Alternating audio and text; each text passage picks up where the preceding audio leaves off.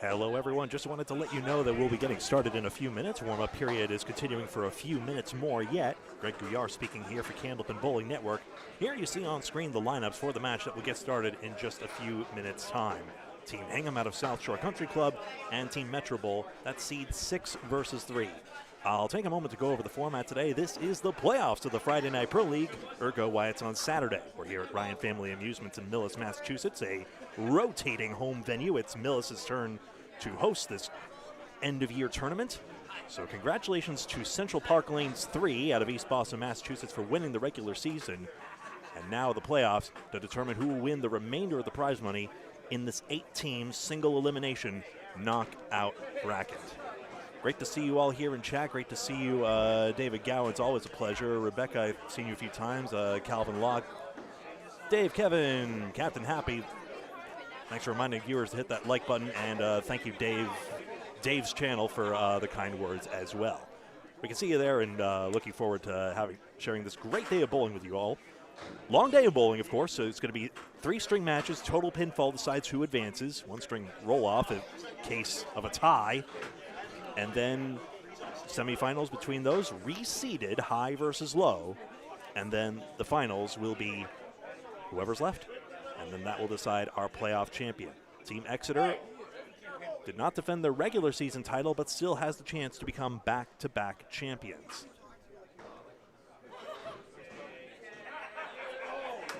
Just keeping it live here, looks as though the warm-ups have subsided.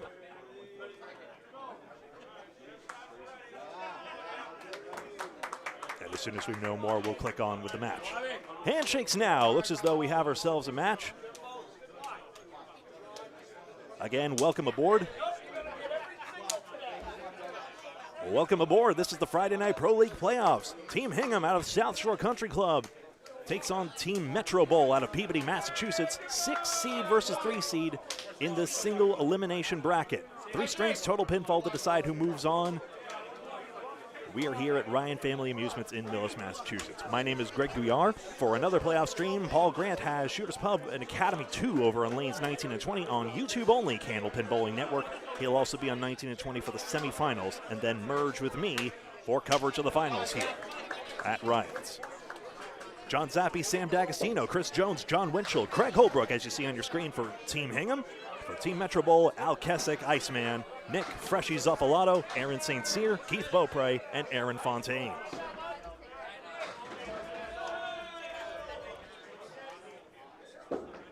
Iceman and Mr. President get it started. John Zappi, the retiring president of the Friday Night Pro League, had the great pleasure to honor him these past few weeks as he takes his warm-up slide and then gets us set in this 3-string match. If you're new to Candlepin Bowling, hi, you're joining us at a great time. It's roll 3 balls, play the wood where it falls. It's live where it falls, not dead. Strikes are rare, it's a game of spares. Even the head pin ain't guaranteed. But Zappi's got his to get us started, but a tough split here, the setback as we call this one. Al Kessick moving some pins along here. Faster conditions, as it's said here at Ryan's Millis. The pins do tend to move, though you see it may not have been the greatest help. Oh, that's a nice shot for a spare by Zappi. Tough to get that piece of wood leverage. Iceman's off target, and Team Hingham off to a great start.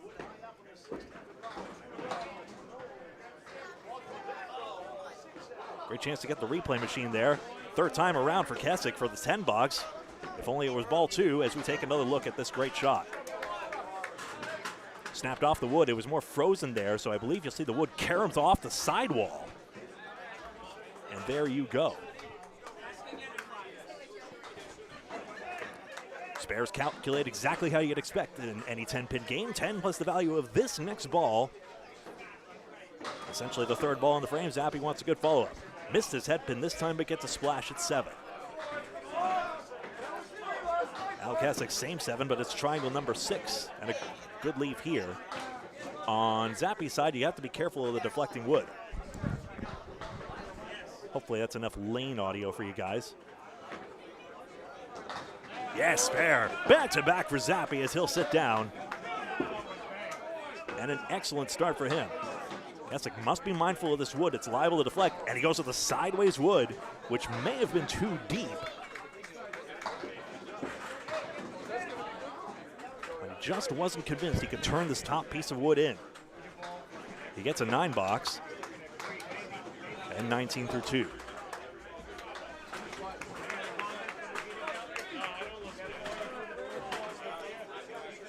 Nick Zuffalato, Sam D'Agostino now.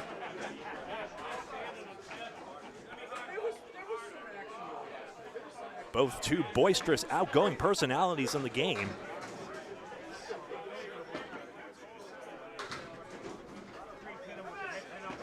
Seeding in these playoffs was determined by regular season standings in the 35 weeks who played for points, as you can see in our prior matches here on Candlepin Bowling Network. But today, no points matter. It's just 3 strings, total pinfall. Pin still mixing for D'Agostino, and hey, looks like a 9 drop all the same. Freshie gets a 9-pin drop of his own on the 7-pin. An inspection of this wood up top, as you see D'Agostino taking a look here. Just mulling it over with his teammates. It's possible the red line might take this, but it's way high up. We'll see if this actually works out. At the junction, it does. Well played. Takes advantage of the break. Freshie's got to shoot right at this one, and he's got it for the spare. So Team Metro Bowl with their first mark. You see those yellow triangles and the numbers adding up there. That's a little, it's Canadian notation for the marks, although of course how they actually keep score is the same, but displayed differently. But those little triangles indicate the spare's working, or spare's open for each side. So D'Agostino joins Zappi in that position, and now he'll load up, as will Freshie to his left.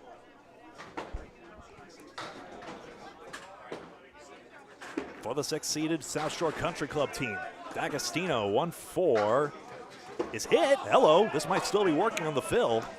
And headpin's hit too, and it falls as well.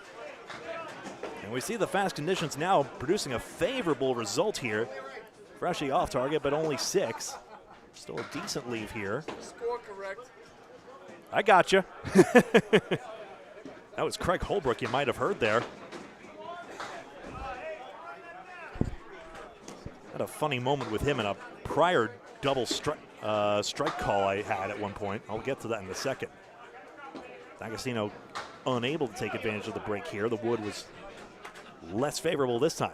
Freshie's try on the headpin, good shot spare. A little bit of a sidewall kick as well to get that. D'Agostino completes the 10 box. No pins left standing for Hingham, and only the 1 left standing for Metro at this very early stage.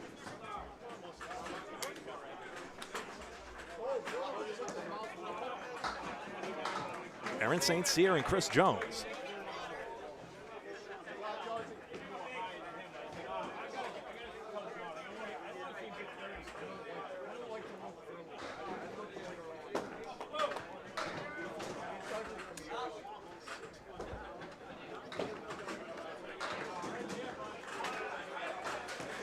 Pins up in this early going in this first string of 3.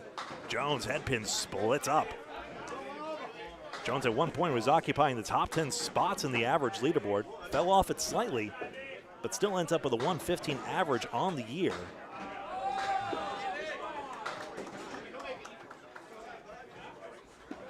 Aaron St. Cyr the same 115 average.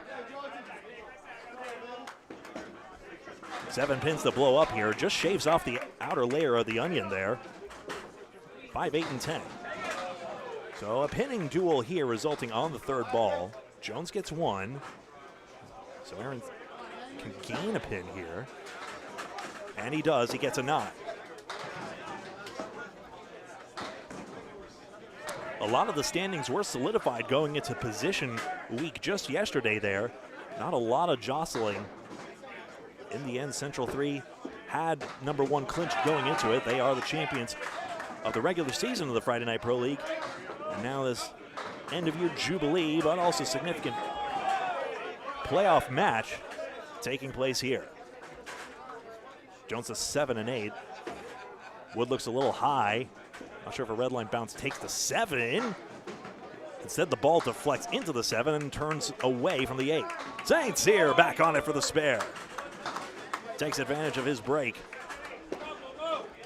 Chance for a quality 10 for Jones. Left side of the wood twirls in.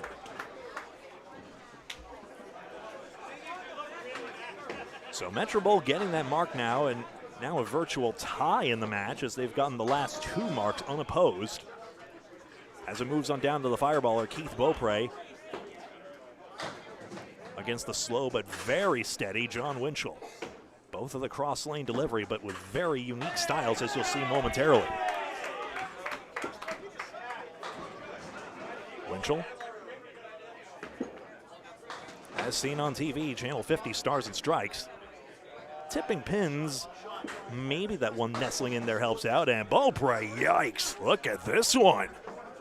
Can't even call that a split, even though I desperately want to. The W lead.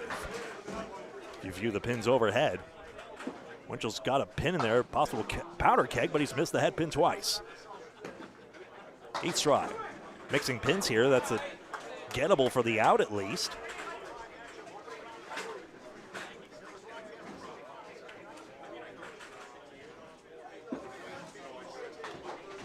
And Winchell takes a 9. A 10 box for Beaupre.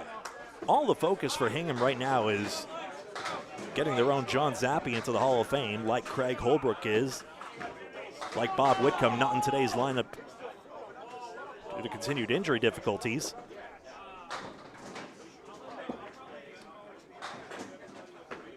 But John Winchell is, to use Paul Grant's euphemism, Hall of Fame eligible, but even there, Winchell doesn't think his career is done just yet. He's still resolving himself to really work on his conditioning, trying to gain yet a few more pins to his average and make a few more runs at a major title. Of course, Hingham made it to the finals a few years ago when it was held at Central Park Lanes.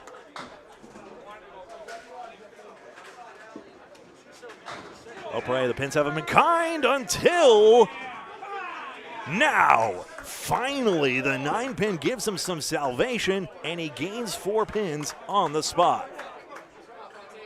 So a massive swing, possibly a 10-pin swing at least for Metro in that last box, and now they have the lead going into the anchor bowlers.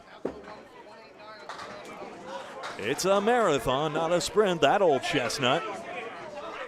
Bowlers from all over, including from Western Massachusetts in the house as well, packing into these lanes. Only a few here at Ryan's Millis, I stress. 22 lanes, and we're not occupying nearly all of them. If you're in the Millis, Massachusetts area, you see all the darkened lanes to the left, still open for parties. You might as well. That's Ed Woodside to the left there, and I believe Dave Godwin to the right, if my eyes aren't failing me.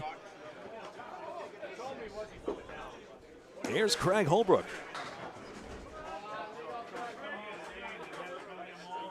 Versus an Ulster descendant and Aaron Fontaine. We all remember that thrilling matchup. It's one of the great chestnuts of Candlepin fandom. That epic match where Tom Ulster's triple strike broke Holbrook's heart in their Channel 5 showdown.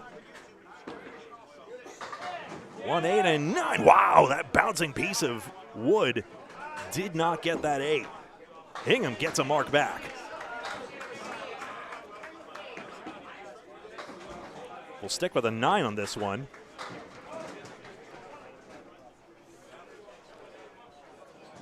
And if you haven't had the chance to see that match, YouTube channel Wolfman12395, a treasure trove of old episodes. Between that and Alley Chat, a great archive of Channel 5 matches from the flagship bowling show, as seen on the Massachusetts ABC affiliate. Holbrook loads 7 on this fill. Fontaine on the head pin, but splits. Splits are indicated by those red bricks there. Yellow bricks, the head pin hits.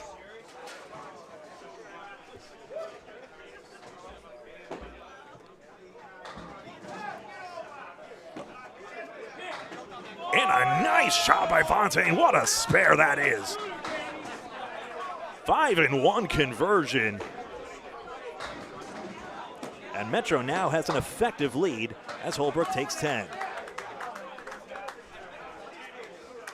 So we go back to the top and we take a look at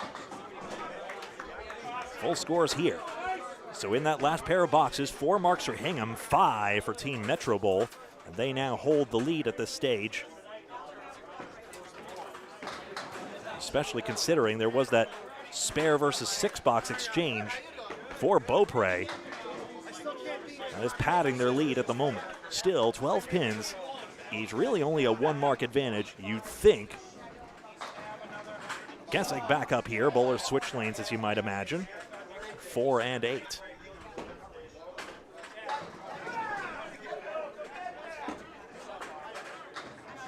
Apologies, had my chat hidden. I see some interesting comments I want to get to in a second.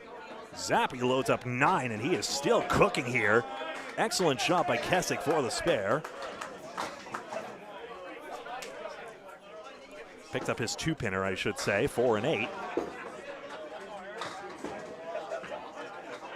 And simultaneous, he's going to wave that off. That's very interesting. It looked like simultaneous contact, but you see the spirit of sportsmanship in this game. As we see Fontaine's excellent 5-1 conversion once more. He almost went off the face of the 5-pin there. That's a great shot. His dynamic delivery, not unlike Tom Olsta, his grandfather, it has to be said. Kessig with a trying to leave, spare 7 is the fill. When I mentioned that, obviously, since we're pointing cameras at the bowlers, there's a lot more scrutiny than in years past on these foul calls, especially since there's such a spirit of sportsmanship and an ethos of, I don't want to take a cheap shot. And Zappi, ever the traditionalist, definitely falls into that camp. But the rule of the ICBA is that if the contact is simultaneous, it's fair and a spare. Still, though, nobody wants to be the person who took that cheap spare, was wrong, and it tilted a match. That tends to result in a lot of guilt among a lot of pro bowlers. Kessig off target on the triangle. Zappi, a similar dilemma here with this wood that's oscillating in the gutter. His try, the lefty. Got it clean this time, spare. 3 marks and almost 4 for Mr. President as Kessig takes a 10-box and has 46 through 4. Let's come to the bowler's defense here since, of course, Mr. Cameraman back here sidled up and is adding this on, so I try to balance it out. Eddie Woodside wearing shorts, that's right, and we saw Zappi as well, Jack. Times have changed, you know, long trousers, of course, long pants was the only acceptable dress code once upon a time. But especially considering we've come away from, you know, back when suit and tie was standard attire for many bowlers, at least the culture of open bowling at the very least. But now, with how dynamic deliveries have become, a lot of bowlers say, there are some bowlers who even say, I can't bowl in anything but shorts, for example. Oftentimes the dress code, such as in the Pro Series, which Nick Zuffalato oversees, has a dress code that mirrors golf in many ways. It should be, golf shorts should be nice dress shorts, you know. If you're wearing jeans, like I believe D'Agostino is, they should be clean and orderly, you know. So presentation still matters, but the definition of that is changing to catch up in the year 2026. Third ball's a piece here. Freshing 9 with the front up to put a similar spin on Wallingford Live Skittles catchphrase. 8 for D'Agostino. So 3 marks despite the relatively low head pin accuracy. It's really the emphasis on the second ball increases in a fast house like this because a lot of leaves are still makeable.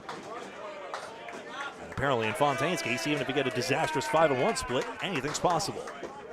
The threshold for what a spare is may lower, but still, the best bowlers are still able to take better advantage of it and get better scores in the long run. And in this 3-string match, that variance should definitely even out.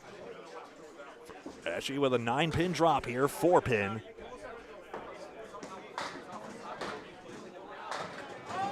Stand, curl, and deliver at this 4-pin. Got it. Team Metro, again, with all those open marks stacking up still to be filled. Now 4 is you see to the right of the scoreboard. Really, they have the lead, even if D'Agostino can get this nightmare out for a 10-box. Piece of wood in the middle here. That will it be helpful or mischievous? We'll find out. Gets his head pin, gets a deflection for 9. So you see, Hingham has a 3-pin lead right now, but really Metro has the advantage in this early stage of the match.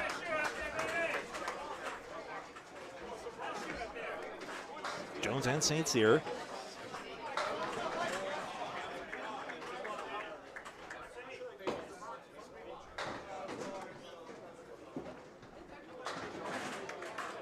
It is an early morning Saturday bowling show, isn't it, Duck Avenger? Got to bring back the nostalgia in a sort of way. Jones, oh wow, you were hit, 9-pin. It will not.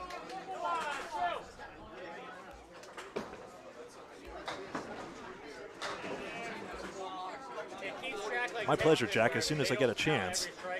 Diamond cutting in front.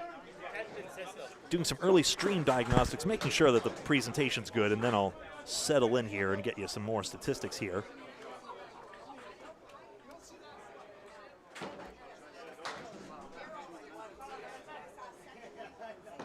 I mentioned averages for these two gentlemen. I remember that. That's the only two I've done it for.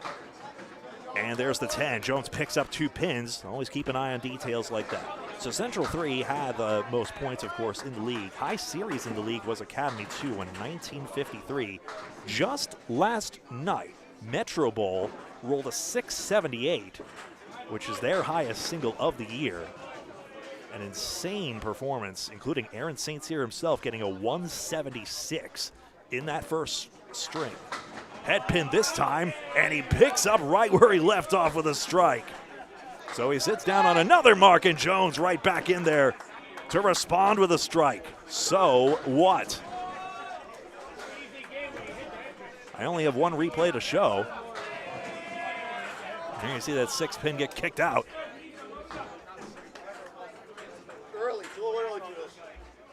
As Winchell and Beaupre get back up here.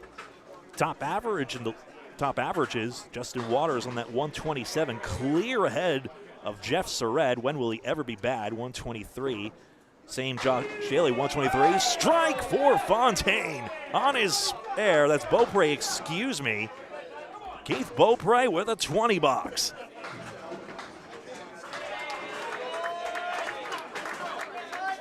We call this one the 6-pack, at least until that 5-pin wilted for Winchell. He can still make this. So Josh Daly, 123 average as well, but .06 different. Tim Douglas, 123. Charlie Collins, another Central 3 bowler, 122. And Keith Beaupre here on 121. 3-pin chiseled out by Winchell. A so close shot that's actually the worst one to take out. Goes intentionally right for the triangle and gets a fine 8 box considering what was left. Beaupre's hammer once more. The speed gun tops out at a certain speed here at Ryan's Millis. If you throw north of 40 miles an hour, it doesn't even display. For reference, Winchell at the end of the lane is 31 miles an hour.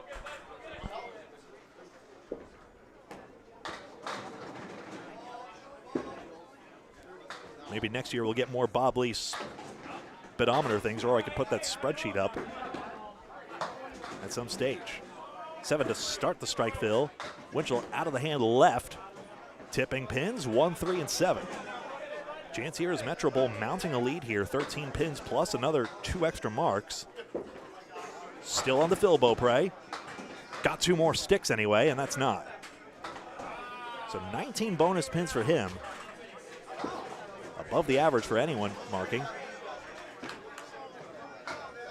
John, again, maybe the ball hung up in his hand there, and it's left of center again.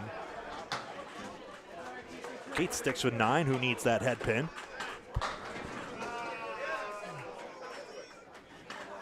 Good to see you, Ron. I missed you in chat there. Nice. Good morning to you. And a 10 box. Whether you're daylight saving time or not, it's all morning. I can follow along with that.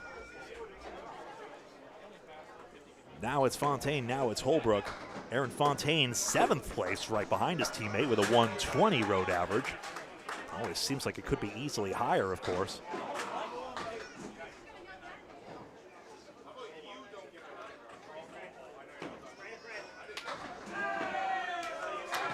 There's a head pin, 5-pin out. These pins do move. Some combination of the deck treatment and the sidewalls is usually the usual suspects here. Well maintained here. I know Steve Renaud Sr. involved as well. Another Channel 5 alumnus just like Holbrook. Fontaine with the spare. Recent champion on one of our Candlepins for Cancer ladders, emulating the old TV formats. Holbrook on the middle wood there, does not carry the 10. Most pins are Garland. These are the other pin manufacturer, American Products pins. Used in other houses, like at Metro Bowl. Only half of Metro Bowl actually uses these. Just taking a look here.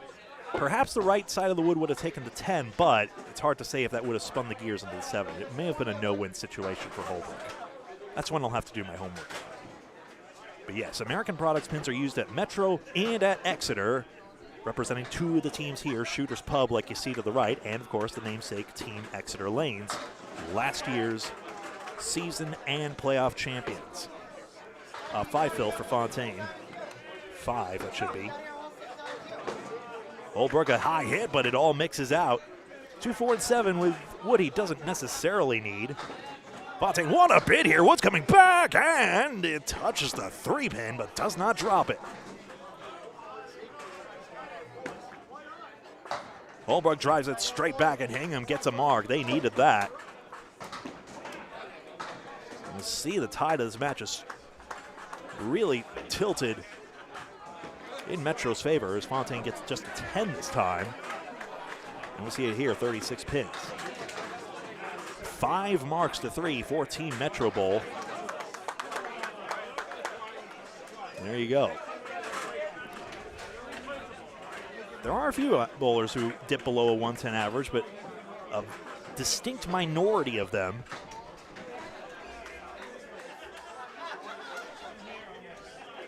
See the full standings and averages if you follow along with the link in the description there.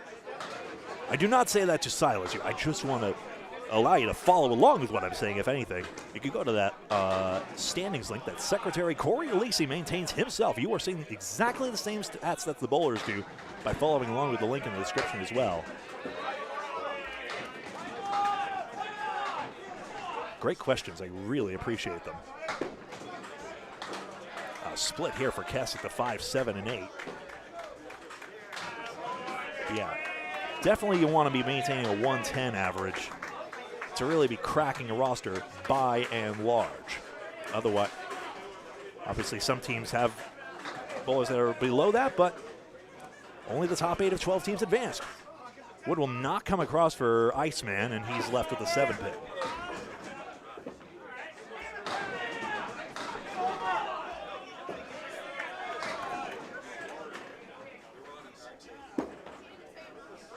Had a bit of a despondent conversation with Leo, a great custodian over at Academy Lanes in Haverhill, Massachusetts, saying like, oh, so we had 3 teams and only one of them made it, huh? Well, Academy 2 is doing pretty well. They have won this league before. Team Hingham made the finals recently, and Team Metro Bowl, pieces of it, won back when Sunnyside Lanes in Danvers, Massachusetts had a team. It's a mixture of them and members of Team Lafayette. Had been still mixing sticks, but nothing will nestle in between the 3 and 9 for Zappi. That's unlucky for him, as now he's going to have to throw an intentionally bad ball to get this to go. Keswick also is not going to be thrilled with this zigzag 5, 6, 9, and 10. Some have called it the lightning bolt. Don Gillis would say parallel pins. Take your pick. On the 3-9. It was always going to be difficult anyway. Keswick, you see him trying to glance the 6-pin on the right side there. Missed it altogether, but that's a very fine target. It really wasn't that bad of a miss, because you have to hit the 6-pin so fine, glanced off the 9, and bounced back into the 5. Now the strong way triangle is not a tenable leave, but he ends up with the same 8. 8 boxes aside, 33 pins still the advantage for Metro, who have 10 marks to 7. Those 3 marks provide a distinct but far from conclusive advantage. Central 3 versus Millis, 1 versus 8 over yonder. 2 versus 7, Exeter versus Central 1. 3 versus 6 we see in front of us. That's Metro and Hingham respectively. And 4 and 5, Academy 2 and Shooters Pub. 4 and 5 respectively. Headpin for Freshie. On his fill, gets a 9-pin drop. So 23 bonus pins for him already. 3 and 10. Off the wood is D'Agostino.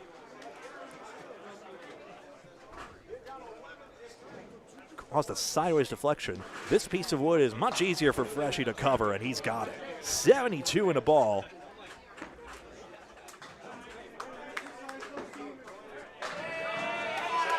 And D'Agostino gets a 10 box.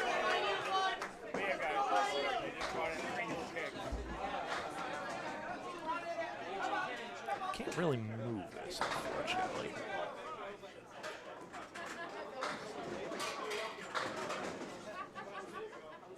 Forgive me musing to myself. I was trying to get out of the way of the bowlers there a second. 42-pin advantage.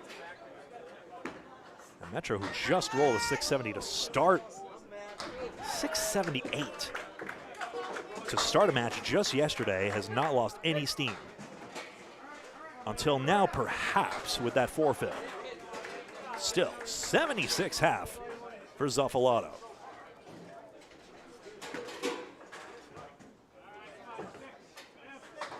D'Agostino displeased with that now, and he has a pinning issue here. Freshie easier to pin this out, but he's down the 2-pin. Thankfully gets 3 to carry, which puts him arguably in the lead. D'Agostino goes for the safe pins and collects 9. So prudence is the best policy here, and now actually he could gain sticks here. As Freshie should go intentionally right as well, and he does the same thing. So a basic tactic of Candlepin demonstrated there, going intentionally right. And you see that even in the unlikely case of D'Agostino's leave, it actually created that sidewall momentum, just what he needed to escape with a fine 9. Caroline, not sure if I said good morning to you, but great to see you all the same.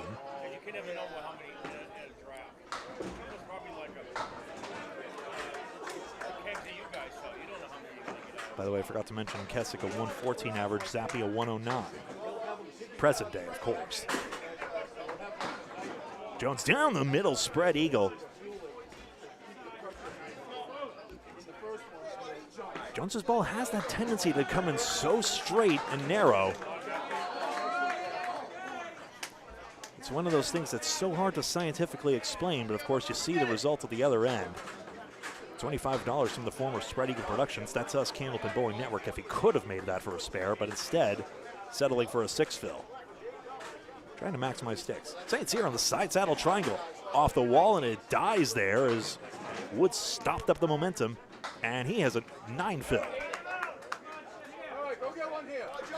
So he's already gained 3 on the fill.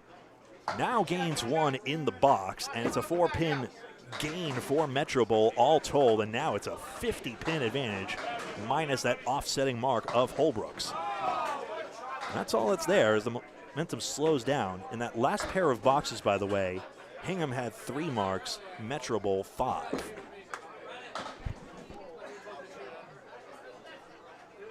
Danesdale, good morning to you as well. Thank you.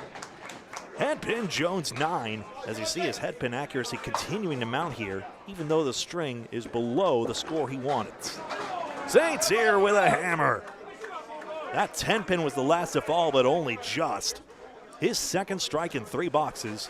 Alas, were they consecutive. Jones covers. A spare can be just as good as we get another look.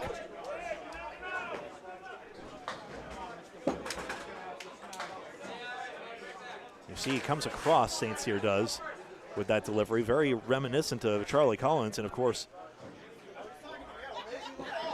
both of them in that youth program.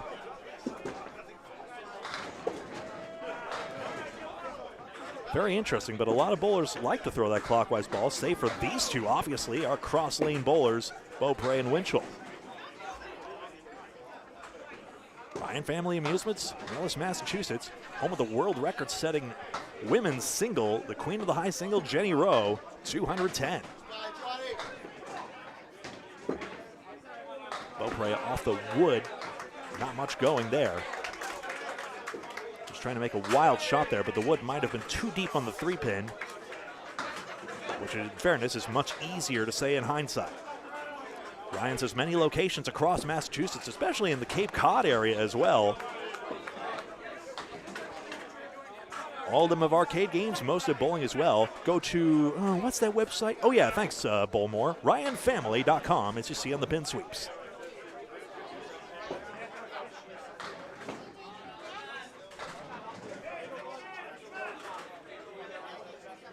That's quite a contrast to houses, Caroline. You bowled at Pilgrim Lanes and Rollaway, which I associate as fast houses, comparably fast pin action like here. Not that it does Winchell any good here with the split. But Diamond Junction and Palmer, being one of those older school houses, so old school that the foul line is thicker.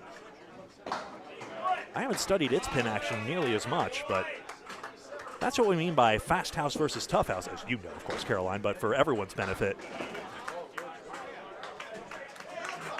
How tough it is to get your marks here and meet the threshold for what is a 10, a spare, and a strike. That's why these guys are here, regardless of what houses they've bowled out of across this Friday Night Pro League 35-week season. Oh, they know how to meet the threshold either way, as Winchell gets 10 and gains just 1 pin because of Beaupre's out there. Would you like to see something special, though? It's only a 10th pin, perhaps, but that 4-7-10 is going to come off the wall, and the twirly bird is going to take that down.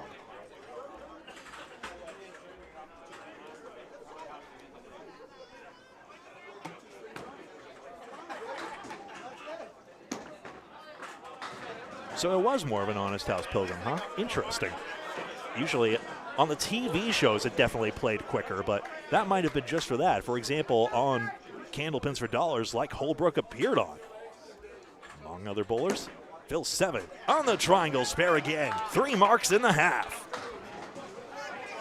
When will he ever be back? Will he ever retire? 4 Horseman Fontaine too far outside. Does not carry to the 10. So a little break here for South Shore Country Club. Bit of a break there. 10 box for Fontaine, 63 at the half.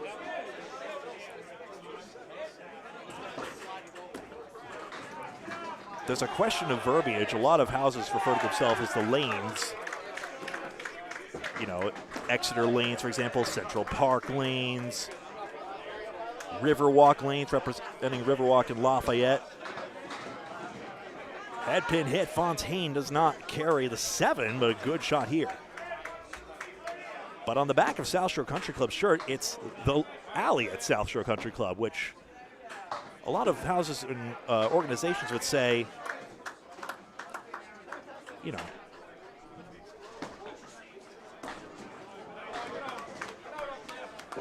excuse me while I catch up on the scoring here. Motor mouth got me carried away there about the difference between an alley and a center, for example, like Boutwell's Bowling Center as well. But clearly for a country club, if they don't mind the term alley, how bad can it be? What's in a name? 332 to 368, that is confirmed, as you see here, including those open marks. So Metro Bowl ahead by 36 pins, plus they're up 2 hits to 1. As bowlers would say. 4 Horsemen left side for Al Kessick. One of those 3 leaves. If you're new to Candlepin, you can pull down the FAQs. One of those 3 you ought to learn terms, along with half Worcester, albeit an American term, but named for the birthplace of Candlepin. And, of course, the dreaded spread eagle. Still, they fall for Zappi, but not really what he wanted here. 7-10. Does this wood play?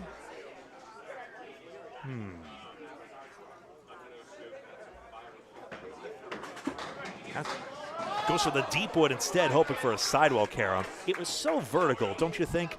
Hard to see if John even should have attempted that. Instead, he plays a prudent pinning shot here, challenging Kessick, who has 3 pins standing. Does escape with 9. So Zappi at most can gain 1, but at least has the plank there. Red line right may be required, never mind. 10 it is.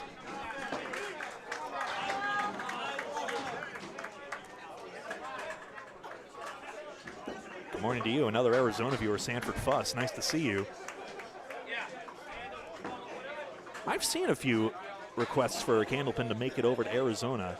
Candlepin should be for everyone, even though at present it's relegated to Northeast North America. Not that that's such a bad fate, but small balls are more fun. I said what I said. Zappy spread eagle. Maybe it's a little less fun in that case. Now Iceman has the 7-10, this time with a more interesting wood puzzle up top there. Does the wood diverge if he hits it in the middle? He'll try. Ooh, that 7-pin was hit. How dare you? Ooh, boy.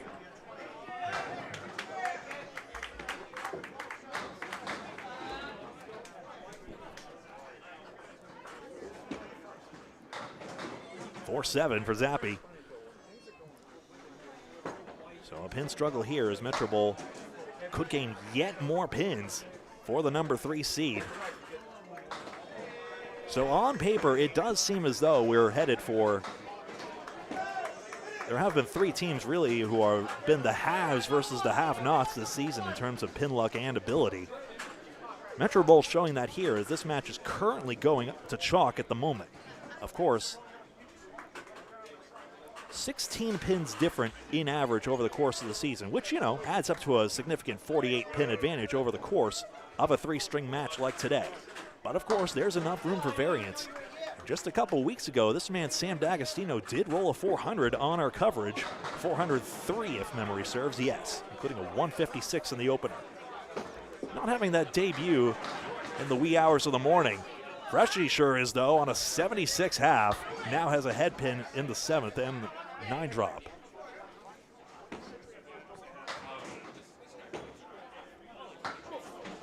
D'Agostino here, synthetic lanes, so you really have to generate your own break on your ball here.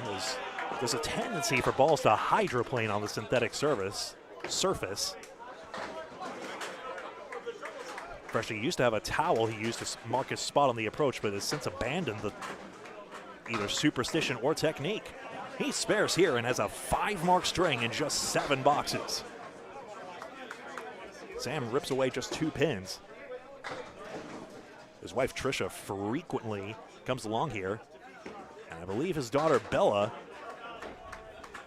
and her boyfriend Zach both bowl here at Ryan's Millis as well. D'Agostino gets a 9-box.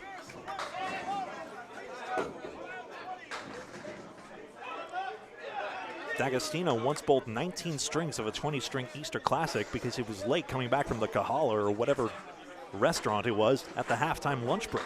That's referring to that 20-string tournament at Leda Lanes. So I will beg his pardon for bringing up that anecdote probably one time too many.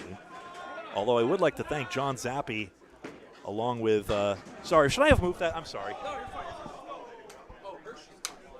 The bowlers have to get past here. We apologize for the earthquake, of course. Freshy's got it again, a 6-mark string, 3 couplets of marks. D'Agostino has been luckless on these splits here. You see he's pinned them out well despite that, including that 9-box from earlier.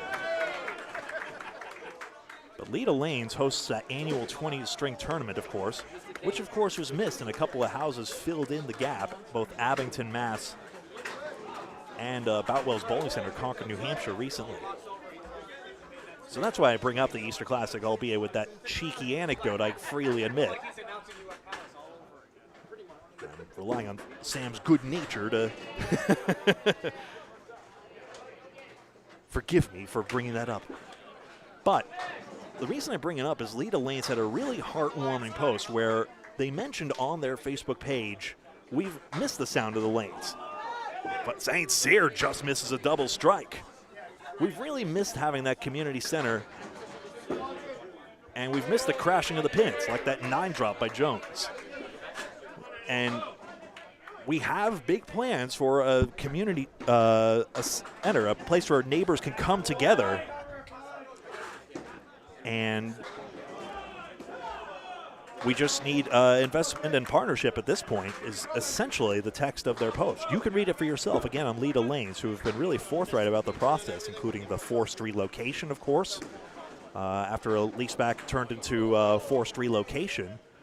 But although it would not likely be in Nashua itself, the lanes are in storage, and they do have a plan to bring back this entertainment center. St. Cyr, another 9-drop, 34 bonus pins already, with very few lost. Chance for the 130s. So all told, Southern New Hampshire is looking good for this. And St. Cyr is looking good. He gained on the spare fill, and he's gained another here, and Metro Bowl's pulling away. So really looking forward to seeing, even though this may still be some time for a business vision to become reality, Leda Lane's resilience, including when, the 2008 economic crisis almost shuttered them in the first place, but then they were able to persevere through that. It just seems as though the legacy of the Seminoles and now the Howards is just plainly evident, and I have full faith that Leda Lanes might make a comeback, especially at a time when we've seen a lot of other beloved centers not fare so well. Metro Bowl pulling away here, so you see that marked swing and another, so now 58 pins plus another. Still 2 strings to go. That's the current solace for Hingham at the moment. Candlepin in Virginia SDGA? Oh man, that would be wonderful. The biggest difficulty of that, of course, is that it is duckpin country as well, albeit not as much as, say, Maryland, perhaps, and Connecticut. Beaupre with a strike. And the hits just keep on coming for Metro Bowl. But still, we have 2 duckpin centers up here in Massachusetts after all. Collins Bolodrome, no, Charlie has nothing to do with it. Collins Bolodrome and Bill Ricca, and North Chelmsford lanes in that town. So even though we are proudly Candlepin country, there's room for the small ball bowling and many bowlers out of Massachusetts who will do both. Winchell back on this head pin, needs an out here. Has a 2-pinner to do that with, and he's got a 10. 4 straight 10s here, so you see the resilience of Winchell there. Never get tired of showing Beaupre strikes, though. A little high on the head pin, in fact, actually needed some help from the rolling wood to get that.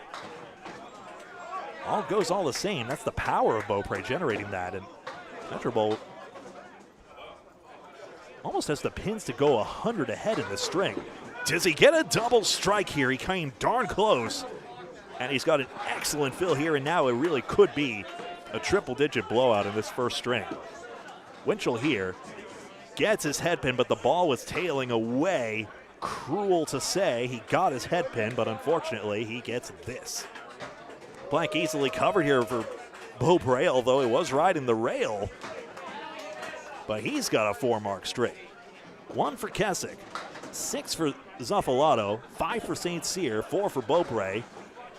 And Fontaine is 3 to 5, depending on how he does in these next 2, to this 8-box point.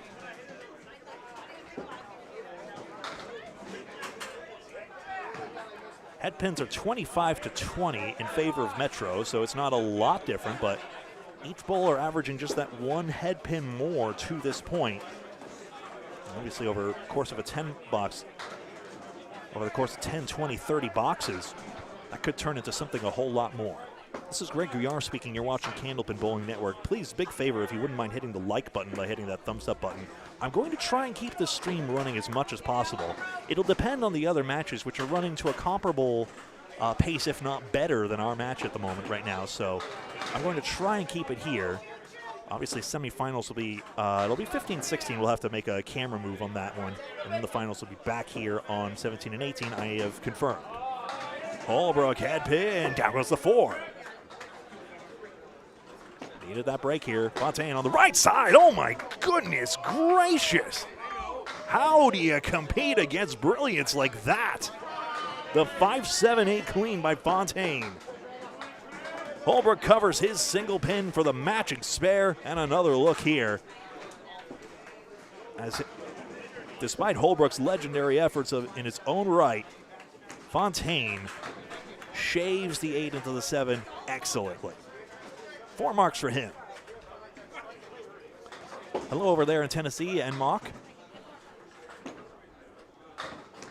Username pronunciation guides appreciated. If I botch it, thank you very much. Leaves a hay bale this time. The thin hit. Now throws a thin hit on this ball when you don't want to throw it. Holbrook only a slightly better fill, so 2 pins back for Hingham. Off target this time. This is makeable here, so Holbrook could gain in this pair of boxes, all told, opposite this highlight reel. 2-1 split. Ooh, rang the 3-pin around the 10. And you see his head pin accuracy there. On both sides, really. Very few missed head pins, as indicated by the non-standard gray bricks. Everything else you see on the sides of the screen is standard Candlepin notation. Back to the top, have a look here. 516 to 440, just having a look here. Yes, that's confirmed. 3 extra hits for Metro Bowl, so the chance to be already triple digits ahead, especially the way these fills have been going. Fills, by the way, 7.7 is the average fill for Team Metro Bowl to the 6.4 of Hingham. So you're gaining more than a pin for each extra mark you have, plus you're ahead by 9 clear marks as well, and we see where this match is going in a hurry. Zappi had a great start to the string here. Finds his head pin again, and they're collapsing in, and he's got a 9-pin drop. Kasich gets a 9-pin drop as well. Kasich's had a couple of diabolical leaves to deal with here, just as the 1 mark in this early going. Zappi the wood may be frozen, but he'll want to go high anyway. Oh, he's got it. Did not eat the wood. He got a rise out of his teammates, though. And Kasich responds for Metro Bowl. So it'll come down to the fills on that.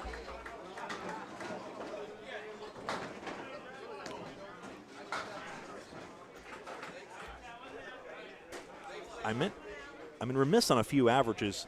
Craig Holbrook has a 113 average present day and Winchell a 112 average present day. That's across Friday Night Pro League houses, and it's a road average, so it includes all road matches plus a few select home matches to balance out the pool and not punish bowlers who bowl in a fast house like Team Millis. But that's what determines the end-of-year average payouts, which Justin Waters is number 1 in, but isn't actually given a payout here on my spreadsheet, I'm noticing, for a reason I'm actually not entirely sure why. I know, of course, you can only win certain things. You can't win more than 1 award in certain things if they are basically, you can't win, say, like high single and high average, for example. But maybe he didn't put in a pool, for example. Hard to believe. Waters surely has faith in his abilities. But there you go. No marks in the 10th. Al Kasich 107, John Zappi 120.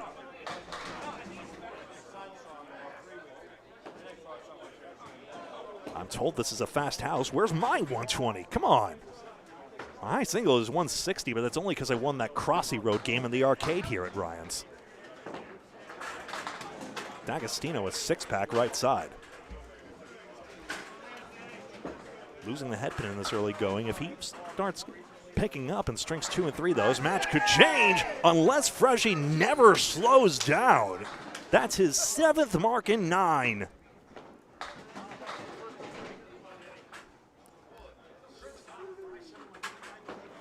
One and 5 here. Mark Milliken, nice to see you. Good morning to you as well. So you're still doing the private transportation. I wasn't sure on that. Great to see you all the same.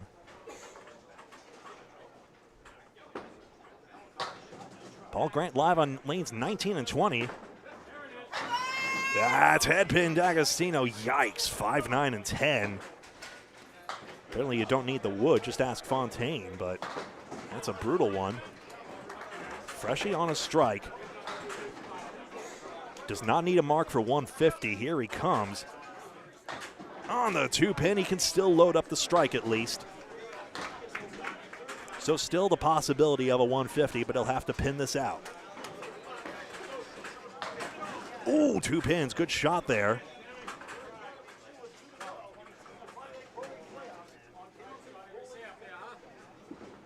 Wants more. Head pin. Oh, glancing blow here, and the fill is 5. So 150 denied for Freshie. D'Agostino into triple digits.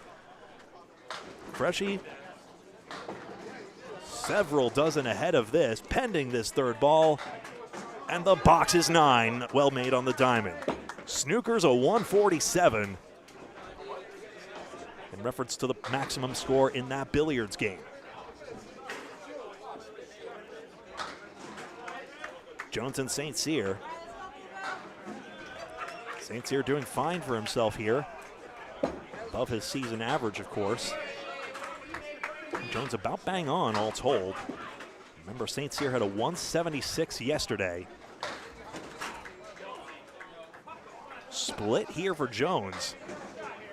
And a 1-7-10, the high-low, or high-low jack for St. Cyr. I heard Don Gillis say the high-low, and it's a jackpot against the high-low, so I'm a little confused on the etymology, but the origin of the word, so to speak. Jones, does the wood assist this split? Yes, it does. Nice shot on his object pin, and Jones blows it up. St. Cyr gets deflected. But just about everyone calls it the high-low jack, the 1-7-10. Or, of course, the 1-7-10 Sports Center leave. If you ask Paul Grant, he'll happily reference a state of Maine house any day. An 8-box here. One look at the Jones spare. I need to bring up Oakland Park in a second here, but first, let's watch this replay and then we'll watch the spare. Because Oakland Park needs the public's help, and I'll get to that in just a moment. 8-box fill here. 8-pin fill, excuse me. St. Cyr has a 2-pinner here to get his own 140. Jones, boy, does the wood do anything for him? Gonna try it. Whoa, nice shot. St. Cyr back on it. He's got a spare. Second mark off the head pin, but again, you see the head pin producing more marks than not. Jones makes it to his 120. So Oakland Park Bowling Center in Maine is very open about the fact that they're encountering funding issues. We all know the price of energy is going up among one, and of course just they're falling on harder times than most atop all that. A 4 fill for St. Cyr, 140. Team Metro 90 pins plus another mark here.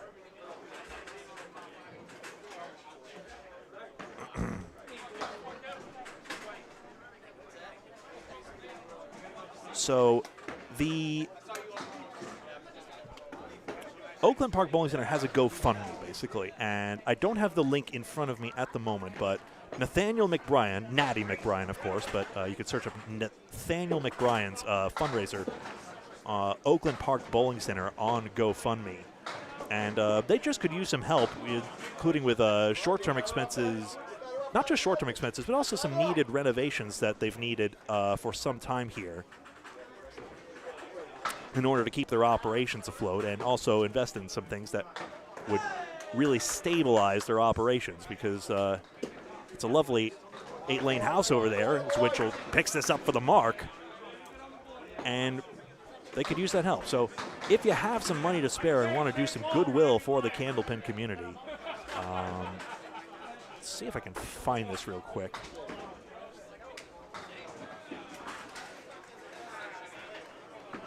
Beaupre pinning out this eagle. He gets stuck with a 7-box, so 21 pins, not much of it. And yes, there it is. It's called Save Oakland Park Bowling Center, and I'll put this link, I believe, in chat here.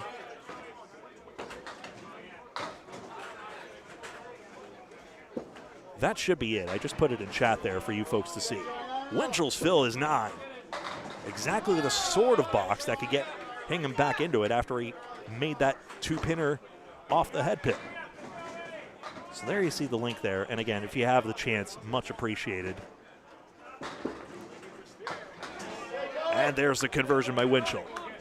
Paul Grant will also be doing a fundraiser out there. We'll announce that on Candlepin Bowling Network later, but he'll be live streaming that, just like he did for All Play in Belfast, Maine. Listener, that has to be said, is still going present day, of course. So even though Candlepin has stabilized in a lot of ways, and we see great stories like Lita Lanes, for example, it's not easy for everyone, and frankly, owning a bowling center just isn't easy, period. So that's where it's at. Still, the game is alive and well, as we see here. Friday Night Pro League playoffs, a long-running league.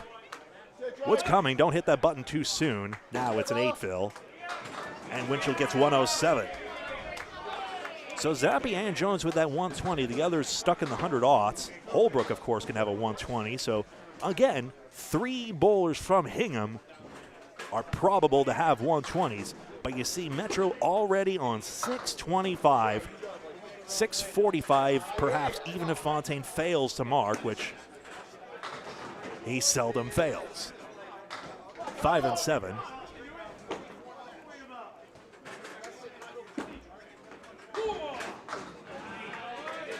There's a 9-pin drop.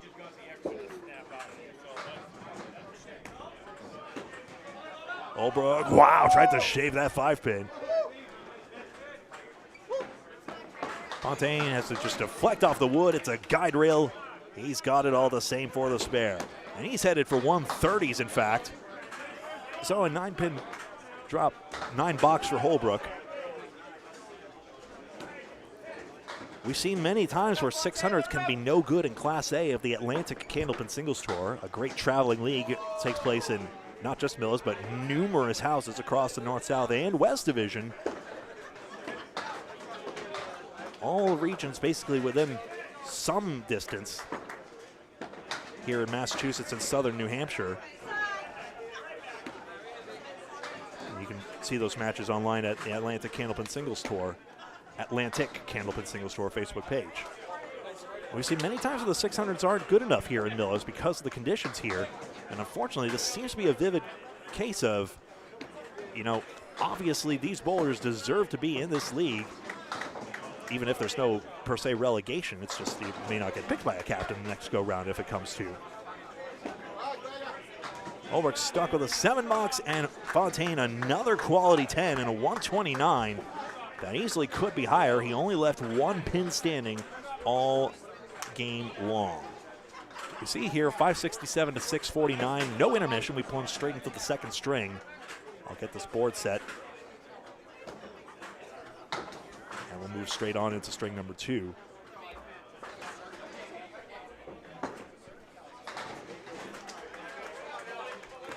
Pardon the radio silence. Just need to get this set up here, and then we'll be back underway. That looks good, and it'll update to string 2 as soon as we enter a score automatically. So that is that. Great to see you all out there. This is Candlepin Bowling Network. We're live from Ryan Family Amusements in Millis, Massachusetts. My name is Greg Gouillart. 3-string match, total pinfall, no points today, unlike the other weeks of the season, but that and the fact it's not Friday, and it's not the night. But other than that, there's no other differences. Headpin spread eagle for Zappy, and that's a tough start there. Both sides getting their headpin, but Metro with the advantage, but the single's blown. A little bit of a reprieve there, but still an 82-pin advantage in this first string for Hingham to work out. Of course, if each you make up 41 pins per string, that starts to become a more makeable target here. 9 box for Kessick. And we've seen that happen, albeit in reverse. Shooter's Pub had a great comeback against Metro. What is Gregory trying to say here? Shooter's Pub had a great comeback against Hingham in that first string of last night's coverage. And of course, Hingham held on for the victory there. In a match, they went on to win 6 points to 2. That is to say 2 strings in total to the 1 string of Shooter's Pub out of Exeter Lanes. 9-pin drop for Kessick. 107 in the previous string. Zappy, you see the problem with splits there. And there you see it, David. It updates automatically, string 2 of 3. Thank you for making sure, though. Gregory does have a bad habit of forgetting that, as Kessick makes the spare. That's why I had to do it automatically.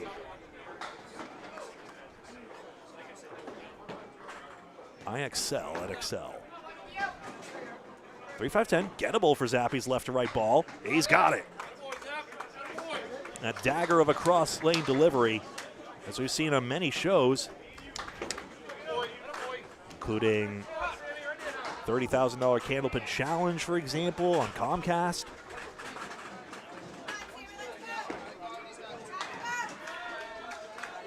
Freshie with the Ronnie O'Sullivan, 147. Takes up here at lane 18 of 22 here at Ryan Family Amusements, Millis, Massachusetts.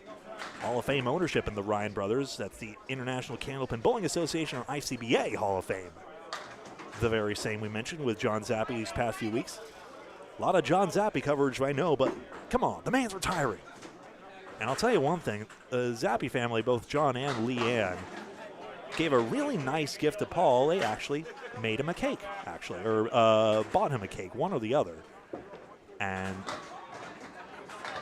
a very nice gesture, you know. Really nice to know the bowlers are appreciated, just are appreciating what we do, but still, we're ambitious sorts and we want to keep doing better, and you know Paul is that ambitious sort just like I am. So it's nice to know that the respect for one another is mutual. And that's really the thing about these bowlers as well. It's one of the reasons I like covering them so much. It's been true in past times, and it's been true present day as well. If you're respectful to them, they'll be respectful to you. Maybe just don't interrupt them while they're bowling. That's a very competitive switch they've flipped at this point, and they're very much all focused on the lanes. Like you see the eye contact at the bottom of your screen. They're all really focused on the match.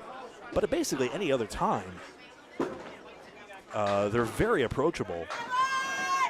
And oftentimes they won't mind if you say hi and say, hey, I really like watching you on the streams, say if you're in the area, for example. So, worth a try. Both good leaves here. Freshie still with an 8 fill. And he does not get it. That's a tough one on that piece of wood. Maybe he wanted to go on the left side. Single pin, it's in front. D'Agostino spins it in, and he's got a spare. So there's that second mark. So staying relatively even in this one, despite that 6 box, obviously, which was a bit unlucky for Zappi.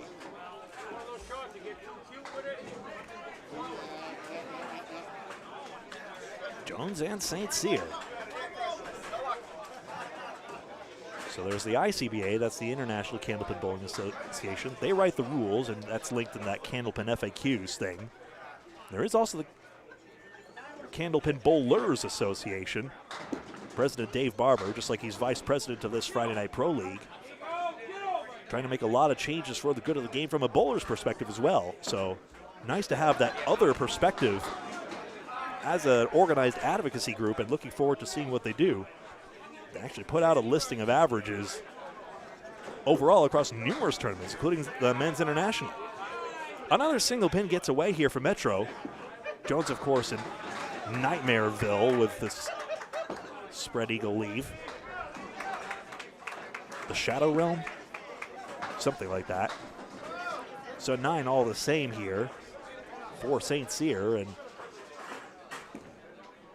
Jones is going to hit his object pin a second time, but gets stuck with a 6. That's the short-term breaks, unfortunately, but again, tends to even out in the long run. Head pins right now 37 to 33, so again, not terribly different, but I do want to point out one thing. The split statistic is wild at the moment here, and that is 21 splits to 9 for Hingham at the moment. Hingham has 21 splits and Metro has just 9. So it might be the power of the ball. It might be just sheer luck as well. But all the same, it's creating this situation where St. Cyr, who has yet to split today, although Jones responds, is getting all these marks. Freshie has not had a split today, not a 1.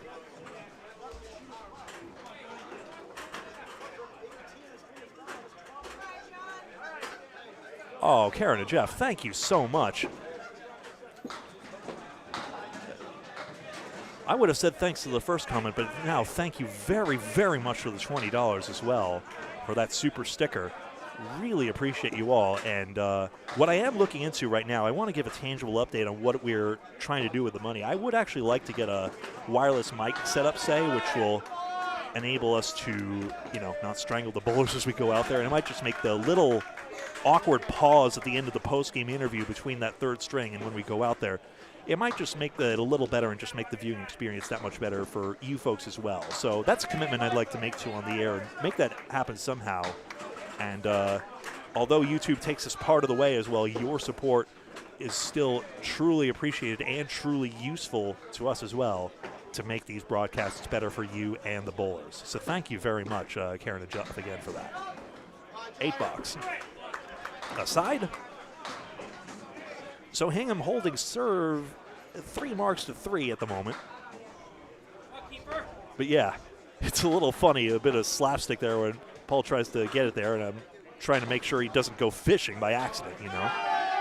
You will not deny the man his interview, you know. He is cognizant, but of course, my technology is what it is. He's doing it on the fly, and there we go. Winchell there, that looks head pin. A little bit on the crossover side, 3, 9, and 10. So Beaupre suddenly getting the splits here. And remember, one of his non-splits was that W leave, which would greeted him. A very rude good morning greeting. 8-10, my goodness, lateral wood motion there, but does not get the spare to go. Winchell had to try it on the object pin, obviously, but and you see him muttering to himself about his placement. I think one of my favorite bowling videos recently was watching the Tournoi de Petite Quille, the tournament of the Québécois duck pins they have over there, rubber band string duck pins as well. From an older show, and obviously when the bowler got on target and know he was going to hit it full for their equivalent of the spread eagle, mutters one of those Québécois profanities in a delightful way, and although it's quite sadistic to say, I enjoyed that very much, of course, you know, from a foreigner's point of view. But that's their small ball game. The only place I know that plays rubber band string duck pins over here in the United States is Glassport Lanes in Pennsylvania. They only play with 2 balls at a time, in fact. Most of the other small ball games like 5-pin and, of course, here Candlepin bowling play with 3. Holbrook a spread eagle. So a point about splits. I remember watching Hingham in Academy 3 where Academy 3 only had 1 strike, Mike Nardone's. Fontaine gets a spare here. And a spread eagle doesn't work out for Holbrook.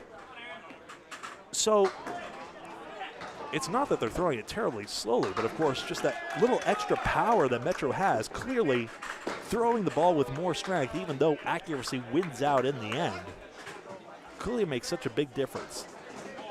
What it does cause is a lot of bowlers to think, okay, well, power is the aim here, but if you are throwing the ball wildly, it will not work. And for example, Josh Daly, one of the reasons he went from excellent to elite is the fact that he admits he focused more on his accuracy, took a few miles an hour off his ball, a similar adjustment to Beaupre, I believe, and they're better for the change. Dear Pins, do you not know who Craig Holbrook is? How dare you give him this? Fontaine with a spare.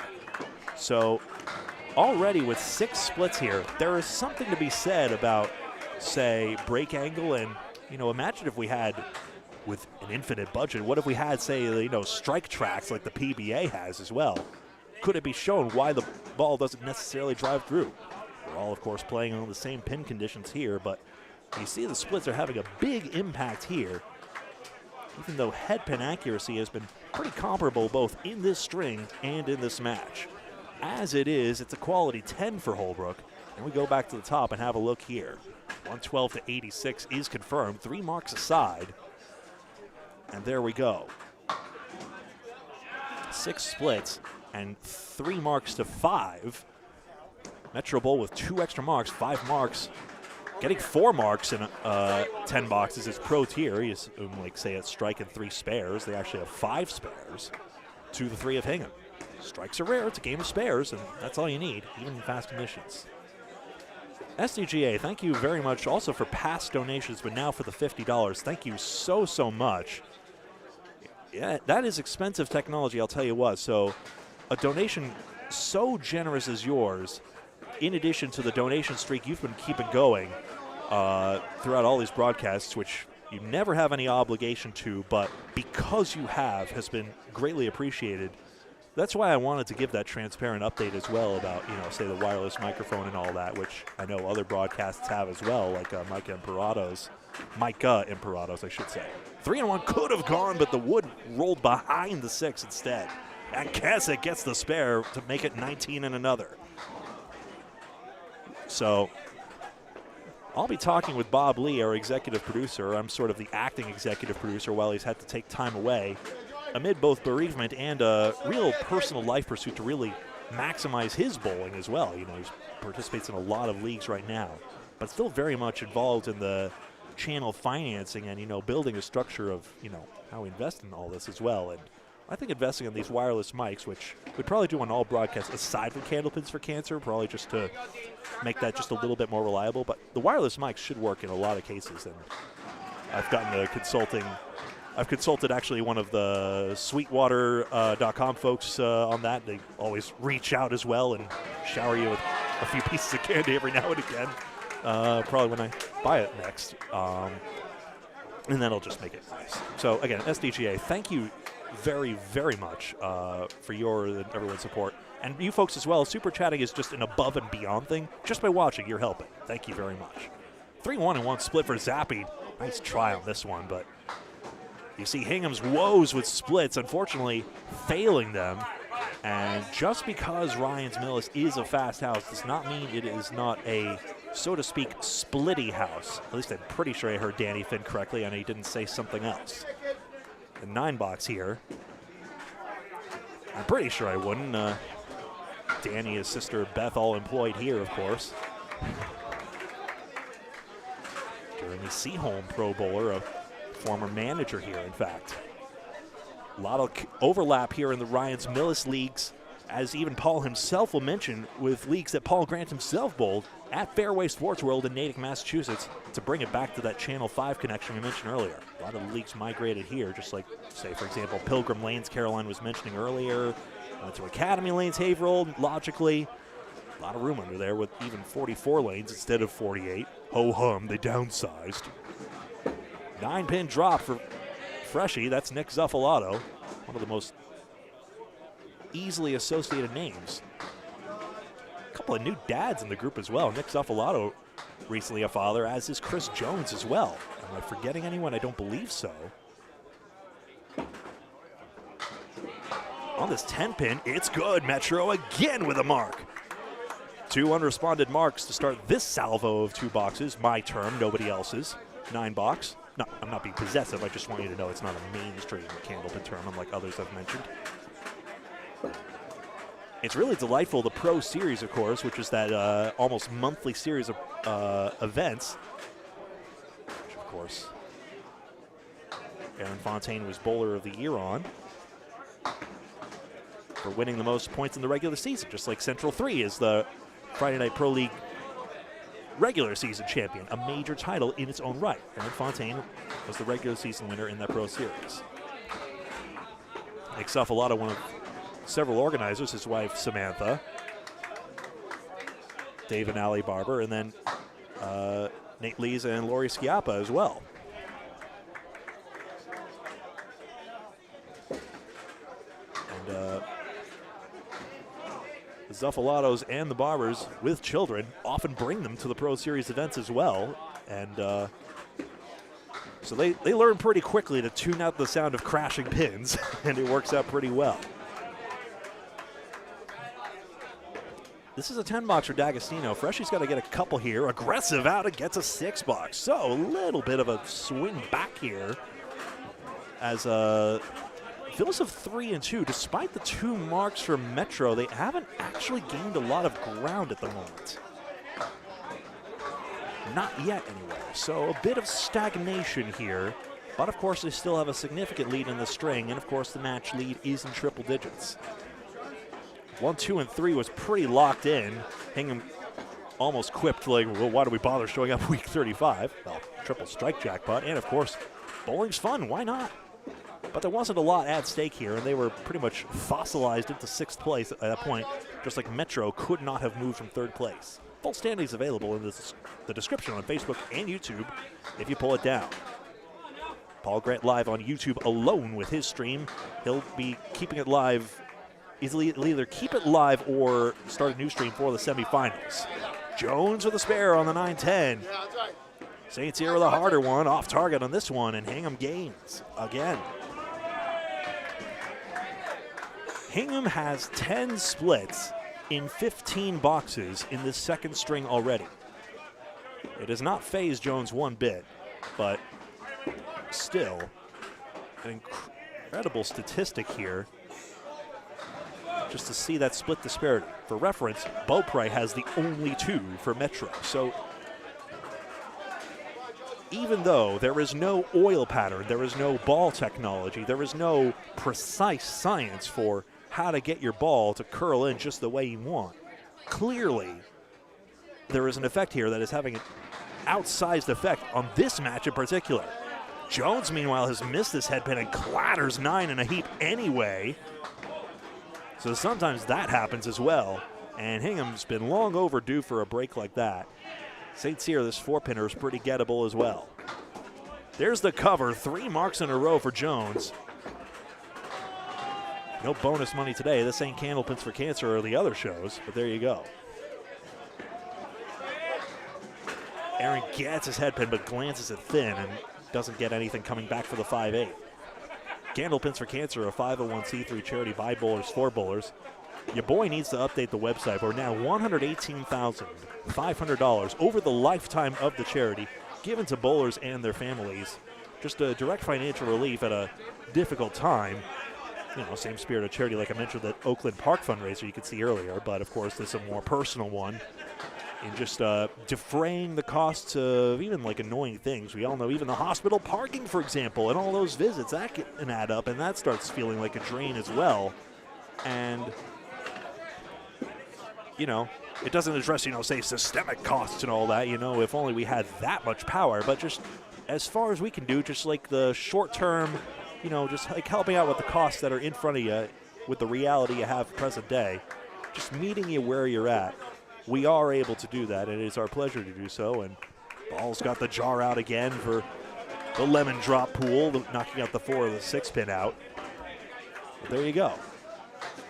Winchell again taking advantage of headpin luck here. So now Hingham actually has tied the string and now can start to make a move back here in just this 3rd and 4th box. Maybe, just maybe, as Beaupre has split for the 3rd time but pins out well. Maybe, just maybe, there's a turning point here. These sorts of moments of hope need to come much more consistently for Hingham to make a run back into this. Mitchell's lost his headpin here, he gets 5. Still a significant gain.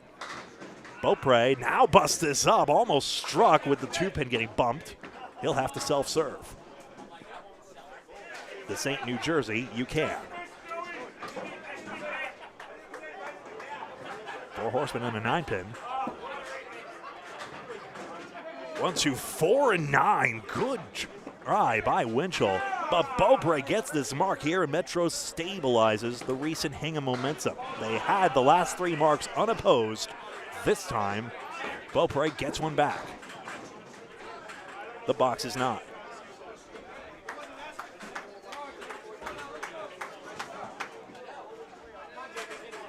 Fontaine and Holbrook again. Some statistics here. Mark Ritchie had the high single this season. Mark Ritchie and Aaron St. Cyr, excuse me. Of course, St. Cyr just getting it with that 176. Chris Kasnave 175. Dave Godwin 173. Justin Scally 171, who he had that top spot for a while. And Justin Waters with 170.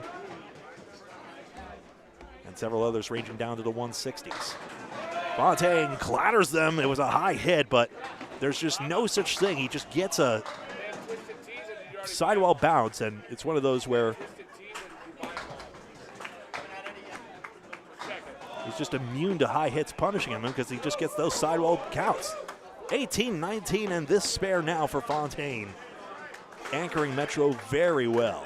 Holbrook, who's in the splits as well, gets stuck with an 8-box.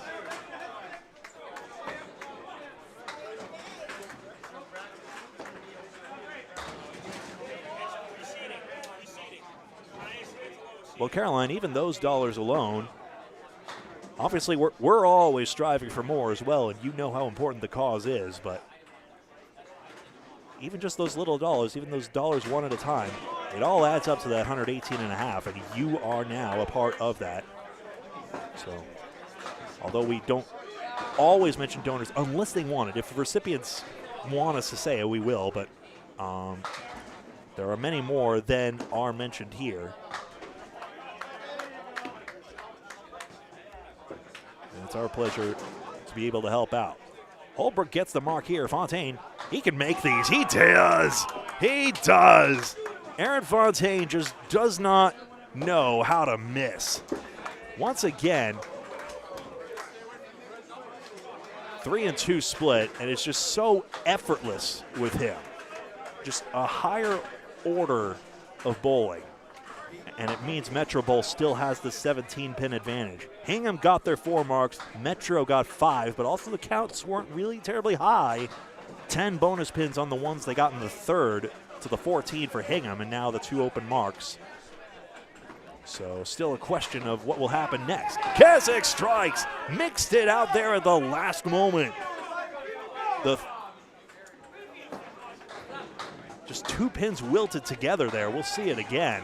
Zappy, thanks for nothing pins. He's got the 4 and 9.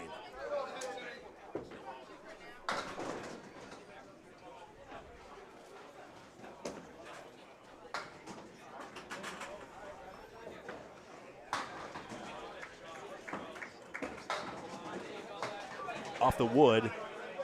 Hard to make that work for both of them. Zappy a good bit on that. So Keswick with a strike here gives him a 60 half. All but surely.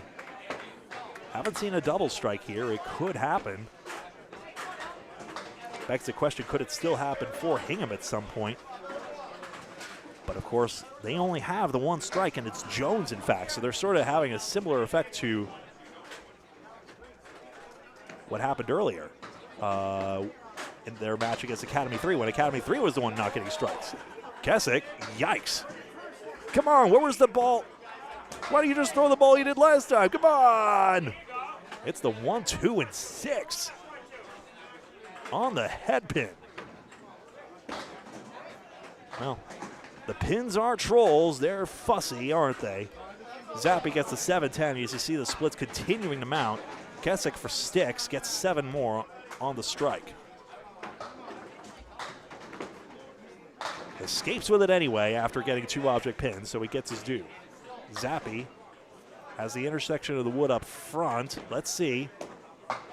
Placed towards the right 2 pins, and it only carries the 10. Could anything have deflected into the 7? We'll see. Keswick has an 8 box. And Zappy, the chance for a quality pinning here after that 6 box has been pinning extremely well. 61. Get another look at the Zappy Keswick hammer, excuse me. Was it a hammer? 5-pin gets a little bumped out. Hey, it's not a bombs away, baby. It's got to go faster than that.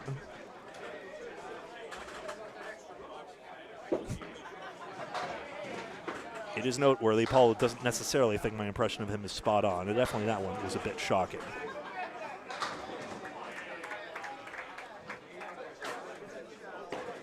.22-pin advantage for Metro in this second string. You can see why they were one of the top 3 teams throughout the season.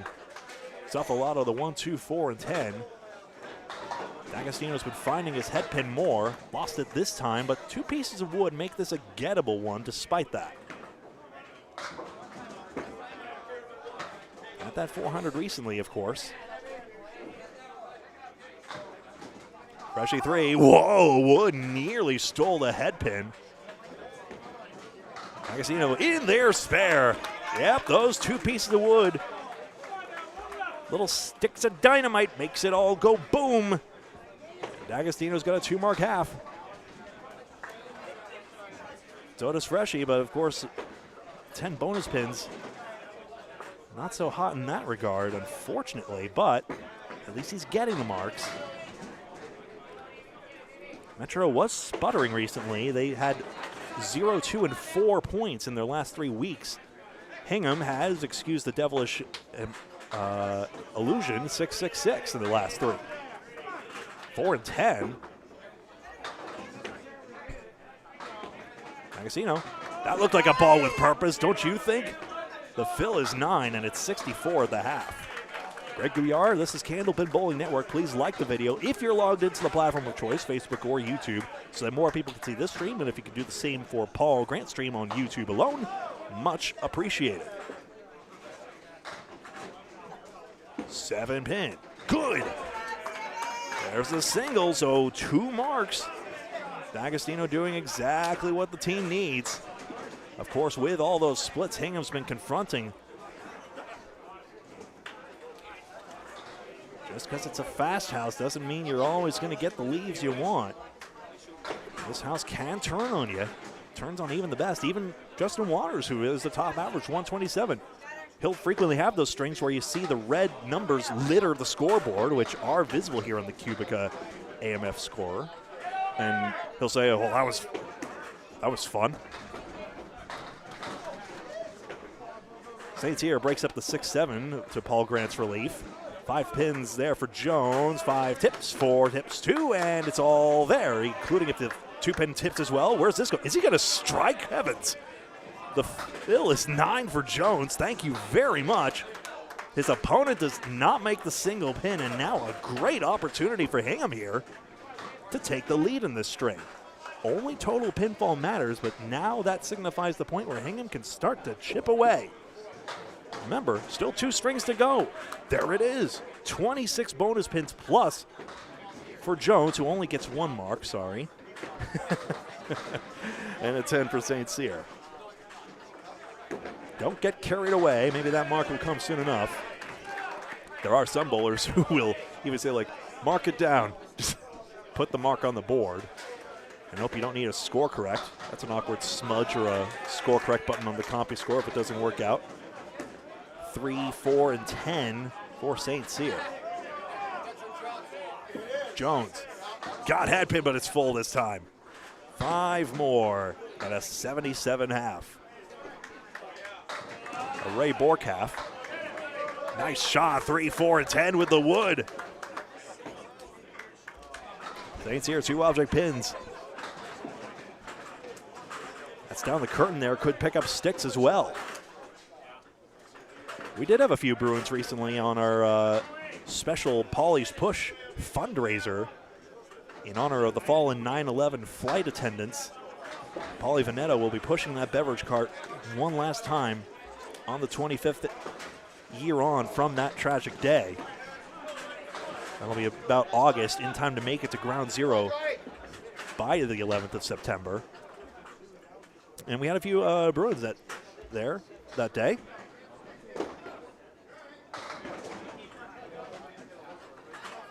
You can check that out. Obviously, there's a bit of a party atmosphere to that stream. We had that. Nick Fitzy Stevens on our stream. White, that man deserves a job, gosh darn it. It was great to have that, and great of John Humphrey, MBA president, Massachusetts Bowling Association president, to put that on. Check mark right side for Winchell. Massachusetts Bowling Association, one of the state associations here. There's also the New Hampshire Candlepin Bowling Association. We now know Aaron Fontaine and Tim Douglas will be the Massachusetts representatives for the men.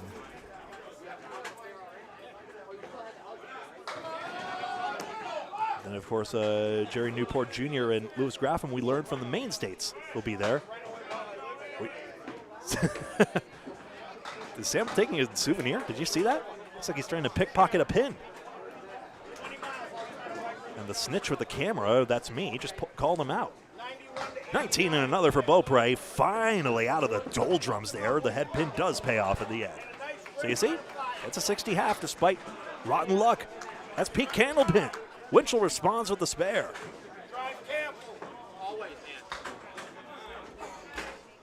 One interesting thing is the Massachusetts Bowling Association, which has long had that logo of a triangle of pins, although in the literal shape of a triangle, like tip to tip, making the vertices of a triangle. Spillprey gets another 9-drop here. Actually has debuted a new alternate logo, much in the same vein of the vertical NBA logo, National Basketball Association logo, another Massachusetts-based sport with Canadian history. And it's Craig Holbrook's silhouette.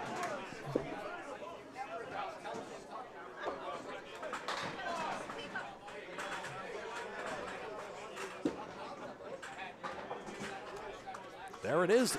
Winchell responding with the mark. So again, a stabilized string here as Hingham has pulled back here. I didn't see. Did Sam give back the pin? Rebecca, nice to see you here. Really glad that Candlepins for Cancer was able to help out as well. One of those willing to publicly attest, obviously. We expect anonymity, frankly, but really appreciate those who come forward and mention how much those donations really help out here. And, yeah, just seeing Al Johnson be able to do this for the bowling community, one where he's been able to succeed on Channel 5, and it's given him a lot and been a way for him to personally grow as well. And then here's two guys, Craig Holbrook and Aaron Fontaine, who epitomize that classiness. Craig, of course, over the years, who almost always has a story to tell. You talk about bowlers you can approach there. I mean, if you catch Craig at a good time, or like you see him in a crowd, and he has numerous stories to recount. And that's a man I think anyone should want the chance to meet someday. Holbrook escapes to the 9 here to match Fontaine's 9. And then, of course, Aaron Fontaine, like his brother Nate, also a strong bowler and youth prodigy in his own right. Not to step on Prodigy Bowlers Tour trademark. Great YouTube show with Randy Brown on the 10-pin bowling circuit. But he's learned, quote-unquote, the right way to play the game, and that's a direct quote of Tom Ulster, you know. He just wants to play the game the right way, you know. Obviously, Aaron is Tom's greatest fan. Trust us. A lot of you have watched the Channel 5 show religiously. Another 3-2 split. The man is just full of highlight reel shots today. Holbrook will not get this 10-pin. You let your bowling do the talking. That's the big thing. It's advice I've seen from bowlers like, say, Sean Sears, who's actually made it here. That was the Western Massachusetts bowler. He's made it all the way here.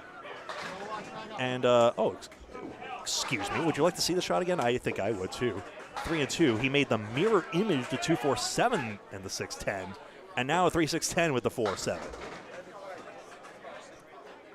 Pattern his delivery, pattern his demeanor, and it shows. 5 marks to 5 in that last pair of boxes as Metro holds a slight lead, 10 pins plus 3 hits to 2, as you see by the yellow numbers and the Canadian smudges on the scoreboard there. As we switch it around to Al Kessick and John Zappi, even Stevens on 181 through 16 boxes. Thus 21 over par. If you assume par 10 and you want to be above that, turn pattern on a Canadian show whose name keeps escaping me. I don't think it was the one at Beasley Lanes. I think it was another, or maybe it was on numerous. Kessick nearly spilled another strikeout there. Remember the last one where he tipped the 2-pin out. Outpost lead for Zappi, as I call this one, the post in Paul Grant parlance. We commentators have some pet names for some of these leaves. Ball deflects into the 10. There it is. There's the 3-pin for Kessick for the spare.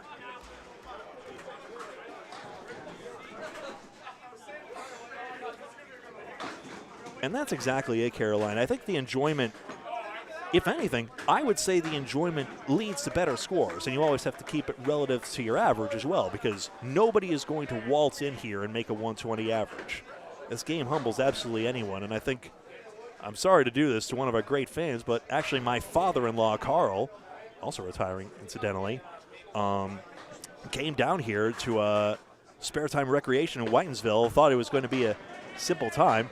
We even said, oh, it's a fast house, it's great. But, you know, he learned quickly that, you know, had a dynamic delivery. I'm not sure who he patterned it after. I think it's a delivery that, you know, if he lived not in Virginia but closer to here, he could probably develop into something. But he learns quickly that small little marble in your hands doesn't go right where you want it to go. Zappi gets another 7-pin here. He's, I believe, 2 for 3 on those, including one where he hit the simultaneous shot with the wood. So it's one of those games that's much easier than it looks, and I'm refining my skills of dealing with those trolls who are just like, okay, so when are you going to learn how to bowl with a real bowling ball? Because it's annoying, because it's like, I know, yes, of course, a kid can throw the ball easier. It is a ball that's easier for kids, but that does not make this the kids' game. You learn very quickly that it has its own challenges, even though, of course, I wouldn't go quite to the extreme of saying 10-pin isn't. It's hot. It's easier to score in that game, perhaps, and I know Justin Waters took Sean Taylor and another bowler whose name escapes me, and Waters actually got a 200 in one of his 10-pin games over in Vegas. Sean Taylor was throwing it just like Osku Palermo. Agostino, 6-fill here, and a tough split again for Hingham. And a half Worcester for Freshie, who's slowing down a bit after his blockbuster 147. Still, the oil pattern and the ball technology, it does create an interesting strategic development of getting ahead of oil pattern breakdowns, and it is interesting, especially after they made the oil visible on screen, either red or blue. But I do like, the reason I like the purity of Candlepin bowling is that it really doesn't rely on artificial elements like ball cores. It really relies on the pins. And the fact that you have theoretically infinitely many spare leaves here, that should be 10, thank you. Freshie gains 2. That to me is a purer game. And also the fact that there are no strings attached as well, which, frankly, I think is a catchphrase we should run with. Maybe we'll run with it here. Who knows? A Canadian center once tried to put the pins on strings, but they didn't get terribly far with that. There was a lot of tangles, and thankfully Bowlemore was still a company at the time, and they reverted back to those pin setters. Of course, the company is since out of business. Bankrupt is the word I've heard. I have not independently confirmed this.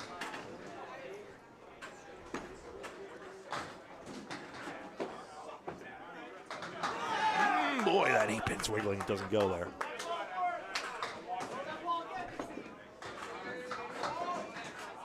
But I will tell you one thing. It's nice to have the bridge between the Candlepin and the 10-pin world really easing up. Historically, there was a lot of pushing it out, of course. And the efforts to flood the New England market with 10-pin was noteworthy, even though it did not ultimately succeed. But nowadays, the attitude has shifted significantly. And obviously the most significant thing is that the new PBA video game on consoles, on consoles and on PC as well, includes a Candlepin mode, which was alpha tested by my fellow commentators Steve Kelly and Micah Imperato, among others as well, to really make the physics more sane. Sometimes weird things happen in the game, but still, the PBA went through the effort of coding in a very realistic things. And Rob Stone and Randy Peterson with great commentary and, you know, commentary that's cognizant of the flow of the game. You know, how the importance of the 10 box most of all. So it was custom commentary for Candlepin. So between that and PBA showing the youth bowlers involved, and they were going into Big 20 Scarborough, Maine, of course, it's really nice to see Candlepin making its way into the world. And even though we still have comments discovering this for the first time, is it just me or did the balls shrink? That comment I mind a lot less.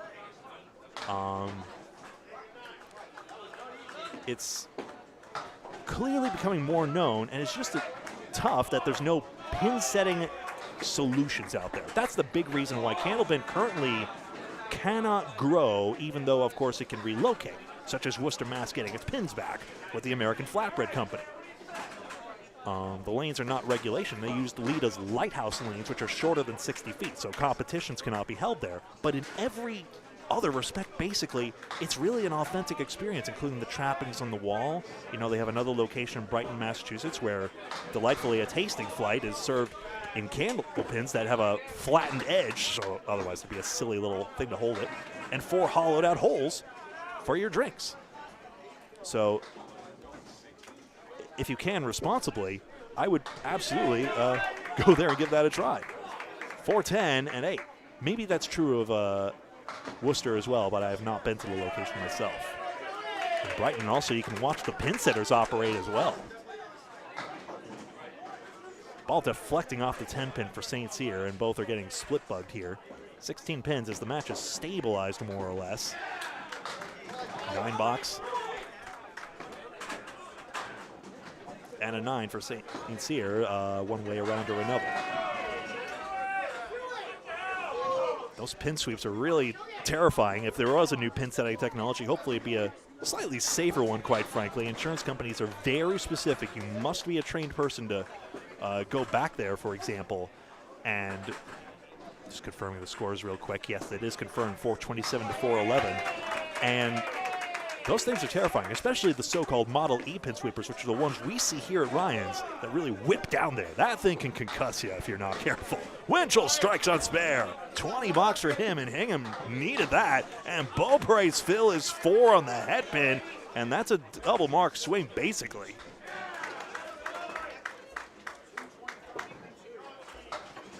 So Beaupre, who's completely accurate on the head pin, not getting the love here. Less into more is the idea here. Left it into the curtain, and Beaupre has made leaps and bounds, of course. I try not to harp on this because it's a little embarrassing to make such ado about mental health, even though it's like, you know, a mental state of being, I should say, you know. But he's made leaps and bounds in his attitude and how he takes these tough breaks here. And a 7 box, 14 and a 7, of course. Beaupre knows he hit his 3 object pins, and he's more content with that. He's content in his abilities, even though obviously it's not the result he wants. Now Winchell gets the eagle, and you see he can go right back around as Beaupre gets a spare leave at triangle number 3. Now Winchell needs something more on the second ball. Well said, Kevin Burns. Kevin Burns, this Candlepin King. Does this go? Whoa, boy! Winchell darn near made the spread eagle. That would have been bonus money from Candlepin Bowling Network had he done it. 4 spare without wood. As is, he upgrades his strike fill to 9. Hingham now has the lead in this string. An important ball there. Beaupre, same 10, keeps it 2 pins. 450 to 448. We have ourselves a string lead change, and now still with 12 boxes to go and marks to fill. Hingham can make some progress here, even if they just get 20 or something like that. I mean, every mark they can gain is up to 10, but still. Marks in the match overall are 40 to 29 for Metro Bowl, as you can imagine. Metro Bowl has also left 17 fewer pins standing, but again, consider this awful split luck Hingham has had. That's part of the reason, because we all see how splits really required you to throw 2 more good balls after you already did throw 1. Splits are 36 to 22 for Hingham. 2-pinner. Holbrook wayward on this one. Fontaine, he's been lighting it up all day, but this time misses the head pin twice.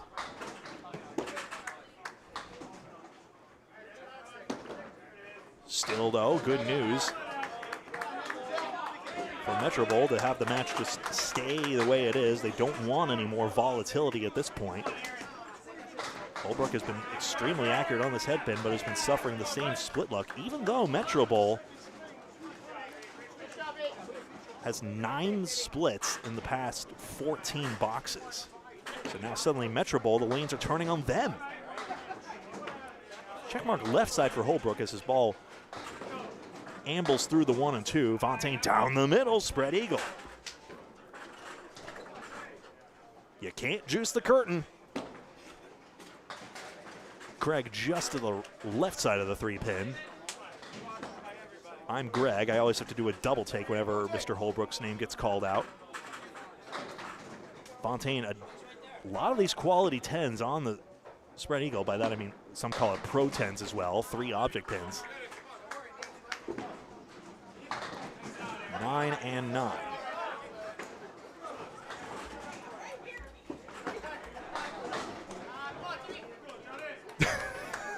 Does the Metro team go to the same barber? Maybe they go to see the same Jim Barber. He's still there. If the world were just, it'd be a Lucky Strike Lanes and Lynn, of course, the team that Nick Zuffalato used to bowl as part of in Men's Worlds. 472 to 469 is confirmed, even though I know that was not your question, but couldn't resist.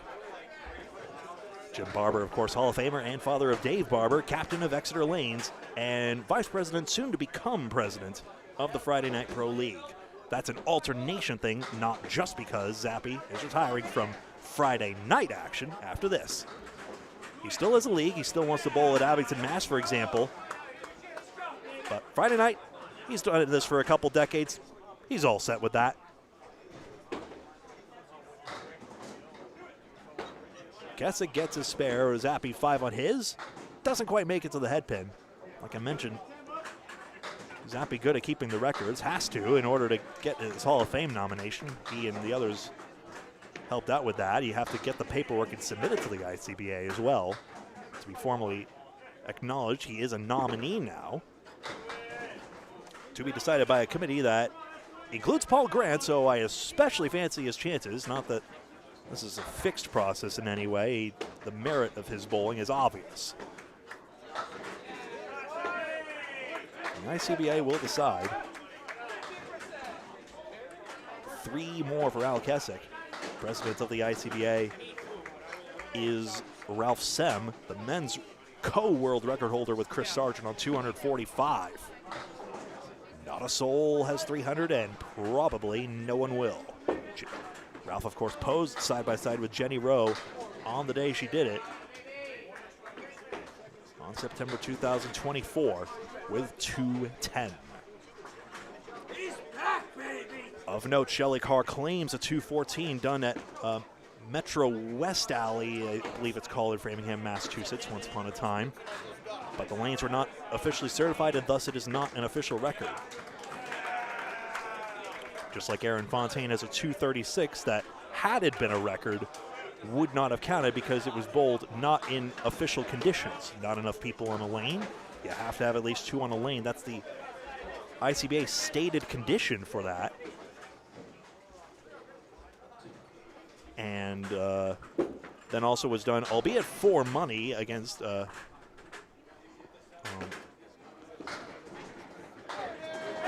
why can I not remember it? Luke, what? Gregory, forgot the name, but it was against one other person and not in, say, an official league match. Also has to be advertised in advance as well, so there's a lot of constraints on that. D'Agostino, 7-pin. Single digit.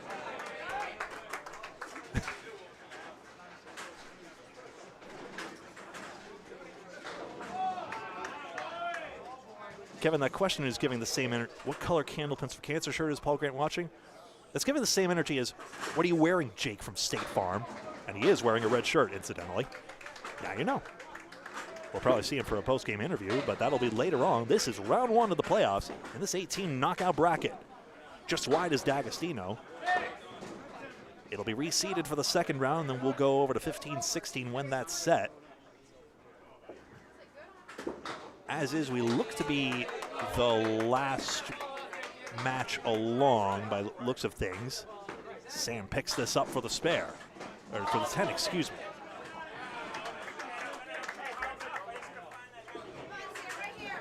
Two pins picked up. Did anyone nominate Phil Clough? That's in the works as well. A lot of people think he's deserving as well. I am not sure of the exact status of his nomination. Just a lot of people. Actually, he may be a nominee. At the very least, it is being heavily considered. Western Massachusetts, great. We've seen him on Candlepins for Cancer fundraiser recently. Rollaway Lanes where? Mentioned earlier. high flying. We'll be doing a 9-pin handicap tournament there.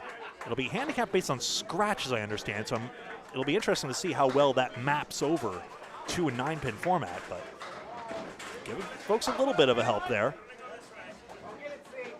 Sam not happy with that. Kevin, don't forget the black shirt, of course. There's a 9-pin. 9-pin box, I suppose you'll say. Same for D'Agostino. If it were 9-pin, it'd be 10.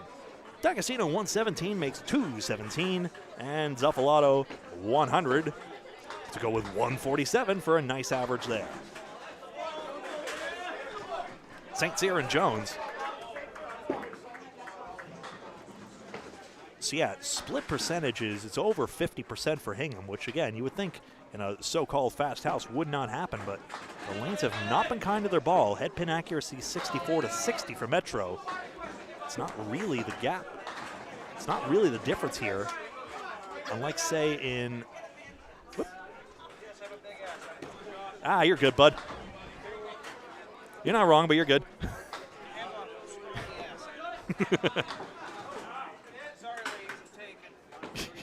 Two-pinner for Jones.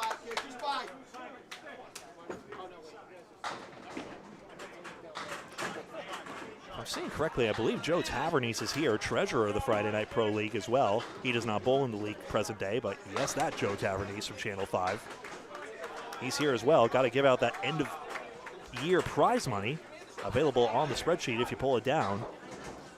You see the bulk of the prize money is for winning the league. That's Central Park Lanes Team 3, even though there are only 2 Central teams. Central 3, a championship grade name. They've kept it. A lot of overlap with that Academy Lanes World team, of which Fontaine is a part. Jones, great hit there. All calls him the silent assassin, and with those 4 marks, of course, bolstered himself into the 120s. And with a chance of the 130s if he runs this down. St. Cyr, this is gettable here. He's had a few bounce back spares, and he's got a 3 now of those. 3 spares. It's noticeable, me at the very least, that he's had that many. But the way he curves his ball in. Jones has had a couple of those as well. Now he has a 9-box, 1, 2, 3 for 2, 4, 3. St. Cyr could overtake that with this fill. What about Gary Carrington? Oh yes, that's in the process as well. Tony Marie Baldinelli is spearheading that process. Absolutely, that's a long overdue inclusion. Again, many consider. And the paperwork is overway for him to take his place in the ICBA Hall of Fame. St. Cyr almost equalizes with the 4 fill here. 102-242, so the 140s from Metro really making the big difference here. Jones very consistent with that 243. Can anyone from Hingham really have one of those explosive strings?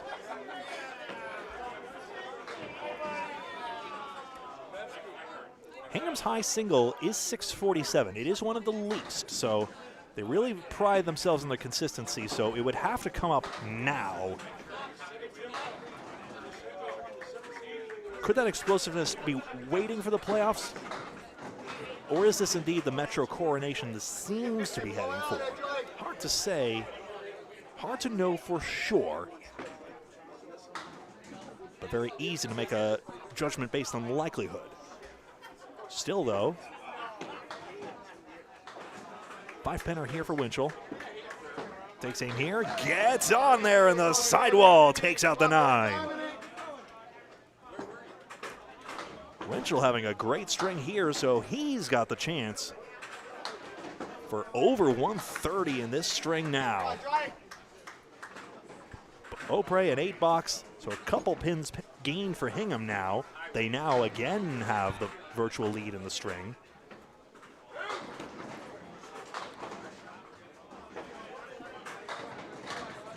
Opre head pin, down goes the 2, down goes the 4, down goes the 7, and the 8-pin there with a thickly settled amount of wood. Winchell, 5-pin down, and the drop is 9. And now a good chance for 140s. Boatbreak could hit 120s with this, but the wood is treacherous. He goes for the left side wood and does not get it. He landed on the tip, I believe. Had he hit the broadside, he might have had it. That's a harsh thing to say because it wasn't that far off, but that was probably the aim. Winchell has covered his single. Boatbreak, and you see the problem with that wood up front. It just wasn't going to go, so too likely to deflect the ball. He ends up 113 and 239. Winchell the chance to overtake here.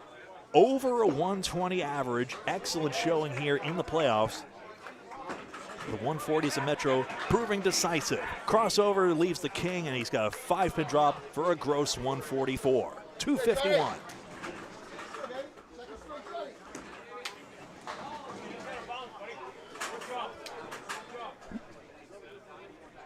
Craig Holbrook below his season average at the current moment. Still very much enjoys the game, enjoys that recent Mixed Worlds title he had with his namesake team, Holbrook Coca-Cola.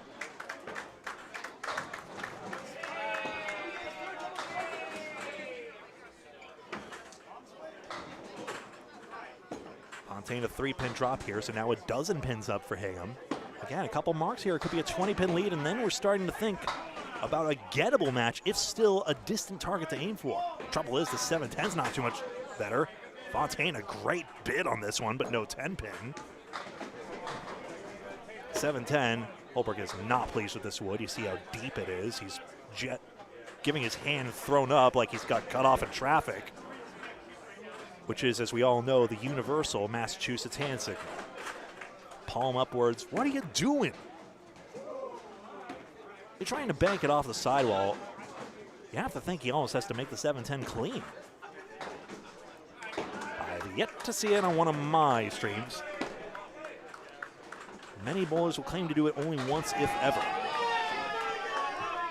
Literally, the only fathomable thing that Holbrook has not done in his career is a 200 high single. That's basically it. And as Mike Morin mentions in his book, Lunch with Tommy and Stacia, he takes solace in the fact that Gary Duffett got his very late in life, about the same age. So, never say never. Maybe then he'll retire. He drops 9 on this one, giving him another chance to grow this lead, but Fontaine has a good leave of his own. One should take 2, you'd think. Careful about getting deflected on the wood. He did get deflected by the wood, and he's missed this one. That's the problem with that. The ball weighs less than the pin, and the ball went sideways, and his attempt went sideways. Holbrook spares the captain, not stymie him. Fontaine very happy to have that 132, even though you see the disappointment there, but this is what I'm talking about. You hit the wood first. It's the subtlest miss in the game. Ball goes sideways, and unfortunately, that's that. And it's very easy to think that Fontaine was likely aiming for the object pin. It's hard to gauge intent, but especially a bowler like him, you have to think he knew where the spot was and just simply missed it. Like many of the other misses that are frequent and commonplace. Mundane, routine. 104 for Holbrook, 224. About bang on his average now at this point. So we see a 589 to 571 as we plunge into string 3 of 3. So that would have been a string victory for Hingham in the regular season, but as it is, 18 pins, chips away, 64 pins. And now Metro just has to hold on here. You have to consider each bowler on average for Hingham has to gain 2 more marks than the other in order to have a chance back into this. Otherwise, I'm afraid we'll see Team Metro, the number 3 seed in this single elimination knockout bracket, advance. You see Zappi and Kessick basically tied here. Winchell is the only bowler who is ahead of his counterpart at the moment by 12 pins.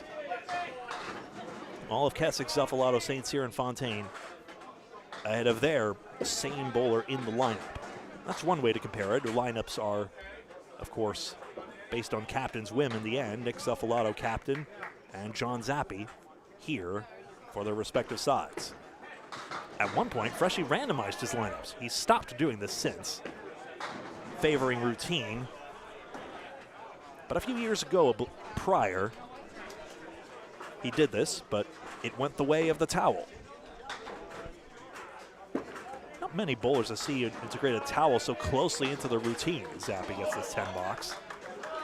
One other that pops into mind is another bowler like Zappy from that Comcast show, John Irby Kafalis, who has a towel tucked into his pocket or person, one or the other. It's always by the side of his pants. Zappy here, Team Hingham out of South Shore Country Club, used to bowl out of Union Street lanes in Holbrook, Massachusetts. Yes, Craig is very aware of how punny that is.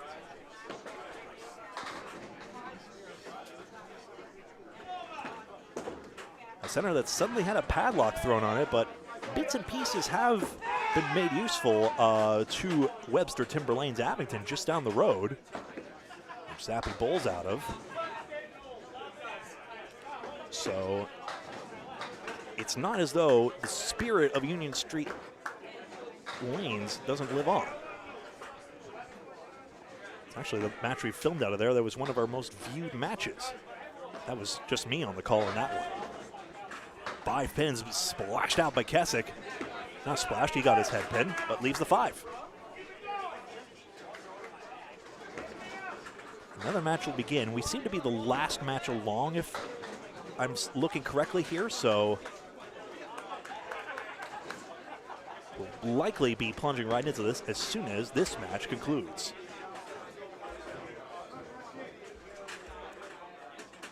No marks to the first pair of boxes, so 2 down, 48 to go for Hingham to make their run back into this. Just 1 pin the gain here. D'Agostino, again, we've seen his explosiveness recently. Has a 400 already this season.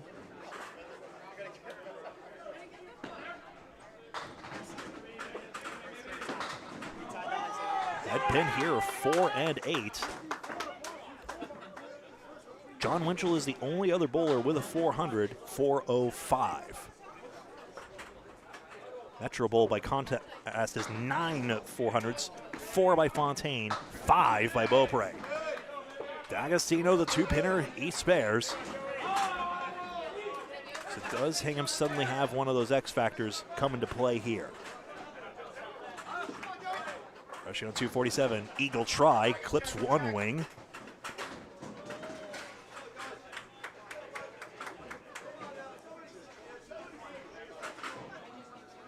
Jeff Surrett had 5 400s this year. Justin Waters had 5 400s this year.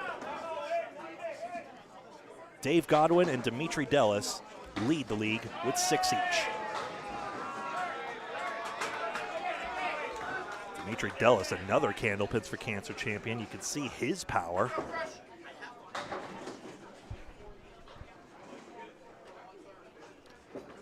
D'Agostino with the 1 mark.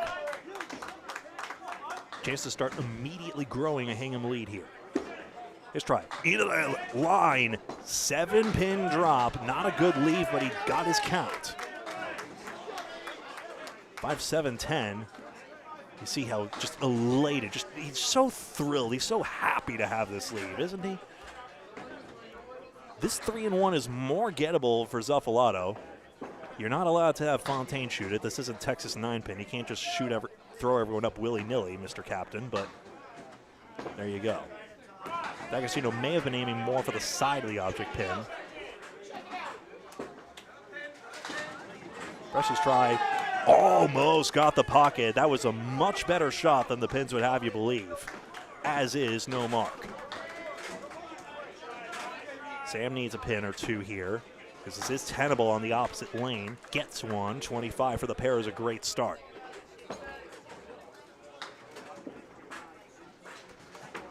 Actually just wide, so an equal box. Again, that's fine for Metro in the short term.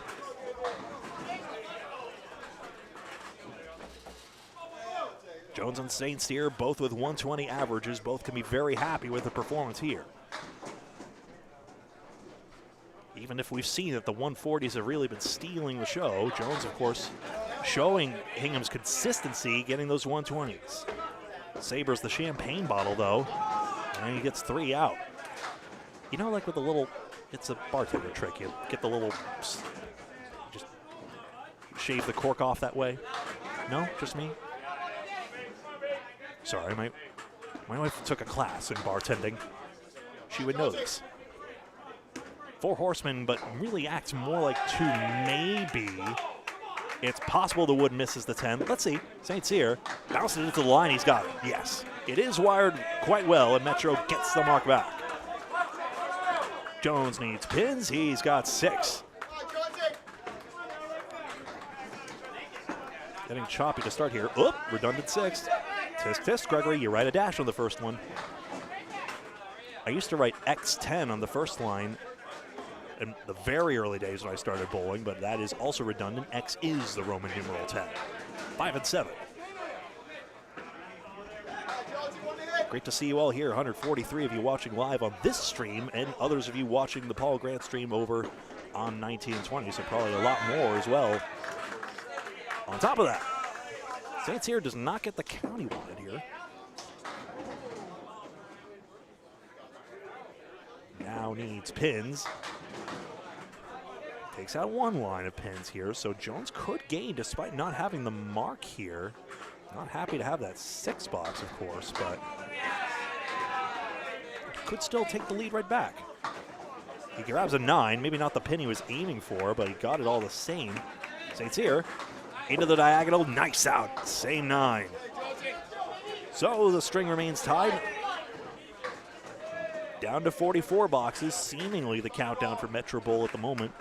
John Winchell took 8 boxes without marking, but now has 8 marks in the last 12. His pace has been excellent. Does he keep it going in string 3? Just light into the head pin. Thanks for nothing, pins. Beaupre, 6 pin is down for a strike. Metro gets another one. And Leo's Metro Bowl in Peabody, Mass. Looking better and better now.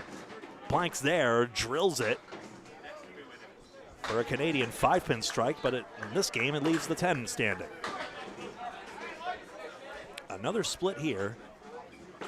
About the same amount of pins left standing on each side, 36 and 35 in that second string. Metro only left 1 fewer pin standing. 1 less. Basically even on mark, 17 to 18 in that last string, which explains the tight margins there.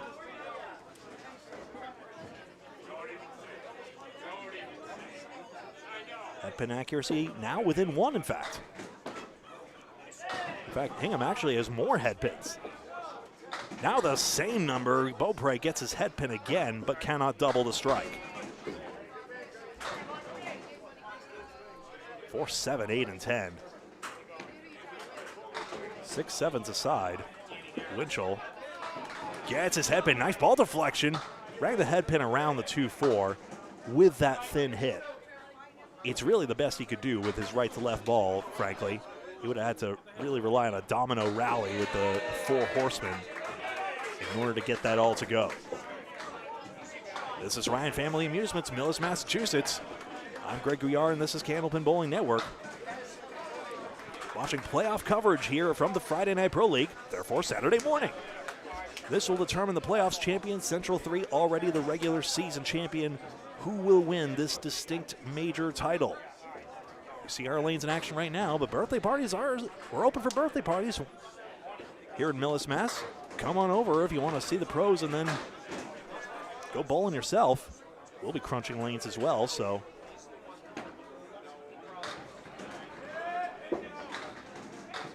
If you're in the Millis, Massachusetts area, feel free to stop on by. Craig Holbrook, a 2-1 split. Fontaine, 1-3, and not the 7. Rolling wood with that sidewall action we've seen so many times already. 1 pin does not take the other 2. Less into more, of course, the idea. If Holbrook could have dreamed his perfect shot, maybe he'd get on the right side of the object. Fontaine rips the object front. 2 full.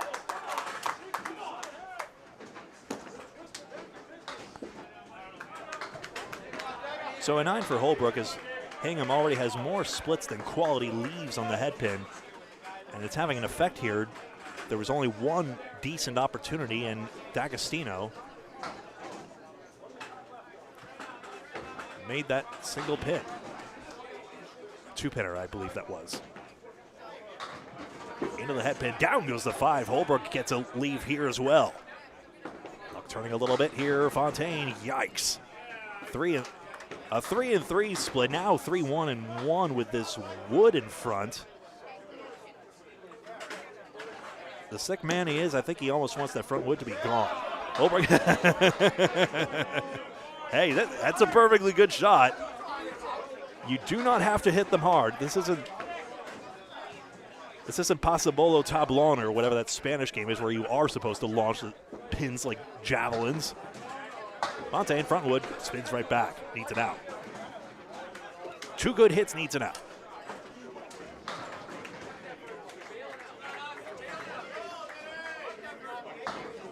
My favorite thing about that Spanish variant of bowling is that they're just allowed to go over the foul line after they've released the ball. They can just keep going, kind of like lawn bowls in the UK. Once your foot just has to hover over the mat, and then you can keep going. So there you go. 2 marks to 2, but of course, if Holbrook fills this mark well, Hingham should actually have a lead in this string. So 2 boxes down. They might have gained 1 mark, but being the 68 down, they're going to need to gain these marks at a quicker pace. They're running out of time, but they have time. Kasich, head pin, down goes the 4. 2 and 5. Leadoff bowler slightly off target on the head pin. Kasich was 75% accurate on the head pin in the first 2 strings, though, so there's that. There's the 2-pinner, down goes the 5. It wilted. So another slow pin to cooperate, but just like Holbrook's gradual toppler on that single pin, Kasich, the Iceman, gets it. Oh, Zappy swiveled wood behind the 9, or the 6 that is, excuse me, and just misses a split spare.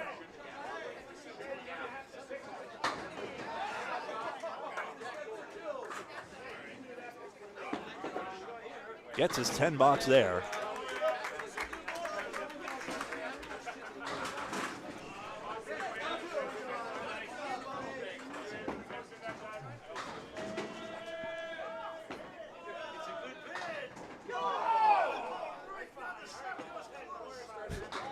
Can you hear Paul on my stream? 210 went, 7 didn't on Pondy's bid over yonder.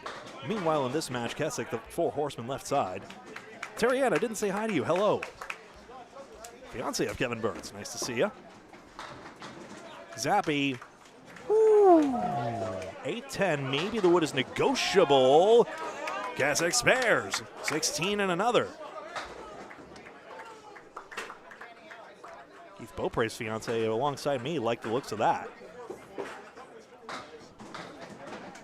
No time to show you the pin cam on that. This could go across. Whoa, it jumped right over, actually. The front wood tripped the ball and really didn't get that piece of wood alongside the 8 to really move. Zappy, no luck here. Gets the 10. And now Kasich with those 2 marks pulls Metro into the lead in this string. No points, just total pinfall. 3 strings, that's all.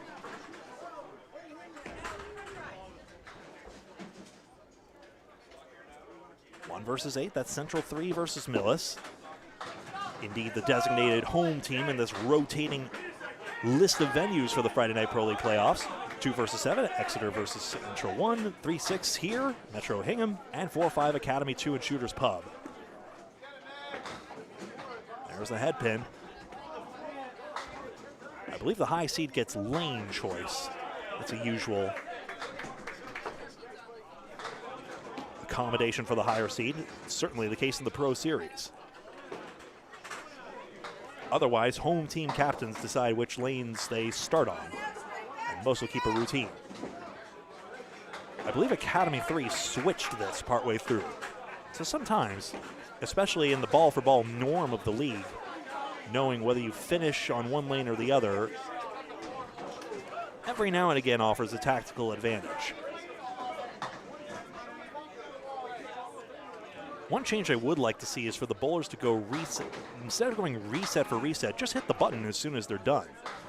I've been doing some cocktail napkin level math, frankly, and it hasn't been there, but I think if you hit the button, so for example, D'Agostino, his pins are ready, but now he has to wait for Freshie, whereas if Freshie, or whoever is the right-hand bowler, I'm just using him as an example, now he has to wait for the delivery, and he starts a few seconds later on his lane, whereas if the pins are already reset on the right-hand lane, it would move just a few seconds quicker, and then the boxes would move that much quicker.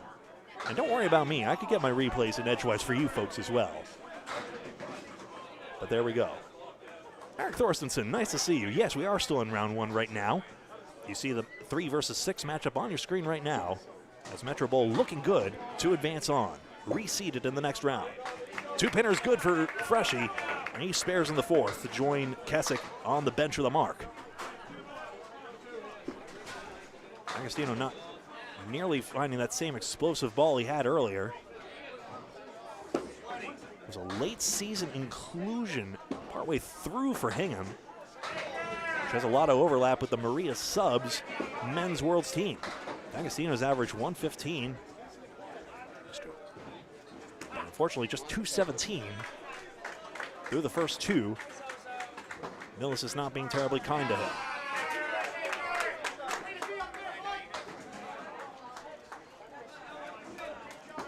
Jones and St. Cyr.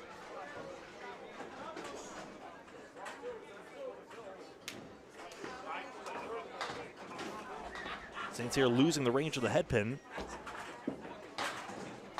On a head pin drought of 5 boxes dating back to the last string. Jones a split 2-1, which is his 11th split today. Could start counting this up for the other bowlers. You could see a trend emerging. 11 splits for Zappi. 8 for D'Agostino. Just 5 for Winchell. Whoa, that 9 was hit though. Tell you what. It's going to gain at least 1 pin all told. 3 neighborhood balls will get an 8 box here. And Hingham will gain 2 in the process with that Pro 10 by Jones. And for completeness' sake, Holbrook has 10 splits by my count.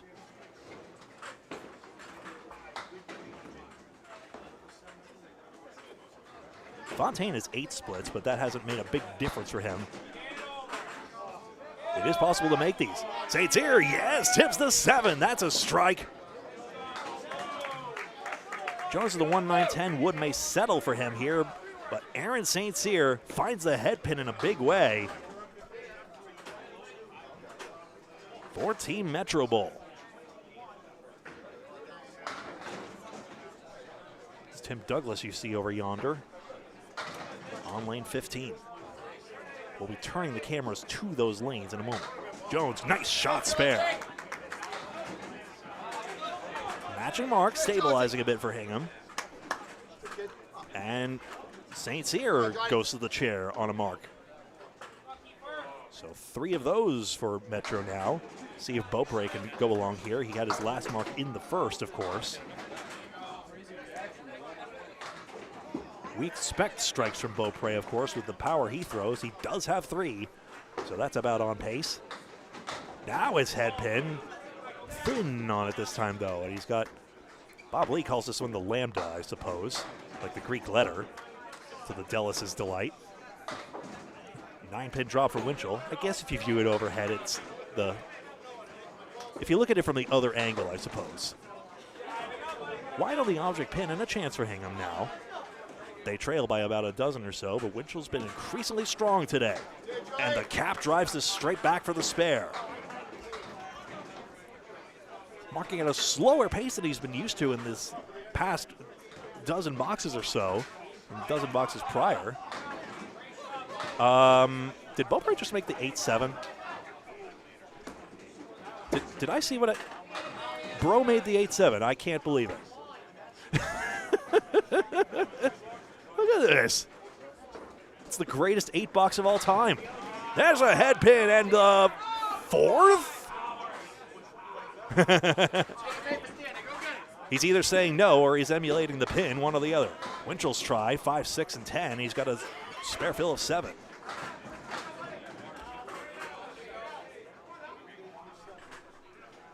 You can only field 5 men here. Nate Lee's looking on here.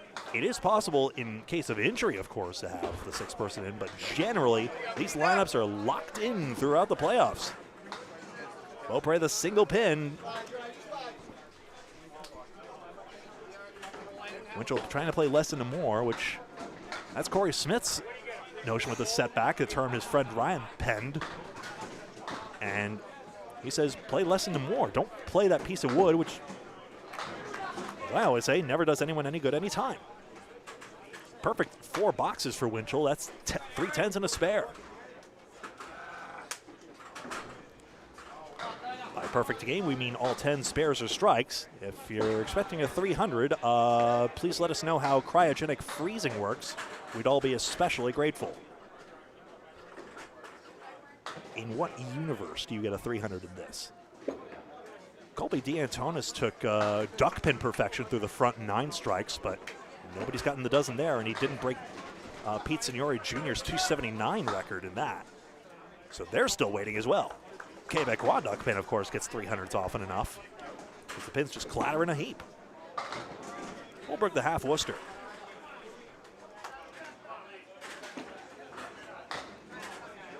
Fontaine ripping out the object pin. He's done that a couple of times. So not the count Hingham want. They lead by 1 pin on the scoreboard, but of course, Metro with a flurry of marks. Possibly all of them, unless Aaron Fontaine is, to use the gruesome old word, hanged in the 5th. As the 5th man in the 4th box by not getting a mark where everyone else did. He's on the places where a CompuScore is used. You got the hangman icon for anyone who misses out on a mark. A crown if you were the only one to mark in a frame. Holbrook picks up 2 pins. A star above a frame if everyone marked, and a pitchfork if nobody marked. Which is a symbol I sometimes see on Central Park Lane's score sheets, even though that's all still pen and paper. Much like Exeter. Much like Hingham. Metro Bowl's a CompuScore house. They'll know what I mean. 5 pins here.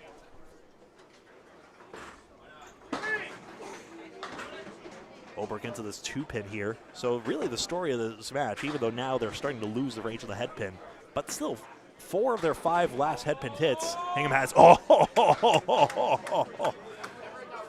have been splits, and then Fontaine backdoors a spare on sheer power alone. It's still a game of accuracy, but I tell you what, the man does not miss.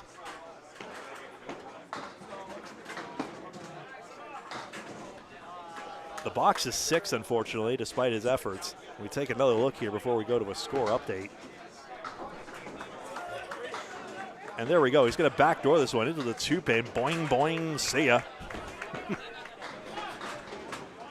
To the amusement of another spectator watching alongside. So he does get it, and we can hang a star in the 4th frame for Metro, who leads by 1 pin, but all those hits 5-1 as well.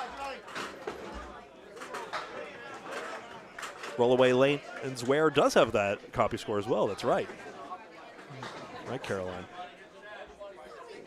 Eric asks, would this match be the final retirement match for the Zappy Retirement Tour? Yeah, we have been following him a lot. Well,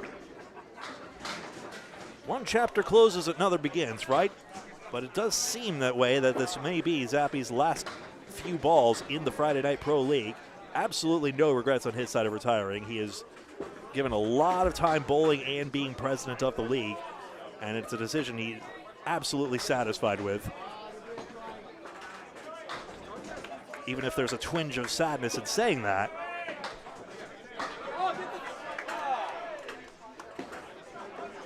The He has earned his right to ride off into the sunset and be forever in the history of Candlepin bowling. He gets a 10 box here, his third straight. Keswick is going to get stuck with a 5, and Mr. President picks up 5. Of course, Dave Barber will take the reins as president because the rules of the league say president and vice president alternate. Not sure who the next president will be. I've heard a name thrown out, but I have no confirmation on whatsoever, so I won't speculate.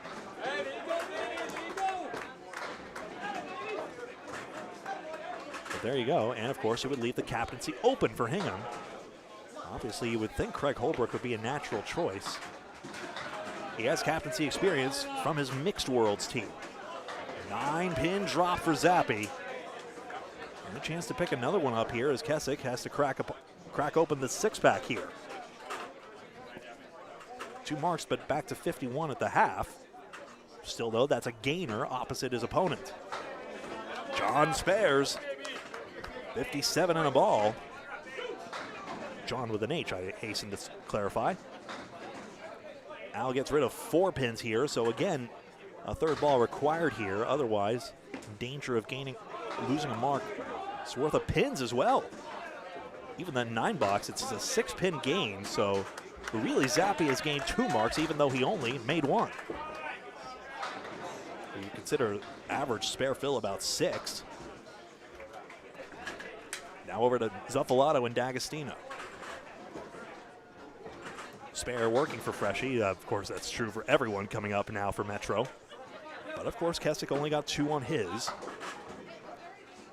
Metro has the lead in the string, but it has shrunk. D'Agostino found his head pin, thought he got more than that, but a somewhat foolish hit. Ends up with a check mark. Freshie's curled it in.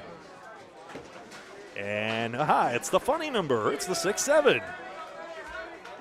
Hey kids, check it out. We're cool. We're hip with the new generation.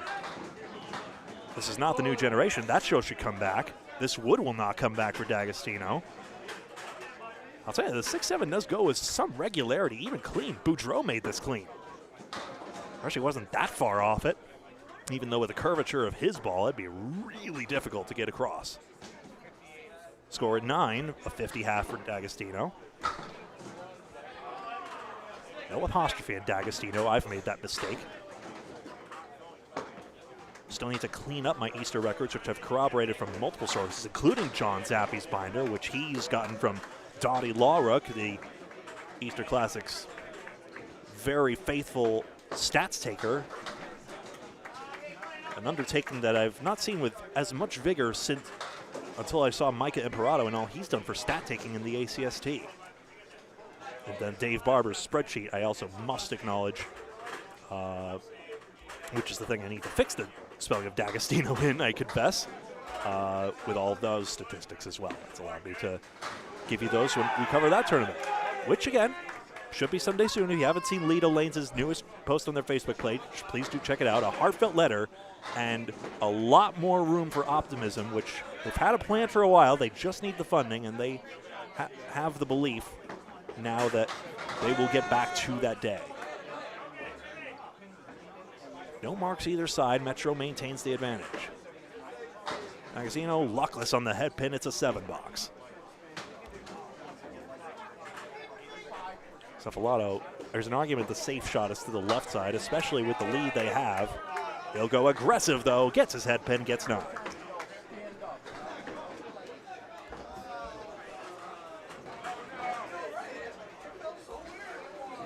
High triples, I haven't gone over that yet. Chris Bovair, 467, which is ridiculous. Justin Scally, 439. Jonathan Boudreaux, 436. Josh Daly, 434, and Jeff Surratt, 431, the top 5. 467 is just ludicrous. Of course, Pete Crawford Jr.'s 227, the house record here at Ryan's Millis, was done at the Friday Night Pro League the season before last, if I recall correctly, for Academy 3 when he bowled with them. Pins crumbling for Jones. That's good news for South Shore. Got a 2-pin here. To the North Shore we go, and Aaron St. Cyr. No one's doubled yet, just saying. Got his head pin. Still a mix. No, not quite. Your boy tried to manifest it, but it not to be. Jones, 19 and another. Back-to-back marks, a couple of unresponded marks now for Hingham, unless this goes 2, but the wood twirled away for St. Cyr, and the strike fill is 9. So a couple of gainers here, and they gained, of course, by getting that 9 fill on the spare. That's more than expected. Still, it's a 9. Just an example. I only show the misses if they're instructive here. Gets over to the red line, and you see it spun the wood anti-clockwise, and then the ball went straight back. Jones. Ooh, that 2-pin will count on the spare, but worsen the leave. Still could gain pins, depending. As St. Cyr gets the half Worcester left.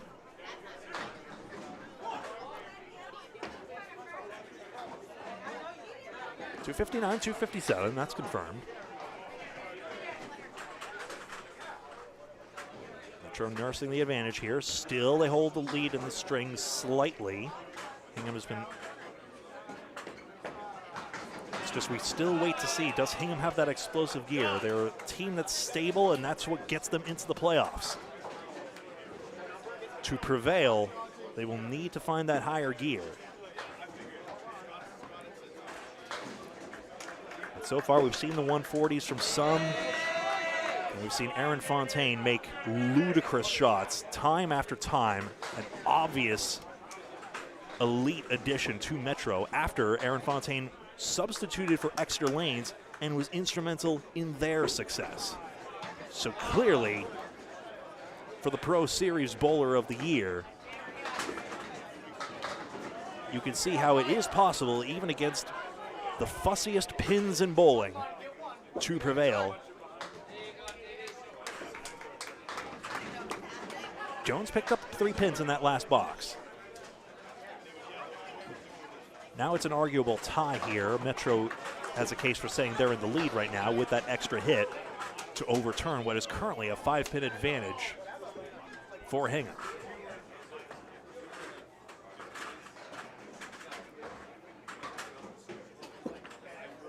Winchell had been solid, drops this one. 6 pins down. Beaupre on a spare on the head pin, but 5.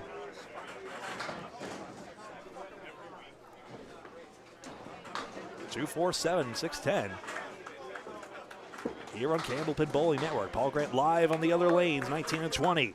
Winchell back on it for the spare, 2 marks and 3.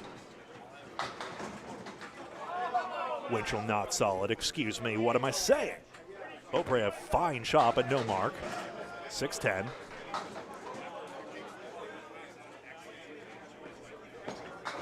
And there's the 10. And John Zappi said it best, to your point, Dave's channel. He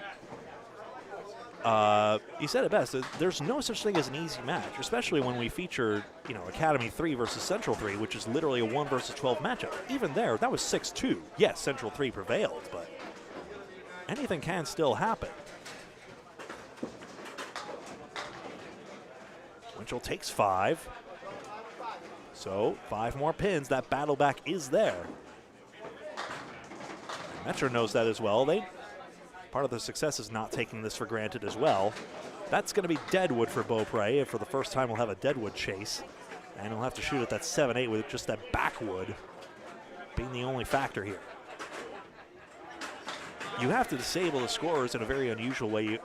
Jeremy Seaholm himself, but Nuka's manager, taught me this one. You have to hit the lanes, and then there's actually a secret code, DW.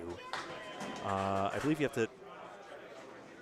Yeah, you hit the left lane button, then you hit DW for deadwood, and then, and only then, can someone chase it without tripping the automatic scorer. So there we go. I'll tell you one thing.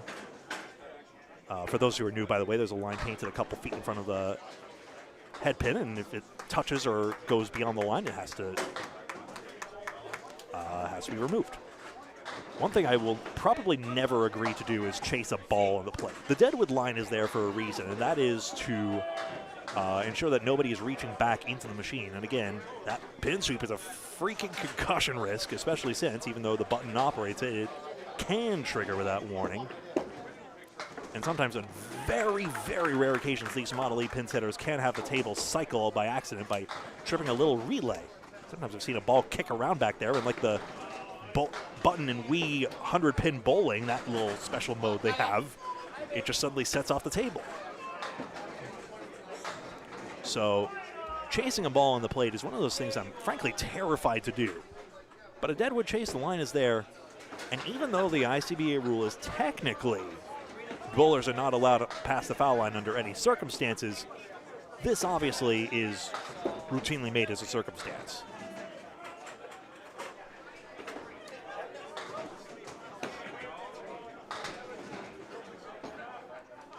Holbrook tips a pin. Hingham trying to get back into this, but Fontaine just threw a 20 box. And isn't that just the way? You got the momentum, you got the momentum. Up. Fontaine throws a 20.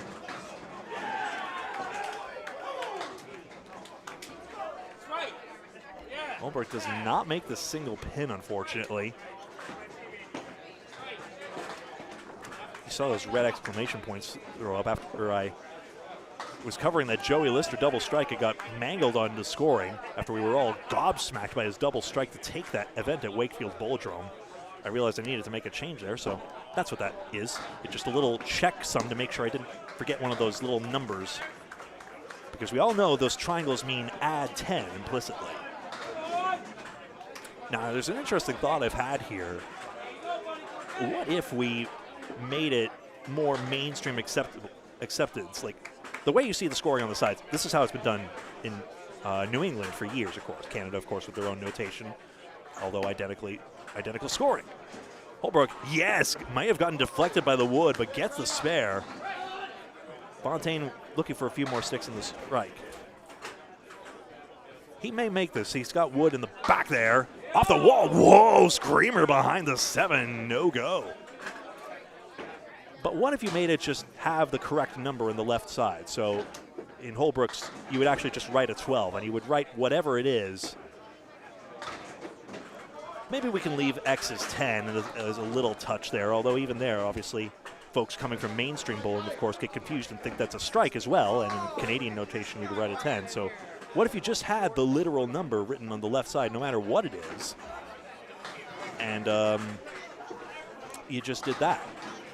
It would be a little mainstream concession there, but then it might be more accessible to the average viewer. It's a thought I've had, but I'm not sure if it's perhaps too much heresy. For a tradition we've had for a while now. Kessick with a hammer for Metro Bowl. In a virtual tied string, Hingham had 4 marks in the last pair of boxes, 2 just the one of Metro, so that battle back has been there. And now Zappy a spread eagle and a 4-fill. Checking in on the splits, it's 48 splits to 32 for Hingham. So it's been evening up a bit on the split count. Freshie and Beaupre in particular have had multiple. 25 bucks for the road, why not? If resources permitted, I would obviously love it to be much more than $25, but that's the scope of it.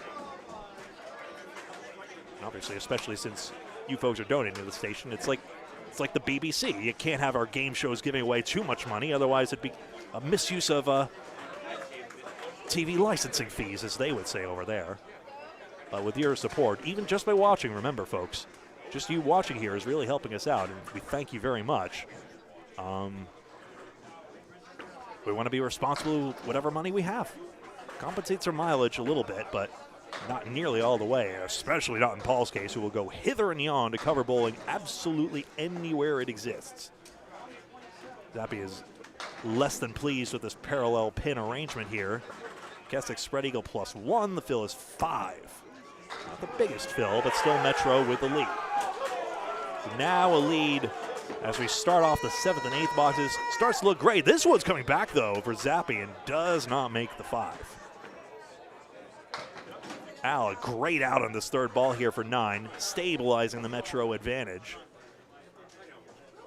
I gotta wait till he throws it. And there's a 10 opposite. Zappy contents himself with a 1-pin pickup. Pin loss is pretty comparable. Metro has lost 10 fewer, so that's 10 of their 81 pins is from the pinning alone.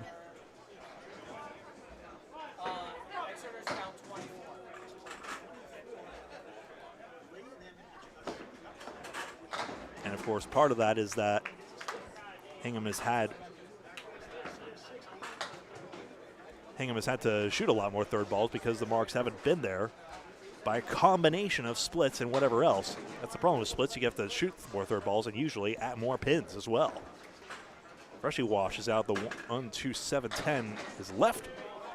Sam's got the 5 down and the 3-6 to go. Wood's back there. That should be a guide, if anything, or he could just play the pocket clean. Freshie's try, whoops, and ball didn't count into either corner, nor the pins. 17 pins. 3-6, yes, the Wood drove it right in. D'Agostino with the cap, in fact, for his second mark. Hingham needs to be explosive in the late going here. They require 81 pins. So Metro's still with the advantage in this string alone.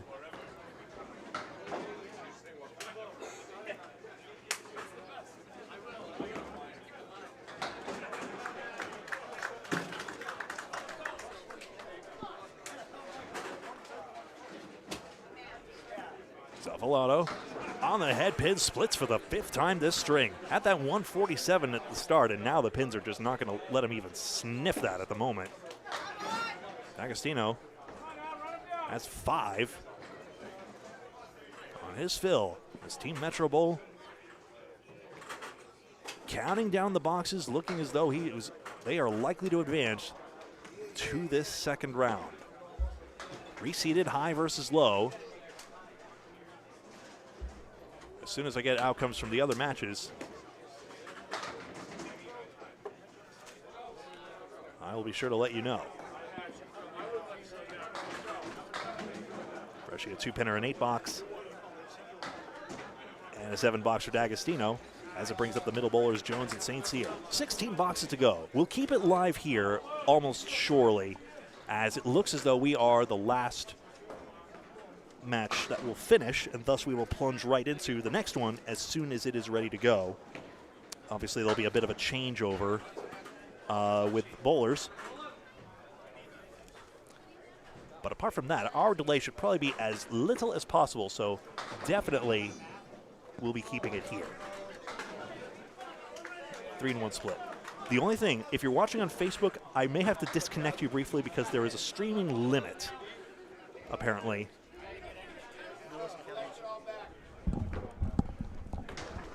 All right, so a 3-1 split, and you may have heard the rustling of a headset. Paul has an update for us. Yeah, Millis got crushed by #1 seed Central 3. 421 for Danny Harris, 421 for Josh Daly. Dallas led their team. And Metro obviously is winning big here. Academy 2, Shooters Pub made a good run in that third, but Academy 2 pulled away big time at the end. They won it handily in that match. So Academy 2 won it 3 years ago in the semifinals. And a tight one is Matt Buffalo Nichols got a triple strike, and that's a tough one over there on lanes 15 and 16. Let's try to get an update on that score if we can from our view. Nichols at a 156. If you could, please, much appreciated. Yep, So, I'll be right back. Yep. Viewers know Paul will be live on 19 and 20 in the next stream as well. I'm not sure if he keeps his stream going or if he will disconnect, but either way, you can find him on YouTube. All our streams, just about all our streams, at least that Paul and I do, are on YouTube. Saints here just wide on the single pin here. Jones facing his 4th split of the string. Got it. Nice shot with the Wood there to drill both the 4-7 and the 10. Off the Wood, that is close, and we'll see what the call is here. It is going to be called foul. I was mostly certain on that, but the last thing a commentator wants to do is influence it. Even though, of course, the ICBA rulebook has no direct rules about streaming, there's a very clear admonition that the bowler must make the call fair without influence from anyone else. And thus, I am very wary about making a call that would influence their outcome. That's the last thing a streamer wants to do. Yes, Paul. We got a major upset brewing. Central 1 with 2 blocks to go, minus Chris Bouvier strike fill. Central 1's up 29 in the match, minus the strike fill. 2 blocks to go. The 7 seed shocking the 2 seed defending champions Exeter Lanes. Who in the finals last 2 years. Extraordinary, and I believe 1 through 4 advanced in last year's Friday Night Pro League playoffs, so that would stop there. Metro still favored here, our number 3 seed. You could stay or go. It's up to you. I'm going to just get the final score for you. Yes, please. And the single pin, a good one for Winchell to get that spare. He's been shooting great all day long. He'll easily cruise past 360 as Beaupre gets a 9-box. And Troy Flynn just threw a strike to dagger it. And Central 1 with the upset. Central 1, the 7 seed, beats the number 2 seed defending champions Exeter Lanes, eliminated in the first round. Yeah. They need a guy like Aaron Fontaine, but here he is with Metro Bowl. And, you know, it's a team game, and, of course, Metro Bowl is stacked with talent, like that strikeability of Keith Beaupre we see here. But the bowler of the year moving across battle lines as Winchell gets a strike on spare to match has made a big difference in the outcomes of this league. There's Winchell one more time. And Central was out of it for a while. They were down on the top 8. They've been really bowling well the last month or so, and they have the upset. So, folks, I was justified in telling you anything could still happen with Hingham here, but as we see now, the chalk shock has come a pair of lanes over. So the average seed, no bracket, so it will be Central 3 trying to win for the second time in 3 years, third year in a row, trying to get in the finals. They'll be taking on Central 1 in the semifinals. The other one will be Metro Bowl. Strike Fontaine. So, excuse me, have I gotten this backwards, the reseeding? It's reseed after each round, no brackets. It is reseeded. Yes, okay, it is like the NFL playoffs. I thought I read the rules correctly. Like the Atlantic Candlepin Singles Tour, same thing. So no brackets reseeded. So we 1 Central 3, number 7 Central 1, number 4 Academy 2, number 3 Metro. Next 2 semifinals. I'll be on YouTube. Greg will be on YouTube and Facebook. Correct. Holbrook luckless here. Thought that would twirl into the 10. Just didn't go.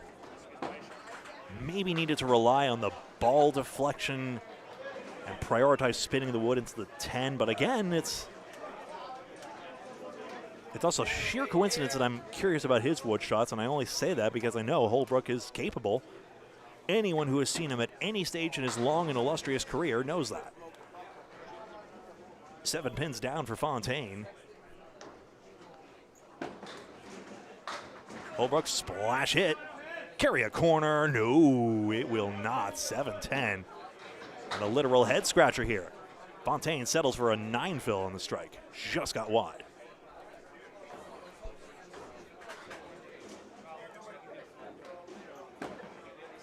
Holbrook strike. Across spare. 7-10 with wood. Shows you he still belongs, even if not in the second round this year. One more time.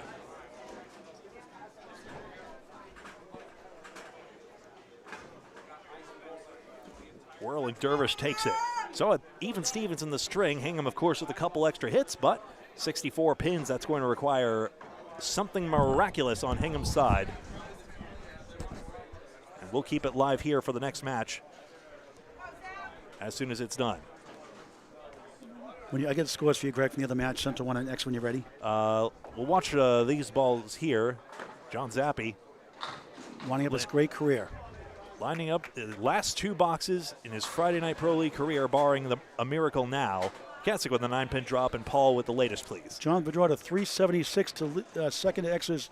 Dave Barber's 383. Chris Bouvier, 357. Jeff Smith, 344. Eric Pelletier, 333. For the 7 seed, the winner, Central Park Lanes 1, Ed Woodside, The Rock, 365. Stephen Bonte, 327. Matt Buffalo Nichols, triple strike, 156 third. The Nice dagger. shot, Zappi. You'll forgive me for interrupting on that, That's okay, but a 310 right? conversion. Hall of Fame nominee, absolutely. He has the floor. Nichols, 397. Tim the Tornado Douglas, 135, 133, 122, leads the team 390. Trey Fournier, a big strike, only the 98 finish, but a 142 first. 353 for Troy. Final score, 1822 for Central 1, 1793 for Exeter Lanes. The defending champs eliminated by 29 pins. The power of the triple strike, the dagger, the difference.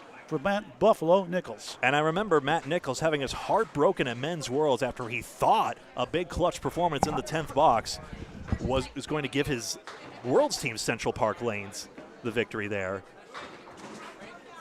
And then they had a recount, and that scuttled that dream. But now Matt Nichols coming up big for his team to create the round 1 headline in this Friday Night Pro League competition. Live from Ryan's and Millis. That's Paul Grant speaking alongside me. I'm Greg Gouillart, 2-pinner for Keswick. No pressure, you don't actually have to stay. Okay, well, They'll be separated in a moment. I just told Dave, let's finish John Zappy's career here first. Greg, call it. Here it is. The last ball for Zappy. Gets his head pin. Of course you got to go for the aggressive out here. It's 101. It's 322. And it is 2+ decades of brilliance for the career of Mr. President, John Zappy. 2027 Hall of Fame nominee, nominated by Hall of Famers Craig Holbrook and Bob Wickham. So I just told Dave Barr, they are going to redraw for lanes after this match is over. So you don't know what we're going to cover yet. We're going to cover both semifinals. We'll join together for the finals later on. 2-box roll-up, by the way, for overtime in the quarters and semis, and 1-string roll-up in the finals, if need be. I say this partially to confer with you, but as I understand, you'll be covering 19 and 20, and I'll cover 15 and 16. Yep. But a slightly askew angle here. Unless I can move the camera, I don't think I'll be able to. I had the extra long cable, but I think it'll be okay. 9-pin drop 10, strike D'Agostino. Nice to see Hingham going out strong. D'Agostino made a big difference to the lineup here with his 115 season average. So they've won multiple titles, Friday Night Pro League, this franchise, the Maria Subs tandem. They were in the finals 3 years ago against Academy 2. Fully expect they'll be making waves again, especially after they had a really hard start to the season as well. And again, D'Agostino came after that, and then correlation or causation, their fortunes turned. So it's going to be Central 3 against Central 1 in the semifinal. The other semifinal will be Metro, the 3-seed, 4-seed Academy 2. Wow, East Boston guaranteed in the finals. 10 bucks for Freshie, 91. Chuck Vizella doesn't mind that. Chucky's house. Great bowl in his day, too. I'm a pin off on Cephalato score. He should have 90. There's D'Agostino, a 2-1 split.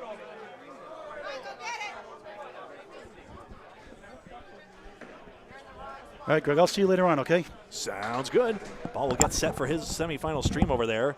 Cephalato, Paul escapes the 6-7. He got away from the vortex of Gen Alpha just in time.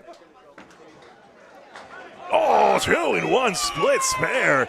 D'Agostino on the end. Hingham is making that noise late with 3 marks in the last 4, mind you. Freshie can get this, but it'll require a wild sidewall carom. They happen. It's coming, but it doesn't cross the prime meridian. And the 7-pin is all that's there. 6 splits there, and you see how Nick has just loved shooting this string. He's going to just make it into triple digits. Whew. Gets it there. Had 5 perfect boxes despite that. So a 100 that understates his ability.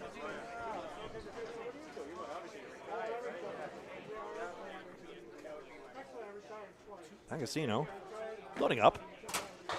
Just 2 for a 111 and a 328. So just shy of the 330 benchmark. Guess that same 12 box that Metro Bowler had just a moment ago. So 12 pins plus a couple extra marks. And the lead is 52, shrinking to 40. It has to be said with 6 boxes remaining, Hingham does not require a double strike to overtake this margin, but they require a lot. The pins will have to stop splitting for them for a 1. Pin setter cycle needed to complete. Now Jones will get set in his 9th on a spare. All 3 remaining Hingham bowlers on a mark. Beaupre on a strike, as per usual. Jones, these sticks will mix. That's done that a few times for him today. And the 9-pin tips as well for 6. 8 pins. St. Cyr in 1 right in the middle there, and that's great news for Metro to make darn sure that they finish the job here. 4 horsemen. Yes, Jones gets it. St. Cyr has found his head pin range recently, but he's missed his 2-pin. Interesting.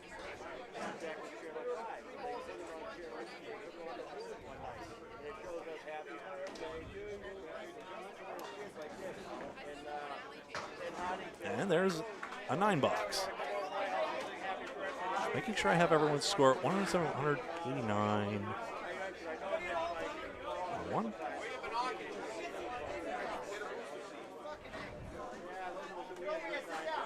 And yes, everyone's scores are correct. Jones just 5. Splits bare. Fontaine's made a few of those. Can he? St. Cyr on his head pin. Mixing sticks. 5 pins down for a strike. Metro Bowl gets another mark in the 10th.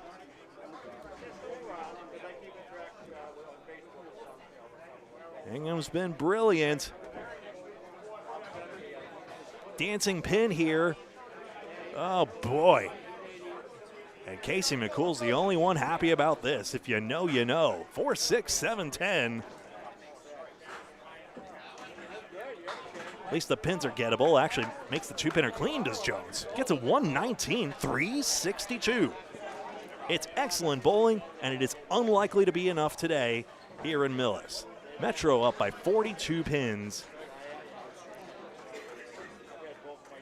And St. Cyr on a strike. Will not double it, but has at least 7. So if this holds,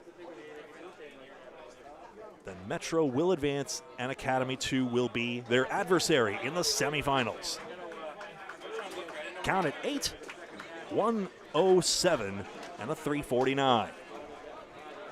So Jones with that 360. Of course, Aaron Fontaine into the 380. Still could get 400 if and only if he can get a couple marks, couple 19 boxes he could do, and still have it.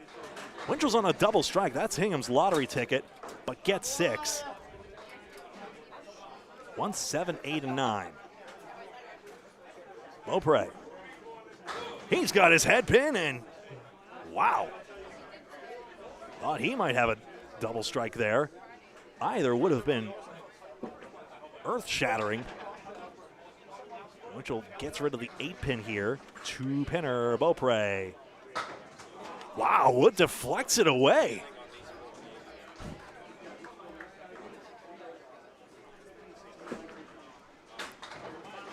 Winchell pinning out well. Hey, 26 in the last 2 boxes there. Beaupre will take 29 and 3 boxes remain with a 53-pin Metro Bowl advantage. 532 to 521. You see Hingham with a great string here, made up some of the gap here. They actually would have, it would have been 4-4 in a regular season match if this result holds, though Beaupre has a triangle here. I just checked my splitter. My charger didn't charge during that match. I'm down to 50%. This splitter's not working. I tried unplugging it, different things. Oh, no. So I'm plugging it right now. Hopefully, I have a battery juice to cover that semifinal. Nice shot spare, Winchell. Good thing I checked that. Power lights are on, everything like that, so I don't know what's going on. Worked last weekend in Maine, no problem. As long as it's not charging too quickly, say. I'm afraid I'm tethered down here, otherwise I'd probably be of more help. Winchell, a 127. Chance for the 380s now. Very good one at that. Last ball of his string.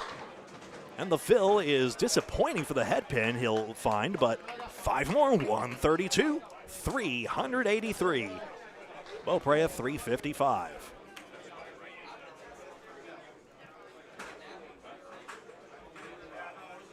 So congratulations almost surely to Metro Bowl, who require 12 pins, 13 pins technically in the next 2 boxes to seal the deal. Actually, technically, Holbrook could strike out, and then it would be 1773. Running strikes, please, Craig. Not to be. 6 more on the spare. Fontaine on a 400 chase wants that pin to fall. He'll have to help himself. Holbrook's made some good shots already. Will not get this one. And the single pin's good for Aaron.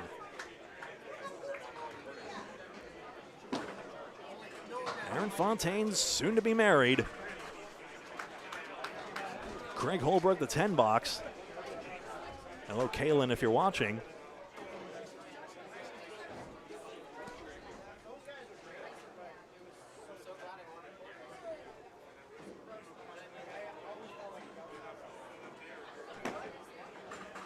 Greg into the head pin, diamond right side, and make that a triangle. Fontaine for the 400, mayhaps. And it's 8 more.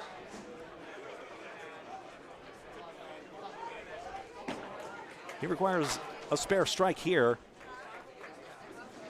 Holbrook will not get it. Fontaine treacherous wood to even get the spare. Right side, and it will not go. Had he played the left side, it's likely the ball would have deflected, and he'll come up just short. Holbrook a 10 for 334. Fontaine a 10 for 390. And there you go. That is the ball game. Full scores here. 573 to 559. 14-pin victory for Hingham in the string, but Team Metro, a 50-pin victory. Just looking up to see it, and yes, that is official, a 50-pin victory for Team Metro Bowl, who will advance. So the only one that did not go to chalk was Central 1 over Exeter, who will be present and accounted for against Central 3. Metro Bowl versus Academy 2 in the semifinals. Lanes will be drawn at random. We do not know yet which match will be which, but Paul and I will have them both in some form. And if you will excuse me, I am now going to take an audio timeout while I sort that out on my side. And as soon as that match is ready to begin, we'll be right back. We're keeping it live here on my stream, and Paul's stream will click on live on YouTube when he's ready here on Candlepin Bowling Network. Please ask in chat if I went too quickly on that, but see you here, Candlepin Bowling Network YouTube. We'll be back in a few minutes.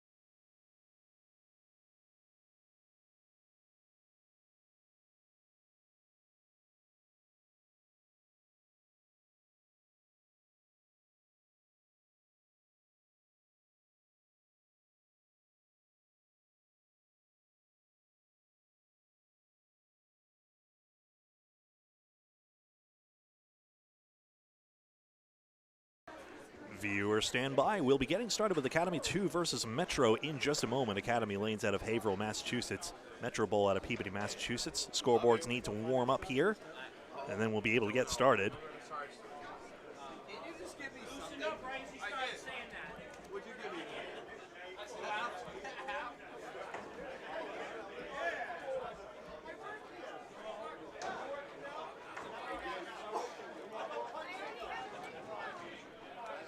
We'll confirm the lineups as soon as we have it, but just wanted to make a viewer announcement that Academy 2 versus Metro will be on this stream here, and Team Central Park Lanes 1 versus 3 will be on Paul's match over there. Obviously, Central 3 trounced their lower-seeded, the 8-seeded Team Millis, but today's a new day, and it looks like as though we're going to get underway right now. Al Kessick versus Dave Godwin in the early going.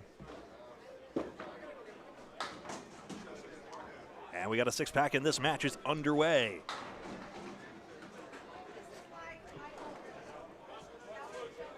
We'll return to normal camera angle for the finals, but for now, here goes nothing. Six-pack just wide here. 1, 2, 4 around the head pin. Goes there to the 2-pin, and it will not go. My setup is...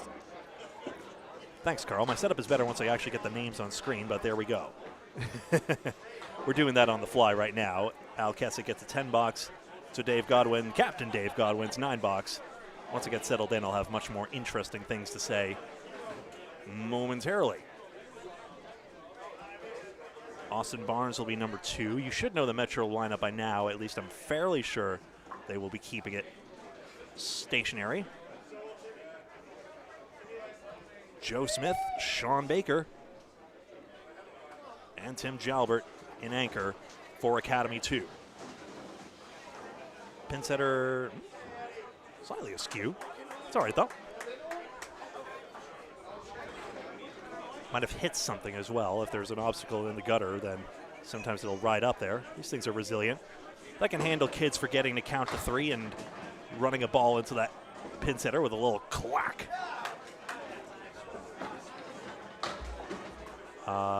And it looks as though there's just a technical question here. Just making sure the pin spotters actually work here. Little technical issues here, and then we'll get started in just a moment.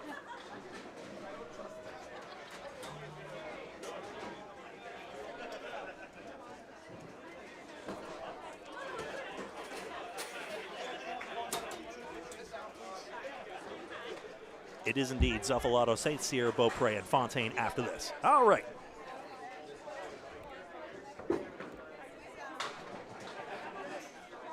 Still waiting for Godwin's score entry, and there we go, 10 versus 9, and now we are back on track. String 1 of 3 in the semifinals. We are live from Ryan Family Amusements in Millis, Massachusetts. My name's Greg Gouillart. This is Candlepin Bowling Network. Paul Grant is live on YouTube on 19 and 20 with the other semifinal match between the two teams out of Central Park Lanes. There is no Central 2, just go with it. Central 3 did not want to renumber after, of course, winning. And recently, Team Exeter, the defending champion, eliminated by a shock performance from Central 1. Godwin with the 9 box, and Kessick with an 8 box. For those who missed the last matchup, Al Kessick at a 338, Freshie a 347, that's Nick Zuffalato. Aaron St. Cyr 349, Keith Beaupre 355, and Aaron Fontaine 390. Just further proof that Zuffalato no longer randomizes the lineups. Austin Barnes, a recent Easter Classic champion. Josh Daly, of course, its most recent champion. It's as much the prestige of the U.S. Masters in that it's the only tournament that's held at one house. Of course, Leda Lane's forced relocation meant that we could not have the standard Easter tournament last year. That and COVID-19, the only things that have interrupted its continuity.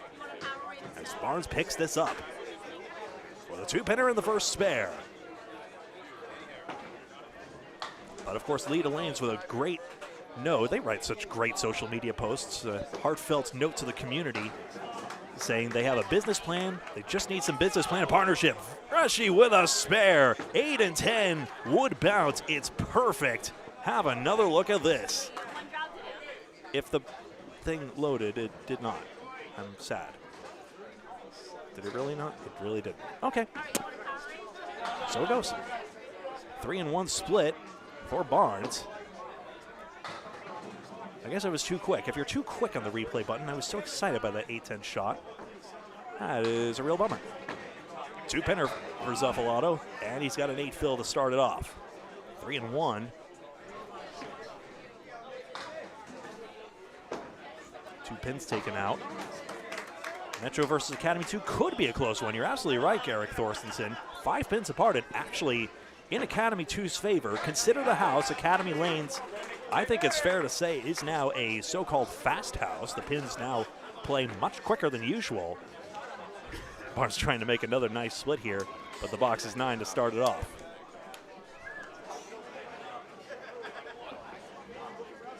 And Zuffalato with a 10 box, and he's got 28 through 2. Did another sheet. I just did 37 RD2. Great to see you all here. Let me see if I can point this microphone a little more towards the lane audio in question.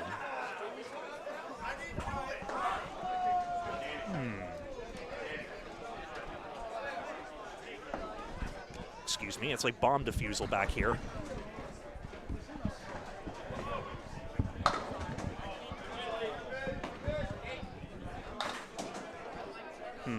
This might be trickier than I thought. Just trying to get you the audio of the actual lanes in progress. Anyway, St. Cyr, 6-pin drop, but this ugly split, the 5, 7, 8, and 9. Smith back on the half Worcester, but the 5, 6, and 10. One of those leave names we'd like you new viewers even to know. You can check out the FAQs in the description below if you're new to Candlepin Bowling. Welcome aboard. Smith, as seen on TV, a Channel 50 star. Like a lot of these folks are. You'll see Dave Godwin, of course, on $30,000 Candlepin Challenge. Sean Baker, you'll see in a moment as well. 9 box for St. Cyr. Thanks, Carl, for the tip. I'll tell you what, I'm going to put that headset back where it was, stop rustling it in your guys' ears, and we're just going to go with it. And in any event, it'll be better for the finals anyway. Thank you for your understanding. 6-pack left side, we call this one. 4 horsemen right side, a much more common leave name. Oh yeah, we can hear the pin crack just fine. Smith, just 3 of the 4 horsemen. Got a tough start here. Gray bricks as it relates to this are the head pin misses. Yellow bricks, the head pin hits, and red bricks, head pin splits. That's not standard Candlepin notation, but will allow you folks to see the first ball accuracy. Saw splits really be the death of Hingham in that last match there. Head pin accuracy, hitting the head pin itself is of course part of the battle, a significant part. St. Cyr lucky to spill a 9th pin here, and it's 18. To clarify my point, head pins in that match we saw on this stream, 101 to 96 for Metro, so over 2/3 head pin accuracy. Splits were 55 to 37. So Hingham had a 57% split percentage relative to head pins, 36% for Team Metro Bowl. Central 3 versus Central 1 live on YouTube, Candlepin Bowling Network. Beaupre, 9-pin drop. And a quality leave here as Metro Bowl off to a hot start.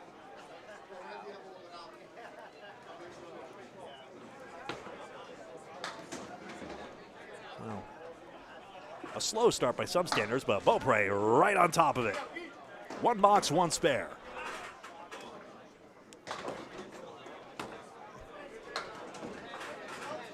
Sean Baker, as a big Lebowski impression goes off in chat.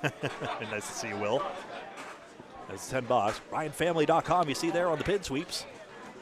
For Ryan Family Amusements, a chain of great arcade and bowling entertainment centers, all sorts of bowling as well, although under this roof, Candlepin alone. You can see it here. Some houses are mixed, some are 10-pin.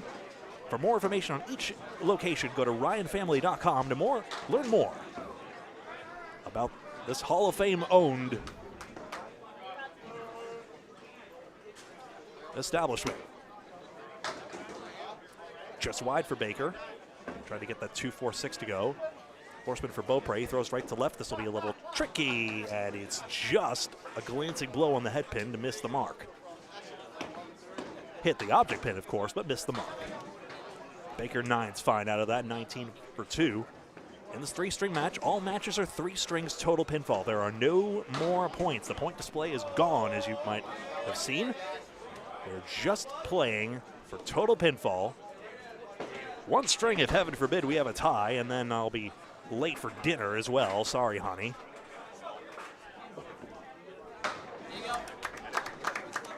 And 2 boxes subsequent to that until the tie is finally broken, just in case. Here's Tim Jalbert. That is a 1-2-9 taken out. Beaupre had a similarly disappointing leave, and he did okay in his match over there. Thanks for nothing, though. 4 horsemen and an outpost for Aaron Fontaine, who rolled 3-9-0 in the last match.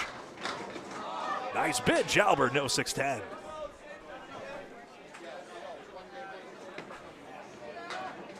Outpost just wide for Fontaine. With the delivery patterned right after his grandfather, Tom Olstad. Nate Fontaine similarly has that balancing hand that juts out, really, and creates one of the best pendulum effects in the game that made Tom the male superstar of Channel 5, just like Stacia was its leading lady. That's into the head pin. Bundle of 5, though, Tim Jalbert. If this was a Central versus Central match, we would call it the Starlight 5. In reference to the former East Boston Center, Fontaine almost gets the same leaf, but tips the 5. Finals will be back here on 17 and 18 between whoever it is between this match and the other. Academy 2 with 2 marks. Metro Bowl, the same 2. Fontaine on the pin, sliding 6, just goes askew. You see here the speed of this house, not really a matter of silicone. I believe there's some pin treatment applied here, but it's not a decided effect. It's been noticeable in our comments. A lot of you folks have had a lot of pushback against certain houses using an abundance of silicone and creating some unnatural pin leaves here. As you take a look here, a couple marks aside. So while that is technically a subjective opinion, it is clearly one that has a significant consensus as well. And there's really a lot of ways to generate a lot of pin speed. And of course, the liveliness of sidewalls as well. Like you see that bounce that collects a few more for Keswick. There's a lot of ways to do that. And that's what Bolorama Portsmouth, often called among the fastest, will say as well. Just their kickbacks are really lively, as well as just about all other components in the lanes. And that's why some houses play quicker than others. And then there are some in which certain houses weren't as tough as they are. So it cuts a couple ways. Of course, Metro Bowl, of course, uses the new American Products pins, but as much as some have claimed growing pains, it clearly hasn't been universal, and a lot of bowlers are still finding a way to overcome just the novel technology here. As it's great to see another pin manufacturer side by side with Garland Manufacturing, and more innovation, I think technically returning to Candlepin Bowling in this case. Metro Bowl up 6 pins, but Academy 2 with that hit, of course. Tim Jalbert with the spare. There's the yellow number.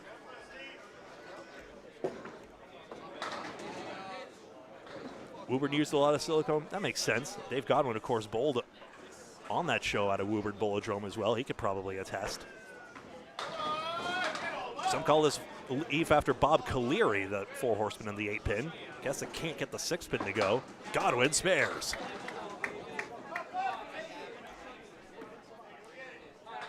Woburn's pins also sounded different, like satisfyingly different. I was trying to remember it.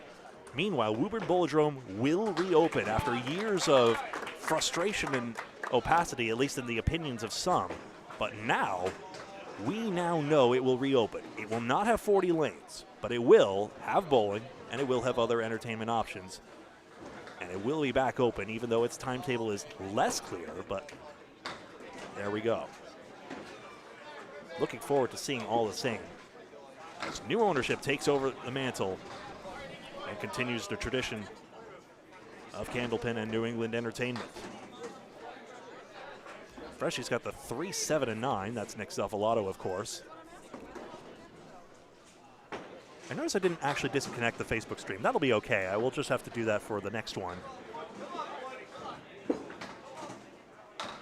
Freshie just wide. The pin's a little deep there. So the wood wasn't terribly helpful.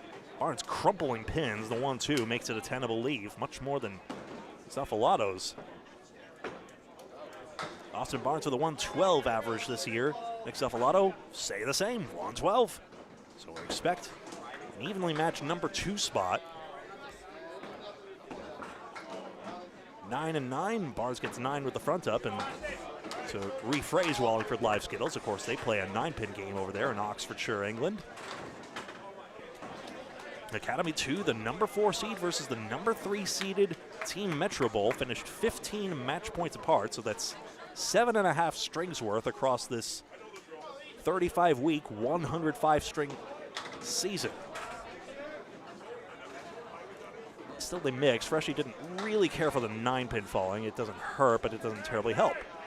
Barnes definitely didn't want the 3-pin to fall, I tell you, unless he thinks the wood has helped. Not really up to him anyway. 6, 7, 10.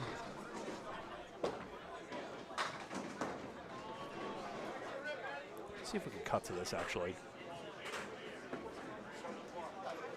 They're pointing at it. Let's cut. Just wide on the 7-pin there. Barnes, what takes the 7-pin? There is wood to the right of the 7-pin. Not contacted. Didn't even get the front wood, whether that was his intention or not. Nick is 4 for 4 on the head pin and has a 10 box here, so 47 through 4 could have been a lot more based on the merits of what he was shooting at. Barnes takes out the 6, then the 7. You're right, Will. And there you go. Will, to your earlier question, have y'all been to Ron's and Hyde Park? I have not. I would love nothing more than to finally go to 21st Century Lanes. And, of course, Ron's Ice Cream, all under one roof. I see the Atlantic Candlepin Singles Tour bowlers gloat about it all the time, and I would love nothing more than to go there and finally experience it.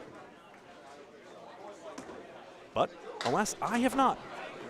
Not yet. A lot of ACST bowlers out of there. Joe Smith, down goes the 7, 1, 2, 9, and 10.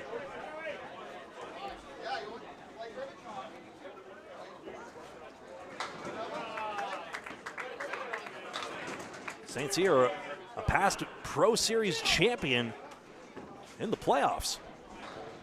Speaking of Leda Lanes connections, the playoffs were held the year he won it. Joe Smith, as seen on TV out of Leda Lanes, leaves just the head pin standing. So slow going there. 2 marks of the first pair of boxes for the teams here. Remember, all continuous here, 4th string of the day for them. You don't want to overstate the strenuousness of bowling, but it is, there is something to be said for the strain it has and the difficulty and the endurance required to make that repeated motion across multiple strings. It is as close to a marathon as bowling can be, especially Candlepin bowling in particular. It was a very off-color comment, but back when Lanes and Games Cambridge was featured in a segment, and that's a spare for St. Cyr, one bowler, and this is them making a cheeky comment, I do not necessarily endorse this, is just like, well, the Candlepin bowlers kind of look like candlepins, and the 10-pin bowlers kind of look like, well, yeah. So his political incorrectness aside, you know, he's making the point you can take out of this is, you know, how this is much more of a game of rhythm and persistence rather than, you know, especially in 10-pin bowling where you really slow down and consider the 2 balls you get in each frame. You create some dramatic moments, but not that we're out without those here. We've already had one dramatic headline with Central 1 felling Exeter Lanes. All other matches have gone to chalk, with the 1, 3, and 4 seeds advancing. Of course, Lanes and Games Cambridge has been demolished for new housing complex, which apparently Love is Blind, the controversial Netflix impromptu marriage show. Apparently that might be the housing for the Boston, Massachusetts filming there. We lost Lanes and Games for Love is Blind housing. Gosh darn it.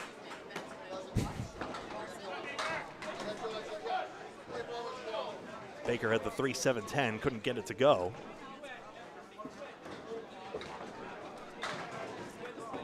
Question about bowling ball weights. Bowling balls in Candlepin weigh around 2 pounds 4 to 2 pounds 7. 10 pin balls, that's 6 times more in 10 pin bowling at least. The lanes are stacking up here. See more of these 22 lanes here at Ryan's Glistening. Maybe they heard me. Maybe it's a better time of day, of course. We got started at about 10 a.m. or so.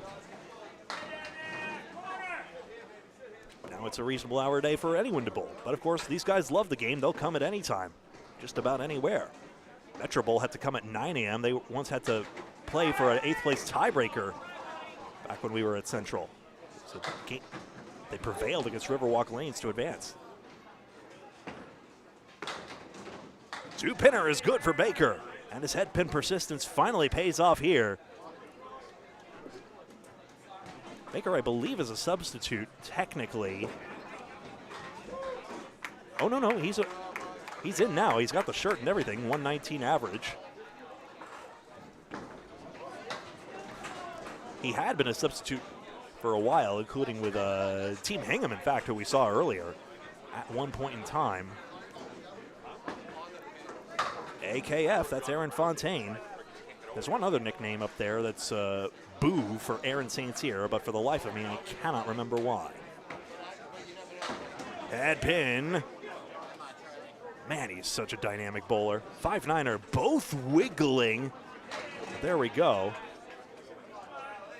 4-pin gets over for Jalbert. That's all counting. And the load is 6 on his mark. Fontaine cannot get this to go. Wrong pin. Eric, no worries. You know this, it'll be a few hours here, and then the finals will be up next here on lanes 17 and 18. Right now we're pointed at 15 and 16 for this semifinal match. Paul Grant live on the other side with Central 1 versus 3. 9 versus 10. Tim Jalbert had a high triple of 417 this season and a 115 season average. Aaron Fontaine, the 7th best average with 120, 120. Justin Waters, 127, led the league. And Jeff Surratt, 123. Josh Daly, a few hundredths back on 123. Tim Douglas, number 4, also a 123.02 average. Charlie Collins, 122. And Keith Beaupre, in the back of the shot, 121. Into the head pin, glancing blow here. And Tim Jalbert makes the outpost leave on the first ball. So he gets a strange variant of the Starlight 5. And no, the wood twirls away from the 4 for Fontaine and does not make it. Virtual tie, remember. Academy 2 cannot prevail.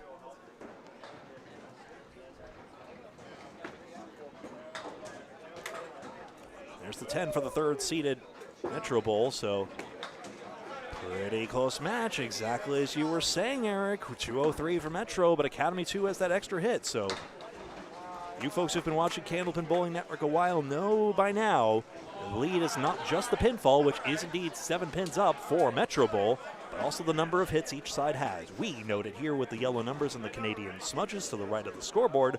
Academy 2 is up 2 hits to 1, and therefore it's much closer. You know that old saying, objects and mirror are closer than they appear. It's really a virtual tie after the first 4 boxes. Godwin on a spare just flutters 4. Makes that 3-1 split. Kasich strike. Kasich on his head pin in a big way. And after fading a fill, gets a mark to load of his own. He was very interesting on Metro, actually stacked the deck low to high with their order last time. So let's see if indeed the cream rises to the bottom. That's definitely not how that saying goes. 8 box for Godwin. It's that 1 mark. All right, come on, replay machine. Work with me here. That's almost good. I see one problem with it. I'll fix that.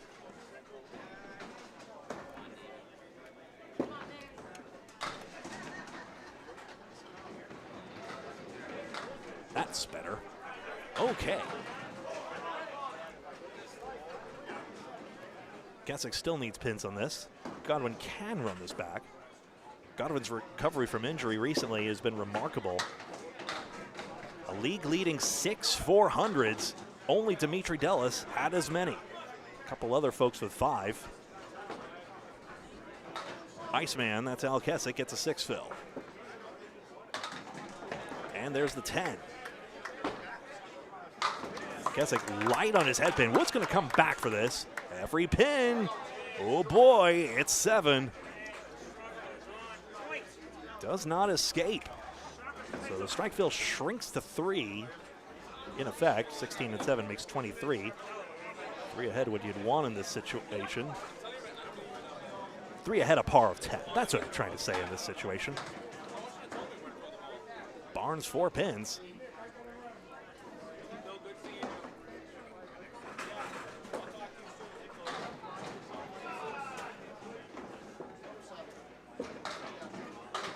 Reshi sets that ball down very finely there, 7-9.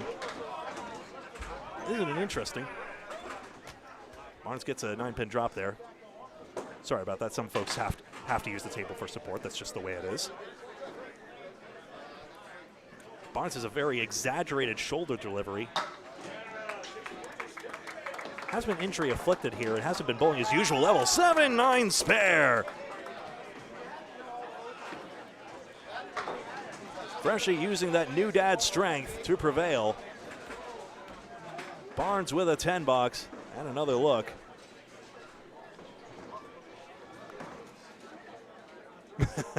And Dylan Backey from Academy Lanes in the chat as well. Good to see you. Excellent shot. Barnes floating shot on the head pin. The lanes aren't rotated. It's only we. He gets the 2-7-8. You wouldn't know it from the pin action, though, I tell you what. 10 tips, 1, 3, and 7. Freshy drops 7 and will try to make something off the head pin for a change. I say tongue-in-cheek. Off target, Barnes needs to, of course, drive the pin in that situation. You don't have to explain that to him. A fine half, mind you, but we've seen how Metro Bowl, despite Hingham throwing a few 120s, I know for sure I don't get 120s every night here at League Night, but still, it may be that to be the champion of the Friday Night Pro League, you're going to have to start getting some 130s and just go that little bit further. Aaron Fontaine with that 390, a difference maker in that match. +2 to Metro Bowl. 17 pins the margin at the moment.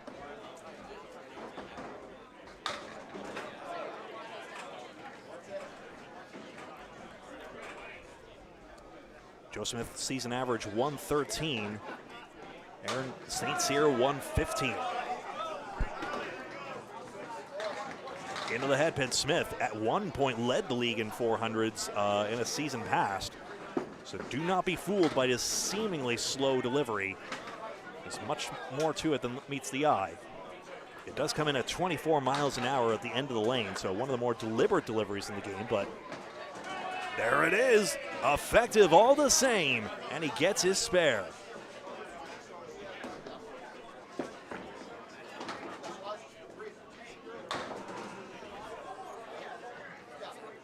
Of course, the fastest bowlers in the game can roll upwards of 40 miles an hour. Metro Bowl in Peabody, Massachusetts. Many, many lanes in that house. 2 sides of bowling, just like Academy lanes. Also up north, 44 lanes in all. And both of those houses have multiple sides to it, so it matters in the Friday Night Pro League because the captains decide where exactly they bowl, and obviously Academy Lanes isn't going to pick the glow bowling side of things in the middle. Saints here 5-8. But they decide where, and Academy 3, who bowls up against the wall, is on lanes 1 and 2. Academy 2, lanes 3 and 4, and Academy 1, lanes 5 and 6. Academy Lanes disappointed to only have one of their 3 teams advance on, but very proud to sponsor them all the same. And it really doesn't take that much away from the fact of all their international success as well. Them and Exeter, of course, Exeter, high-performing teams here, and both of theirs made it to the playoffs. But in terms of thinking of international competition as well, +2 to St. Cyr, in terms of thinking about that as well, we consider Academy Lanes has had Academy Lanes, the men's world's champion. That's really a lot of overlap with Central 3. So apologies for the confusion to newer viewers. And then, of course, Fenway Academy, cross-sponsorship, but I believe it's Fenway Painters and Academy Lanes. So those are the 2 finalists. And then, of course, RBF Gals, runners-up to Exeter Lanes in the Ladies Internationals. Exeter Lanes, of course, also the mixed team champions this past Mixed Worlds. And the next installment of it coming up in just a few weekends' time. Splits for both. Baker gets 7 on his.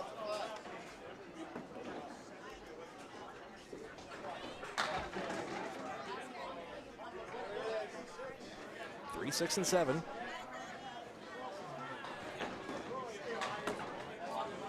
Into the 3-7. Ooh, made the wrong split.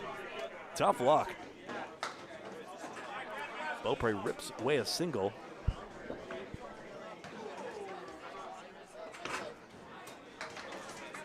So Baker will challenge with a 10 box here. We've seen these 3 and 2s go, especially from Beaupre's teammate Fontaine. Getting 3 out of that for an 8 box is perfectly fine, and it gives Metro Bowl an 8-pin advantage. 286 to 278. Scoreboard is unofficial, but is confirmed in this case. We started today with an 8-team knockout bracket. Central won the lone upset. Head pin hit for Tim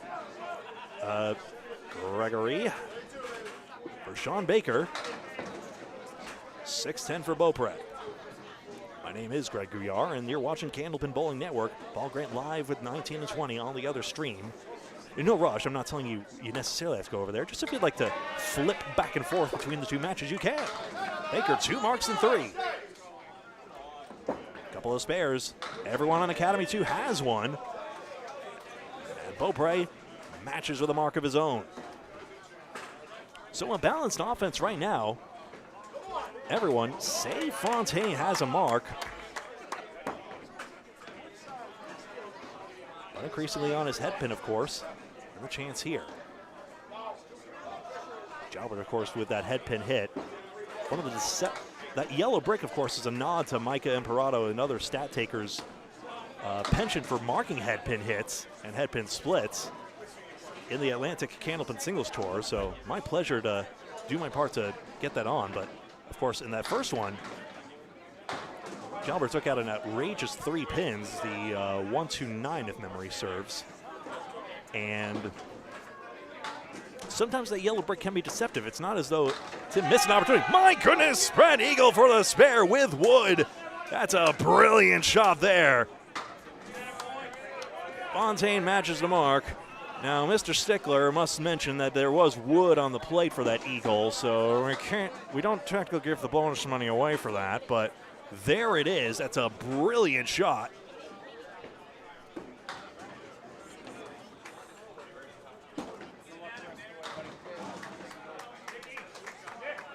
We've definitely said no wood for a spare multiple times, but there we go. Jalbert with an excellent shot. 53 in a ball. We did give Vanessa Huff the benefit of the doubt. It has to be done on our featured lanes. And alas, we can't give $25 away that often, unfortunately.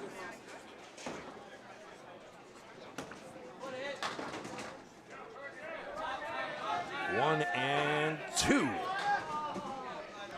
Hate to say it, though, but maybe one day. Maybe one day we can do a lot more. You know us, we're ambitious. Even if this is a part-time gig for most of us, though, of course, Paul's got time for this. Just wide is Jalbert. You see the reaction to the missed head pin twice. And Fontaine drills it back, and he does have his 2 marks. You know, him having no marks just seemed like a matter of time before that was corrected. And now Metro Bowl has the 9-pin plus advantage. And that's the competitiveness of these bowlers. Nice to see ya. 324 to 315. 9 pins plus a mark for Metro Bowl as they had 5 marks to 3 in that last pair of boxes. And that's that competitive mindset that these bowlers switch into, because as many of you know, Candlepin is a very tight-knit community, and the way a lot of folks are, which one of the relatives of the late Jack Sanick at his Hall of Fame induction said, you know, the ideal Candlepin bowler is one who is like Jack was, you know, intense on the lanes, competitive on the lanes, and the best of friends off the lanes. That may be paraphrased, but that was essentially the essence of what I thought was the best non-bowler speech for my money at that event. All the Hall of Fame speeches, of course, can be found on Candlepin Bowling Network. We have a playlist for that, one of our numerous Godwin spares for Academy 2 to cut the deficit. And gains 2 pins right then and there. He's gained a few pins there, opposite a 7 and 8 box. Mind the space. Still, though, Metro with the advantage with the extra mark.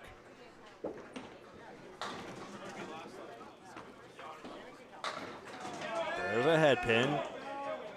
Steven, scoring corrections are appreciated. Let me verify that. Spread eagle for Godwin. That's a 4 fill for certain.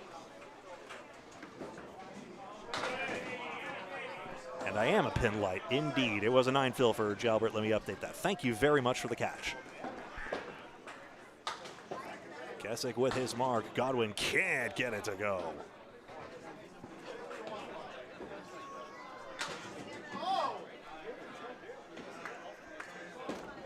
Caroline also on the ball on that. Thank you.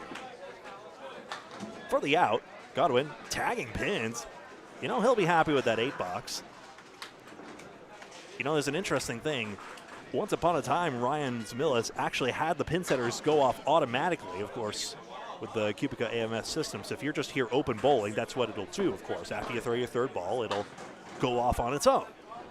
But after a lot of bowler requests, there was a way found to, like you can with any Cubica AMF system, disable that 3rd ball animation, 3rd ball automatic reset to allow the pins the time to fall if you threw the ball for it. So there's that. Good leaves for both. 2-pinner. Barnes spilled his off the head pin.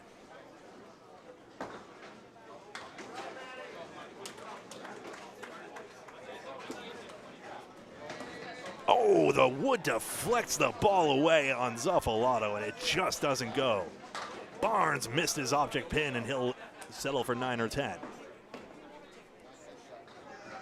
I know the only pin setters that force a 3rd ball reset are the old Mendez pin setters, which are used at Alley Cat lanes and no longer at Bayberry and Spencer Mass, which are actually upgrading their scoreboards. I have a nostalgia for those, having used to see those at Acton before they upgraded to Cubica as well, but there we go. I'll miss the animations, those were quirky. But yes, automated 3rd ball resets, everyone would much rather hit the button, reset the lanes on your own, including when you use the pro scores, which Lido lanes used to use. Woburn Bolodrome will probably use now, and of course Autumn Maui Center. Demanda's up in Ellsworth, Maine, as seen on NPR, and soon to be on, it was actually a Mother's Day feature as well, as I understand. I haven't seen it yet myself. Barnes breaks up a split this time. Wood's coming back there, but will not. Fell a strike.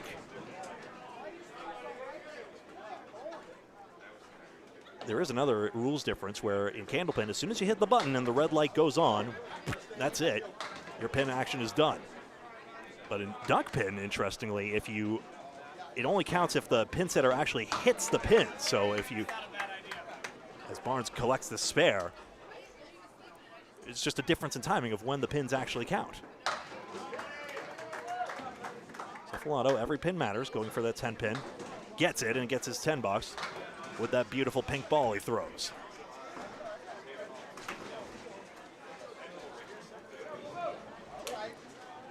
St. Cyr and Smith. First string of 3 and a 3-string total pinfall matchup. The Friday Night Pro League playoffs ergo on Saturday morning.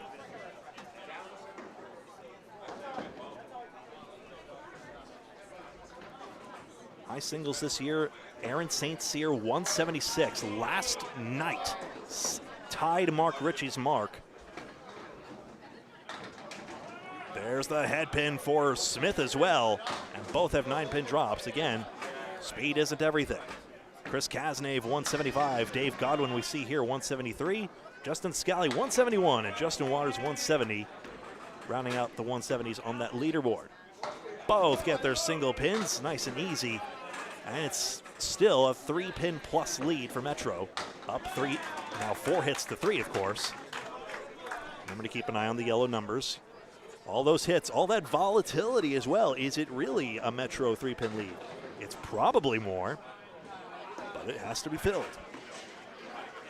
St. Cyr a little left of target there. Here comes Wood. Down goes the 10, and the 6, and the 3, and the 1. And just the 9-pin, the 8-pin remains on the 9-pin drop. Smith drills his head pin and gets 4. Isn't Candlepin the best? I've actually seen Bob Lee make get a strike by punching an eagle ball, and then the 10 fell into the 6, fell into the 3, into the 2, 4, and 7 in that order. So St. Cyr gets his mark. Smith 2 quality shots will not.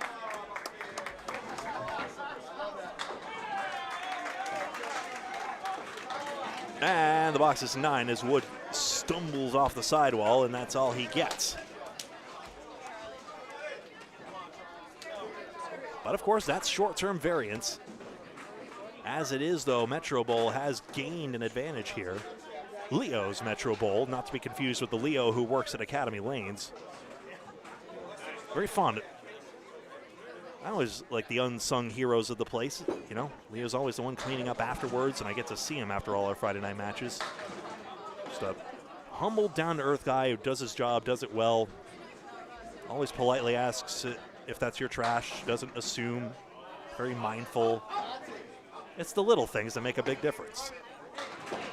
Baker, not sure if he lost his balance or if I'm just hallucinating here. He's got a 6 fill and a check mark right side. Beaupre may want to tag the head pin in the right side Wood. Nothing came to the 7. He may have needed a miracle pin-to-pin deflection. There was a baseball highlight recently where 2 infielders were throwing the ball around the horn. There were just 2 balls because, of course, it was before the inning began. And actually, the 2 balls collided as they were both throwing to second base. I think it was the Pirates, but I'm not 100% certain. 9 box versus 10, Beaupre picks up 1 for Metro.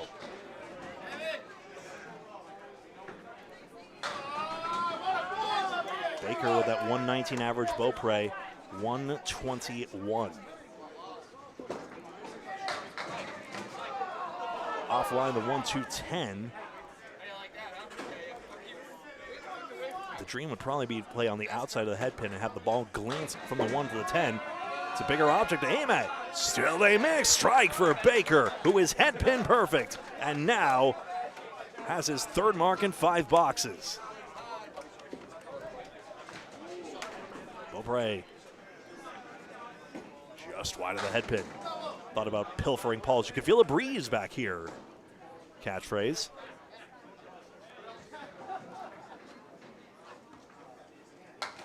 Sets it down nicely on the lanes. Gets just an 8 box out of this, and we take another look. Take your time.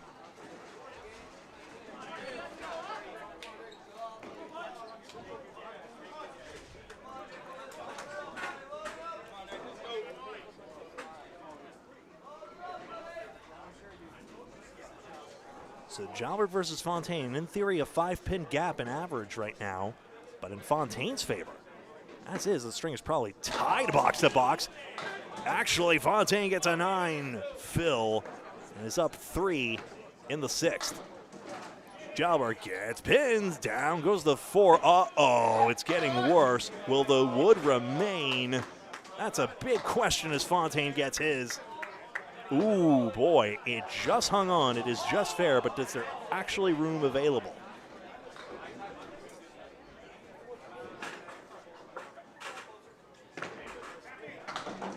Yeah.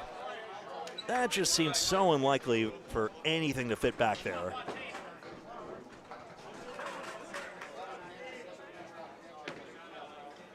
And he'll settle for a 10. Actually, Beaupre made a 7-8 earlier today on the 3rd ball as well. Here's how Gouillart did it.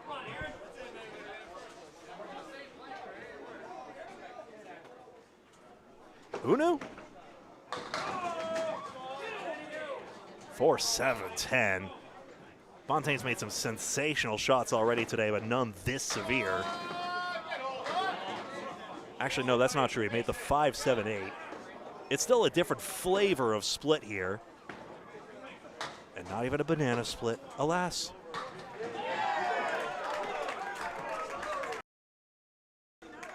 Ahem. This is what Gouillart's looking at.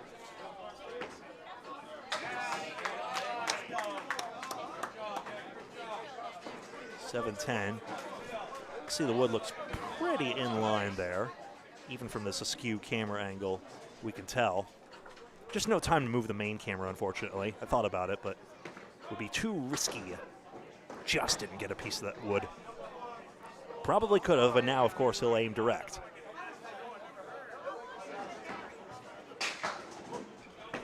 There's a 9-box for Fontaine. Brings up his triple digits in just box 8. Gouillart picks up 1 and 91. And here we see it. The full score is 24 pins, 450 to 426. Yes, that's correct. 2 hits aside. So Metro Bowl up just by 24 pins. Remember, they rocketed off to an 80 pin advantage, an 80s pin advantage against Hingham. So a much tougher fight on their hands, even though they have a clear lead in this case. Nick Zuffalato, the captain of Metro Bowl. Dave Godwin here, the captain of Academy 2. Gets the 10-pin hit. It's wiggling, but will not get it. Al Kessick, a lemon drop on the fill. That makes one charity happy, but another man disappointed. And now Godwin with a chance to capitalize, but the wood not hit. Else it could have taken in to the 10-pin. Candlepins For Cancer, a 501c3 charity, makes a lot of the broadcast technology here as a secondary goal of promoting candlepin bowling. Of course, a great community builder at a time when really we need a lot of these third places to return. You know, the third place culture, I'll probably get too sidetracked if I don't get through this plug quickly enough. But Candlepins For Cancer promotes candlepin bowling, and then, of course, most of all, supporting the candlepin bowling community with direct financial relief at people's most vulnerable times. Just helping out with just the little things, and just that little bit goes a long way. $118,500 given. Even though those just get those lemon drops, the 4-pin or the 6-pin on the first ball, and put that dollar in, even that alone helps a lot of families as well. And we greatly appreciate everyone who's donated.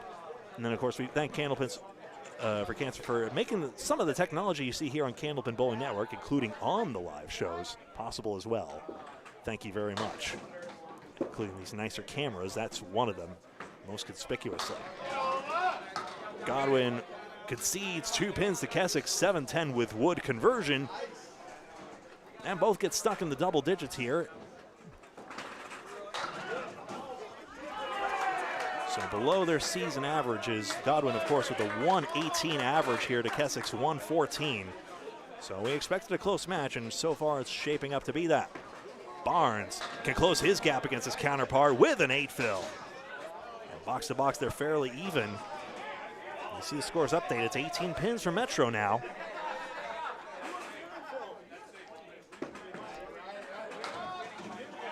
Zuffalato, 3 pins taken out. Head pin accuracy 27-23 in Academy 2's favor at the moment.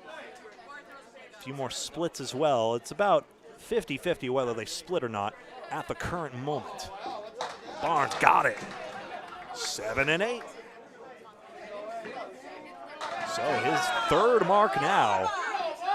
And Freshie, who started with a 147 in the previous match, will meet sticks here. 7 pins still standing.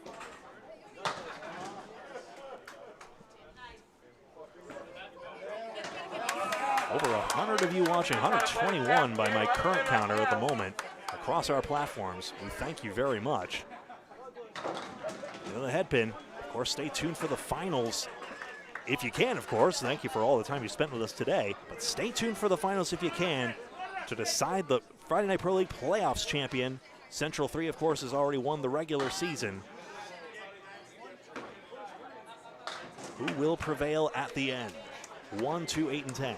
Both of those regular season and playoffs titles are majors in their own right. Major technically has no distinction at the organizational level, but in terms of its prestige as commonly accepted by bowlers, everyone acknowledges both the regular season and playoffs titles to have their own merit in a bowler's career for winning. 1, 2, and 4 as the volume starts to quiet down a little bit. Some of the parties, of course, cleared out as well, but the seriousness starts to prevail here as well. You know, of note, we've actually had some moments where at times there's been some conflicts of words in past finals matches, in fact, as well, where every now and again sometimes bowlers take exception to what's said in one direction or another, and the intensity, even in a moment that's, you know, mostly a celebration of another successful Friday Night Pro League, a long-running league. Sometimes the intensity of the match hits a boiling point and hits that moment, but then cooler heads prevail. Just, it shows you that, again, the seriousness of this moment in a community that at all other times is absolutely friendly and chummy with one another, by and large. St. Cyr on a spare, just 2. Another opening for Academy 2, excuse me. But of course, if Smith can escape the eagle, the eagle's talons. Of course, if you ask King of the Palace, the old YouTube bowling show out of the old New Palace lanes, you'd say talon would be the 8 pins or the 9 pins being included as well.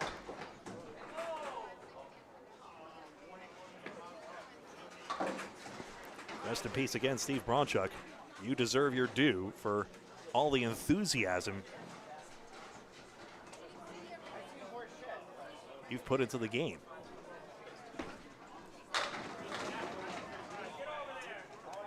Two and 7 for Smith. I was just squinting up at the scoreboard there. To confirm my scores, I believe it's correct, but I might need to squint again. 1, 2, 5, 8, 9. Can't recall the last time I've seen this one, I'll be honest. Smith, oh, the ball deflection just doesn't take the 7. Michael in Calgary, always a pleasure. Good morning. Or good afternoon still. No, it's afternoon. Time flies. No, 9 pin for St. Cyr. So he'll have a string in the 110s here. He has won his matchup. And there's a lot of focus on matches here. 618 to 589 I now have as the Central 3 has taken the first ring over Central 1, 618 to 589. Thanks to Gina, that's Danny Harris's dearest, for getting me that. So a 29 pin advantage, excuse me, for the number 1 seed after just 1 string.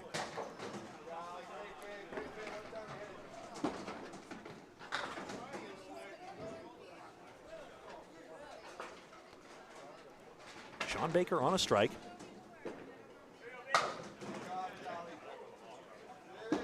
Nick Norcross at a 128, Danny Harris 120.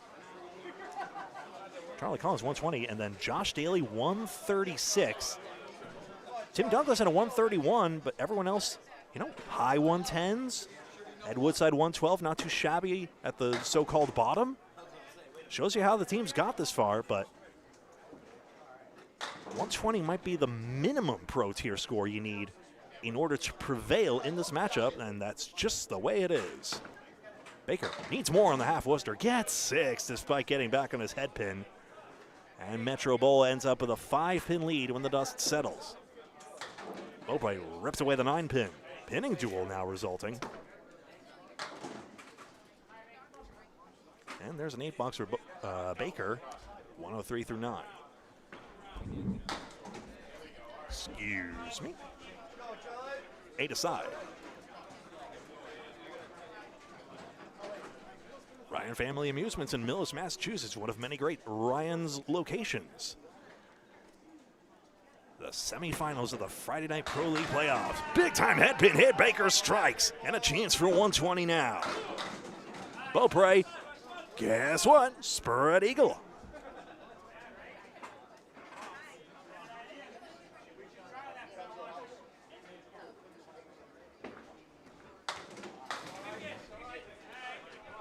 Spinning pin there.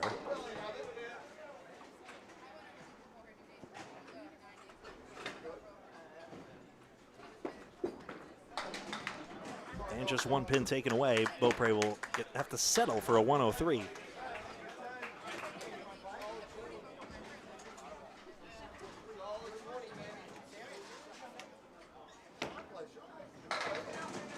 Baker with an 8-pin drop on his spare, 120 on a strike, beg your pardon.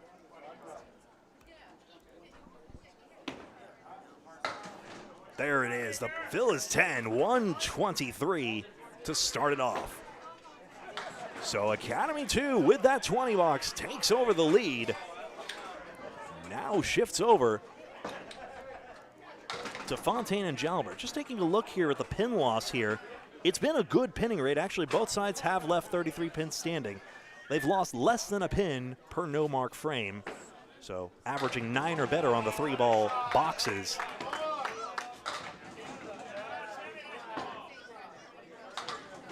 In my mind, that's good pinning. Maybe some,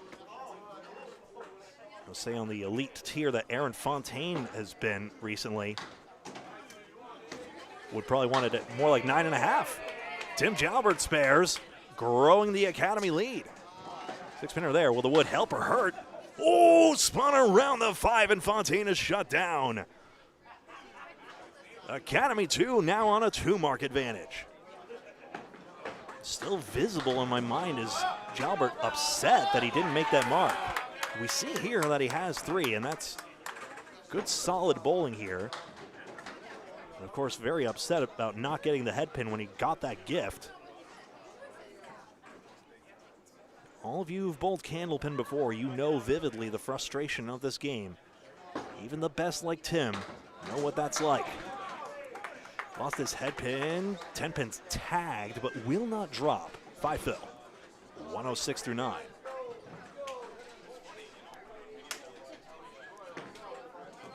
Fontaine head pin, down goes the 5, was coming for the 10 as well. Did not hit it with the red line, else that could have struck.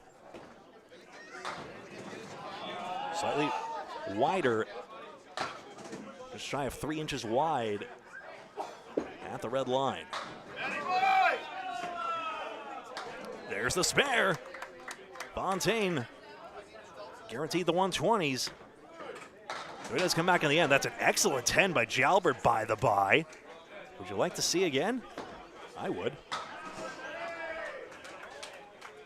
1, 6, 7, 10. That just like a knife through butter. Fontaine, the last ball. This to shrink the deficit, and the fill is high. 9 more, and it's a 3-pin match. 555 to 552. Academy 2 momentarily in front. And especially today when match points do not matter. It does not matter what strings you win, just how you do in the overall match. Big difference there. And not a big difference there, I mean to say. Multitasking a bit as I get the score sheet set for you all. I shouldn't say y'all in New England, but my wife is from Virginia, so I'm going to take a pass on that.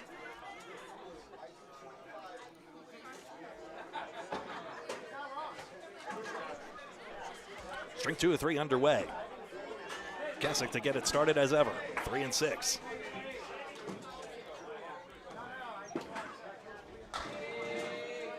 And these are still collapsing for Godwin. One of the more effective first balls we've seen. And you know, I've been gushing all day about Fontaine's spare making, but Godwin has given us some real highlight reels over the years, including the 4.89 at one point when I was calling a match with Steve Kelly. Here he gives himself a sarcastic fist pump, perhaps, as he makes that single pin. And every mark significant. Luca Charna watching on with great interest. A lot of affinity for a Metro team he used to bowl on, if memory serves. And there it is. 15 and another one for Al Kessick. Average fills on his marks have been 4 right now, but that could still pick up. He got it. That wry sense of humor. You almost have to speak fluent sarcasm in order to be a bowler. I only speak French. That doesn't do me a lot of good, though I have been corresponding with Campbellton, New Brunswick's own Wreck and Roll on French terms for certain pins here. For example, when they advertise the bowling, they really don't advertise it like they just say bowling. They just call it quille, which is just the French word for bowling. They don't really make much mention of the fact that they're a Candlepin Center, or really, you know, it's just bowling in New Brunswick, really. I think there is a 10-pin center. I think there is a 5-pin center, which is Canada's wider, more widespread form of small ball bowling. But really, maybe they'll call them chandelles, which is candlesticks, but apart from that, and basically all of their advertising, they'll just call it quille, or just bowling. Diamond for Barnes. He's only go about 1 and 4 times. Can't get it to go.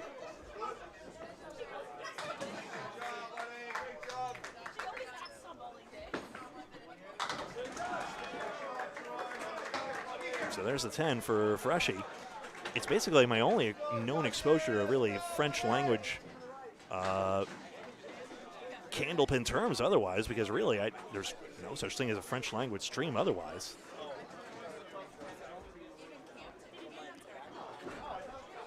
Je ne veux pas tenter.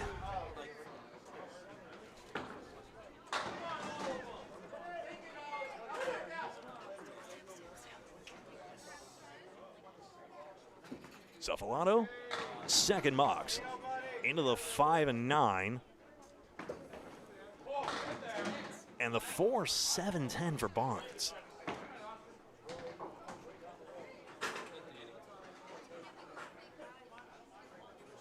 Freshie, I guess, is a freshman forever with that Freshie nickname. Pro Series organizer, that monthly series of events we feature here on Candlepin Bowling Network in recent years. It's been the spiritual successor of the WCBC Pro Tour in that it fills the pro desire to have these monthly events across several formats. They are basically 10 stringers in disguise. We had an event here at Ryan's Millis, in fact, where you have this 5-string qualifier and then a playoff round that usually lasts another 5 strings unless you get a first round bye. And then, of course, the year-end playoffs, which likewise, 10 stringers in their own right.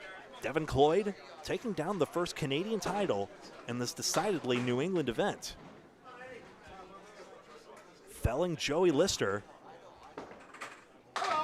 who there was little doubt about his ability, and is thus disappointed to have a second-place finish in another major. Of course, Joey Lister won with that thrilling showdown at Wakefield Bowldrome. If you have not seen that mixed random triples event, that finish at the end is worthwhile. And I made a video where I fumbled the scoreboard less and give this epic moment the justice it deserves. Outpost lead for St. Cyr. He throws left to right, gives him a chance, but can't carry a corner. Smith into the headpin spare, back on it. And Academy 2 gets a mark of their own this time after the leadoff bowlers traded blows. Off the wall, you've seen that pin carry. Like, that would have made the 7-8, by the way. We've seen that the liveliness of the walls, even end to end, bump the pin over a whole spot. And we've therefore seen two clean conversions of the, one clean and another off gutterwood, 7-8 conversions. St. Cyr wide on this one. It just generates so much power from anywhere that it doesn't make a big difference. Reminds me of Sonia Johnson bowling, where she can generate power no matter which pocket she hits. 9-pin drop for Smith. Excellent start. Aaron's too full in this one. Smith cross lane. Yes! Back-to-back marks to start his, and unopposed this time in Academy 2. Off to a good start. Dans la deuxième partie. Nope, now I'm done talking French now. I'm sorry. Make sure you get all of it, Danny. Make sure you get all of it. But seriously, Reckonwell gave me a list of French to English terms that I'll try and sprinkle in at other opportune times. Keith Beaupre and Sean Baker. There was a recent documentary done on Holy Bowling Bowling Center, also in New Brunswick. Strike! That is a hammer.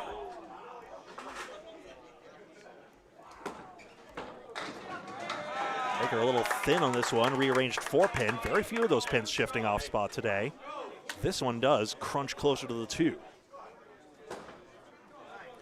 A gentleman by the name of Parker interviewed the new ownership of it, and it's another bowling center that, much like the Drome by Trailway, has taken on new ownership and has been revitalized. Actually, a brewery owner, in fact, in both cases. Let me see if I can remind myself the video for you folks. Yeah, Parker Barrio. And a double strike. Beaupre again as the 6-pin falls last. He's on the front too. That is not how you notate a double strike, Gregory. Excellent start for Metro now, after Academy 2 seemed to have the lead. The story behind New Brunswick's coolest bowling alley. A video on Holy Bowling has less than 1,000 views. That's not right. It's a well-produced documentary. Tasteful usage of B-roll. You got to check it out. It's on YouTube.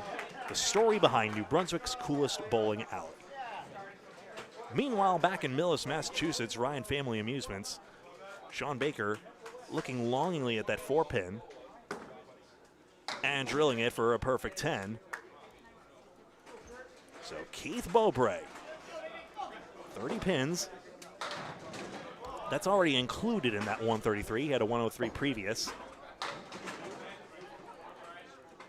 And you see the 2 open marks there. So actually Metro Bowl with the advantage, even though this next ball Beaupre will throw will be the significant one.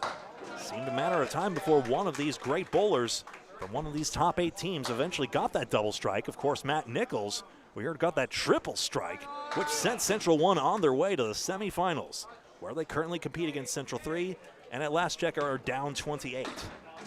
Number 1 seed currently holding on, to be clear. Splits aside here for Fontaine and Jalbert.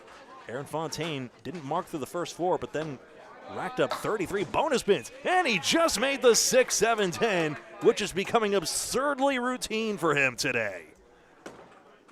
Remember, Fontaine, an integral part of Exeter Lanes' championship when he substituted, one of the greatest substitutions for the team now wearing pink.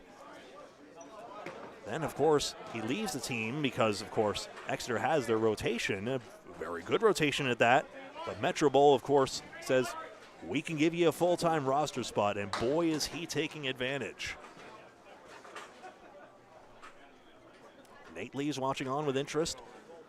The sixth man on this Metro Bowl team, increasingly strong bowler in his right, but the lineups are locked in, and Fontaine is locked in.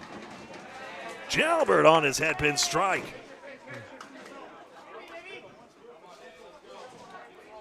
Right back at you.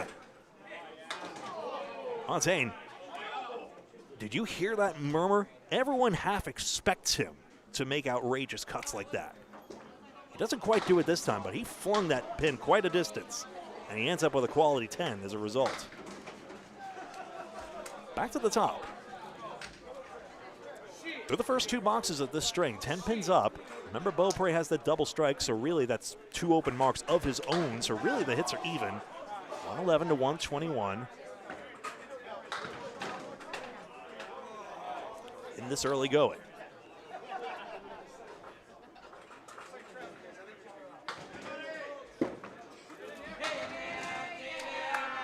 And a headpin strike. Dave Godwin goes spare, strike.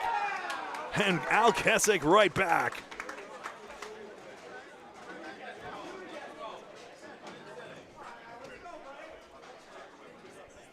Take another look. Blink and you miss it. And Godwin has two strikes in a row to match Beaupre's double strike. Extraordinary. And frankly, we remember this was a bit of a slow start to this string. Now, suddenly, Al Kessick gets an 8 fill here.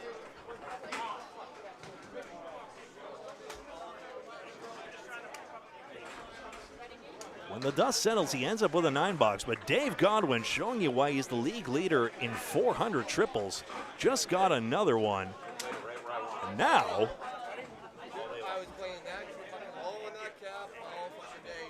Team Metro Bowl up 7 pins, but now the double strike opposed, and Academy 2 has 2 hits to come. And Barnes has his head hit, and then he strikes. Holy smokes, Academy 2 collectively has a 4-strike chain. Extraordinary.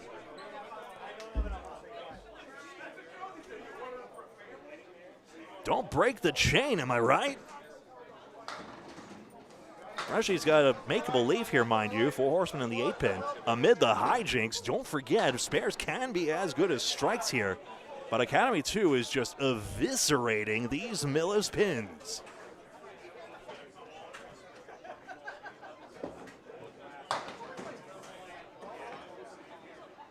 Freshy just full on the head pin.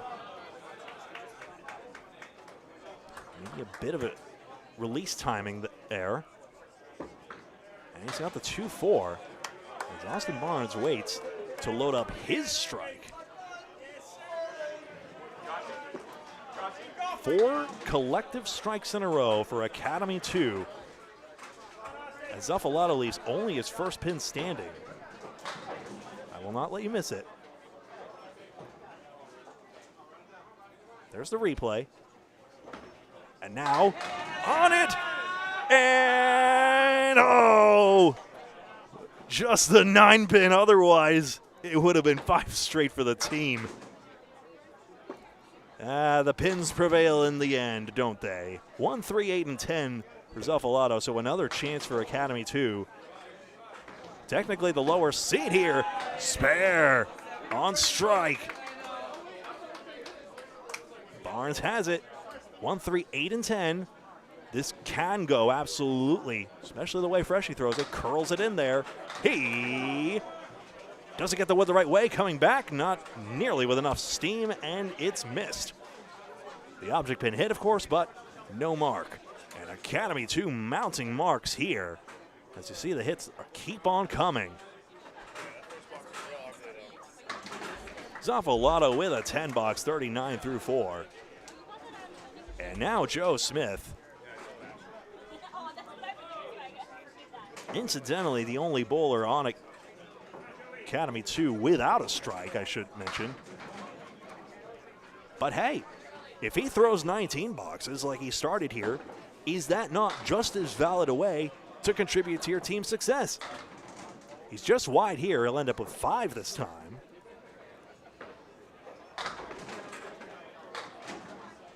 St. Cyr. Just 5 pins taken out. Smith. Ooh, this wood will not make it to the 8 pin. And finally, Academy 2 does not throw a mark. Aaron cleans out 4 pins, has the head pin. And Smith has 10. Another 10. He's pin perfect through the first 3.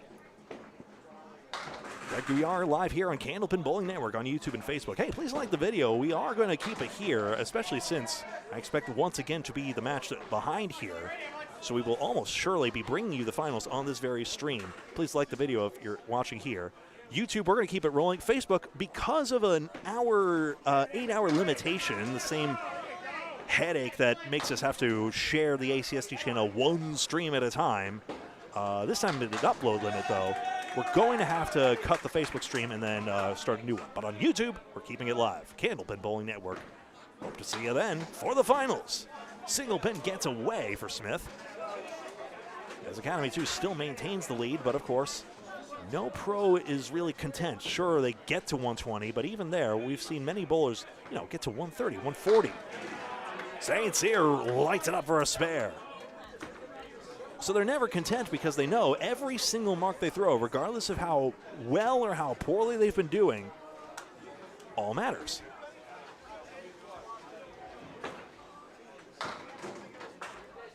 Sean Baker, some may have noticed the slightly lighter hue of his shirt there. It's all gray, it's all the same. And at one point, Academy 2 was going to wear red, I believe, but after Academy 3, of course, maintained their red as they have for several years, I think Academy 2 differentiated themselves, which I think is for the best anyway. Baker first and then Beaupre on a you-know-what. This ball is very important for him. They still mix, but Baker's got a spare fill. Beaupre into the head pin. Not a triple strike, but the fill is 17 on the first one. Did his job. That's going to load up on the second strike as well. Baker drills the wood left side, clockwise turn for the spare. And Beaupre sends the wood in for a spare on the second strike. One more look. It's a simple shot here, but you look where Baker plays it. The pin is slightly askew as is, so it's not terribly far off the red line. And Baker spins to win. 1 and 3 pin for Baker. Beaupre. All right, I guess you can't get good leaves forever. It's a fine ball, but he gets an 8 fill and a nickel and dime. 1-3. Good. Baker right back on it for back-to-back. As the pace starts quickening up here, that's what happens when the marks start coming in. In Academy 2, you see 5 hits on their side, including the 2 strikes that Dave Godwin has to fill.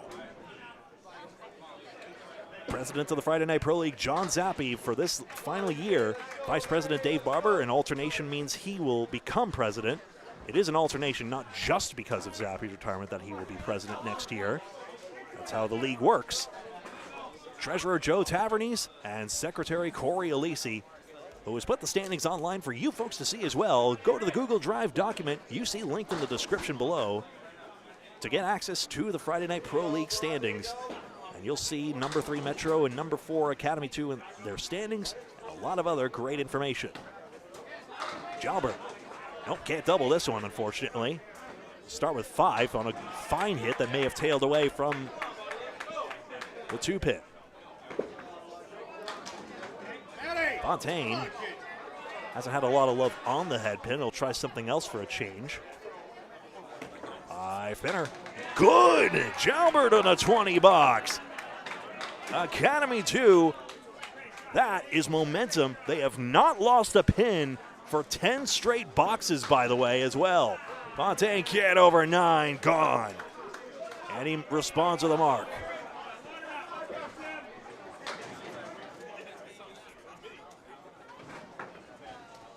easy as you like. 5 pins, but it's the hits that matter. Academy 2 up 5 hits to 2. Godwin's double strike, a lot of variance involved there, but there it is. And Jalbert gets a 3 fill on this. Chance for Fontaine to gain 2 marks, basically. And his head pin, and it's 6. Gains half a mark. That's all. Academy 2 with the advantage, not just because there's 2 pins, but much more importantly because of the open marks. You folks know to see the yellow numbers to the side of the scoreboard to really know for sure. Fontaine, 4, 5, 7, 10. Snap the wood, not quite. May have needed to be even more on the cap to generate that, but even there, who's to say it's even possible? So Tim gets stuck with a 13 and a 7 to add up to the 2 tenths worth. Fontaine, sure, just make a 5-10 split. Why don't you? Keep the perfect string going. Keep the highlight reel going as well. Why not? And then we'll take a check at the scores. So, Dave Godwin on a double strike, remember. 1, 2, 3, 4, 5, 6, 7 marks for Academy 2 to the 4 of Metro Bowl. Hey, 4 and a 10 boxes worth for your team. Very good ordinarily, but Dave Godwin, especially with that double strike here, big moment here in the match. First Kessick, good shot, 9 drop. Now the big moment. What's this fill going to be? On the headpin, skeletal hit though, and it's 6. So 16 on the first one. So Dave Godwin basically did that, recalling that Keith Beaupre got 17 on his first strike fill. Blown single opposite, and now Godwin spares on the second one. Also identical to Beaupre's continuation. A mark-perfect first half for Dave Godwin. Al Kessick on a 72 half, and it's getting torched. Godwin on a 94 plus half. Kessick, excellent shot. Again a 9 drop. Will he take advantage of this 6 pin? Godwin gets the 7. It's a 101 half. And it make it 8, it's 102. Kessick with the spare here. Might be getting a score correction in a second. Academy 2 with the slight lead in the early advance. Academy 2 with a slight lead after that first string. Godwin does not make this mark here. And an 8 box here for 110 through 6. Just a 3-pin advantage for Academy 2 after that first string has become 24 pins now.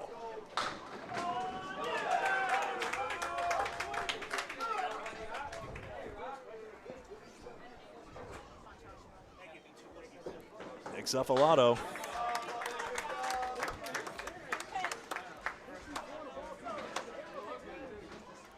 High triples, by the way, this season. Chris Bover, 467, lopsidedly ahead of Justin Scally's 439, also extraordinary. Frashy gets a 9-pin drop after they continue to mix. Barnes wayward on the fill, and it is mixing, though, 5. Clearly an advantage gained, though.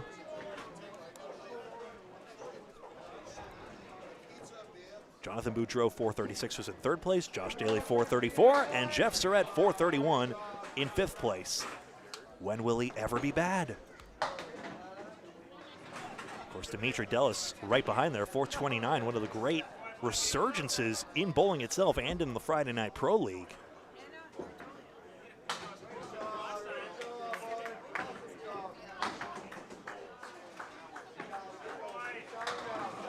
One, 2, and 10.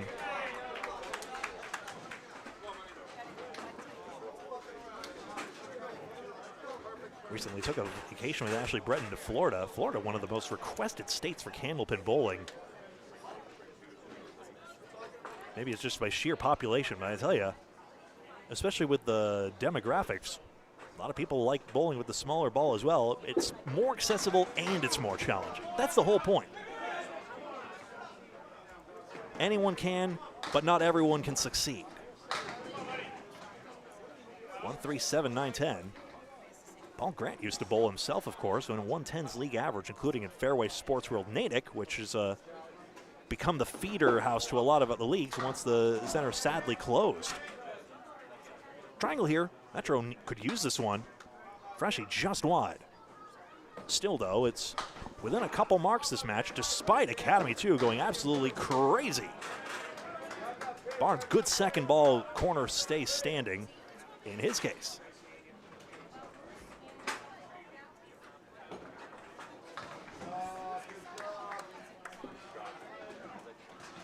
Just a 9-box for Zuffalato, 65 through 6. Barnes gets a 10-box. Some call him Lloyd Christmas. That's a little unfortunate. Why you gotta be so rude?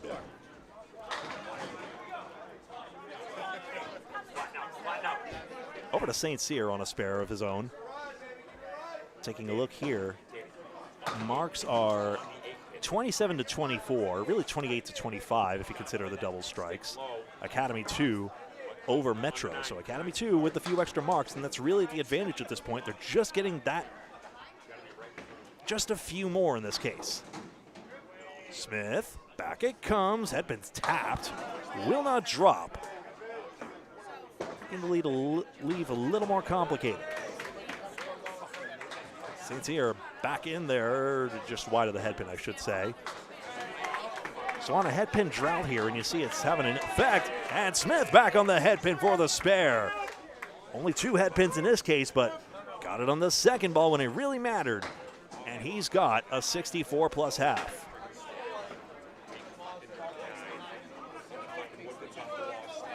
Headpins in this match are favoring Academy 2, 48 to 41.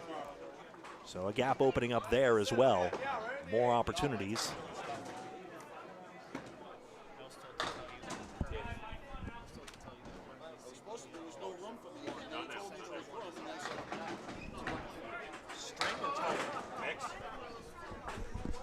Gotten quite a surprising update. Central won in total 2 pins and a hit to their advantage. Central won. The lower seeded team has the advantage at the current moment.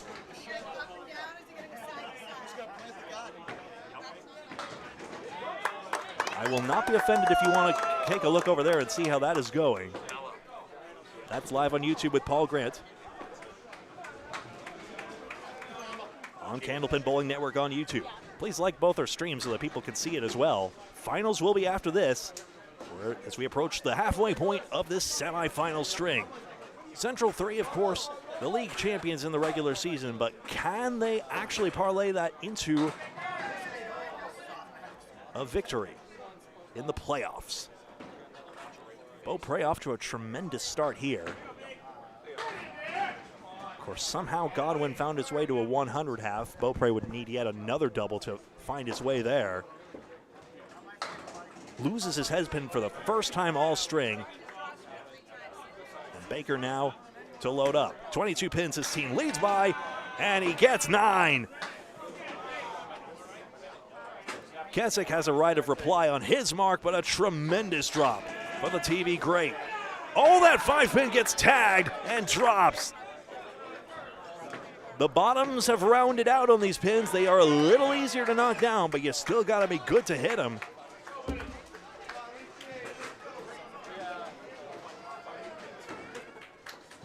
Spares aside, 31 pins. 373 to 342, that's confirmed. Beaupre, thin on the head pin, it's 7. And a 90 half. Baker head pin split, 5. He's only missed 1 head pin in his string. Yellow bricks head pin hits, red bricks head pin splits. That's just our notation. It's not standard Candlepin notation. Beaupre picks it up. Brings up triple digits in just box 6. Headed for 140s at least. Baker, heck of a bid, no spare. Looking over to Central 3. Not every day you see Justin Waters sidelined, but they've got their 5. They're going with it. 9 for Baker. I haven't gotten to the bottom of why the #1 average is on the bench for this one, but maybe it was a work conflict like it was another time. Maybe it was something else. I'll have to ask him if I get a chance.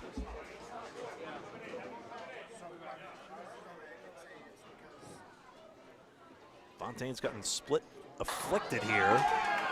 That's not the end-all be-all for his bowling. We know that. Four horsemen left side.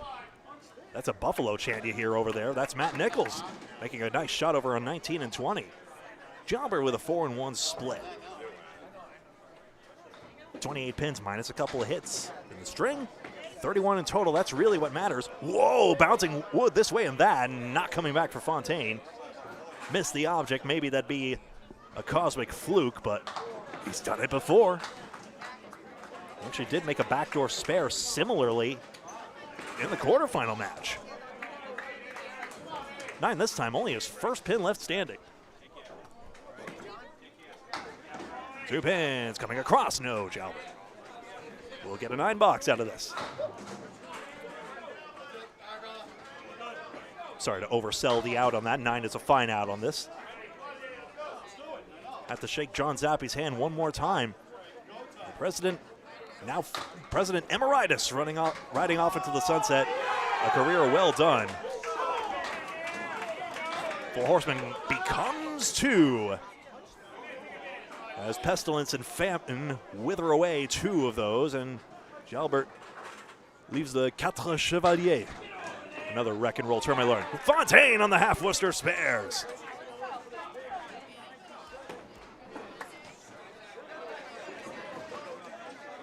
Gouillart doesn't take advantage of the gift, and I know even though his reaction's not as demonstrative, he gave us a window into how he feels when he doesn't take advantage. 3rd time around on that. His only solace is that Paul isn't the one calling this one. 28 pins, if you know, you know.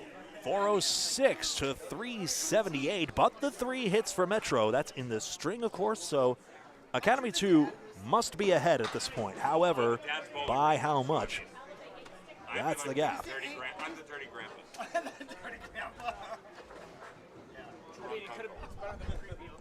Why aren't you out there? Why aren't you out there?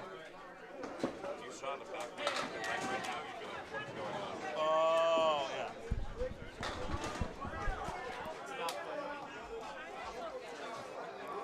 Frank. Makes sense. Do you want me to put that on air? What? Never mind. I prefer not to. Al Kessick, 5-pin drop on that. And there it is. Yeah, Justin Waters came down with a leg injury, unfortunately, and will not be able to take part. Just got to the bottom of that. You may have heard the update firsthand. 4 Horsemen run down for the 10 box to match from Kessick. 416 to 393. 26 pins, couple hits here. Evens. Very, very close match right here. Academy 2 has those 2 extra hits overall in the match. That's the difference right now because pinning is basically even, and the filling, both teams have over 7 pins average on their fills, and of course we have to consider the double strike. It's bringing that average up. 1, 2, and 7, and a wrong way triangle for Kessick. That's too bad. I have to mark that a head pin hit, otherwise Micah Imperato will smite me. But alas, yes, ball travels through and Godwin keeps the string cooking. 130 plus. With the wood, Kessick got it, excellent shot. Well played to send it across for the spare. One more look at how Iceman got the wood over. Actually, a ball deflection was what took out 1 pin immediately.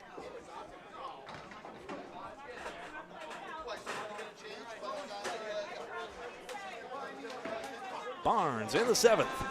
Good shot, 5 was hit, excuse you. Whew. Woods there, could deflect the ball, although he throws left to right. We'll see if he can get the deflection anyway. Reshi, head pin 2 full spread eagle.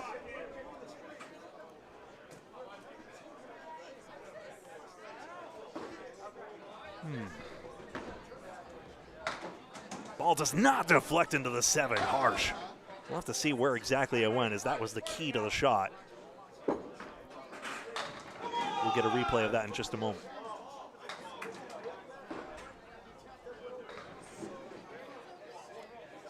for the out. Barnes grabs his 10th pin. That'll challenge Freshie to get the same with that left wing.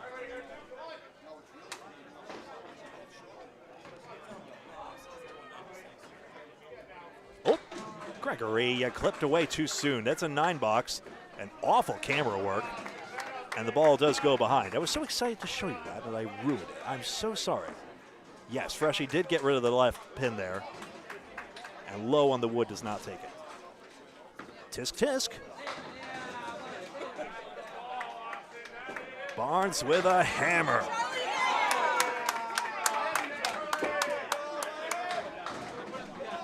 And another eagle for Zuffalato. Let's watch him pin this one out. So strike versus spread eagle. And now Academy 2 with another big advantage. Splits are now, actually, Academy 2 is more splits, even by ratio to head pins or otherwise, or absolute count. So one could say this is the cosmic scales of justice tipping back in Academy 2's favor, that their captain, Nick, has gotten stymied by the pins. 2-4-7. 9 again. Get the fill. Get the fill. St. Cyr and Smith. At last check, Central 3 was up 28 pins, but we now know that Central 1 has made a huge comeback in the second string. Still waiting for the latest update. I know some scores are starting to get populated now, and as soon as the string concludes, we'll be filling that in. I'm actually punching a calculator on my desk right now. That's why it's shaking a little bit. That should be temporary. Headpin strike! St. Cyr finds his headpin and finds the pocket. And that happened the last time he had a headpin drought, or one recent time he had a headpin drought. He finds his headpin in a big way. Smith turns the wood for a nice spare. Well played again.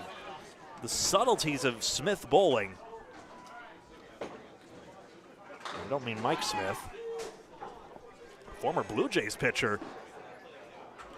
Become bowler.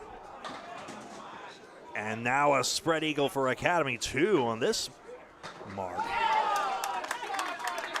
Right here on a strike off the head pin. At least there's a plank in front of the corner. Actually, it's a non-factor now. Eagle tries. Smith, good bid.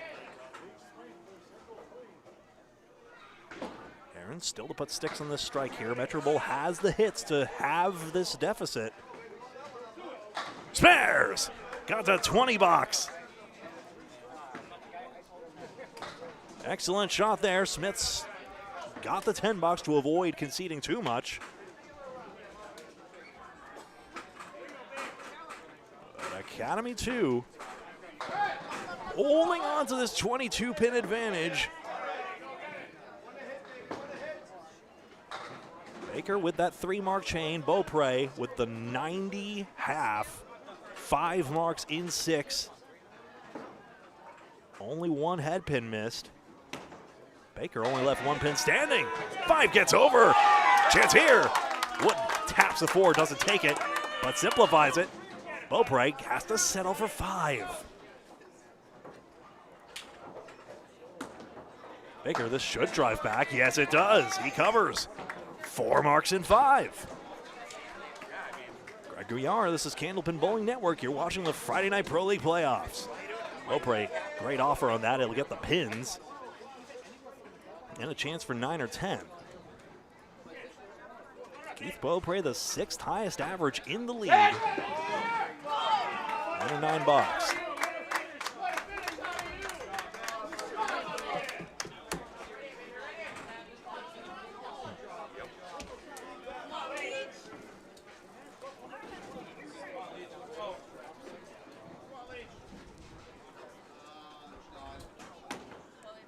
On a spare, Phil Baker splashes out 8. There it is, the 3-6-10.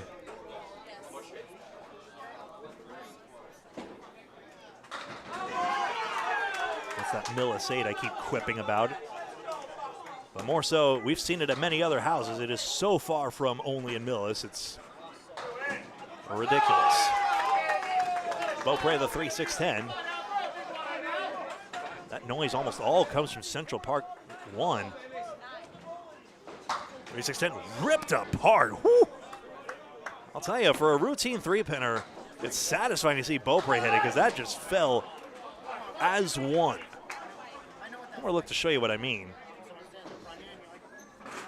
I'm going to see Fontaine to load a spare.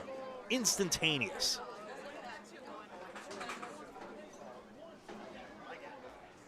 -23 pins, -2 hits.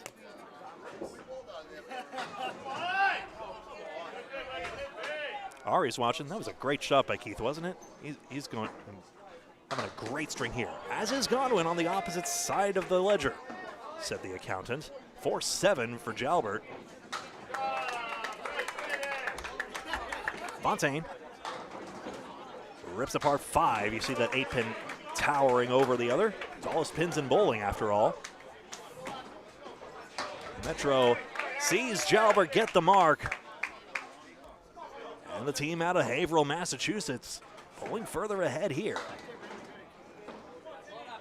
Fontaine not having the great fortune he's accustomed to, but you see a good second ball here, and that's that prudence in pinning that's so important. Grabs the 10 box there. So even though you see he's got 3 splits, and by all accounts he's having a rough string here, he's still going to find his way to 118 if he just keeps up the pinning. 115 if he gets 9 boxes. It's really attainable. Gouillart just 4, another eagle. How many of this have been today? He made the spread eagle with wood earlier. Now he's going to make one without if he wants this mark. Beaupre, well, that's not much better. And now the other side of Candlepin bowling is upon us, where the pins might start to make a difference. Gouillart just ripped away the 6-pin. Just missed. Just has 1 ball left. Fontaine got the 2-3-4. Got parallel pins to go. Both sides have lost exactly 47 pins. The scores are about to drop for the Central 3 Central 1 match right now. We now know that it's a much closer match than it first appeared. Fontaine gains 2 more pins in this matchup, and we take a look here. 519 to 499 is the confirmed score at this moment.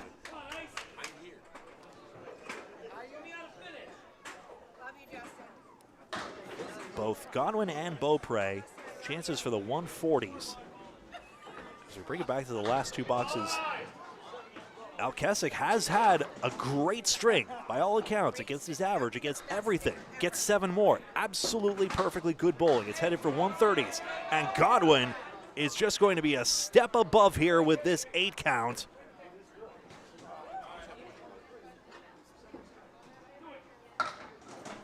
Four and a 7. And the wood takes it. Godwin, 148 and a ball through 9. Gesick settles for 10. And Dave Godwin continues his dominance. I mean, so many explosive bowlers here. Academy 2 has combined for 13 400s. And all of their main bowlers have at least 1. Gesick a 5 count. Godwin still splashing out 6. 7 more. Guarantee the 160s now.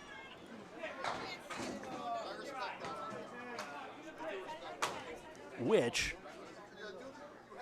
would be ranking on the leaderboard here if that was still on. Oh, he got the object pin though. Gesick pins out the split for 10. 134 for him. And Godwin, both of these bowlers, remember, were double digits. 10 box Godwin, 165. And that would have ranked on the high single leaderboard if that was still being counted. That's a regular season standing, of course, but an excellent string for the captain and leadoff bowler. The trouble is, Academy 2 is not out of the woods. Keith Beaupre, of course, is 44 over par as opposed to the 65 over par, and he's got a spare working. So if anything, actually, Beaupre could overtake. Wouldn't need to strike to do it necessarily, but he would need back-to-back marks. Duffalato needs any respite from this. Gets a 3-1 split. Again, if he would have Fontaine shoot it, he could. Barnes, just 2, but he's got a strike Phil working. Second ball.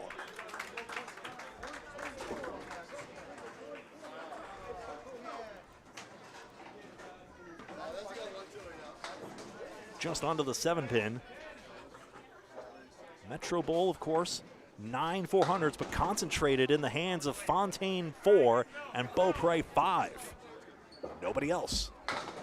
And yet, almost as many as Academy 2.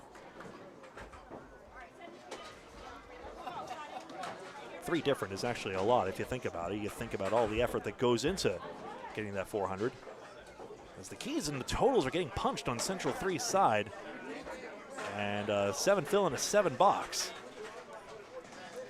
So we have a score drop here. Central 3 is now stabilized there after Central 1 does get a 636.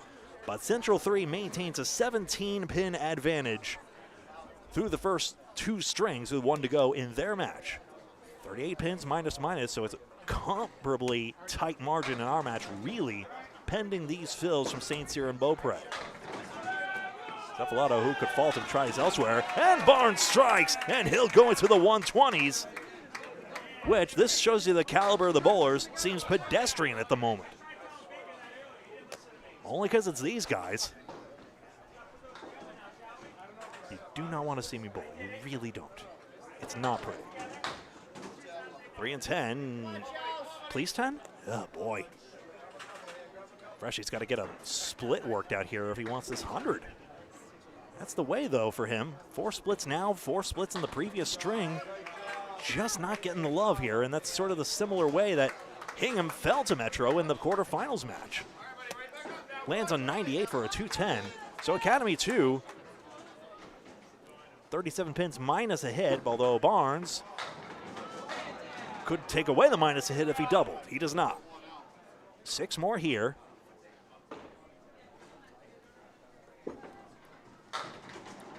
This YouTube stream will keep on going. The Facebook stream, after string 3 of this match, we should have time. Phil is 10, 125. If we still have time on the Facebook stream, we should be able to keep that running as well.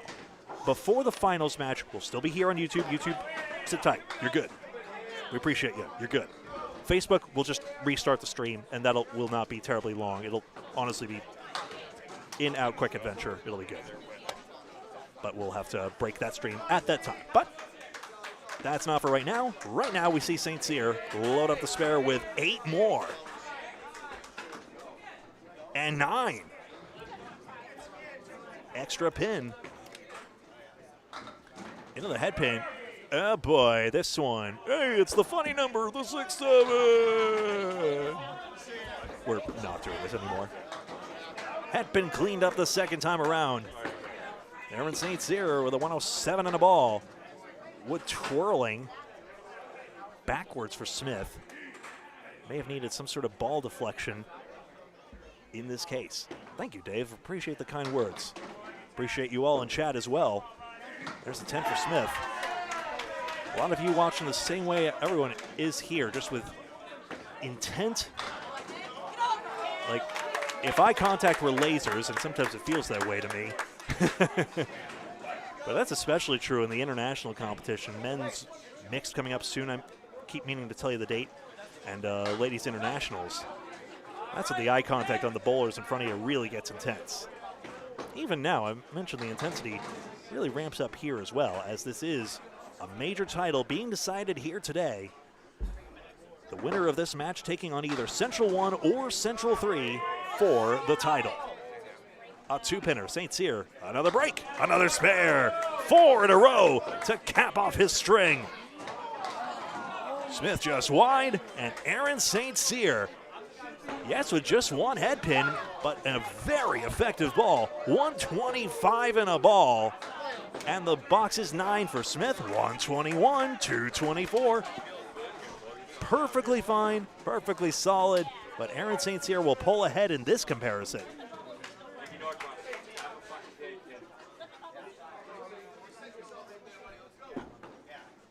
Little bounce at the little bounce on the lane rather.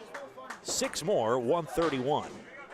You know, it'd be interesting if the lob line had an automatic sensor there, but that little bounce, which is a perfectly normal part of, you know, some bowlers deliver, sometimes the ball skips over. How would you have the laser calibrated so that it would detect a ball hitting the lanes beforehand? I know one mechanic thinks he has an idea for that, but as of yet, automated lob line technology has not yet been implemented. But then, of course, there's the other tension of, you know, how strictly do you call lobs? A lot of pros will only call lobs, even if they're egregious, if anything. Otherwise, and the rules are very clear that you can only call a lob by a competent official, which actually implies a human being as the rule is currently written. Unless, say, one day the technology did exist and the ICBA certified it, et cetera, then you have that. 3 pins to the 4, not going.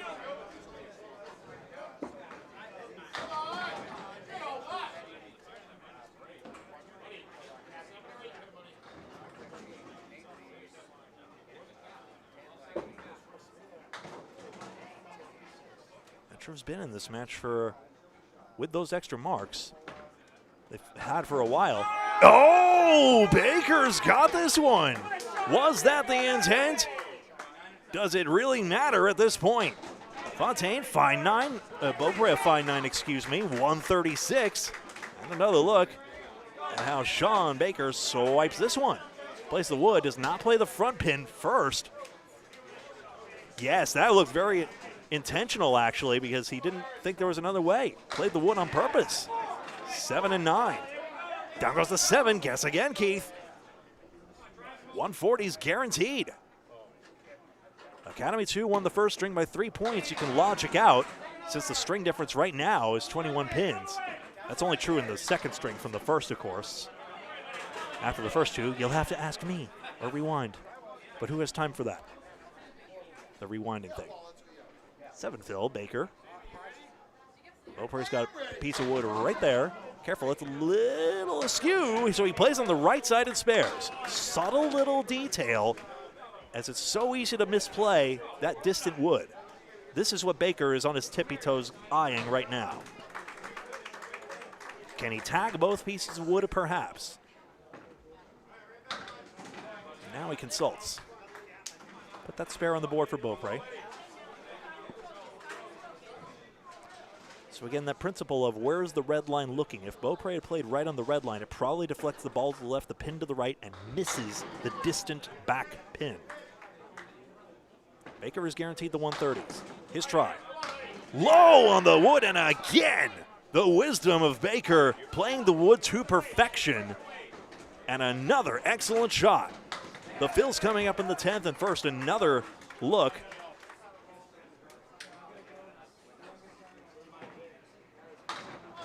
Well played. Minding the ball deflection, you play low, it stays in play as it's deflecting high off the wall and going nowhere. Now he's against the 4-fill. Keith Beaupre, 150 for 253. Sean Baker likely into the 140s and holding on and keeping Academy 2 in front. His fill, missed the head pin, he's got 5. 141. 264 for Sean Baker, who has been so strong for so long, and Academy 2, having recently acquired his talents, is in the lead by 32 pins in the match. 1 string to go after this. And now, a clearer lead for Academy 2, who would have taken 2 points worthless the regular season, but it's not. Total pinfall is all that matters today here in the Friday Night Pro League playoffs.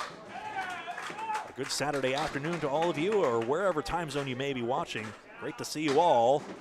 Jalbert happy to see the 3-pin tip. 10-pin. Just a couple pins for Fontaine. Both sides have left 54 pins standing. Gouillart another single pin to the wayside. Visible head shakes you see, wishing he could do even more for his team. Not satisfied, even though he's doing quite well right now. 10 box to 7. And 32 pin advantage, just taking a peek at the scoreboard here. Yep, 649 and 617 with 1 box to go in this middle string. So Academy 2, the advantage there.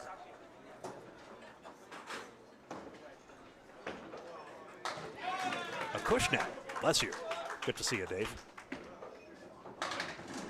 Into the head pin. 6 pin is wiggling. Could strike, could stay. Okay, be that way. Fontaine with really his first quality look at something all string long. Gouillart a 3 and 2.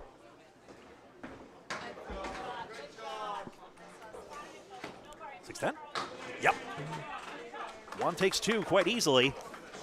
Fontaine makes no mistake of that one, and he'll average north of 120. Gouillart, nice try there. Just wide of the 2. A better shot than the pins would have you believe, but of course not enough for the spare. Now to spin the wood in one way or the other. Red line's fine, that's 9. Not thrilled with 106, wishing it was more, but 222. And Fontaine, 34 pins. This team trails by a ball in hand.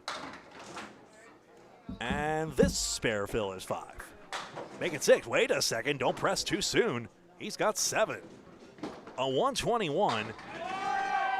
They'll confirm that, and this should be 658 to 634. Yes, that is confirmed. Also, no 10th frame reset animation. All right, we finally got the 10th frame reset animation disabled. That is excellent. No need for that. That's a 10-pin bowling thing.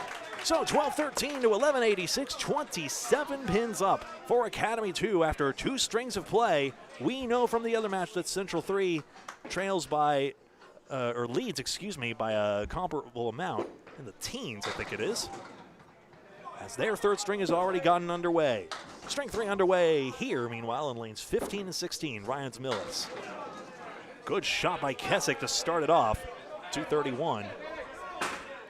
Kessick, you recall, had a 3-mark flurry to start his 2nd string there. Marks are 38 to 35 for Academy 2.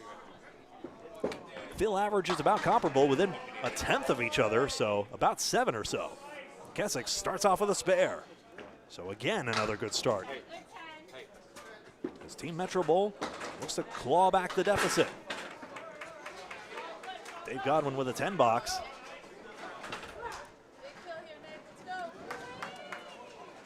Academy 2 hadn't lost a match since week 26 coming into this, or week 27, excuse me. Otherwise, they've had 4 or better every single step of the way. Team Metro Bowl, a few tough matches recently, so their recent form not as strong, but we'll see. Teams very close in average with one another. Godwin off the wall. Ooh, short hop the 7-pin. Otherwise, he had that one. Kessick can't find his way to the 7.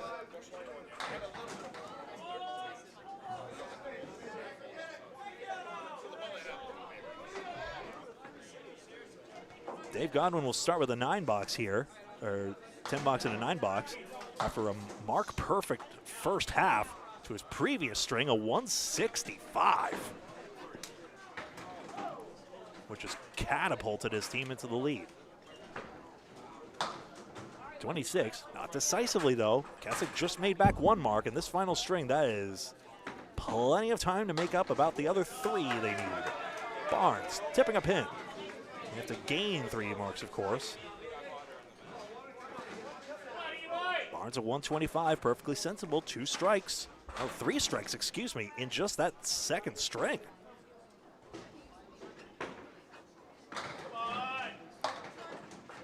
Just wide on this one.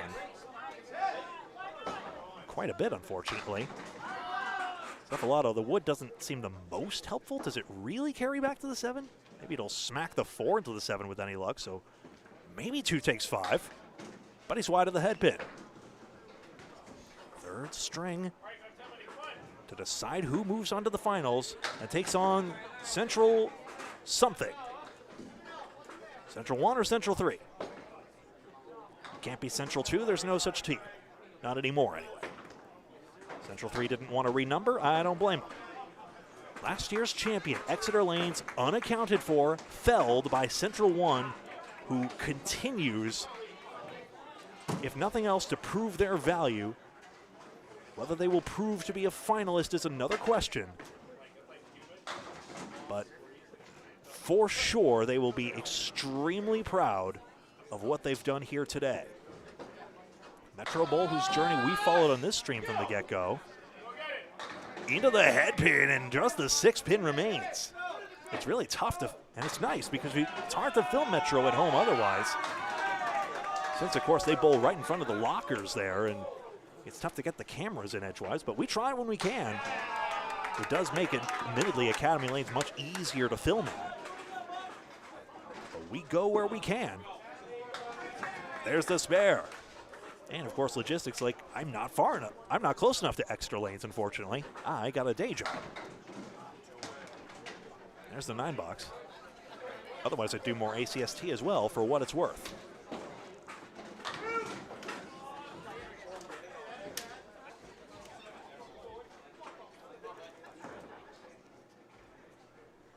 St. Cyr, 242. St. Cyr has only had 5 head pins out of 20, interestingly, and yet he has a 120 average. Such an effective ball he throws, which, as interesting as tracking head pins is, maybe begs a question, maybe that's not the full story. Here he goes again, and it's the ultimate washout. Everything except number 1. He goes his own way. Smith just wide on the 1-9. Obviously, you need number 1 now, don't you? But again, it's just such an effective snap delivery from the left to the right. And spares again. Still only 5 head pins. Still no problem. 10-box for Smith.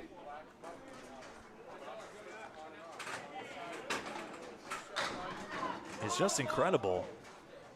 You know, wouldn't it be interesting if Metro advanced? They currently trail.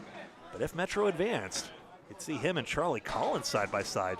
2 very similar deliveries in which they come across the lane. Smith lucklessly the parallel pins. St. Cyr just 5 this time.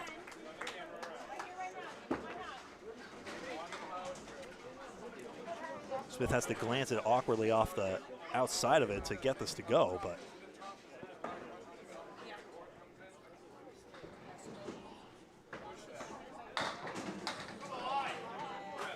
for the out now. Joe Smith a wrong way triangle after trying to get the 6-pin glanced off the 9-pin for that spare. Does well to get this 9. And an 8-box for St. Cyr, 23 through 2.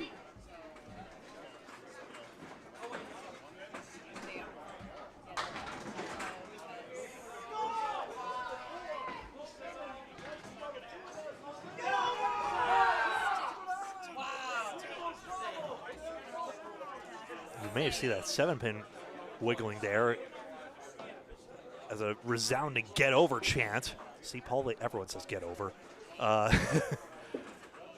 Rings out. Central 1 drilled it. So Tim Douglas, that's Tim Douglas with the good bowling over there. John Baker to start the 3rd. 1, 3, 7, and 10. 9-pin gets into the 5 Beaupre with a chance now. And Metro, who has 1 hit already, could virtually tie this match if Beaupre gets the 10. Baker does not get his, he could have. But now an opportunity for the 3 seed. It's good! And now Metro can claim this is a tie ball game. The box is 9 opposite here. Baker, who's averaged 132 through the first 2.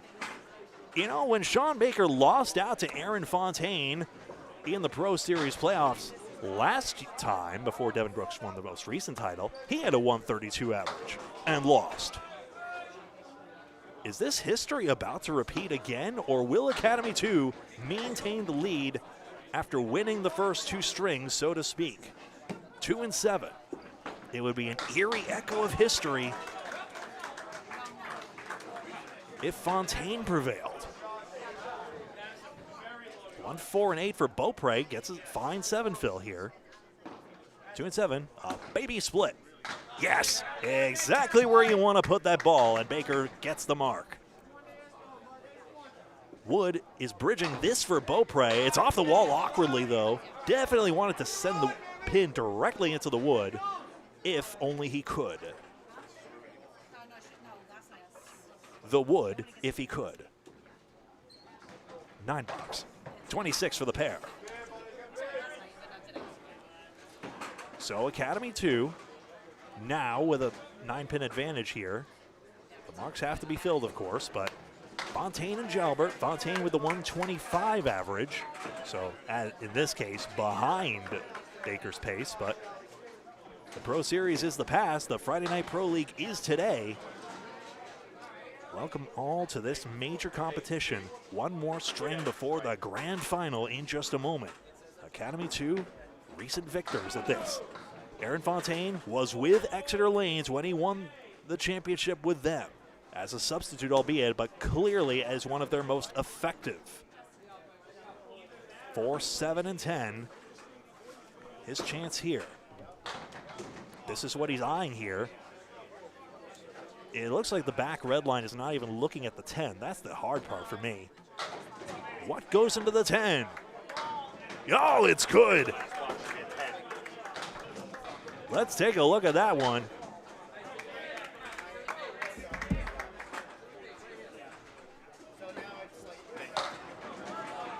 What takes it? And yes, the lower wood did spin in because he spun the gears. You play on the left side of both pieces of wood. One spins clockwise and ticks the 10. 1, 3, and 6. And a crushed 9-fill for Fontaine. Has the beast awoken?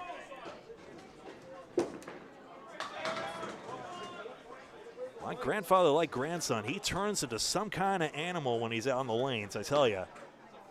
No, just wide of the 10-pin, though. There's the 10. Immensely pride in all his accomplishments. Tim Jalbert, whose team Fenway Academy has made a number of World's Finals. Gets a 19 for the pair. And we see here, 1 pin, that's it. 123 to 95 after that first pair of boxes. 5 marks to 1 for Metro, and that's why the scales have tipped dramatically. Iceman, Al Kessick, into the head pin, 5-9 if nothing tips. Silent but deadly force. Eric Thorstensen, you may be saying it's hot outside, but Al Kessick making the room a little bit cooler as he gets a second spare in 3. Godwin, spoiled with success in that 165 previous string, now struggling for pins in this 3rd box.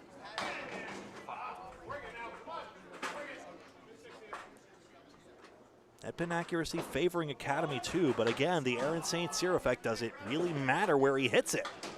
Well, of course, I will say, if he hits the head pin, he does get those strikes as well, so there is that as well. 8 box for Godwin. Al Kessick, all the pins to the first 3 boxes.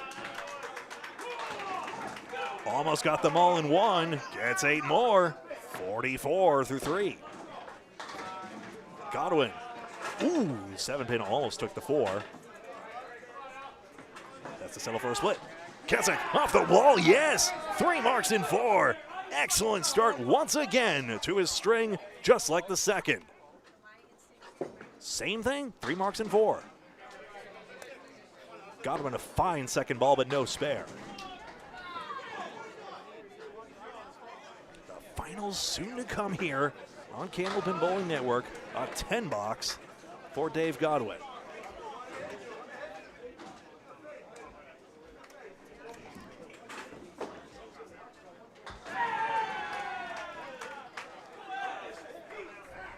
All right live with the other semifinal match if you want to watch that one, but we've got a good one here, I tell you what.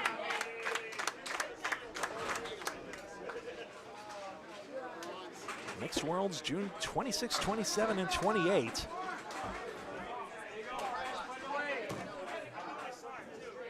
In about a month and a half's time, that'll be at Academy Lanes. We look forward to seeing you then. Best mixed teams, that is mixed men and women. Or both or neither, it's mixed. 3, 5, and 9. But yeah, there'll be 2 women on each team. And a spare for Freshie. Back to back.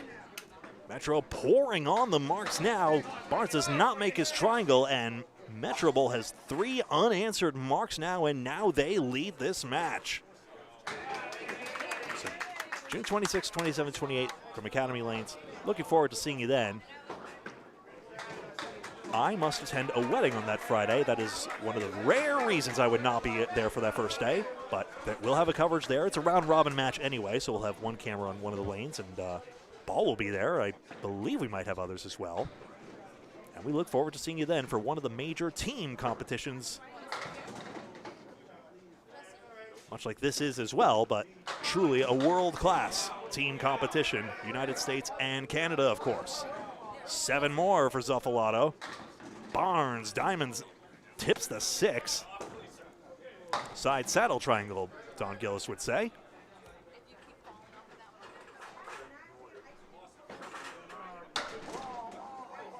Three pinners aside.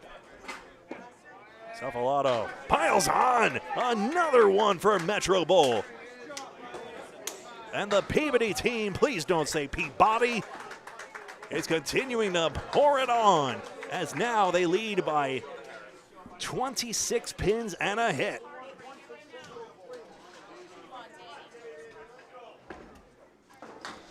A box there.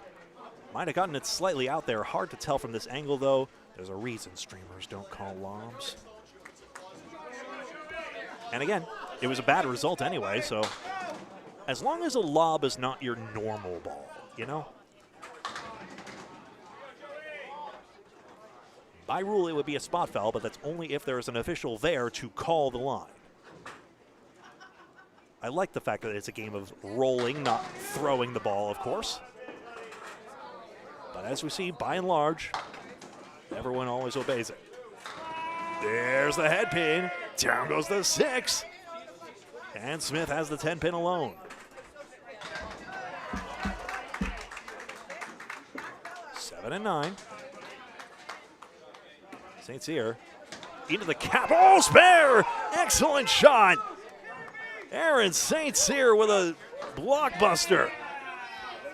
Smith has the mark in response, a single pin. And one more time at how Aaron makes his magic here.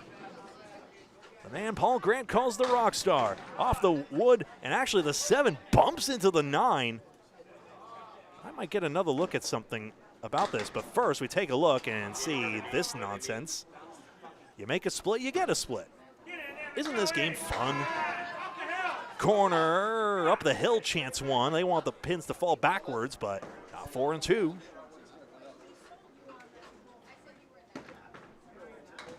St. Cyr more into less this time, trying to maximize pin count. Unfortunately, the pin's not feeling like it. What twirls around, good bid, Smith. I know there's no auction in progress right now, but good bid. I said what I said, as we all say here. Maybe a regional term, but there we go. That's 4 pins picked up by Joe Smith. And one more look at something here. Is it a possible unblock? Does the cap get bumped out of the way? Yes, exactly. St. Cyr's shot unblocks the piece of wood, and that's how this goes. So the cap gets bumped back, and now the 7 pin is clear to go across to the 9 pin. Okay. That is really interesting. Beaupre, half Worcester. Baker with a chance to load up here as now it's still a 3-mark, 4-mark advantage for Metro at the moment. String has absolutely gone their way. Baker just 3 here, and a chance goes begging. Will the number 3 seed hold on now? Pins required on the 3rd ball. So Baker, just by getting a bunch here, will take the lead in this frame. Gets his head pin, not the 10, but again, the 3rd ball, a question mark.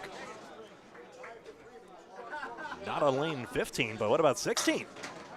It's fine all told. 7 pin will not get over, so a chance for Baker to gain half a mark. It's 2 pins instead. You figure an average spare fill about 6.5, an average strike fill about 8-ish, 8.3 I believe Bob Lee came up with, our executive producer.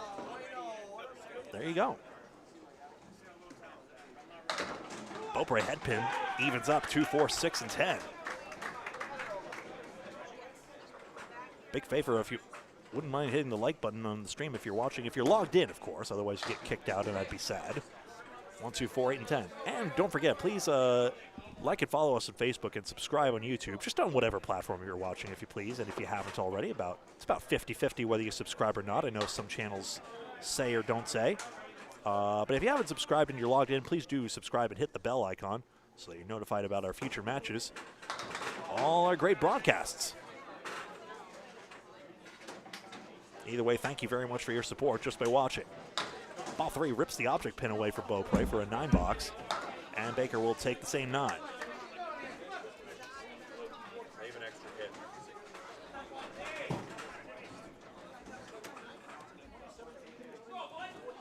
Gouillart and Fontaine.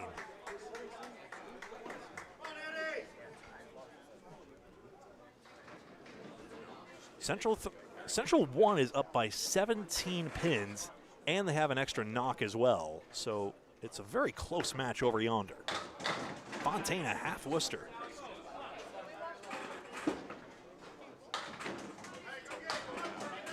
Just 2 for Gouillart.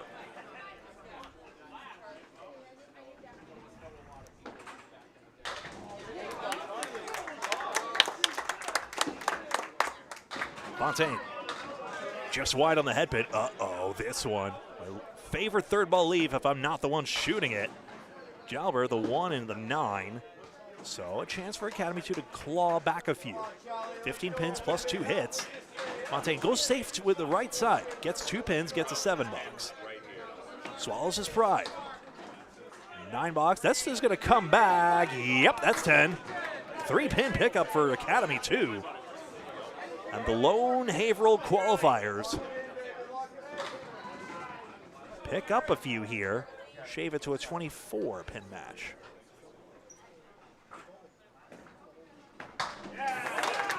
Fontaine, yes, a 9 pin drop here. Went to the side of the 7.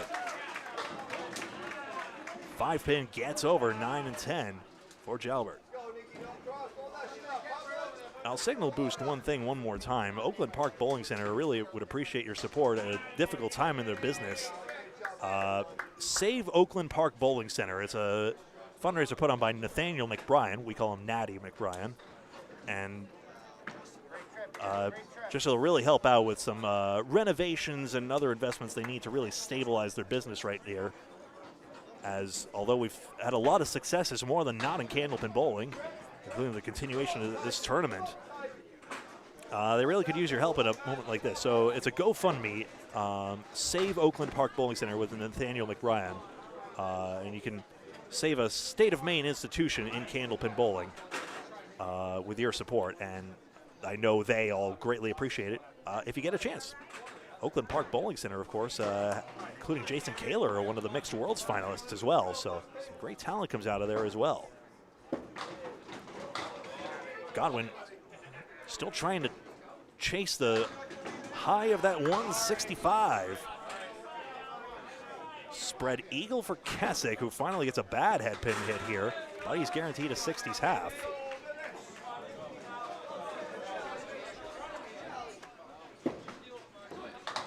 Outpost, just wide.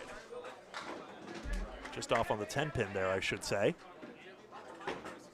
So Godwin, despite the fact he's struggling in the string, will pin out not far off a 120s average. Of course,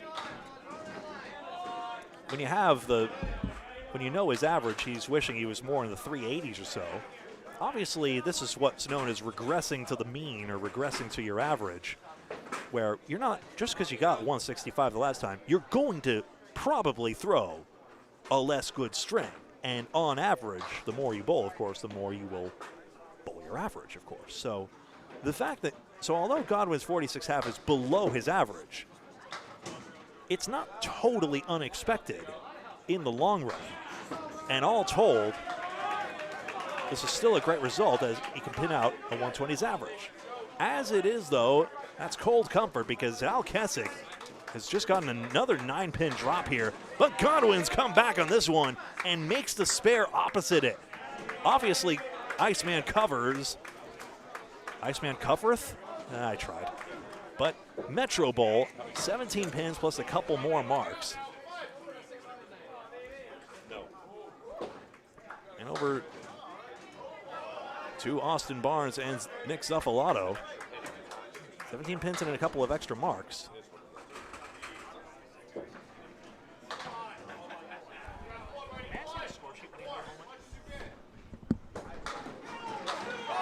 And 9-pin becomes 10. Nick Zuffalato, a 20 box.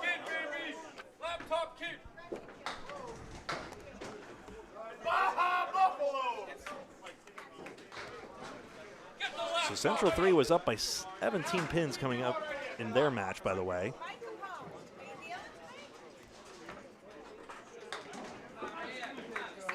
Nine box for Barnes.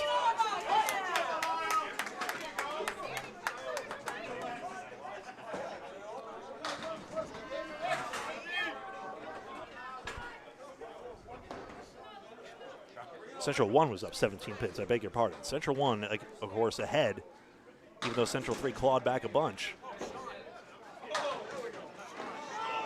Barnes has a 9-pin drop. Zuffalato, Metro Bowl, mounting the lead. On his head pin, 9 tips into the 10. And the captain coming up clutch again. Barnes covers his 9-pin drop. So his engine has started, mind that. A freshie guaranteed an 80 half.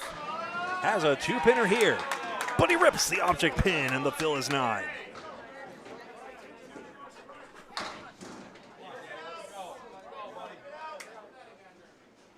Central 1 ahead again by quite a few pins here. I'm gonna try and get this number here. It's tough to calculate if you're not following along like I am. Freshie 92.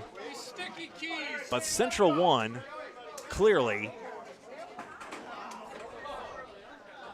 has the advantage here. They're ahead by, I believe, 24 pins, and they carried in 17. So Central 1 with the advantage here. And Central 3, of course, with the setback of not having their top average bowler, Justin Waters, lucklessly due to injury.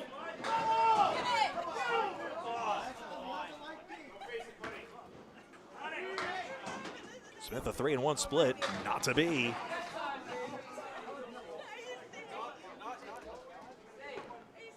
Bates here, head pin coming back, not into the 5 at 9.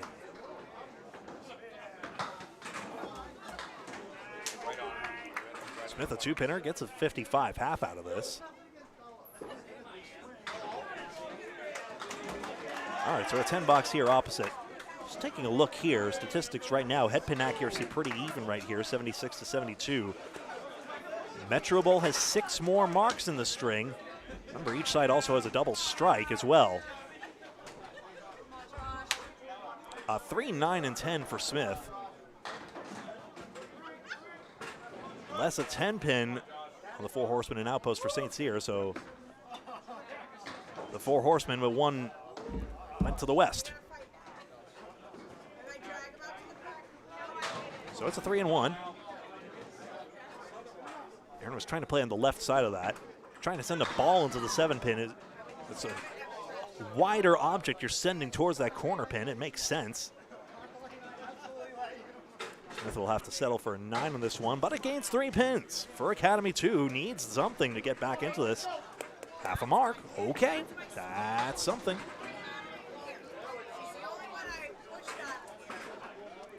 Pinning has been more or less even to this point, but now just a little bit of an advantage for Academy 2. But right now, the third, that pinning advantage has been evening out all told in this match right here. It's really the marks that are the big difference to this point. Fills on marks are also dead even. So it's just literally who's getting more marks. In this case, it's a very one-dimensional match. Even though we've seen a couple bowlers go into the double strikes, Keith Beaupre one of them, Dave Godwin the other. 1, 7, and 8 for Baker. This can go. Yes, it does. The wood was bridging the gap between the 7 and 8. Second mark of the half. He'll try to load this one big. Beaupre rips another three-pinner up hard. Just like he sent the outside three-pinner as one. 62 pins for Metro. Just satisfying to see Beaupre snap those leaves apart. Baker say the same. It's not as fast a ball, but it is an effective one. Just wide. He gets a splash out of 7. Beaupre not so lucky. Gets 5.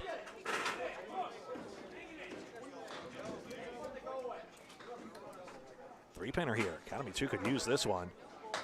Baker off the wall, got it. 33 pins was their deficit, but now Sean Baker with an extra ball in hand to start plugging away. Beaupre, great offer in this one, but the 7-pin unimpressed.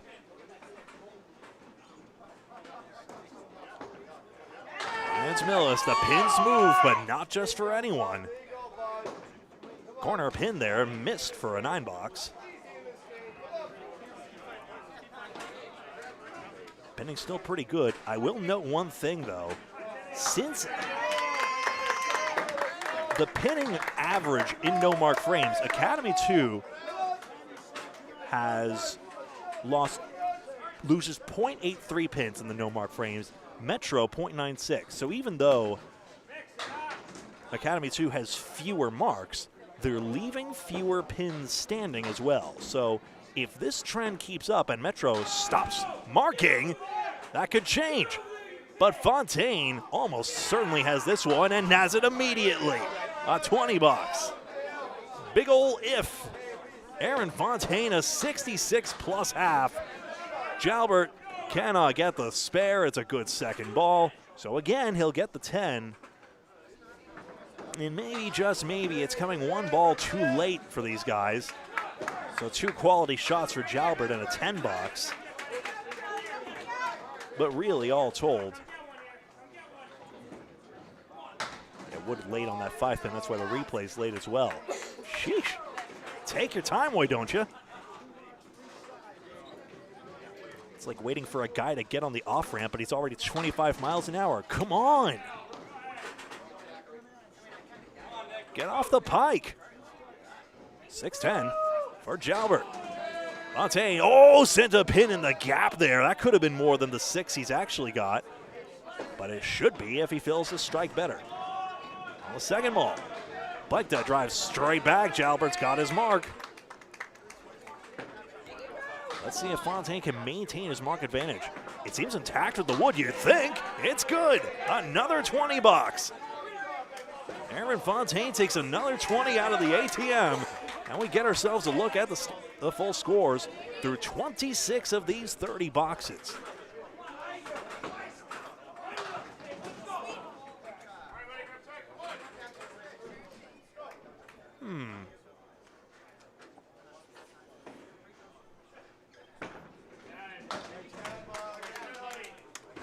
Somehow I might be a little too high on the Academy 2 score. I will verify that in just a moment. I'll probably have to do it as I go. Al Kessick with a 9 fill on his spare.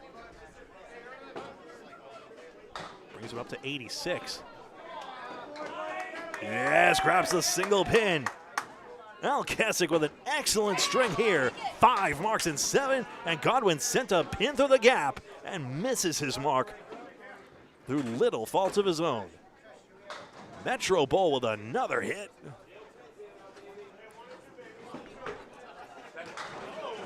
And he gets a 9-box.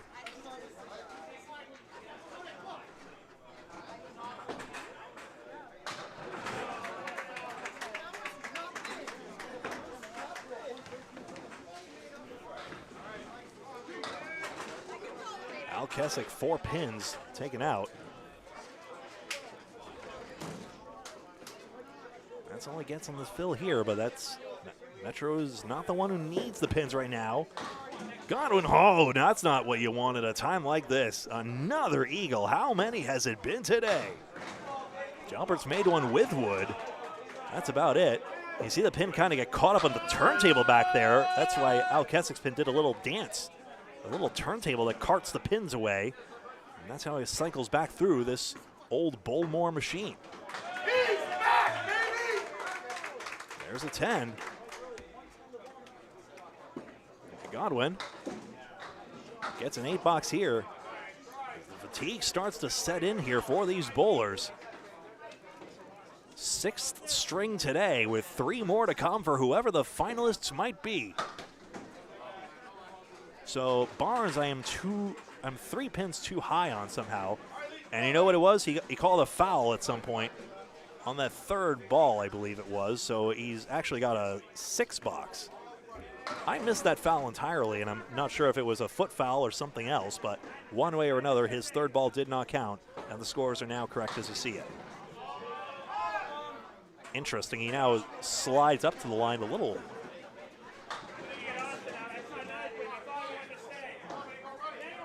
Oh, it's just a pin setter reset. Oh, ooh, 9 pin's not going down, actually. So now a bit of a delay here with the 9 pin.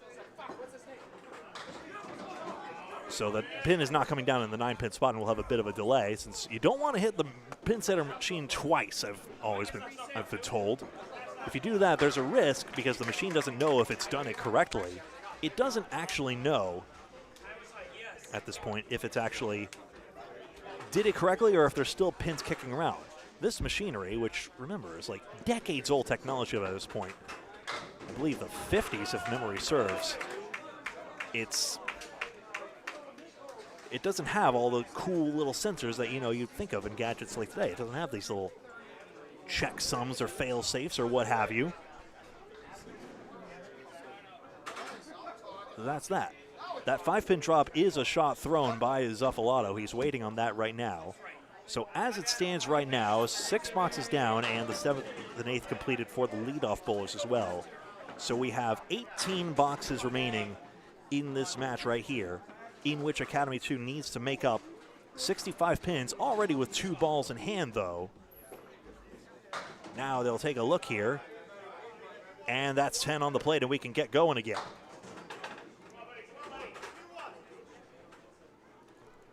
Austin Barnes, finally a spare fill. Gets the 4 horsemen left side, and it's 6 more. There are some who would say, and maybe if the delay were longer, if there's a machine failure that lasts a little longer, what you do is you bowl alternately on one machine.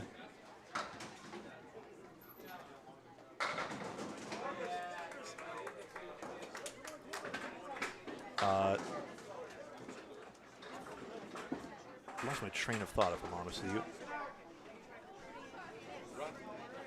There's an 8 box there for Zuffalato and a 9 box for Barnes.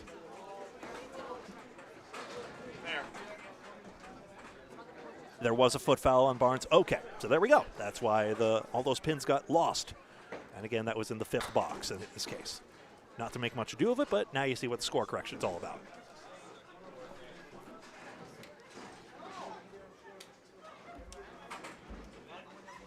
No oil on the lanes. That's the old chestnut of candlepin bowling. That's why Beaupre can run freely on it without eating it. Ideally, anyway. 4 horsemen and a 9 pin. Easier than 4 horsemen that side in the 8. 10 gets over for Barnes. Academy 2 could use that. Metro Bowl still with a healthy advantage at the moment right now.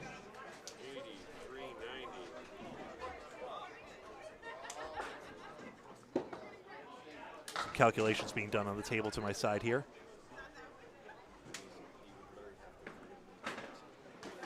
Single pin not made here. And now 17 boxes remain. Say again? All right. So congratulations to Central 1, who has mounted a 60 pin advantage or so in this string. Central 1 has upset Central 3 and is a finalist and will take on the winner of this match we see in front of us.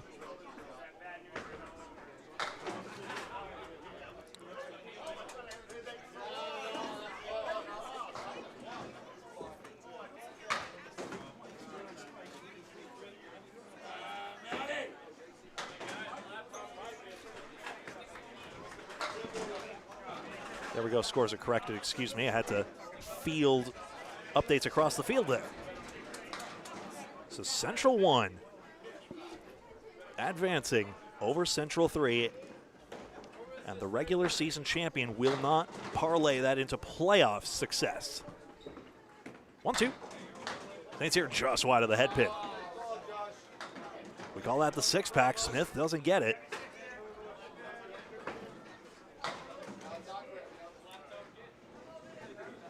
Finals will be live on this stream here.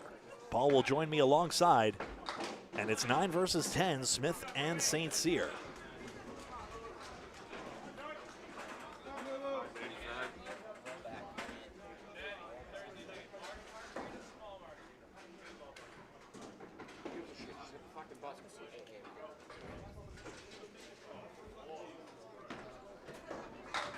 Here's St. Cyr, 9-pin, bumps the 8, but does not take it. That'll complicate matters. Metro Bowl, 55 pins, 6-10 for Smith.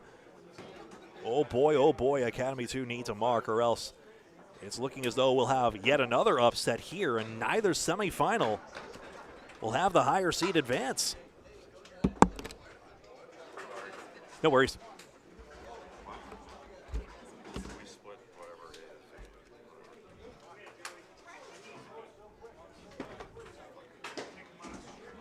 St. Cyr off the wood, a doink shot, as Paul would say. Into the wood. Oh, no 10-pin for Smith. Surprise, surprise, as Don Gillis would say. I'll just plagiarize everyone's commentary. 9-box for St. Cyr. And a 10 for Smith. And let's see it again, why in the world that didn't go. Wood is slightly askew as well, and the ball may have jumped over the top. Do you believe that? Even those tall pins can't contain the ball past a point. 54 pins, minus a hit. 14 boxes remaining. Metro Bowl, including this guy, Beaupre, 7-pin drop, triangle number 2. Baker bumping into the 6-pin. He's got a 3-pinner all the same. Another 7-fill. Fine string working for him. Beaupre, another 3-pinner, just vaporizes. Baker spills it into the 10-pin. I tell you, it's extraordinary, these two. They can just make any leave just disappear as if by magic. Ryan Family Amusements in Millis, Massachusetts. Hey, plenty of lanes still open and more still as we crunch down to 17-18. Come on over. I know the weather's getting quite warm out there, but hey, lanes are still good here. 5 and 6. Metro Bowl enjoying a healthy advantage at the moment. And Beaupre can't get this to go, though, but still, how is Baker going to negotiate it? Central 1. A finalist for sure. Incredible showing.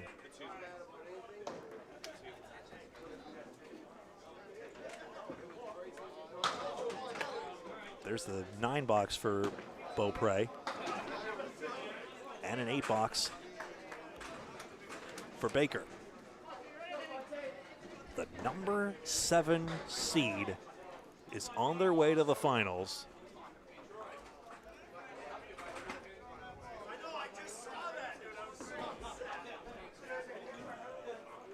Fontaine with his 29 bonus pins, running 20 boxes, a big part of the reason why.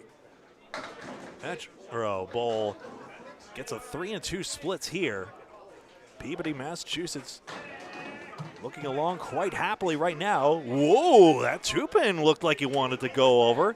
It may be resting on one of its edges, in fact. And Jalbert's going to get a 5-fill. Fontaine, nothing off the wall. Not into the pins anyway.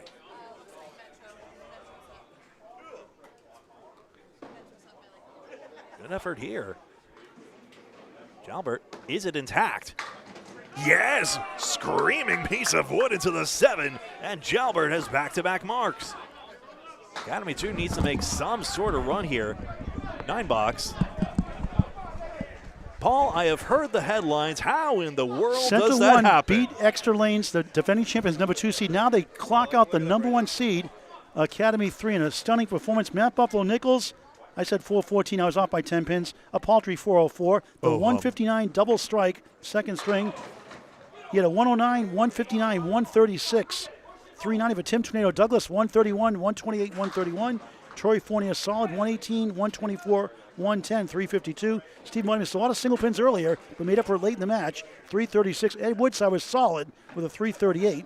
Charles Collins at a 128 finale, 352. Nick Norcross, 141 second, 379. Nick Leach, 322. Danny Harris, 345. Josh Daly, 354. Final score, 18-20 to 17-62. Center 1 wins it by 58 pins. Woo! The 7th seed in the finals for the second time in the last 4 or 5 years.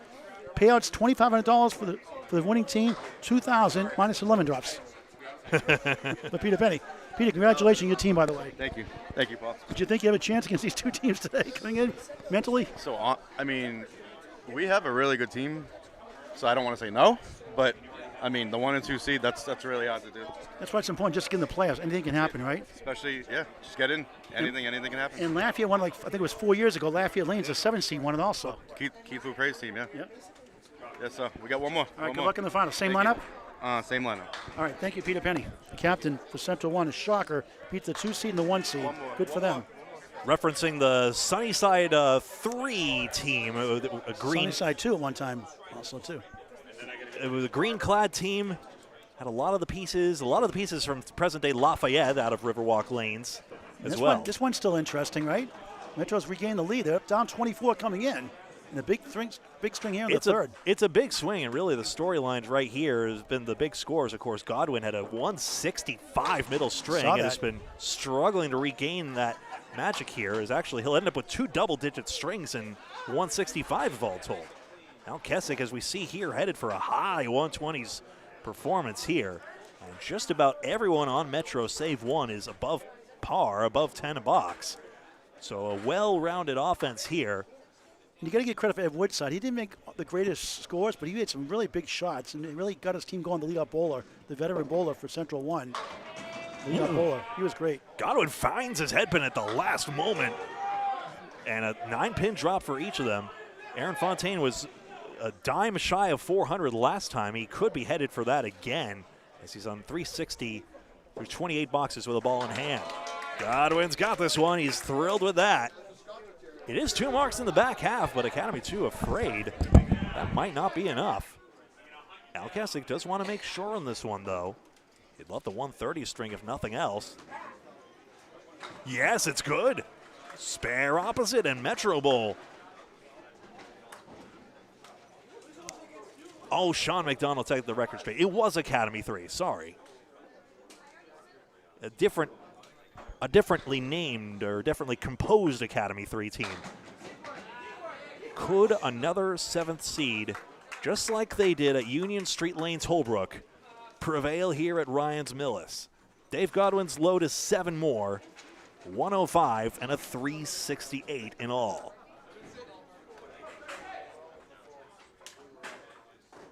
Academy 3, that makes sense, Sean. Austin Barnes. 31 pins plus a couple hits. This needs a lot from Academy 2. This is no time for memes, but the 6-pin and the 7-pin have been left. Freshie is 6 and the 10. 130 is possible for him after that 4-mark flurry. 2 for him, 3 for Beaupre, 3 for Fontaine, 4 for Freshie. 1 for St. Cyr, and 6 for Keswick. This two-pinner with the wood. It goes 118 and a ball through 9, and Metro Bowl just keeps on piling on. It's opposite a 9 box. After that split, of course, for those of you just tuning in, marks are 56 to 48 for Metro Bowl. Pinning just about even. It's really about the marks at this point.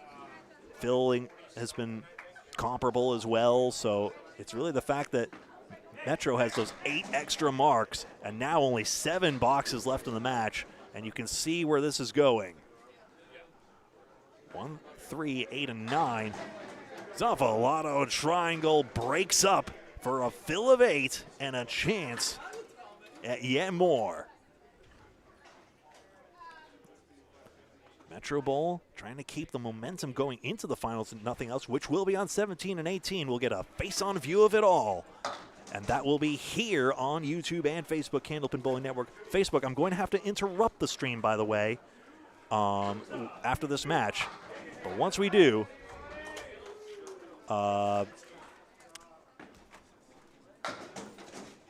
then we'll be back on Facebook. It'll be pretty quick anyway.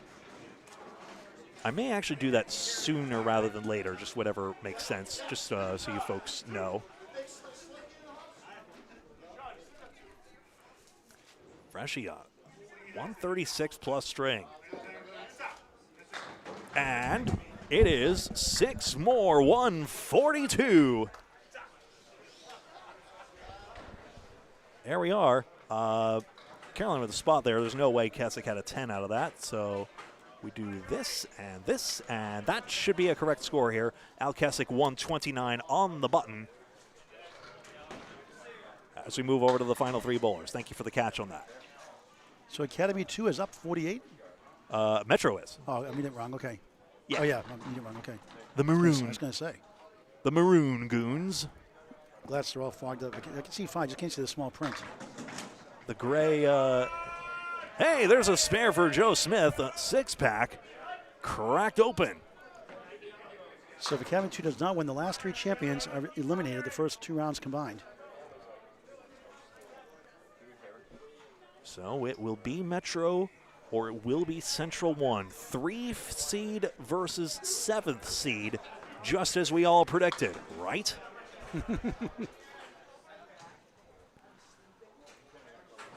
Yeah, it was Academy 3, not Lafayette. I thought it was Academy 3, not Lafayette, I'm sorry. But Nonsense Lafayette like team. this is why Kalshi has made America poor. Yeah, Academy 3 won it that year. 2, 7, and 10 for Smith. And Academy 3 became Lafayette Lanes, Yeah. that's what it was. 1, I just said it 2. wrong. Now Academy 3, a different team now, obviously. At least you're betting against each other, but still. 7-pin taken out. Playing against the house is far worse, as we all know. 1, 2. It's good. St. Cyr's got his 2nd mark, so multi-mark strings for just about everyone in this match, in fact. Almost everyone. Smith gets a 9-box and a 110. 334, it's pretty solid, same as Barnes had, in fact. St. Cyr. And the fill is 9. 104 on the end for a 345. And again, 7 head pins all match long. That's it. Who needs the stinking head pin? Beaupre and Baker. Last bowlers coming up here.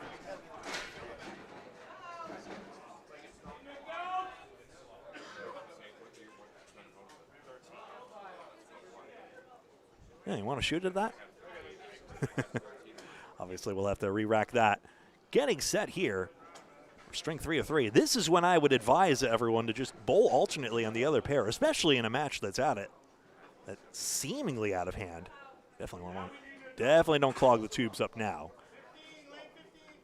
But what I would say is lane 16, they should bowl alternately, which is actually the ICBA play recommendation that almost no one does at this point. But in that way, a machine breakdown would not be the total end of the world. As Tim Douglas, who's used to fixing the machines at Hingham, in fact, at South Shore Country Club, will actually take a look himself. He's trained on the machinery. He can do that. And what's interesting, now another employee goes to chase him. Did he get it fixed? Let's see. Maybe some pins got blocked up there. There we go. But yeah, some time could have been saved if you bowl alternately on 16 until the machine is repaired, which is the ICBA play recommendation. I've yet to see it applied here, but especially in a match that, again, appears out of hand, maybe that'd be agreeable to some. Obviously, there are some bowlers who would rather have, their preferred side of the lane and all that, but in terms of pace of play, I like bowling. I don't like waiting. It might be better for all. 1, 3, 7, and 10 on Beaupre's side of things. Baker makes this spare, another sensational one. Tell you what, he's had a few of those today, including that one pair of back-to-back boxes where he was just so skilled at playing the wood. It's too little too late unless a double strike comes along the line or a pinning disaster on the other side, ergo the miracle zone, and a miracle being required. But still, a 9 box for Beaupre, and it is good shooting by Academy too, who's going to end up in 1750s, 1760s, almost 1800s, but Metro will hit 1800. So again, 120 being the minimum mark you need seems to be coming true in this match. 5 and 8, 8 more for Baker, but again, you fear without the double strikes, there just ain't no way, Chief.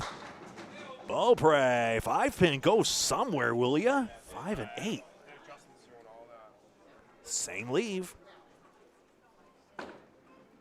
And Baker's connected with his. 41 pins, but 3 boxes to go here. Jalbert would have to go crazy with the double strikes, and now Beaupre's got the mark as well. And that must be the beginning of the end now.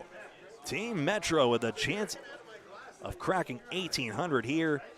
Aaron Fontaine could go 400 here, just saying. Baker's fill is high, 9 more, 135. He almost hit 400 himself. Excuse me for missing the plot there. 399, 5 more for Beaupre, and 114. Baker far and away the best bowler. Jalbert and Fontaine to take us out here. Fontaine with ball in hand as well. There's the head pin. It's a strike for Jalbert. Maximum he can get is 1808 here. And Fontaine has a strike on spare, and maybe he will get his 400. We'll see. A so what strike. 47 pins, and now that will be it. Metro Bowl will take on Central 1 all but mathematically in the finals. They'll be on lane 17 and 18 here in the middle. The 10 pins come set there. Jalbert got his hat pin. He hit the 7. Doesn't do it. Fontaine, it's a double strike, and 400 is his. Tim, Jim, and Jalbert a double strike in the first, second, and third string in that other match early today in the quarterfinals. A spare for Jalbert opposite. Aaron Fontaine raking here as he has a double strike to fill. In 1800, maybe not enough. This is not enough, actually, obviously. They will not reach the threshold in any event. 1784, not bad. Fontaine has 6 more. This is all just gravy, baby. 16 more, guaranteed 150s. Will he play the aggressive shot now? Let's see. Yep. Yeah, might as well try. Why not? 6 more, 162 and a 412 for Aaron Fontaine. See you in the finals. That'll get started in just a moment. Over here, namely, 17 and 18. Here at Ryan's Millis. And we will get set for that in just a moment. We'll be right back and have that for you as soon as the bowlers are ready. See you soon. Central 1 versus Metro.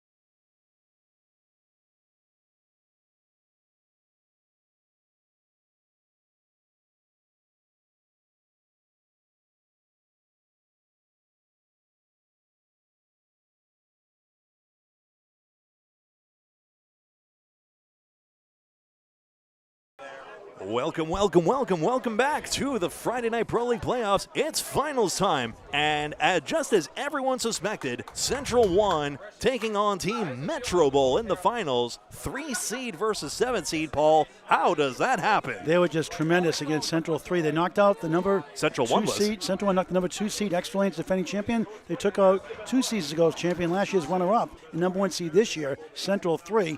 The under 500 team in the finals on Candlepin Bowling Network on YouTube. Paul Green along with Greg Gouillart from Ryan Filming Amusements, Millis, Mass. The Rock Ed Woodside starts the championship with 3-string match. 1-2-7-10. The Iceman Al Kasich, 3-6-7 left. He's Paul Grant. I'm Greg Gouillart. This is Candlepin Bowling Network. Welcome to the finals. 3 strings, total pinfall. That's it. That's all they get. No points, nothing. Third ball's coming up for each. As Paul gets on his step stool so he can see the action properly, right? I can't look at the monitor. I just can't. I'm not. It's not the same. Yeah. It's like going to a basketball game watching you on your iPhone or on your Android phone or a laptop.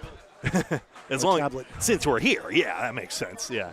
Otherwise, how else will our viewers understand the intensity of the moment here? These Friday night matches, highly anticipated here, and these two teams who knew their worth but knew also the probabilities are very happy to be here. Woodside won't go. He made some clutch shots in that semifinal against Central 3.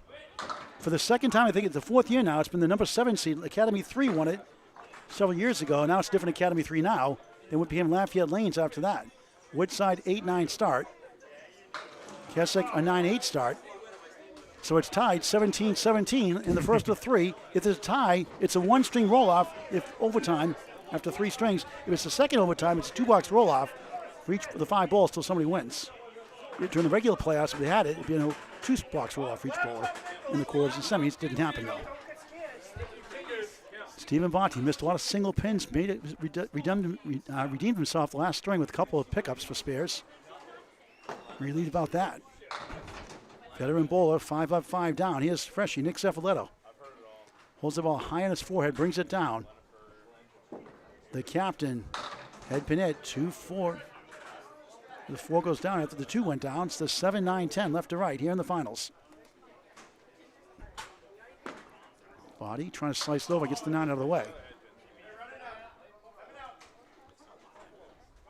Championship match on Candlepin Bowling Network. Hit that subscribe button. It's free. The bell icon for live notifications. Like the video, share the video, like and follow us on Facebook.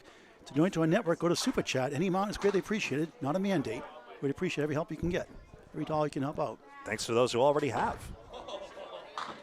Body a 9 to start his championship match. Second ball is a 5. Getting settled in here. That's why I'm a bit radio silent at the moment. Freshie, no good. That's Nate. 1 pin lead for Central 1. Can they shock the top 3 seeds? They took out 2. They took out 1. Now they're gunning for number 3. And Metro will, after 3 frustrating years, lose by 1 point for all 3 years in a row in the playoffs. In addition to the Fontaine factor, Aaron Fontaine, a big difference. Bonte rolling 8, 4-7 chance. Central Park Lanes, East Boston, Mass, their team. Central 1. Metro at PB Mass. Freshie for a strike, gone! 18 plus 2 through 2. Body answer. Spare. No, I thought he had it. Wow. I got obstructive view. I didn't see it. You hit the object. Got a nasty deflection, though. I can't see that. I'm still blocked by it. I have the strike replay queued up, but it's possible Body got deflected by the wood? Yep, it did. It's a 9. It's 9 up to 10 for Body to start the second box, so 19 through 2. Greg's favorite button, the instant replay button. Of course. Pin cam is blocked by the scoreboard, but we'll get that fixed next time. Next time you're up, I need a headset. Matt Buffalo Nichols, a triple strike to help win that match against Exeter late in that string. Double strike early in that 159 second string against Central 3. Hit a 404. Right it backwards, you still get it right. A 6-pack, check his ID. Here's the rock star, Aaron St. Cyr. When we got the nickname from. 1, 2, 4, 9 behind. Championship match, 3 strings, total pinfall, no points like the regular 35-week season, where it's 2 points for a win and 2 for total.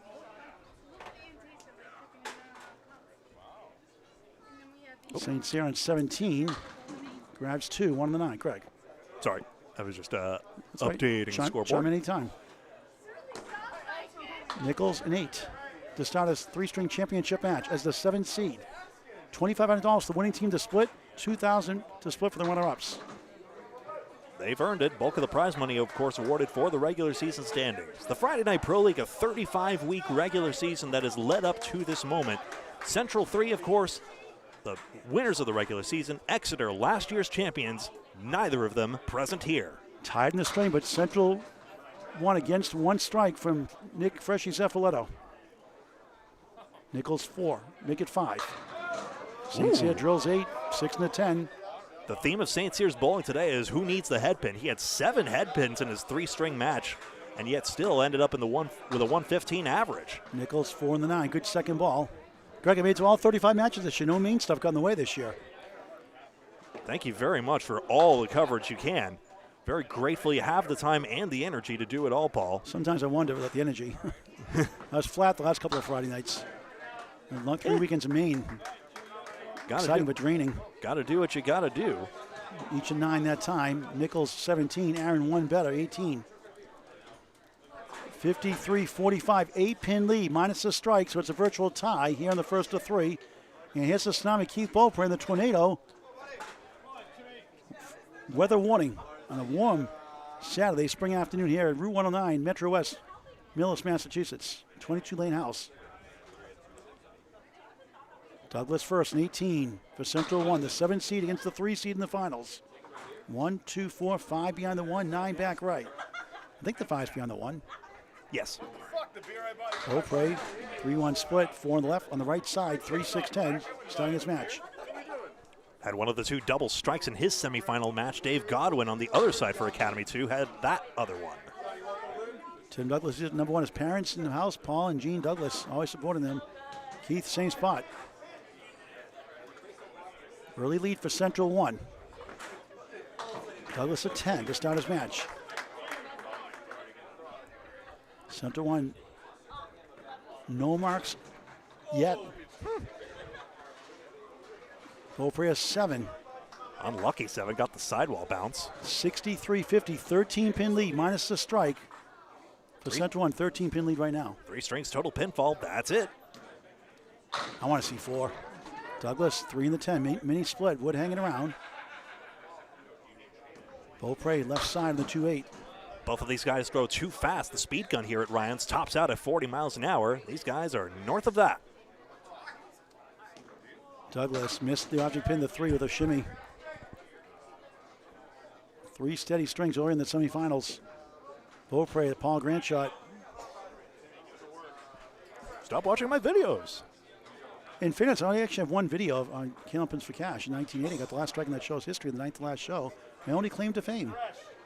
I always make fun of myself when watching my videos. Over yonder on Alley Chat if you want to check it out. Douglas at 10, 20-2. Beaupre looking for now, it does for a quality 9. 16-2 up to 7-1. Here come the ankle bowlers. It's Troy Fournier of Buttwell's Bowling Center in Concord, New Hampshire, the 2025 ICC Singles Knockout Champion. Take on the Fontaine Factor, Aaron Fontaine. Out of Bogey Lanes, East Brookfield, Mass. Over 400 in his semifinal match. 412 for Fontaine. Troy Fournier, the world singles champion from the ICC, last held in Moncton, New Brunswick. And Nate Lee is the alternate for their team, not bowling today. Fontaine 7, Fournier with 4. In case of injury, they'll be thankful. Of note, Central 3 did not have the services of Justin Waters due to a leg injury. Was that the costly to them? But Central 1 clearly bowling like a champion today. Fournier starts the championship match with a spare. Why not? As is this guy. Fontaine has been making spares look routine all day long. Troy in 8. 81, 69. 79 because they don't factor in the marks. That's right. It says 59. Oh, there's 2 marks in it. That's right. So 79. That throws me off sometimes. So it's a 2-pin lead, but down 2 marks. So they have the virtual lead, and they'll have the physical lead in just a moment. TF, Troy Fournier, right side, steals 9 maybe. 10 collapses, number 1 stands. Here comes the wood rolling to the 1, not enough on it. don't think. Fontaine crosses over. He gets 9 himself. He's got the king, which is behind the 5 in the lanes. Obligatory mention, he is the grandson of Tom Olster. Brother Nate Fontaine, Fournier spares. 18 the ball through 2. Troy on the board. Aaron 19 through 1 for 2 in a row. Yes! Good start. On Fournier's spare, that single almost achieved escape velocity like Artemis. 29 in the ball through 2, but it wasn't spaced out. Here's the marks after 2 boxes. Metro 3-1 right now, so they have the advantage. 7 pins plus an extra hit. You folks know, look at the yellow numbers to the side of the scoreboard. That contextualizes the lead, so Metro is up 7 pins plus 2 hits to 1. Bowler switch sides, as you might imagine. Wendy Frazier says, gotta love the upsets. Makes it interesting, which gives people hope. You know, Central won under 500, and they're in the championship match. You just never know. Get in, you never know what can happen, like the Atlantic Candlepin single store. The Iceman 2-4-7. Woodside, The Rock 2-4-7-8 behind the 2. Greg will call the second string. After spending last season in Academy 3, Ed Woodside finally goes to Central Park Lane's team, which makes more sense. He's been a bowler out of there a long time. Just missed the odd, not by much. The 2 still there. Kasich looking at the 10. Including qualifying out of there for a Channel 50 Stars and Strikes show once upon a time. In the Atlantic Ocean for a 9, 26 through 3. Woodside matches the 9. Also 26 through 3. A sport like nothing else. Nothing beats Candlepin bowling for any age. And you can bowl when you're 100, 90, 80, a young kid, and in between. Never too late, never too young, never too old to bowl Candlepin bowling. Unbelievable. Get the word out. Summer leagues forming, fall leagues as well at your local bowling center. See a lot of pros do what they do here. Now, traffic jam here. Are we going to do the ball for ball, Norm, or aren't we? That's the question. There we go. Kasich 5 and the 7. There goes the 7, though. It's so ingrained in the culture of many leagues, but technically, as long as you only yield right of way if you're both up at the same time, it's just that ball for ball makes a lot of sense here, you'd think. Ball for ball spare for Kasich. 36 in the ball through 4. Woodside trying to answer somehow. 1 on the 10. We'll start the season in September, early September after Labor Day. It's going to be late this year. Labor Day's late this year. So probably September 11th, the first night, because the Women's 220, the 5th annual doubles event, September 12th. Woodside field goal for an 8, 34 through 4. Flat start for him.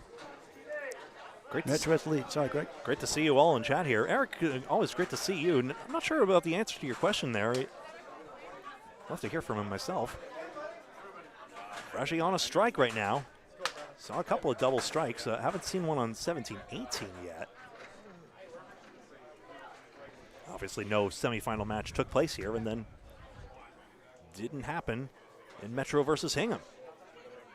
You know, much ado has been made of John Zappi's retirement, and we do not regret otherwise. Obviously a long-time president of the Friday Night Pro League, but of course we've seen, you know, Dean Sullivan announce his retirement from pro bowling, and Dean Sullivan, and then, you know, Ed Woodside here, I believe he's been contemplating retirement, I think is. I heard he's going to be back next year. That's what I heard. I'll check with him afterwards. Freshie, dark shadow shot, parallel time. Especially if he wins. On the strike. He's still good. Absolutely. 8 in the strike. 26 through 2 in the first of 3. Championship match. Steven, the 10 goes. Spare. 29 the ball through 3. Going the right direction. 9-10 spare. Reluctant 10, but there we go. Trying to get Yahtzee small spare with a strike. For 30 points. Don't you have that in rule in bowling? You get a large straight, you get 30 points. 40 for a large straight.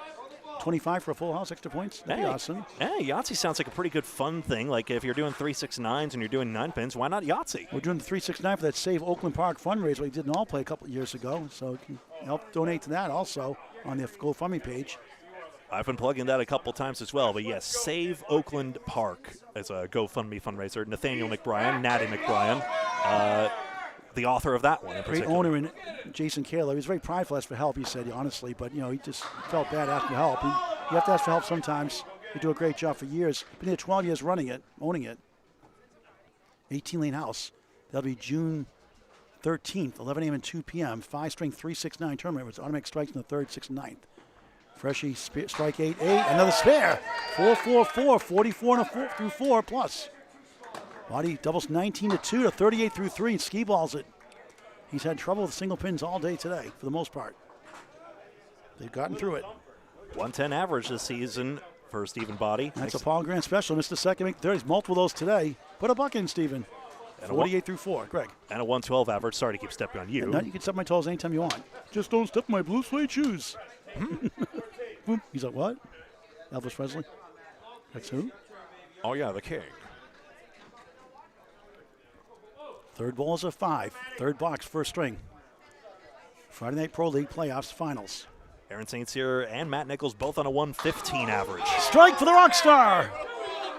2-9's a strike.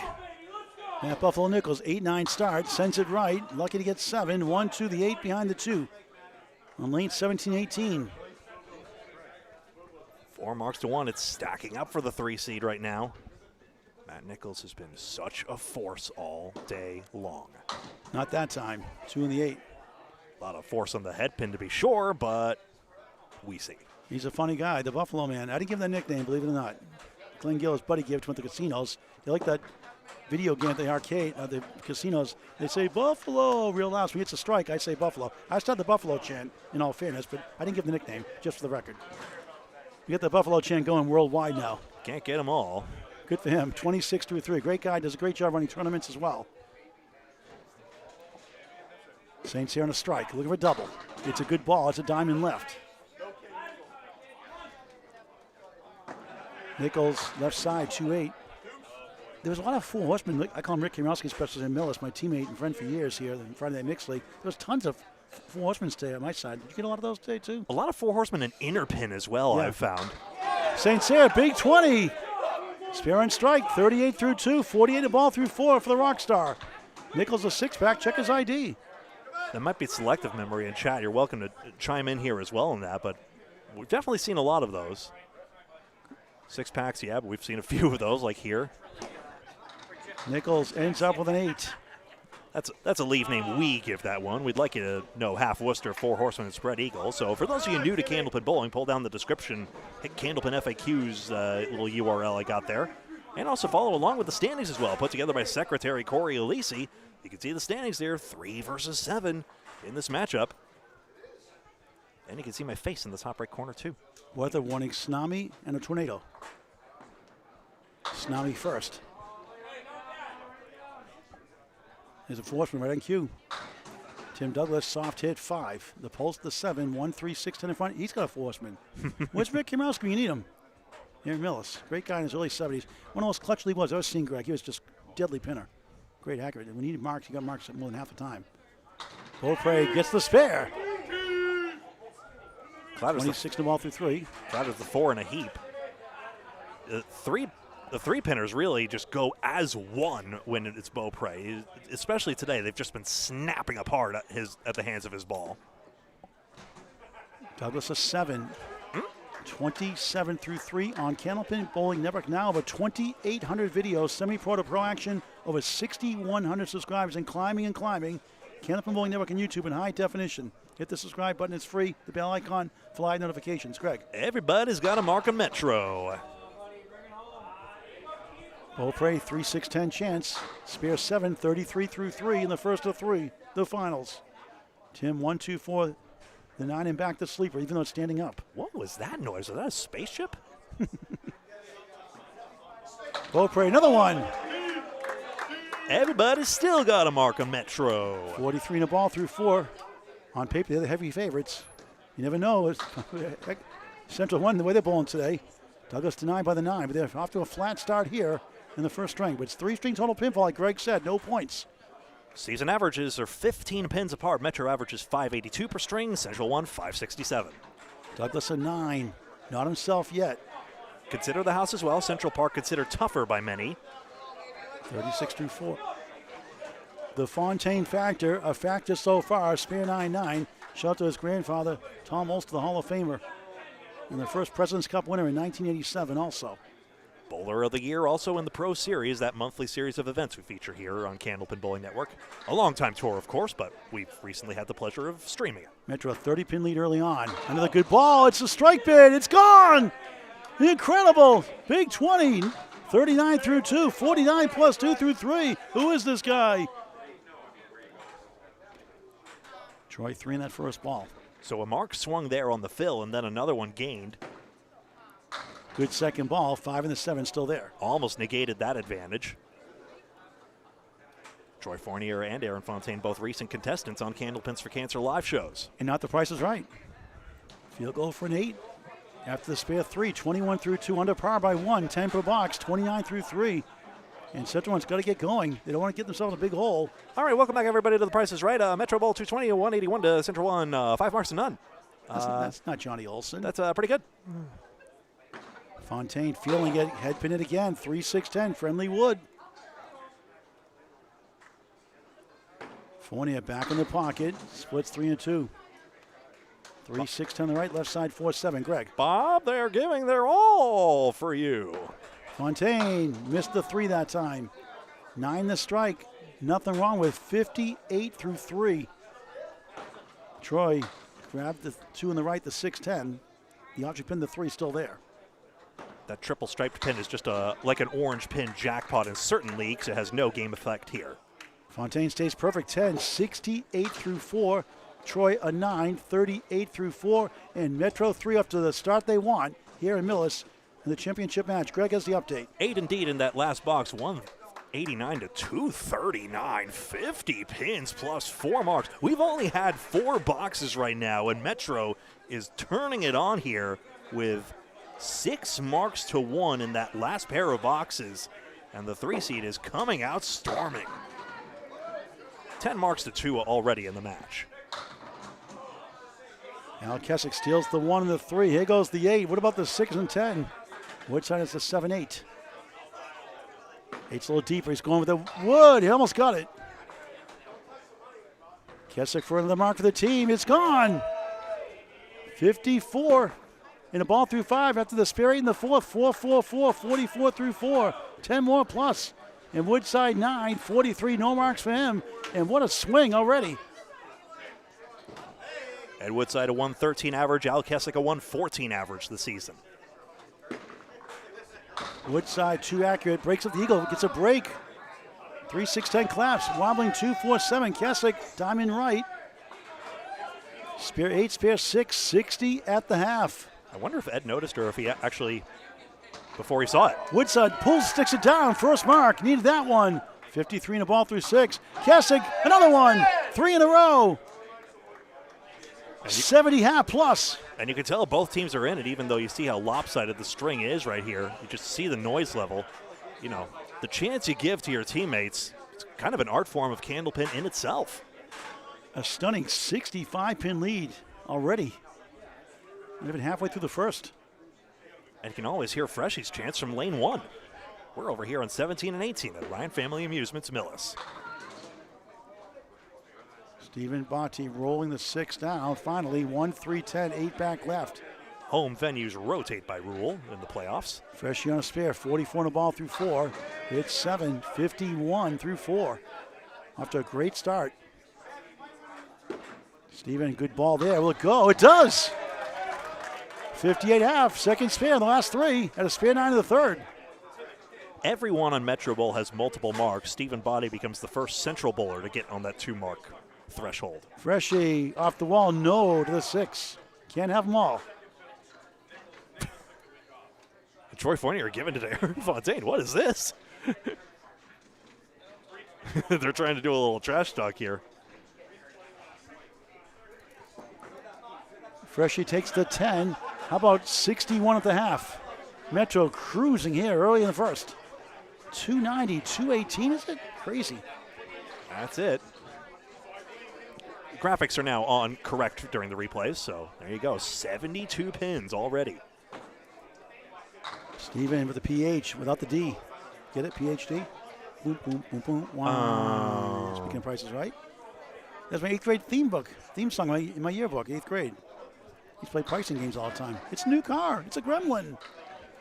The actual retail price is $2,794 back then. Botti just gets 1 away on this one, leaves 5 more. It's almost like a monthly payment nowadays for a car. Exactly. 112 average for Freshie and 110 average for Botti. Freshie being Nick Suffalato, of course. Check mark no longer. Spare. 71 half plus 1 through 6. Plays the check game there and gets 3 marks, sits down on another mark. Steven Spear 4, 62 out, 7, 69 through 6 on Candlepin Bowling Network.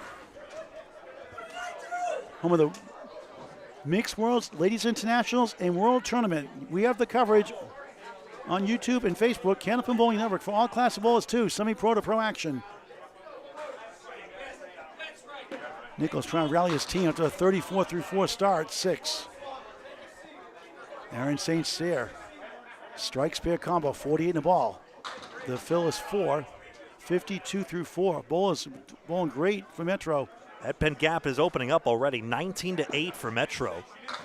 Nichols leads up the mean pin, the number 1. And they come to 2 big highs, hard to maintain that. Aaron 2 full. Nichols gets the head pin for a 10, just 44 at the half. They're getting clobbered right now, but plenty of time against 3-string total pinfall, no points. And consider this is the 7th string of 9 for them. Maybe a team that, wasn't necessarily expected to go far suddenly is. Aaron rare 7, 59 at the half. And don't forget, they were up 17 up to 2 the first 2 rounds of the 2 strings against Exeter, against Central 3, and they won by 41 that 3rd string against Central 3. Do not underestimate them. Nichols trouncing 8, 5 in the 10. See if he can help with that wood. St. Cyr, left side, 2-8.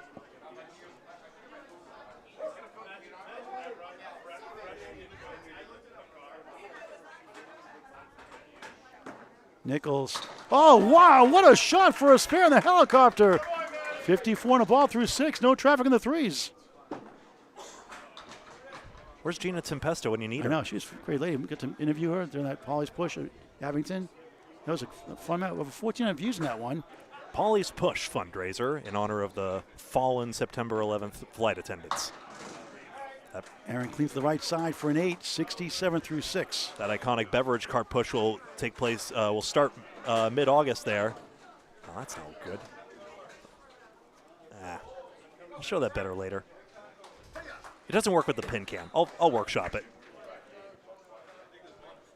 Please go to candlepins4cancer.com, a 501c3 charity. Already $11,500 paid out in 2026, $118,500 paid out overall. Donations via Venmo at candlepins4cancer.com. Candlepins4cancer.com, a 501c3 charity. You can also send a check. Information on the website to send a check is on the website, candlepins4cancer.com. And don't forget the No Questions Asked video, 25-minute documentary, brief documentary about Candlepins for Cancer. No questions asked. Follow the link on YouTube, actually on the website, candlepins4cancer.com. It's easier to find than find on YouTube. Beaupre almost. Ooh. You had 3 in the fill, 46 through 4. Piece of wood got stopped up there. Otherwise, I think Beaupre carries that 5. Douglas, no marks in 5 boxes, takes a 10, 46 and a half, and Central One's got to get going here soon. Beaupre at 10, 56 and a half. They're all over par for sure, and then some. Of course, Central won.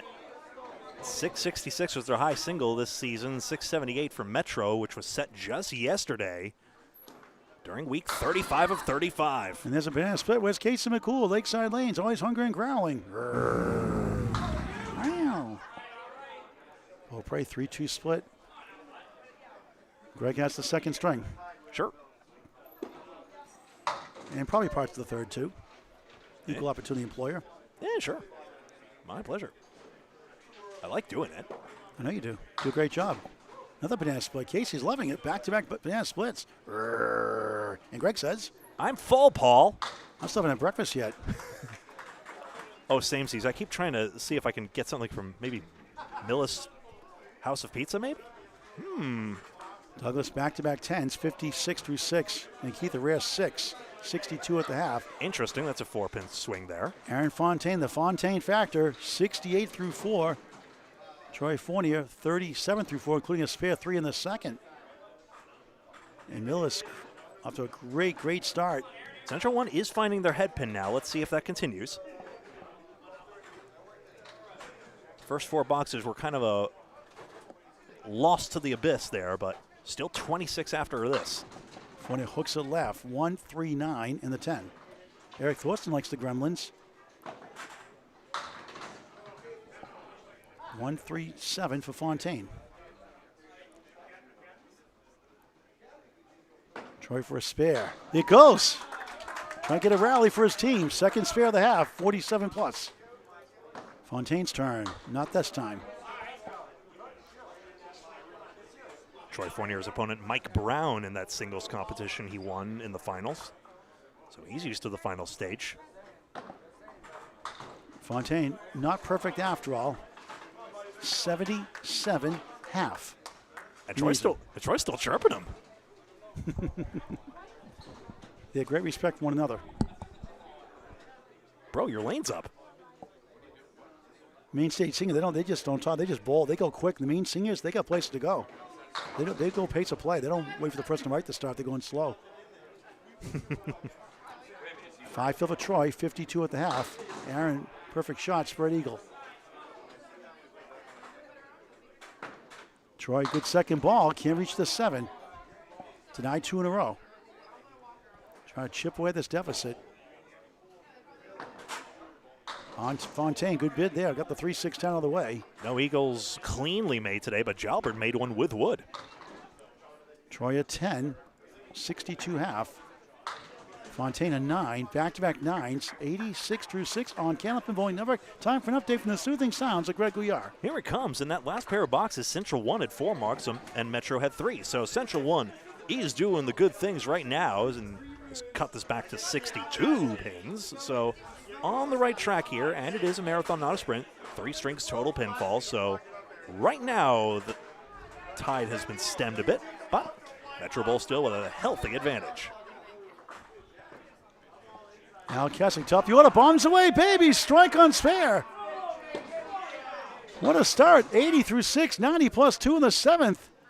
And I'll tell you, there's 9 500s this season by Metro Bowl, all in the hands of Beaupre and Fontaine. So if Al Kessing is the big score getter here, Metro Bowl surely wins this. Woodside robbed. And Kessing has 4 marks in a row since that 9-8-9 start. The Rock, a 9. Or 70 Rock. through 7, minimum 10 per box. Had the spare 8 in that 5th box, get to 61 at the half. Hard to negotiate that piece of wood anyway, and unfortunately, Woodside found a spot where the ball deflected away cruelly. Al, pocket 7, 2 pins on the left, 4-7. The one on the right is the 6. 87 on a strike. Woodside bombs away, baby, strike. 80 plus 2 through 8, trying to get a rally. Actually, Al's second ball on the strike. Ski balls are going to 50 and 100 points. You ever do ski ball? You try to zing it, you get no points out of it. No, I figured it out. I actually perfected my technique at Acton Bowl Drum. You got to go off the sidewall. 7 Phil, 97 through 7. What a start for him. And takes 1 for an 8. 5 over the Century Club through 8 completed boxes. Woodside, 80 plus 2 through 8. Metro has the big lead right now. But again, it's 3-string total pinfall. If we tie, it's a 1-string roll-off. If that happens, that'd be fun. Oh boy, oh boy. Breakfast can wait another hour. Freshie on lane 18. That's the halfway approach. Takes a couple of steps in the slide. Slides it right and gets to drop a 6. 1, 2, wobbling 4-7. Stephen Botti sends it left. He gets 5. Incidentally, I don't see a lot of lunch being ordered around here either. How did these guys do it? Steals the 1 and the 3. 6, 10, 8 left. Would maybe help for a spare. Some people brought pizza. Good for them. That'll be me later. Freshie for a spare. Knew it right away. Got to keep your energy up here. Strength 7 and 9. Botti won't go. Good effort. Central one not themselves yet. Checks his slide on that. May have stuck a bit, I think. Nick takes a 10. 79 through 7, the first of 3. Botti a 10 to match. He's got 79. All right, he's got 79. Freshie's 87. I have the wrong scoreboard. That's the both- first I'd done that. They always bowl under their names here at Millis in this case. I know. A little switchy. That's a lack of food Nick's zoning out. Nick Zavalato, a Pro Series co-organizer, along with his wife Samantha, and then Alia Dave Barber, and Nate Lees and Lori Lewis. Freshie too accurate. Another eagle we've seen. Botti on 17. On the right side of the 1, it's 5.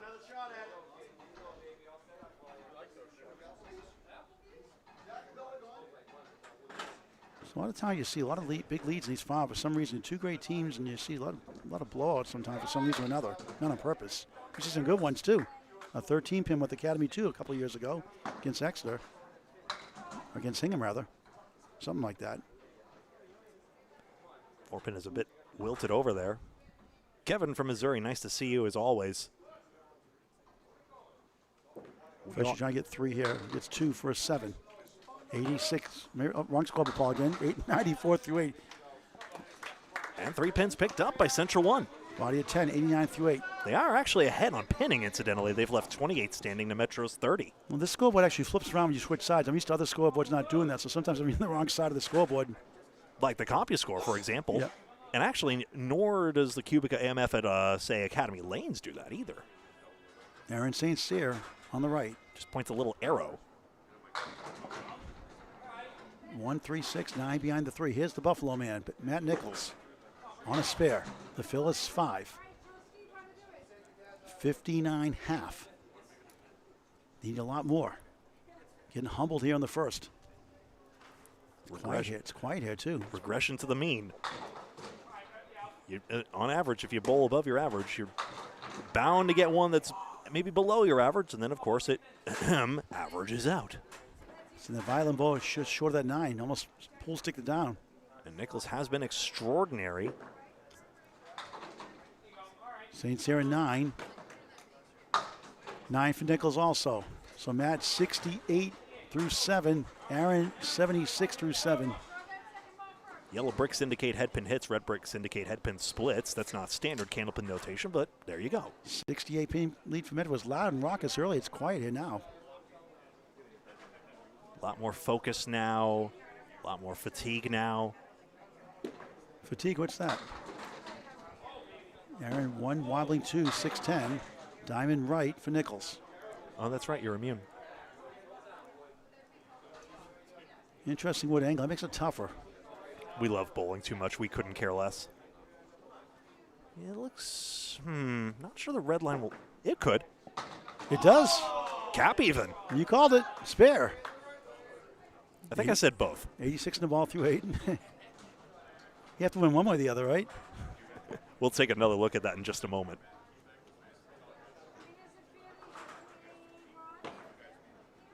Nichols takes a 9, 77 through 8 on Candlepin Bowling Network. The finals getting drubbed right now in the first of 3. Still time to catch up, Greg. So yeah, St. Cyr is going to play way, way up there on the cap there, actually. And yes, it's going to be a ball deflection somehow.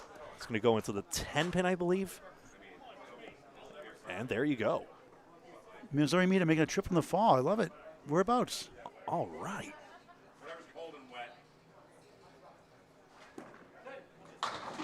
Keith Beaupre having a good string. On the spare. Actually, not in spares. St. Cyr just got a spare. 86 in the ball through 8. Now the fourth bowlers, not on marks. Same leave. Which one do you like better, Greg? I'll shoot at the 3-4-6, thanks. The piece of wood for Tim Douglas looks a little too deep, so it could matter. We'll never know. Latches on there and then rolls away, so basically a clean split and same leave. Big flurry of marks for Metro. Again, all the bowlers getting multiple marks to not that many for Central 1 in the early going, but still 22 boxes remaining. Both kick a field goal. Keith 70 through 7. Tim Douglas 64 through 7. Not himself yet, no marks, but he can light it up quickly. And they don't want to get in a huge hole going up middle string. Keith back in the head pin, 7-10 post. The house has been generous off the head pin, but it's catching up with Central 1 at the moment. Douglas 3 middle, 5 left, 6 right. This time a good count here. Does Beaupre have play on this 7-10, one wonders?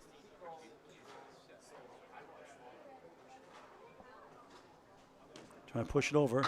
Oh, what a try. Push! You Wow. were hit!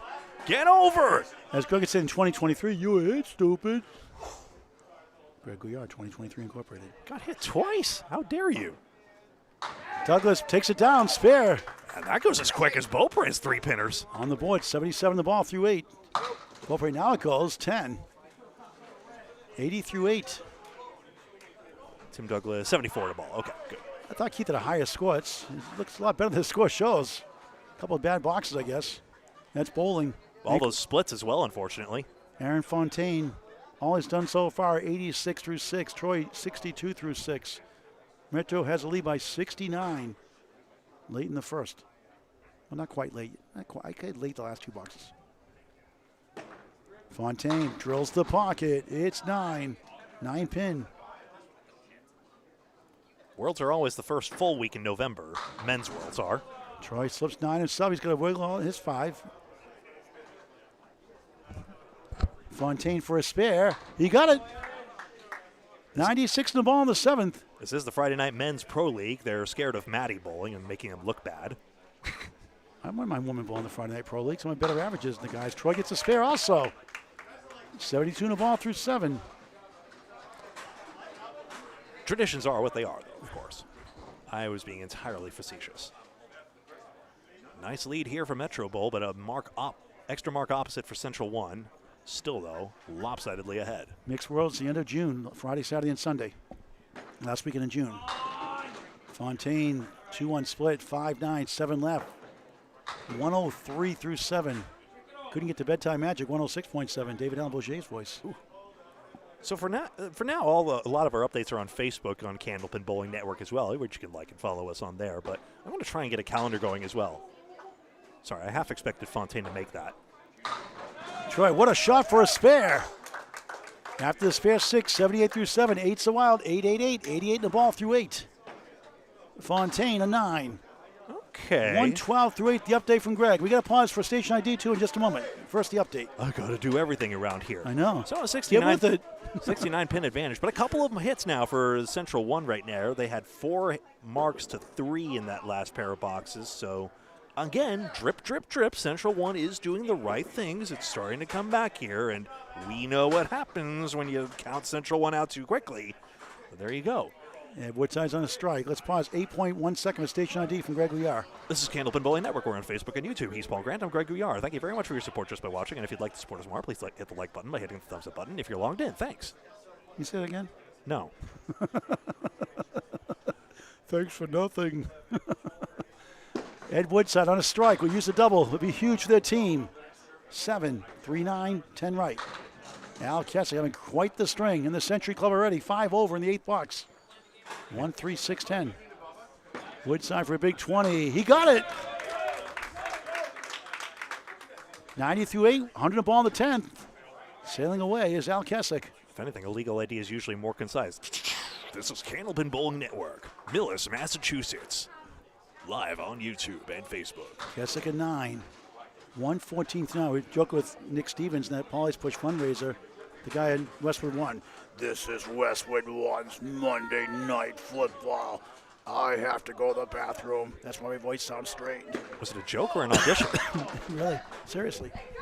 7 fill for Woodside here, and a 107 through 9 as Kessick splits this up. Boy, my voice got sore doing that. There's a right and a wrong way to do screamer vocals, that's for sure. Woodside close, I know. It's like your wife does heavy metal music. I get laryngitis just listening to it.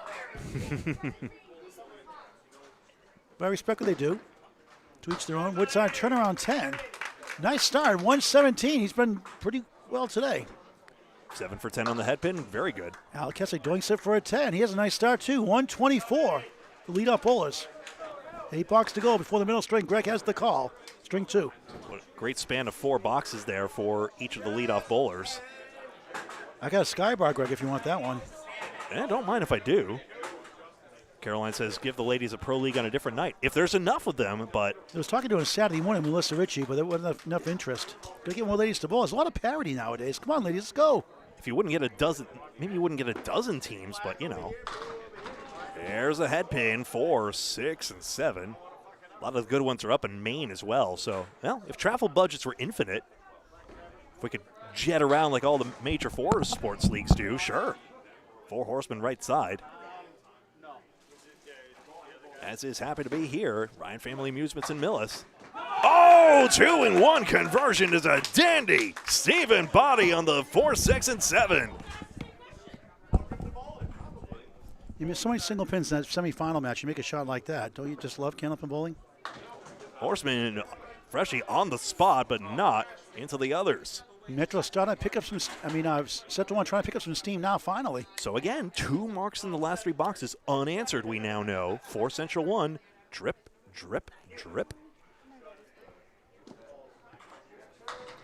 Freshie picks it up for a 10, 104 through 9. Which makes the 10 box important to make it not a full-blown leak there. But look again at this 4, 6, and 7. Wood is back there as well. I know there's a skybar there. And that, actually the plank really just goes back there, but sidewall deflection all the same. 7 Phil, 106 through 9. Nick Zaffaletto, Freshie, his nickname. Had the nickname for a long, long time. 2, 4, 6 right. Seems borderline close to legally getting a change to that if it keeps this up. Aaron Saints has the only mark up next for Metro. Tremendous start for them, slowing down slightly by their standards here. Steven trying to cut it over. Oh, wow, what a shot! Back-to-back Nico highlight reels, wow! Are you serious, Steven? 116 the ball in the 10th, a masterpiece. Freshie won't get us to cut over. Steven Body, how do you miss single pins like 4 or 5 times and you make shots like that back-to-back? It's classic bowling, just tease him anyway. I know. Drip, drip, drip. Freshie, Argent pin for a 9. 113 opening string for the captain. And there probably wouldn't be this level of belief so soon in a match where they're still down a few dozen if it wasn't for just the incredible resume of teams that Central 1 has felled in the first 2 rounds. Body 5, nice finish. 121 opening string for Central 1. And Woodside does his job, 117 also. It's really more of a 4-mark match at this point. 3 marks in the last 4 unopposed. They're getting back in it. Actually, they've had 4 straight marks unopposed. Miss Hawaii, Lori Lewis in the house here. Hopefully she'll be here for the ladies 320, 3-person, 80% handicap on July 18th here with my new right knee. Full rack didn't descend there. They'll have to re-rack it. 2 spares to 1 for Central 1, making some noise here finally.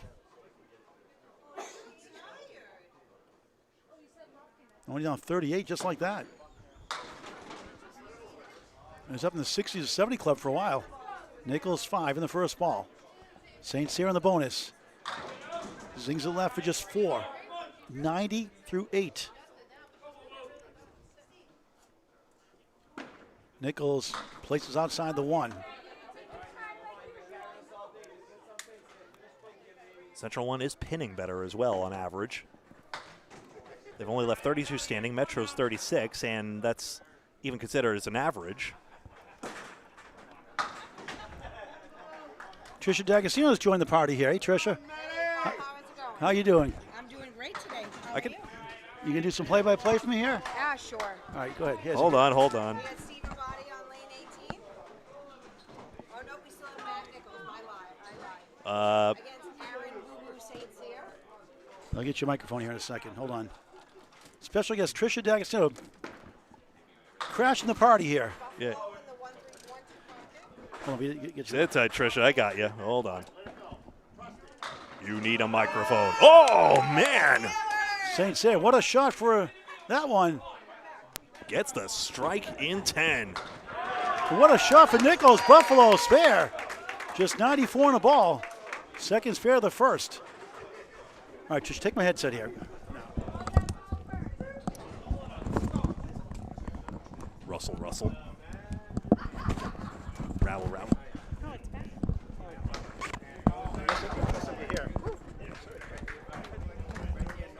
There we go. So I have Matt Nichols on lane 18. He took out the 2-pin, he punched 2. We have Aaron Boo St. Cyr on lane 17.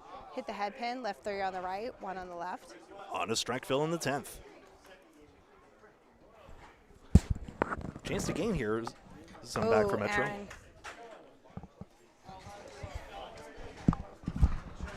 Oh. Was I wrestling the wrong one? I'm sorry.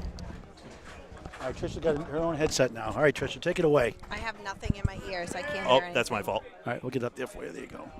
All right, Trisha, take it away. No, that she has nothing in her ears. I know what she means. Okay, hold on. Trisha D'Agostino unplugged live.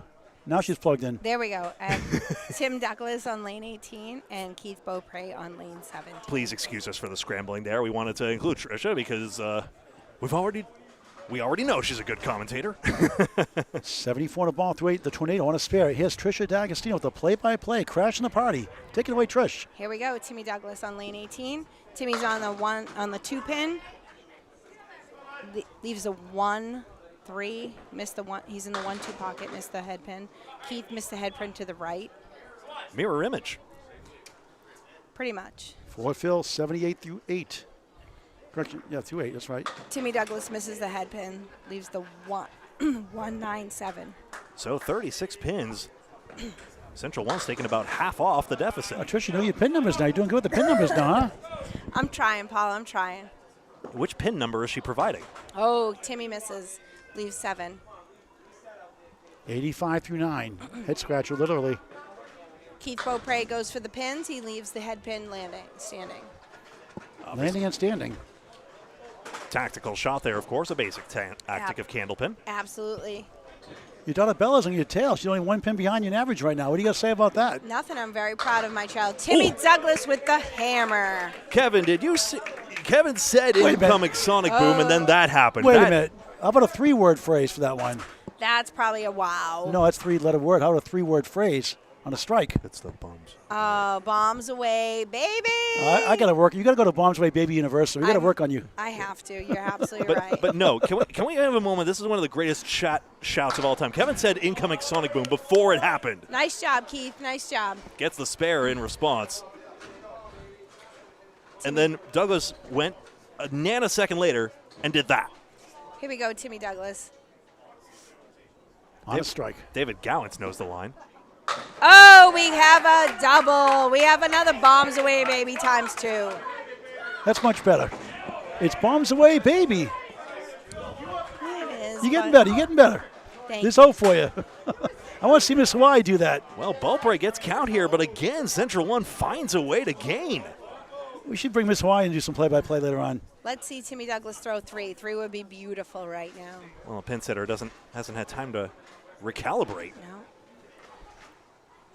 No. See you, Glenifer. Have a nice night.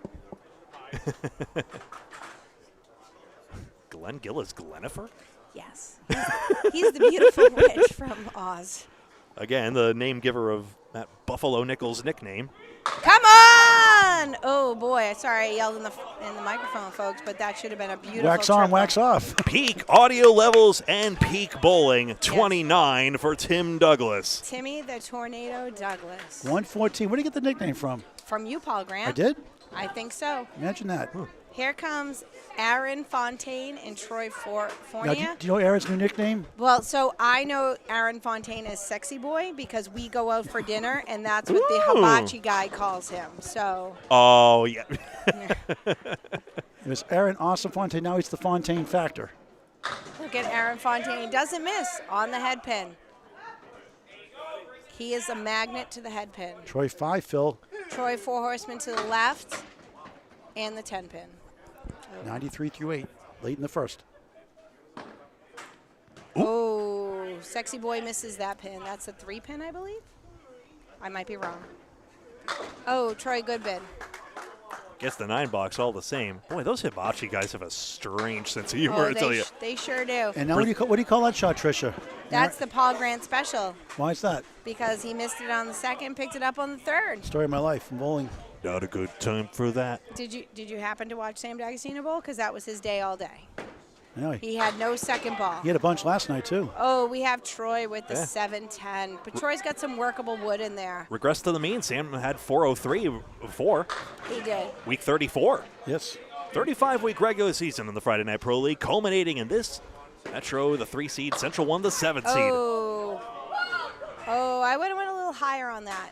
But that's me. I Well- play every shot backwards, but I think I would have went a little higher on that wood. We'll get another look at that in a second. Trish will analyze the instant replay. The analyst and play-by-play. Last Sounds box like of the Trish string, knows. but no intermission. Oh, Aaron totally missing that one. Slowing down to that 77.5. Nice 10 by Troy. 112 opening string. Oh, good 10 by Aaron. And Aaron Fontaine's team don't get 600, but they win it at 589 to 550. But give Central One credit. They're only down 39 versus 560. It's a total doable 560 to 29 after all that. Fontaine did play the red line on that, and the ball didn't deflect into the pin. You mean Fournier, not Fontaine? Trish, you ever try the Sky Bar, by the way? A Sky Bar is delicious. Yeah. It's You almost up there with the 100 You better eat it, grand Greg, bar. before she takes away from you, Greg. I would never steal anything from Greg. I'll especially- take my chances. 583 to 560 is confirmed after one string of play. No intermission, so we plunge right into it. Here comes Eddie Rocky Woodside. God, I've known Eddie for 22 years. And Greg has the play-by-play now. Here you go, If Greg. you- Take it away. You got it. String number 2, Kessick into the 3-pin this time. Paul Grant's on color commentator. Trisha can do kind of whatever she wants at this point. She's cool. Al is the sharpest dressed bowler I've ever met. Everyone wears the same colored shirt. What do you mean? Thanks, Ed. Oh, Yeah. Paul is upset that his lemon drop was denied. It was giving you a hard time and good fun, of course. Hey, I don't over 2 dozen families held lemon drop pool and over 4 dozen of merchandise and 118,000 paid out to families. I got no problem. Of course. Can always say no nicely. It's optional. Most are good about it. We're not entitled to the dollars. They just really help. And back it comes. oh Eddie This Woodside. There we go. gets that $10. Way to go, Rocky. Way to go, Rocky. Did I hear that chirp correctly? They were calling like a 1988 or something? No, I think they did. Yeah, they're teasing them. That's a little Oh, The that's a Troy little Fournier, rude. Troy Fournier, a Taking out the 10. low blow by Troy Fournier there. Broken wing spread eagle right there for Al. Troy Fournier can dish it out. Trisha wants to do play-by-play. Just go for it, honestly. No. Okay. It's all you, Greg. You got it. Kessick takes out the left wing there. 6-pack, Woodside. Ooh, no, 5-pin. 5 pins. Killer there. Greg's giving a Sky Bar for breakfast. Is that your breakfast or lunch, Greg, the Sky Bar? I've lost track. 5:09 p.m. We started today at 10 a.m. Thank you very much to everyone who's been a part of today, or to those of you just tuning in for the final showdown right here. What we thought was going to be an anticlimactic blowout after the first 4 boxes, but Central One has found their way. They sure have. Here comes Nick Freshy Zaffaletto with the cutest. He's the dad to Zoe and the husband to Samantha. Great family. Steve and Body on lane 17. I like how Pro Series is just another daycare at this point. 100%.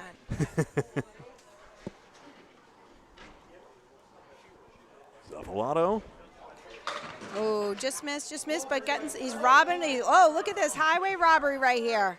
Leaves a 10 pin. Blank almost rolled in, but didn't quite. I'm getting some love through my Apple Watch that people are rooting me on right now. Kim Baker, All right. love you, girl. Hey, Sean's got your money for the Bondsway Baby and Candlepins For Cancer shirts, Kim. If you don't get it from him, he has it. Sean had a $3.99 in this semifinal match, by the way. Aaron Fontaine, of course, over that 400 mark. Oh. That's the skee ball shot. You go for the 50 and 100. Greg's like, use the sidewall. I go straight up top usually. Millis won again. Steve and Body almost converted that. Kim Baker makes the Candlepins For Cancer shirts and the Bondsway Baby shirts. Got a request from Canada for 2 red shirts, a 2X and a 3X yesterday. Reminder, Body already has made the 4-7-10. Oh. Freshie, just missed. Just a bit outside, as Bob Euchre would say. Championship match, second string of 3. Late great Milwaukee Brewers commentator. Trish, you want to do something? You want to do a station identification break? I could not I could never say what he says. So go take it away, Greg. You don't have to do it that quickly, but Candlepin Bowling Network, Facebook and YouTube. You know what to do. Hit the buttons, do the things, or just tune in. Thank you very much. Trish, you good at pushing buttons? I love to push buttons. just ask any of my friends. Mike Nardone knows. He sure does know. Down goes this 3-pin for Body. He's got 3 pins, but I need more sleep. a piece of wood in between. 3 and 1 split for Freshie at the moment. They have that extra strike here that. Wait. Oh, and a good shot What here. a shot by Freshie. Gets the split spare. That's a dandy. And Oh, Stephen Body, what a great shot as well. you know what I'm just realizing? I haven't actually put St. Cyr's strike fill in, so I actually am behind on. Oh, boy. Shoot, I don't know what his string is. I'm so sorry. We got Aaron Boo Boo St. Cyr on lane 18, and we have Matt Buffalo Nichols on lane I like the 17. rock star better. Well, you know. It's one of the earlier nicknames he got. He looks like a rock star, doesn't he? Aaron is my teammate on the Narc Clones Oh, for the lemon Mixed drop. World. One, is that on a spare? No, It just started off. Oh, it should be $5 in your first ball of the string. What do you think? I agree with you, Paul. My scoreboard is a bit incorrect. I apologize. No, you're spot on. Hey, Nate Lee's putting $5 in. Thank you, Nate Lee's. Oh, Aaron, what a try. That's the first $5 you're given today. Oh, way to go, Buffalo. Now when he gets a strike, you have to say Buffalo real loud, okay? Oh, I will. Let us know. I'll have to turn the volume down. You don't want me to yell Buffalo. I've been yelling it all day. I watched Buffalo throw his triple in the first match. Boy, they beat the 2 seed, then the 1 seed. Now they're in the finals against the 3 seed. The second team in what, the last 4, was it 4 years ago, right? Lafayette won it, the 7 seed. It was Lafayette, that was a few years yeah, ago. 4 or 5 years ago. It was like when we first started covering. I think it's 2022, in fact. Right. Union Street Lanes was the host at that time. Oh, there we go. Buffalo! 1, 2, 3. Buffalo! In stereo. Nice job, Matty Nichols. Nice You job. remember that car song, Moving in Stereo? Remember that song? And You know what I'm there's talking a about? 20 bucks. Oh, nice shot, Aaron. You know that song, Moving in Stereo by the Cars? I do. Life's the same, I'm moving in stereo. Nice job, Buffalo. Nice job.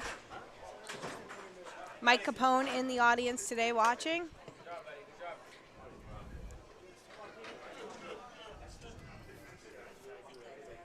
I mean, Central won under 500 in the finals. That's great news for other teams competing. Just get in. You never know what can happen. Get hot at the right time. Oh, Keith Beaupre misses his object. That's a lemon drop right there, Paul. He owes you some money. Oh, Timmy Douglas leaves. Hey, Nate, that's old Leaves news. one. Nate, that's old news. Oh! Still gonna pay. Still gonna pay. Is that a Paul Grant special as well? No mercy. I'm kind of confused there. You still have to put a buck in. Paul's trying to drive donations still. But there we go, and a missed single pin, and there's the 10 box. I had a great time bowling with Keith Beaupre this winter. Paul Grant special. Missed the second, make the third.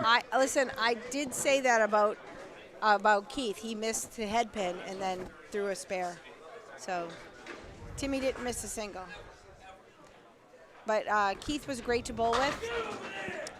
It's not quite a 10, Keith. Can't turn your back on that one, my friend. You left the 10 pin solid.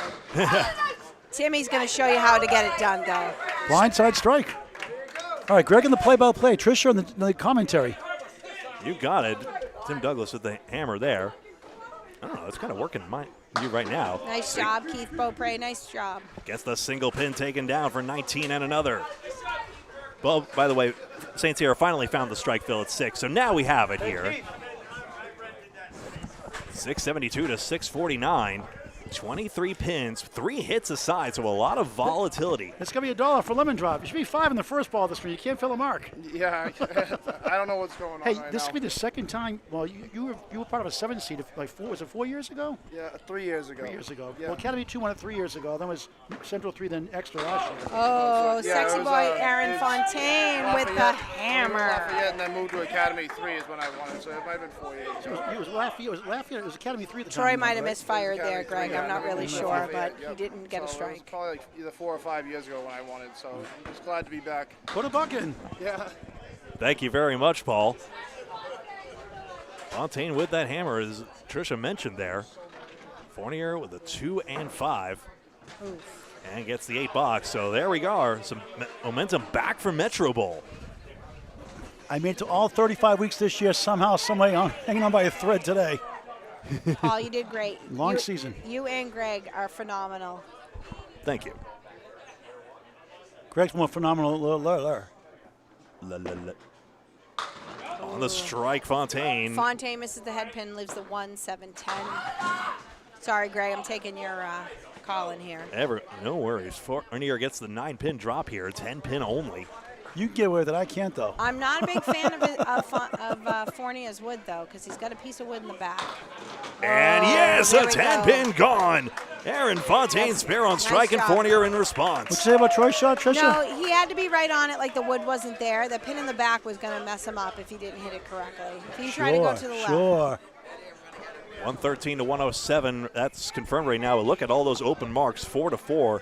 This still could go either way. And now, very interesting boxes coming up for everyone here. It's great watching Eddie Woodside bowl. Sam used to bowl with CPL back 22 years ago, 23 years ago, because I was pregnant with Isabella when he bowled with them. So Eddie has lasted the time there. It's great to see. Single plank in front of the single pin. It's good. Eddie Woodside, he's automatic. Fantastic. Nice bid there, but only 3 of the 5. Is Sam Daggett still going to bowl next year for Hingham? He is. That's the Awesome. story that he's confirmed. It's good to see you in the pro circuit, too. I know you had 96 a year, but, you're just getting back into it. Like Laurie Rosette, another one that hasn't bowled in a lot of Well, tournaments. I'm going to correct you because my average is a 97. I ended the season with a 90. Oh, it was 96 last time I talked to you, and it's 97. You didn't tell me. I did. Right. But no, I'm getting there. Tricia D'Agostino with the inside scoop. So you get the empty net goal against Bella, 97-95 instead of 96-95. Listen, my goal is to have my kids be better than me in everything they do, so I'm pretty proud of them both. Rockville 7 on the spare fill. And Bella has your attitude, your personality. You're outgoing, very joyful. She does have her father's abilities, though. I have to say, other than she bowls with her left hand, she's very competitive, and that she gets that from Sam. Lengthy consultation here. That's the 4-6-10 Woodside is looking at. Under the right side, possible foul. He may have waved that. We'll see. He did wave that off. Yeah, it's no good. I can see it from here. And the 5-pinner goes for Kessick. I do not know what that is. That is an 8-box for Woodside because of the felled pin. Correct. It simply does not count. And this spare and ensuing celebration from Al Kessick. I want to thank you personally, your husband, Sam, for always donating to Candlepins For Cancer. Every time I see him, it's 20, 20, 20. And it's just very encouraging. Listen, cancer has touched way too many of our friends' lives, and whatever we can do to help, whether it's through Candlepin, through you, or just trying to, support them. It's something we do. It's gonna touch everybody in everybody's life, unfortunately. $118,000 to date and $500 paid out to date. $11,500 this year alone. Tricia, raise your microphone a little bit up, if you please. 4, 5, and 7. There you go. Absolutely. She's usually used to raising a glass. Yes, absolutely. I am too. I just pretend otherwise. Freshie on a spare as well, opposite that 7 fill. Lots of marks littering the scoreboard. Zafalato to mark one here. He's off target, and the 4 gets it to the 2, and the 8-pin 7. 1-7-10 with a beautiful piece of wood. Body into the cap here and kills the ball action.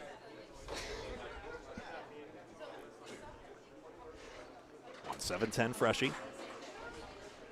Cap and the head pin close together. Deep on the left wood. Trisha, for those who don't know, how'd you get started in Candlepin bowling? I started bowling when I was 2. My mother put a ball in my hand when I was 2.5. I used to bowl out of the bowl-away lanes in Burlington, Massachusetts. Now it's a storage facility. But my mom used to bowl a lot. My mother bowled her way to Bermuda. She actually won through Brunswick bowl-away lanes. She bowled in Burlington and qualified, and then they had to have her go to Springfield, Mass. With my dad. Drove all the way out. My mom turned to my dad and said, I need you to walk away right now so I can get my bearings. And then she came back and said, I need you to come watch me now because I'm going to win this thing.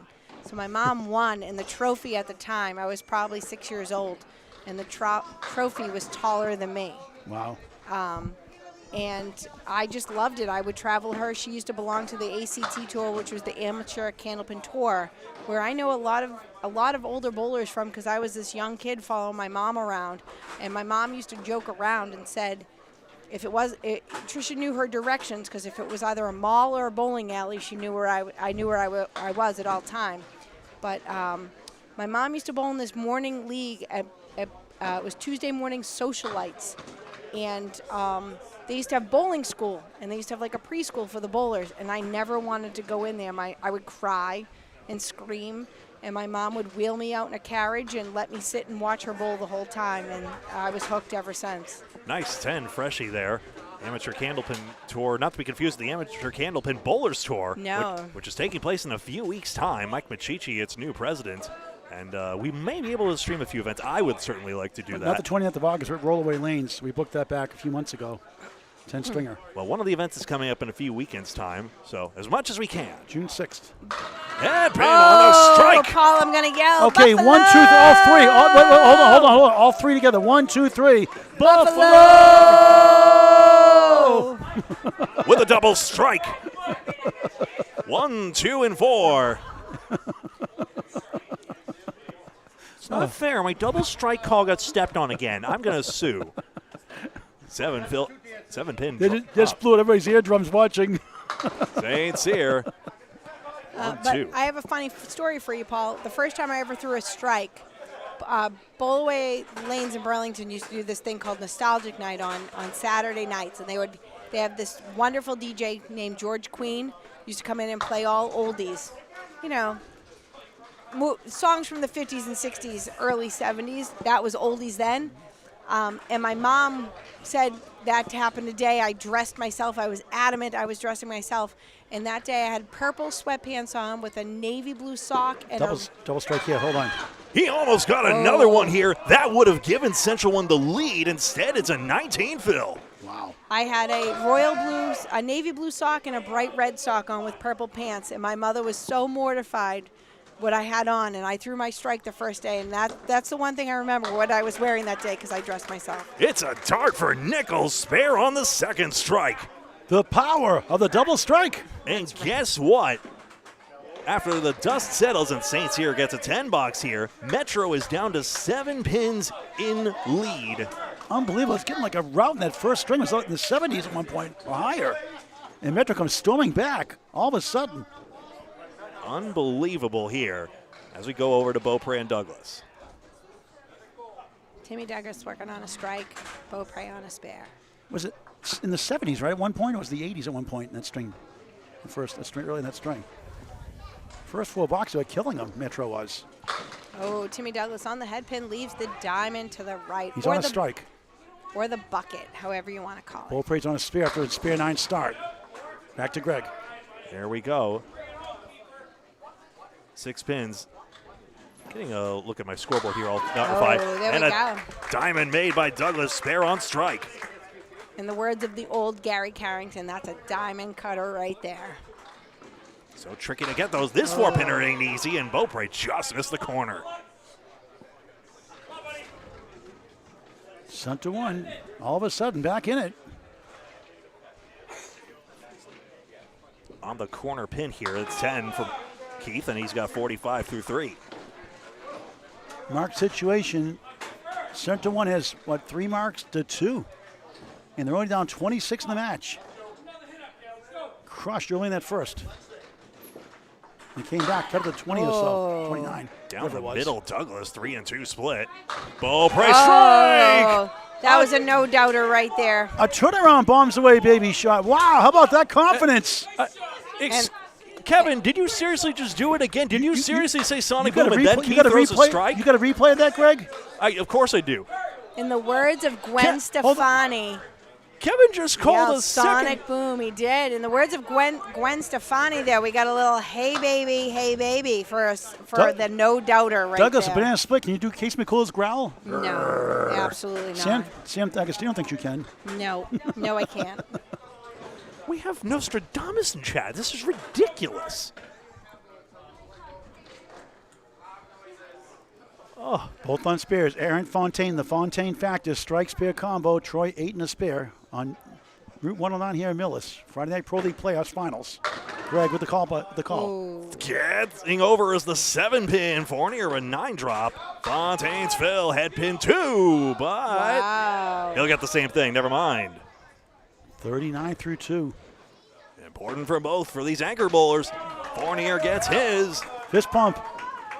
Back-to-back, 37 the ball through 3 in the second of 3, the championship match. Fontaine distant wood in front.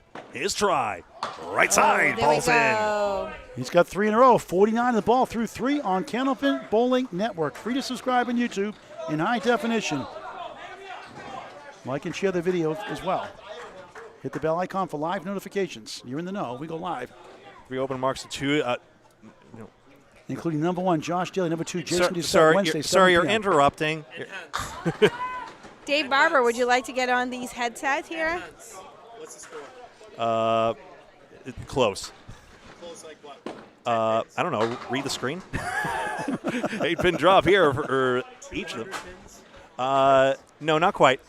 We got a 1-pin for Metro. Oh, what a shot for Troy. Back-to-back-to-back, 3 in a row. It's a 1-pin match. Actually, Metro still has the advantage here, and Fontaine a 2-pinner as well. He's got 4 in a row. Pins You are want flying. 67 the ball through 4. Wow. Dave, And Troy, 55 in the ball. Dave, will you shut up? 275 to 247. Greg, I'm coming in to be your knight in shining armor here. I'm going to push Dave Barber right out of this. No, this is so funny. 275 to 247. Well, gentlemen, I'm going to step away now. It's been a pleasure. You guys are amazing. Thanks for coming. I appreciate everything you both do. Thank you. Show up whenever someone needs you, and that's all the Candlepin community can ask for. Especially him for sure, but Thank you for bringing life back to our game. our absolute Thanks pleasure. for the kind words. Good to see you, Tricia D'Agostino. Don't forget your lemon drops. I didn't have any, Paul, Oh, but same thank you. Paul Grant specials today. Yeah, I always have a Paul Grant special, but Prepayment is always appreciated. all right. Thank you, guys. Thanks, Tricia D'Agostino. Back to Greg with the play-by-play. Woodside denied on the 9-pinner. Wood railed away. And, which one is that? That one. Okay. We got it. All right, Greg, now you have the full play-by-play. What a battle now with Central 1 climbing back into it. 9 box aside. It looked like they would get blown out of the building. The first 4 boxes of the first, they've been resilient all day. All they've done is take out the 2 seed and the 1 seed. Now against the 3 seed. 284 to 262, 5, and not the 7. Kessick tipped a corner. He's been bowling well. And Woodside with a strike. He's had his moments today. 64 on the ball through 6. Rock rolls, and he hammers in the 6th. Kessick with a spare. Scorpion tail took it out. Jumbo shrimp tail. Matching marks here in a tight duel here after it was 70-something as the lead. Instead, this. And imagine if Central 1, they really had a really tough first 4 boxes there. But since then, 3 marks aside, I'm looking up at the scoreboard here, making sure that I've got my 3 marks I's and each side. T's. Yep. Yep, 3 marks aside. That's good. Scoreboard on screen is unofficial. There's a little concern on my side, but I'm fairly sure it's accurate. 5-pin drop for Freshie. Head pin. A diagonal fell uphill, actually, for body, and it's the 5-9. We got to turn that volume down before we do Buffalo next time. How's everyone doing there? Are you deaf yet? Huh? Huh? I want to hear the pinfall as well, I confess. That's why I turned that mic back on. Spares Zuffalato. Excellent shot there on the 4 horsemen and that inner pin. And body equal to the task with a simpler leave. Had his head pin, had done all the hard work already. Here's how the 5-pinner goes. The plank was there, that assisted. And Captain Nick Zuffalato on the spot here. Peter Penny, the 6th one, you see him on the bench there. That's Central 1's captain. A very proud man in this moment. Surely, right now. He knew the odds, but he knew the value of his team. And they're going to be elated with whatever outcome, even though they're going to compete like heck to make this happen. Freshie gets the 8 fill, body just 7. Does Metro get one back here?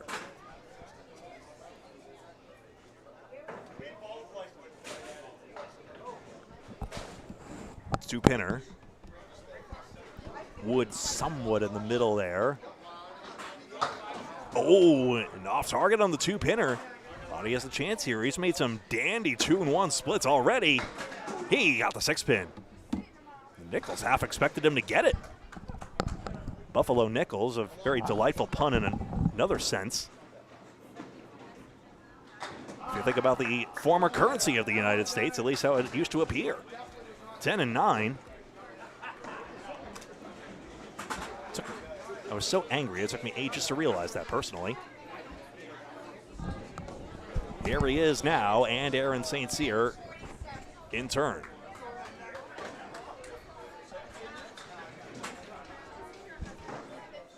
A 35-week season ended last night after a snowstorm pushed back an extra week to the 15th instead of the 8th. No day off in between these three-string matches today.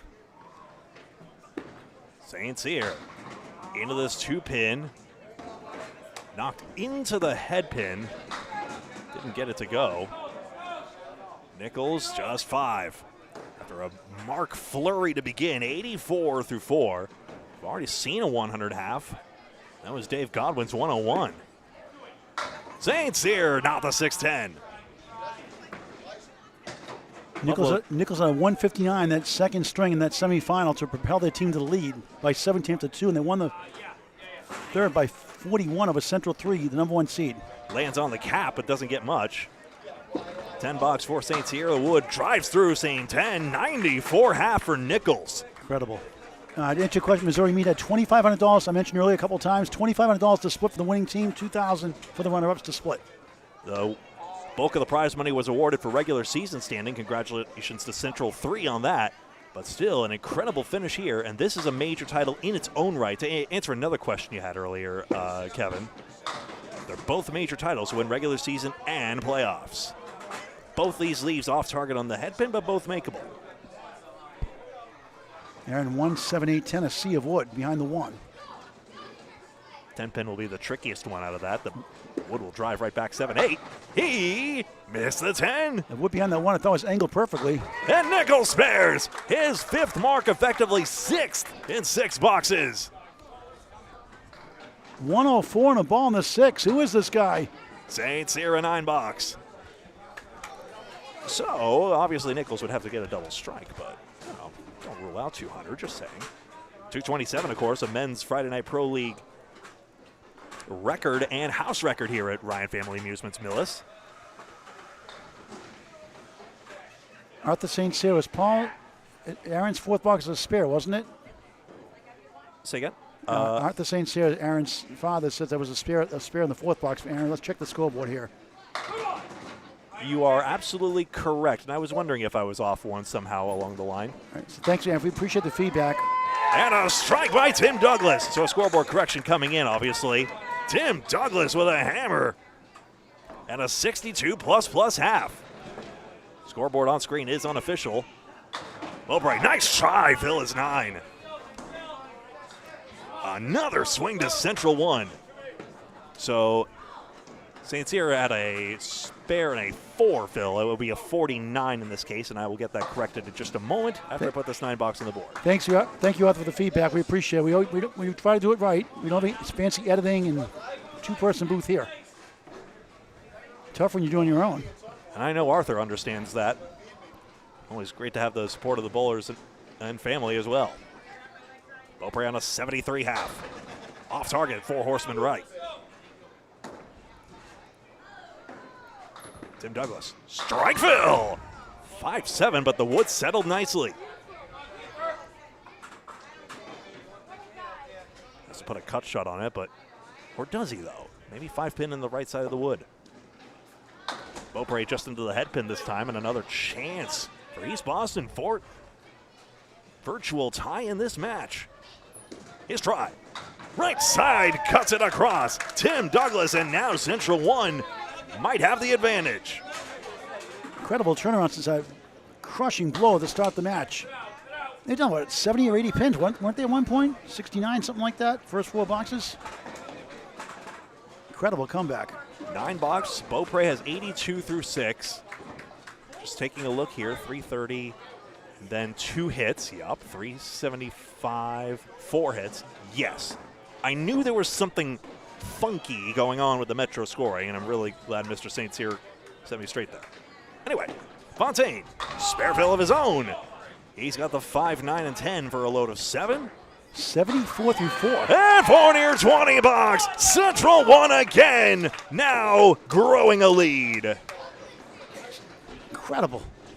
Fontaine, he can make this one to get that back at least. Missed the wood in front. Only just. He's going to have an 80-something half here. 10 is not a gimme here. Right side, it spins in anyway. It's an excellent half for Aaron Fontaine, an 84 half, as Fournier's 20 box propels Central 1 to a lead. Remember, 1 pin up for Metro, but 3 extra hits for Central 1. Incredible turnaround, quick turnaround within a string, a little over a string. Remarkable, resiliency all day. Fontaine just wide. One of a rare head pin miss for him. 1, 2, 7, 10. Fournier, he's off target. Gonna climb the ladder though. 1, 2, 9, and 10. Looked like it was going to anyway. He'll still load up on the strike here. Fontaine. Yes, his ball takes this one. It's an old chestnut, but it's true in this case. Fournier 20 again. Domino's delivers. Unbelievable, Nico highlight reel. Case of locomotion. You'll love to see it. Here's a look at Fontaine's spare as the noise level picking up after a library silent 70-pin blowout to start the match. Now instead, we have this. 85 through 5, 95, and a ball through 6. What is going on here with Central 1 today? It's 7 marks to 3 for Central 1. And now Rock on a strike fill. Got his head pin thin. 8 pins threatening to go somewhere, and I'll tell you, that wood is nice. The confidence soaring high now. Kasich, 8 fill on his spare. 4 in the 10. He's at 68 at the half. And you start getting these spares, the pace quickens up 2. Rock's try, no 8 pin. Possibly too far right on the wood, but easy to say in hindsight. And the wood deflects in for Kasich. 3 marks and 4. 9 fill, 9 box for Rock. And he's got an 82 through 7. 9 pins and a hit. Central 1 still with the advantage. Kasich claws one back. WPAC 822 room for CPL of East Boston, Mass. Chucky's house. Central Park Lanes. Rock may have been too low. It jammed the ball into the line. Kasich thin, coming back. 5 pin, get over? Nope, 6 fill.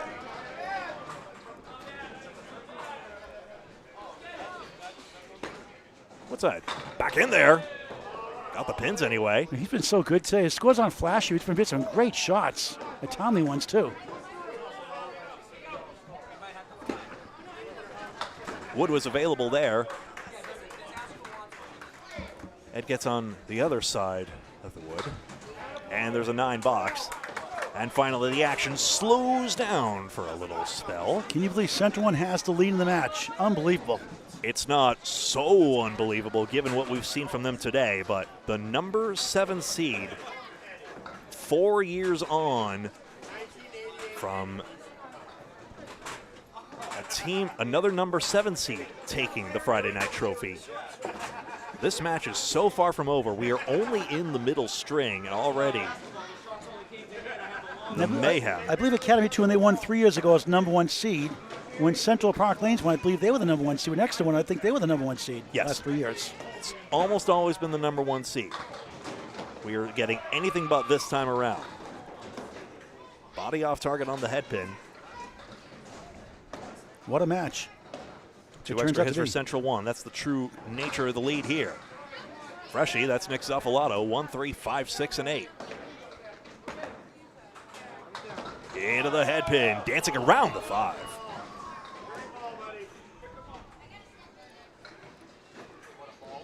Marks are 33 all in this match. And of course, remember, Nichols has the double strike. Headpin fluttered around the 3. Everything else goes, same thing. Each bowler flying around one single stinking pin. 9 for body. Stephen also a Central Park Lanes local here. Of course, Tim Douglas used to bowl for Central 2 back when that was a team with his brother Scott. First 9, 82 through 7. Good to see Joe Tavanese here early today. Mr. Treasurer. Yes. Got to give out the money somehow. I asked him to bowl today. Somebody had to drop out. I wonder what. He may still bowl up at Peabody. I'm not sure. He doesn't bowl anymore, I don't think, he said. Speaking of Metro Bowl, of course. Body 5 pins. Jim Barber, the Hall of Famer, works there, too. Tuffalato off target here in 4 pins. High single this year, Mark Ritchie and Aaron St. Cyr, 176. Aaron did that just yesterday. How about Riverwalk? They only finished 2 points out of the final playoff spot. Millis hung on to win it. Humbled by Central 3 in the first round today. Almost a shake up there in the standings. Metro could use this one. Trailing by a couple hits, and this won't get there. How much parity? For the longest time, Greg, like from like positions 5 to 12, a close for most of the season. I thought we weren't in the era of parity. I thought with the top 3 teams, you know, you consider Metro being one of those 3, and then Exeter number 2, and Central 3 number 1. Of course, Justin Waters injured for Central 3, so there will be a question mark there, but that's how it is, you know? And clearly, if you're able, you have to be able to, you know, it's no fault of anyone's, of course, but you consider that. You consider how the ACST Championship Class A was decided on an injury as well. And clearly there is a strain in this game, and conditioning means so much. Nichols loves the condition of his score sheet right now. 6-10 and a load of 8 on his spare. 112 through 6. Stunning. Central 1 confirming their advantage. St. Cyr twice on that 4-pin. How do you not fall? Blank is right there anyway. Nichols, slightly trickier wood. Ooh, left side did not carry it. Might have tripped on a piece of wood back there and caused a wild deflection. This should be easier. Just don't hit cap and you're fine. Aaron St. Cyr, 78 in a ball. There's the 9-box opposite. 121 through 7. Hello, David Gowans from Oshawa, Ontario, Canada. So an 11-pin advantage for Central 1. By the way, here's the situation here. Yes, that piece of wood, it didn't get to complete its rotation into the 6 because another piece of wood got in the way. But the right side might have carried the 6 away from the 10. Darned if you do, darned if you don't. Maybe. 3-10. St. Cyr, spare fill. Uh-oh, just 3.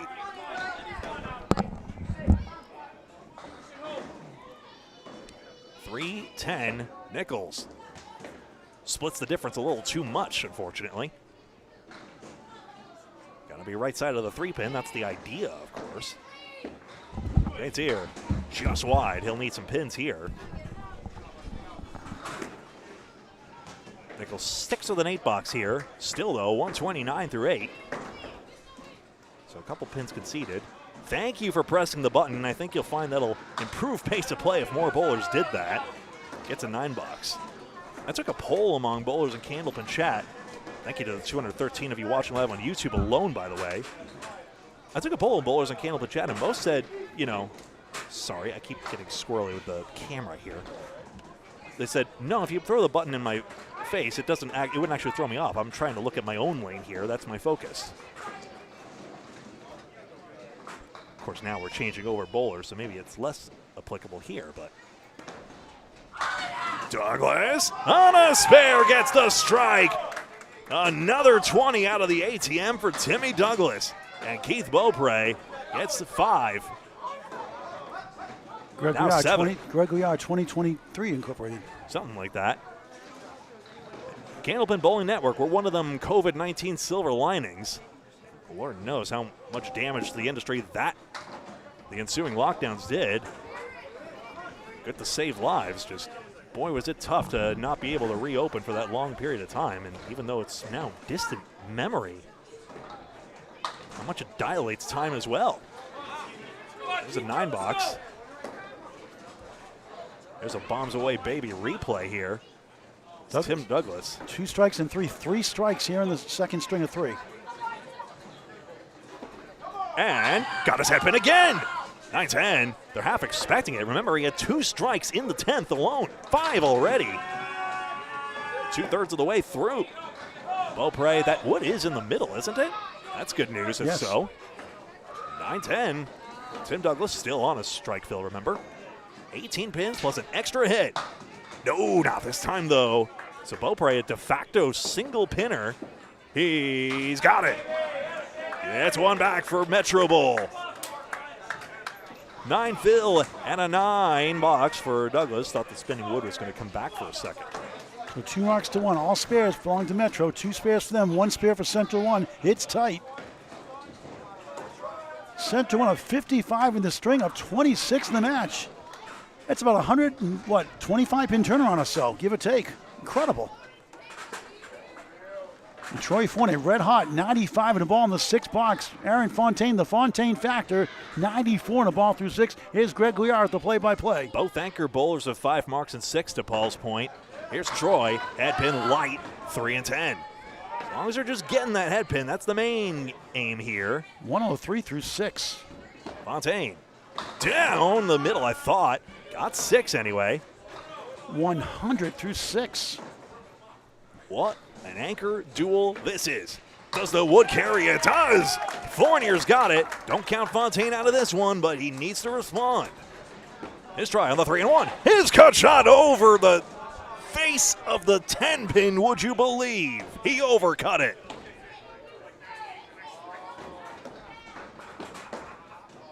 And a quality 10. Troy Fournier in the 7th gives Central 1 another mark. 1, 2, 3, 4, 5, 6 in a row after the 8 box start. 113 a ball in the 7th. Masterful. Chad, how's it going? Can you handle another string of this? Down the middle, Fournier, just 5. I want to see overtime, 1 string roll off. It's sort of a 4 string wouldn't be the craziest thing that's happened all day today. 4 horsemen right side. If you don't know why we love Candlepin bowling so much, we kind of can't help you right now. Sorry. You either get it by now or you don't. 6 and the 7 drop down. That'll be the 2, 3, and 4. To Paul's delight, to heck with those pins in particular. Oh, 1, 2, 6, and 10. Ricochet. Well, that, of all the ways we have seen the 4 horsemen spared, that might be a new way. Ask Rick Kimrowski or Millis. As Candlepin Bowling approaches its 150th birthday. Piece of wood there. What? Just as planned, right? That's a Steve Kelly 3-ball spare. Isn't it 3rd ball 10 bucks, Aaron? 3-ball spare. Hi, Steve Kelly. 554 to 493. Gets a tickling the ivories here. He's got the 4-7. Here's Ed Woodside. In that last pair of boxes, 2 marks for Central 1. It was 4 for Metro. Clawing it back here a little bit.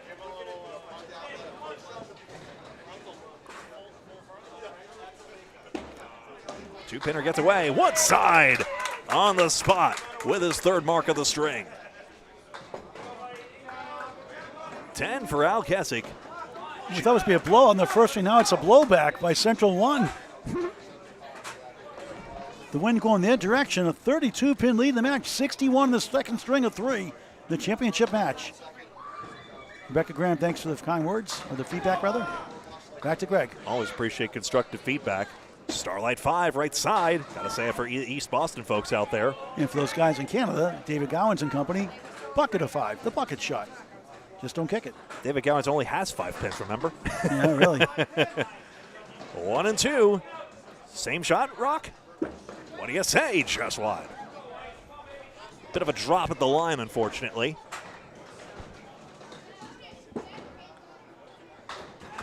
There's the 10 box there. I once... Rich Lamoni would probably told me, I think he landed in like the 6th spot when he was trying to aim at the head pin, and I said, like, you know, just wide when I was in my early days of commentary, and he said, like, well, don't lie about it.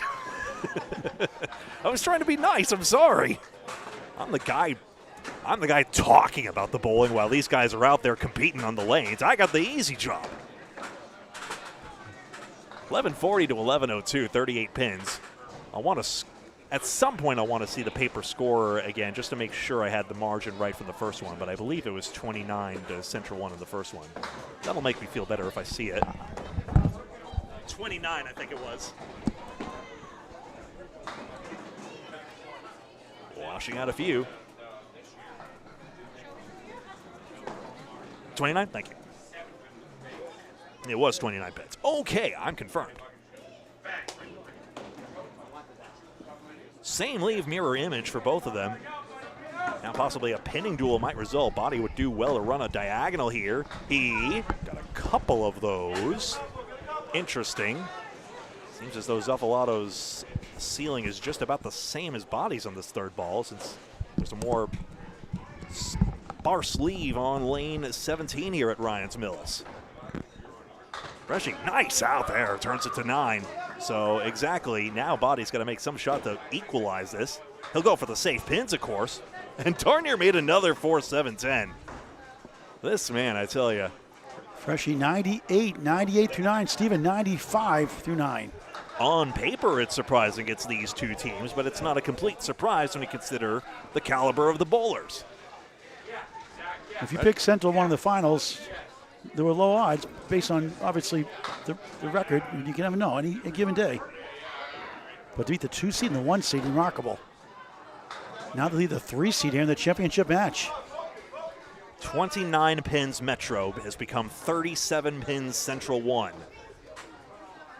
It was way up near 80 or 70 or 80 or so in that first early on. 3 and 4 split for Freshie. Good luck with this one. Body has the better chance here despite losing the first ball. He's just wide. Needs an out. Isn't that interesting? One object hit to none, but you're basically in the same boat here. Zuffalato will want to get something out of this. After all, Body's leave is still more tenable since he still has his head pin available. Into the 3-pin. Across it comes. 6. 2 object pins. But Freshie gets stuck on 104. Body, 7, wins the box, so to speak. 102 second string. 2 string totals, Greg, please. There you go. 223 for Body and 217 for Zuffalato.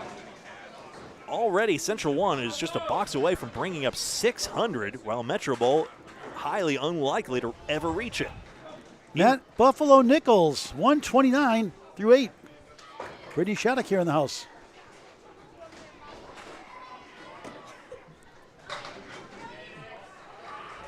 Four pins taken out. It's made a triangle and 8, incidentally. Nichols a 7 and 9. Chance here. Brittany Shattuck would like to watch her man bowl, if you please. Understandable priorities. So that's a 6-pinner and an unusual one for Saints here. Write the book on it, why don't you? 7-9. How's the wood? Didn't get it at all, in fact. Nichols wanted to get on the left side of the wood there, and then, yeah, I know, spit in the gear, turn it across. I get it. He was practicing single pins. In the face. And he'll pick up one here. Saints here disappointed not to get the full out on that. Again, action slows down here. No marks in the last 4 boxes for either side. So now 39 pins minus a couple of Metro hits. You see the Canadian smudges to the right of the scoreboard. Late in the second of 3, championship match. Saints here a couple of spares. When he's had his head pin, he's had his mark. None of the blowback. They have 1 bounce back spare in this case. Still a 6-pack there. So again, Saints here just looking to get a pocket, not necessarily the head pin. He does not care about these yellow bricks. He just wants his stinking spare leave here, and he's got one in the 6-pack. 1-2-10 for Nichols. Aaron's try. Yo, just wide. Left the head pin standing. And Nichols just short, and he's into his 140s anyway. And at 159, the semifinals, net second string with a double strike. Question of a stick. You never know which pin will be the winner. It'll be a 9-box for St. Cyr. And a 9-box opposite for Nichols. 148 for a 244. And Aaron, 108 second string. 4 box to go before the final string, unless we have overtime for 1 string roll-off. Oh boy, oh boy. Keith Beaupre, Aaron Fontaine, the only 2 marks on the board for Metro. Next 2 bowlers, here's Beaupre, and here's Greg Gouillart. On a spare at Beaupre's 4th mark. That's Pro Tier getting that 4th mark. Sign of a 120 average and counting. Beaupre a 20 box in the 8th. Douglas can still rip this apart, but he'll need a good second ball here. Metro Bowl gets one back. Still a trail, 29 pins, but the open balls can have that. The open marks can, rather. 1 and 8. Tim Douglas on course for a 127 average if he keeps going at this pace. Love one of these pins here. Head pin, yep, that's fine. 9 box. Excellent string there. 148 nickels. Tim Douglas can crack the 140s. Fournier can crack the 140s. So can Beaupre and Fontaine as well, keeping this string somewhat within orbit for Metro. Central 1 has absolutely gotten the victory in this middle stanza. Metro can crack it close to 10 in total. Beaupre ripped apart a diagonal. That's a punchable rack right there. 3-pin was hit, and it gets over. Tim Douglas now with 6 strikes in 2 strings. Beaupre, 7, make it 8. He did 13 against Justin Waters in a 657, 634 win in the Atlantic Candlepin Singles Tour back in 22 at Alley Cal Lanes, Kingston, Mass. So a little bit of an easier pin action there. So, you know, fast house, it's not a speedy house, just gets a couple extra. It's on Candlepin on YouTube, free to subscribe in high definition on YouTube. Tim Douglas, he doubled this strike in the 10th. The commentators obliged to say, those jinxes don't count. No such thing as a cast or curse. 8 and counting on this one. He's in the 140 club also. Hey, one more to tie Matt, no pressure. 2 for bragging rights. It's just a question of the pin, but he takes his time with it, of course. Every pin significant here, and he matches the 148 of his teammate. And Keith Beaupre, 137. Great string for him. 2 blocks to go. The Fontaine factor, Aaron Fontaine. We're just seeing that more and more, these 130s, whatever, just not be good enough. And I posited earlier that, 120 is like the minimum average you need to succeed here. And clearly, with Central 1 over the 1,200 and the 600 thresholds we see here, clearly that is setting the bar here. Fontaine can finish out here, and Metro can still hit that 1,200 threshold, but likely to be behind. Fontaine's fill is a 6-pack. Check his ID, 4. And serve some drinks here at Ryan's Millis. 124 through 8. Greg Grass for the string. Troy Fournier, 127 through 8 coming in. Just ask Steve Renaud behind the bar. Check mark left side. Fournier wide. 3 pins remain for each. Central 1, 27 pins to the good after being 29 to the otherwise. 8 more for Fontaine, who's going to head for 140s. The box is 10, and Troy Fournier plus 2. Imagine that 3 bowlers, 3 through 5, are going to have 140 pluses. Pinning is essentially even. Both sides have left either 70 or 71 pins standing. Fontaine breaks it up, breaks the 4-pin. He'll help himself to the 7 perhaps. Fournier, 2, 7, 8, and 10. Fontaine, the 140 club, trying to get the 152 club with a big 20. Oh, you know what it is? Spare for Fontaine in the 10th. 142 in a ball. Got to bring back the Facebook stream. I remember now. Sorry, I had to break the Facebook stream. I kept forgetting to. Spare there and a 10 for Fournier. Hopefully everyone found their way here all right anyway. 147. He comes in 3rd in his team. That string, that's a good problem to have. Wow. Spare fill here. Fontaine could overtake him, in fact. With 7 to beat the 148 for Matt Nichols and Tim Douglas. 662 team string for Central 1. They had 666 as a season high. The fill is 9 for Fontaine and 151, and I am losing track of these big numbers, I'm telling you. What's this two-string total now for these guys? 283 for Fontaine. Ho hum. Absolutely ridiculous. I mean, take a look at it yourself at all this. Fontaine 283, Douglas 262. And there we go. A lot of the 240s as well. Fournier 259, in fact. Fasten your seatbelts. Third and final string, the championship match. Friday Night Pro League playoffs on Candlepin Bowling Network. Paul Grant, Greg Gouillart live on your home for all things Candlepin Bowling. Candlepin Bowling Network on YouTube. 6,100 plus subscribers, over 2,800 videos, semi-pro to pro action and climbing. Please subscribe free, like and share the video. If you want to donate to our super chat, help our network out, that'd be great.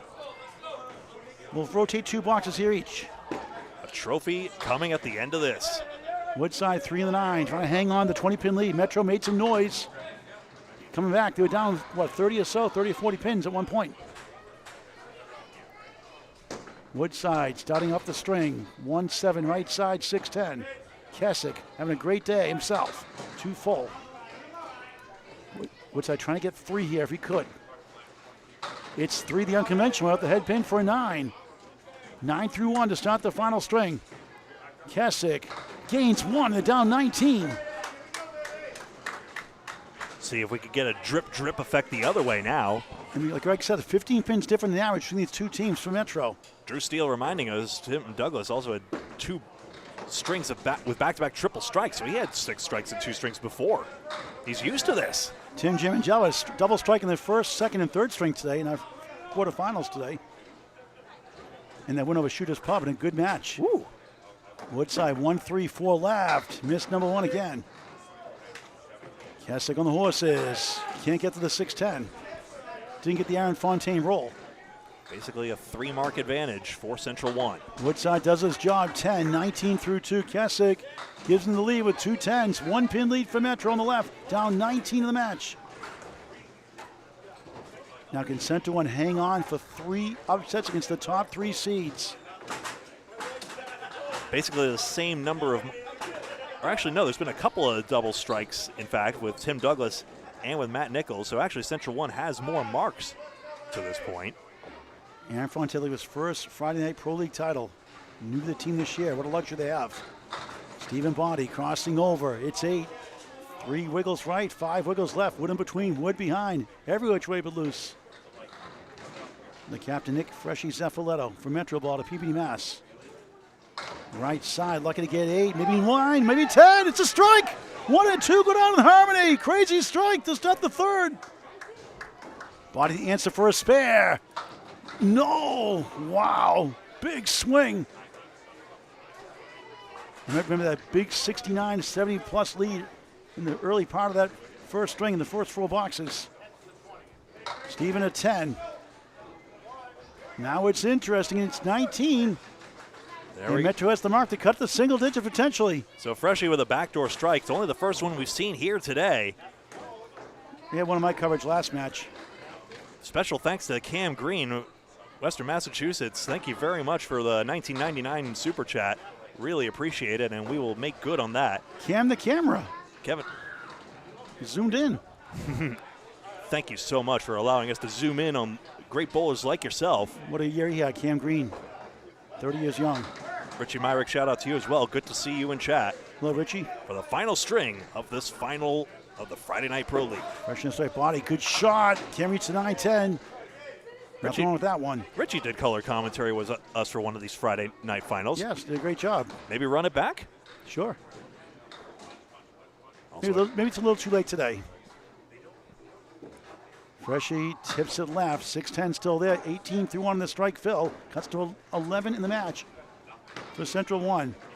Steven a 9. 19 through 2. Now Metro making noise. The 3 seed trailing the 7 seed right now. Freshie at 10. 28 through 2. And gains 1 more. It's down to 10. Just like that. 1260, 1250. Greg with the update. Exactly that. So with that, just that 1 strike gained by Nick Zeffalato, and also all the pins knocked down, all 10s all the way. So 10 pins, shaves it right back. Cuts it right in half. He has Matt Buffalo Nichols, 2, 4, 6 right. He'll try to bounce it over. Here's the rock star, Aaron St. Cyr.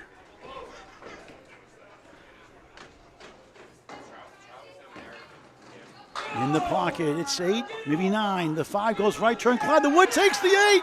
Strike. Unbelievable. Possibly tie the match. Nichols won't go, will it? He missed the object pin, not quite on the 2. Wood came back. 4-6-2, could you imagine?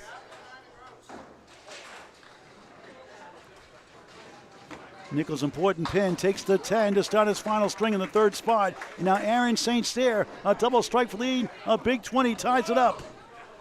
There we are. When St. Cyr is on the head pin, it is a deadly shot. Even if the pins took their sweet time acknowledging this. Nichols curves left. 1 falls down. There goes the 3. The 6 goes. There goes the 10. A 4-horseman strike. Unbelievable. Aaron gets a break. Nichols does too. Buffalo. His Buffalo strike call. Well, it's a backdoor strike. We're showing those Atlanta Candlepin singles tour this season too. 1 backdoor strike each way. Aaron 8 in the strike. 18-1. It's down to 2 right now, but Nichols the strike to stop the temporary bleeding. What a match. Aaron at 10. 28-2 on Candlepin Bowling Network. 35-week season ended yesterday. Less than, a little over 12 hours here again for 3 matches today. Now in the championship match. Thanks, Mother Nature, for snowing out the Friday Night Pro League. Bowling tries to go on in any circumstance, but alas, we could not overcome nature past the point. Christmas, New Year's on Friday this year, too. So that's going to make it interesting, or Thursday, whatever it is. I think it's Friday this year. 3 strings, total pinfall. Nothing but total truly matters. Douglas slams the pocket. Eagle plus the 8 behind the 2. Youch. Here's the tsunami. Keep Beaupre for a strike. Gone! King gets blindsided. 3 Metro bowlers with strikes to begin. Douglas trying to make a special shot. Only a couple. And a big swing here for Metro potentially. Here in the 3rd and final string, it's a 1-string full roll-off if we tie after 3. And isn't it interesting how bowling can be a game of spurts sometimes? Douglas, object pin, Youch is 6. And here comes Metro for the lead now. It's down to 2. And Metro has the lead right now by 2, I believe. Beaupre with 3 strikes, of course. 1 strike each side. Metro has the lead by 2. It's gone back and forth. A big swing from Metro earlier. Sent one counter punched. Cut it to 20 after 1. Took the lead. Heading into the 3rd, and now they trail. Tim Douglas with 6 strikes. We love number 7. It's a good ball. It's 7. We're not Kevin. We can't call the strikes. 3 middle, 5 left, 6 right. Wood to help. Beaupre on the strike. 5 up, 5 down. 1, 2 in front, 9 back right, 5 behind the 1, 8 behind the 2. Sorry. Go ahead. Douglas. Here comes the wood. Oh, comeback spare. Unbelievable. Make up that 6 box, 16 the ball through 2. Greg. Sorry to the Facebook folks, finally reconnected you. High definition, YouTube only if you can. Beaupre got the 9 out of the way, the sleeper. And 272 of you knowing where the good bowling is at today. Ryan Family Amusements, Millis, Massachusetts, the rotating host of this Friday night showdown. Oh, nice 10 for Beaupre. 26-2 up to the strike 6 start. Here come the ankle bowls down the 3rd and final string, maybe more. And Metro pounding this string. One way or another, right, Timmy? Metro has the lead back up to 8 in this side. Mark situation, 2 marks to none. So still a Central 1 advantage, really, if they're filled. The dangerous Troy Fournier, spread eagle. 3 Central bowlers with leadoff splits. Fontaine crushes the ball, strike. They got 4 strikes. The first 9, wow. In the leadoff frames, no less. Troy trying to get 3 here, move on. Well, we're all winners, right, Paul? As well, Yankee making, I lost on Jeopardy video. You're a complete loser. I lost on Jeopardy. Baby. Ooh. Troy at 9. Love Weird Al. Troy 9-1. Fontaine factor in effect again. No challenge to ownership implied, and no comparisons of our talent to Weird Al's implied either. Fournier right side, a 6-pack. Now Metro feeling it now. Fontaine on a strike. Another good ball for a double. It bounces away somehow from the 5 middle, 8 left, 10 right. No wood, no luck. Stumped by that, I'll tell you what. Troy between the 1-7 pipes. Welcome in everyone on Facebook. Yes, David, welcome to the final match. Greg will call boxes 3 and 4. All right. I'm forcing you to, against your will. Fine. Troy at 9 on the object pin, 18 through 2 on Candlepin Bowling Network. What a battle. Oh, what a wow 10 for Fontaine. 28 through 2, awesome. 10 still get enough love. Update from Greg. Well, if you'd like to see it again, I can certainly Sure, why not? oblige. 10 still get enough love. The nickel and dime, as you see here. Excellently done. In that last pair of boxes, Central 1, 2 marks, Metro Bowl 4. So they made up the 4 marks. They made up the 10 pins they were down. And now they lead by 18. Greg with the play-by-play. Kasich a spread eagle. Now the luck shifting as the bowlers switch sides. Wood side, 10 pin down. And Central 1 is in lane 17. Whatever you will. Kasich the right wing taken out.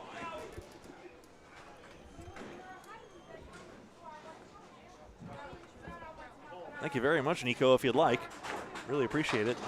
That was Cam Green's donation, remember? Candlepin Corner watching. Make sure you subscribe to their channel. They're close to 1,000 subscribers. It's over 900. Helping get to 1,000 to get monetized. Candlepin Corner on YouTube. Corey Lisi, Jordan Britton, and others. On the 9-pin Christmas Classic. $1,000 sponsorship from Candlepins For Cancer, a 501c3 charity this December. I believe the 19th or 20th, whatever that Saturday is, in December. I totally missed Billy Bloom for some reason. How could I? Fontaine is the handsomest guy I know. Not going to disagree. None handsomer. But Billy Bloom said he got Mr. Congeniality. Rock needs pins on the strike fill. Got a few there. That's 7.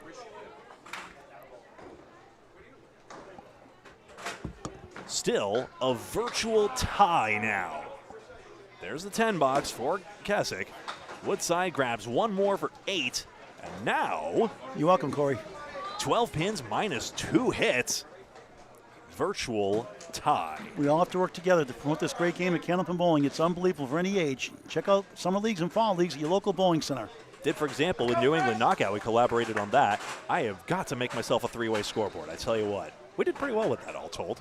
Jim Keefe, hello, rooting for Metro Bowl. Should make it that much more watchable.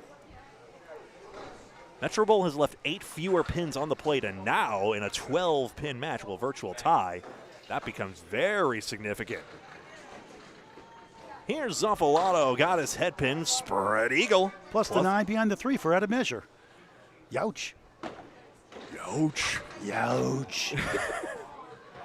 A 5, 6, 8, and 10. That wood is playable for body, I would think. Wood behind also. Does A it- little too deep for that back wood. I don't know if just drilling a red line and praying is sufficient here. Zoffalato doing the best he can here. Eye on it, and no 5-pin.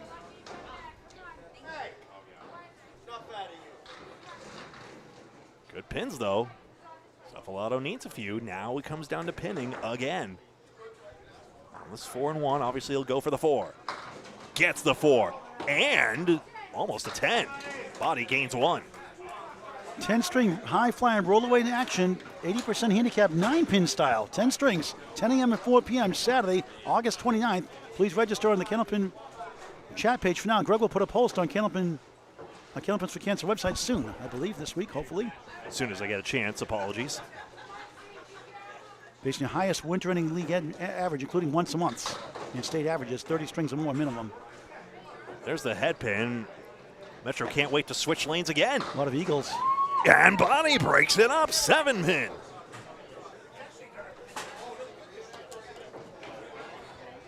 Central 1 could use this. Any mark could be the difference maker now. Zoffalato's try. Into the 3-pin, off the wall, coming. It's the 4. That's about it. Crazy shot. Body on the single pin, yanked it out of the hand, He's unfortunately. had trouble in that semifinal. He missed several chances. They hung on to win it by 58, but it was close for a while. It was scary. Harsh to call and miss that intensely, I suppose, but Match like this, final string of the final. Totally understandable. And What's that? That's a Paul Green special. Miss the second, make the third. Never a good time for that. 10. Paul Grant impersonating Paul Grant. I set you up for that one. I know. I took the fall. You take a lot of falls for us, don't you? You Yes. haven't fallen off that ladder, at least. That's No. the good news. I did in Maine. I took a step. I was on the top ladder instead of the middle one. Oh, God. I took one step less, and I almost knocked 3 people down. I almost knocked myself out. It's the first triangle you've made in years. St. Cyr headpin. Down they go. Strike for Metro Bowl. And Nichols on a strike of his own cannot double. He has a triple strike and a double strike today. Had a backdoor strike. That's how it was supposed to go. Living on the edge. Oh, Buffalo, how low can you go? Here's the hammer once more for St. Cyr. All over his headpin in this final string. That gives 4th and inches a whole new meaning. That was tight. Central Shakes one. his head. Take it, Matt, while you can. Don't get mad. Central one has the advantage here. They picked up a few pins Body did versus Suffalato. That's part of it. Central one leading by 2 right now. St. Cyr, his strike fill. Punch is full here. He'll need some more on the second ball. Nichols out of the hand. That's 3. Still a good start. 10 strikes, spare 3, 43 through 3. So we know for sure Metro has gained in this third box. How much? Nice try there, 7. Straight into the curtain. 45 through 3. And a 7-pin comebacker for Matt Nichols. Gets the spare and 3 straight marks. 53 and a ball through 4 for the Buffalo man. There's an 8-boxer, Aaron St. Cyr. 53 through 4 on Candlepin Bowling Network. We cover all the class of bowls all the time, everywhere, and we know everywhere. Nico Pujar, you're referencing Rob Stone there with that 10-pin make there. Skinny jeans, Randy, skinny jeans. And, of course, Rob Stone technically has called Candlepin if you've downloaded the PBA video game and gone into Candlepin mode. Graham Buick, thanks for the kind words. Tell us your name, where you're from again, I forgot. Good to see. Well, how about Lee? What do you literally put in the end of his chat there? Okay. Sorry, I'm just trying to make the viewer feel good, not you feel bad. My bad. I feel bad. Oh. And Douglas drops 9 on the spare. Again, any fill above 6, you're doing well. Even that lucky 7. 1, 3, 6, and 8. Bump ray, missed the 9 somehow. What an offer. This corner pin, Douglas can't get it either. That pesky little corner pin. Beaupre a 10 box. Of course, synthetic lanes in use here. I forget Metro lane surface, but Central Park lanes is definitely a wood lane surface. I believe it's, no, I've forgotten. I know Metro Bowl pins are American products. That's about all I remember. Central one's for 8 in the match plus an extra hit. Into the 2-pin, mixing the 6, mixing the 10. Hello, thank you. Second knock into it. It's not done yet, by the way, as Tim Douglas gets the 4 horsemen. Beaupre upgrades to an 8-pin.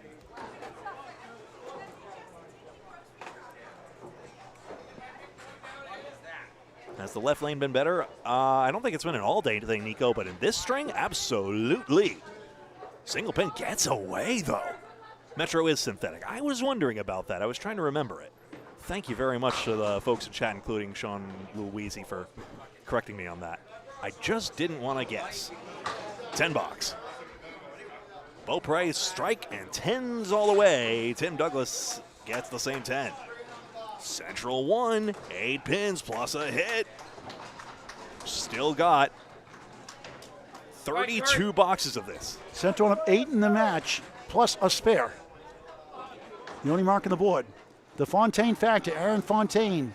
On the right, Troy Forney on the left out of Buffalo's Bowling Center in Concord, New Hampshire. Home of the summer movie they're making. Closing out for a couple months there. Good for them. Back to Greg. Yeah. joining Wakefield Bowldrome and being movie famous. There was a commercial filmed at Riverwalk Lanes, I remember that,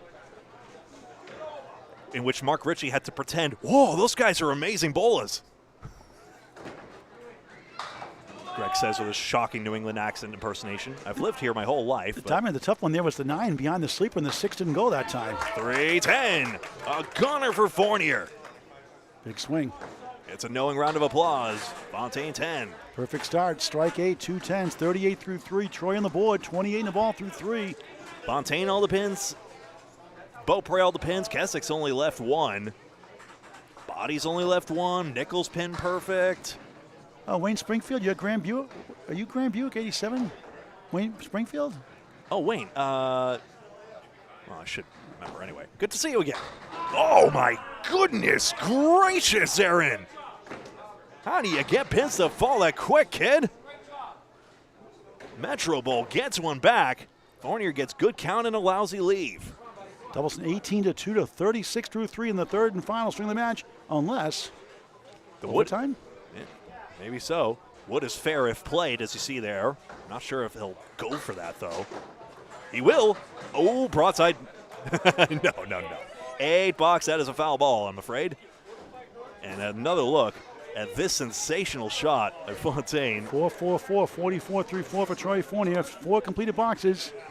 Greg will be back with boxes 7 and 8. Now it's boxes 5 and 6. Top of the order update from Greg. There you are. By the way, foul ball, you simply don't count the pins. They're not respotted. And it's 4 marks for Central 1 and 2 marks for Metro Bowl. And for those balls who don't know, is it good, is it bad? If you have to guess, it's no good. If you're not sure, when in doubt, don't call it for integrity's sake.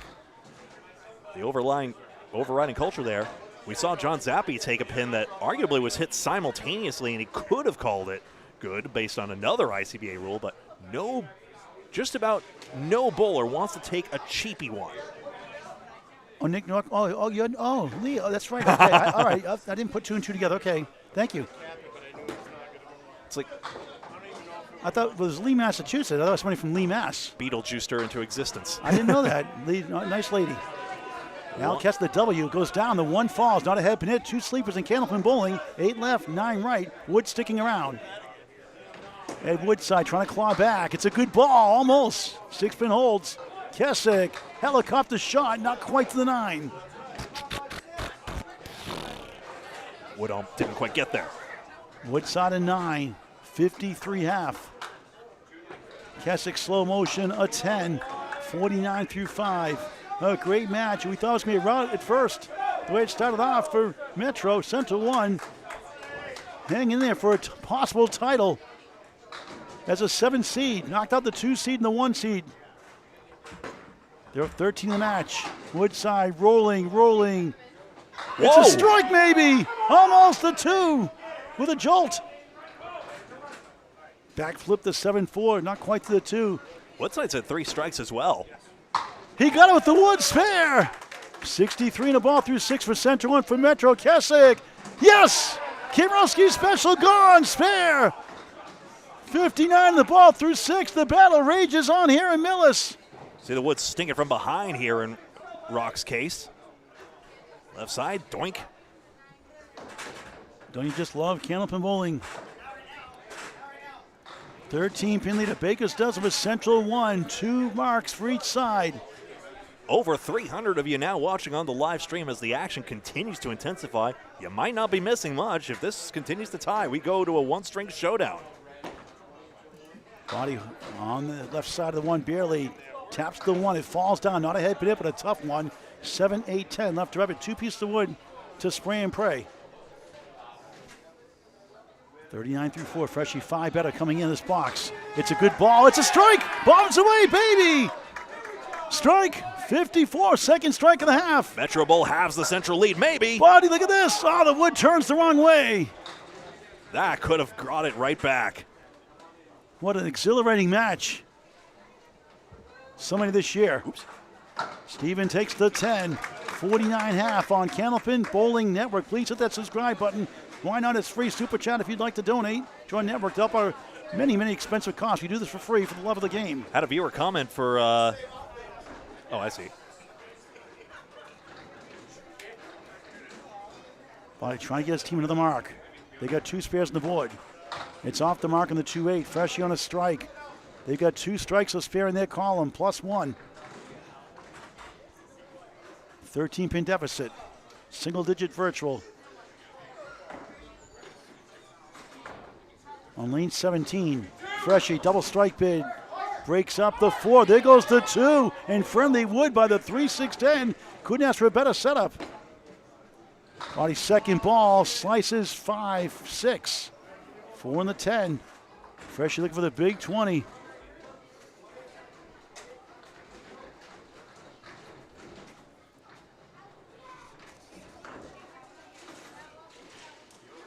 Takes his time for a spare and strike. Yes! 64 half, 74 on a ball through 6 for the captain. Body taking the safe route for a 9. 58 through 6. Greg with the update. Here we are. So 3 marks in the last 4 for Metro Bowl, 4 in the last 5 really. And Central 1 in that same span just has that 1 mark in 5. So that's produced a swing in and of itself. Metro the virtual lead. Central 1's lead is down to 2. Crush early in the match in the first 4 blocks, down around 70 or so. Took the lead by a bunch. Now it's hanging on to life, dear life by 2, and a mark against them. Matt Buffalo Nichols on a big spare fill. A 10, strike, spare, 3, spare. The rocks to Aaron St. Cyr. All he's done so far, strike 10, strike 7, 8, 53 through 4. The third bowl is a 5 in the championship match in the final string. Win for reset in lane 18. Mixed Worlds, Ladies Internationals, World Tournament on Candlepin Bowling Network and YouTube, on YouTube and Facebook.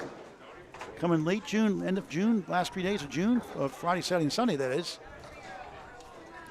Ladies International, end of July, beginning of August. Mixed Worlds, first week of November, including the singles knockout. November 2nd, November 8th. Mark those in your calendars. That's why hit that bell icon for live notifications. You're in the know when we go live, so you never, ever miss a ball. Who will it be in this one? Central 1, 2 pins up. And maybe a good time for this to slowly reset, because that could help slow them down, get them reset. There's been a lot of hijinks in this one.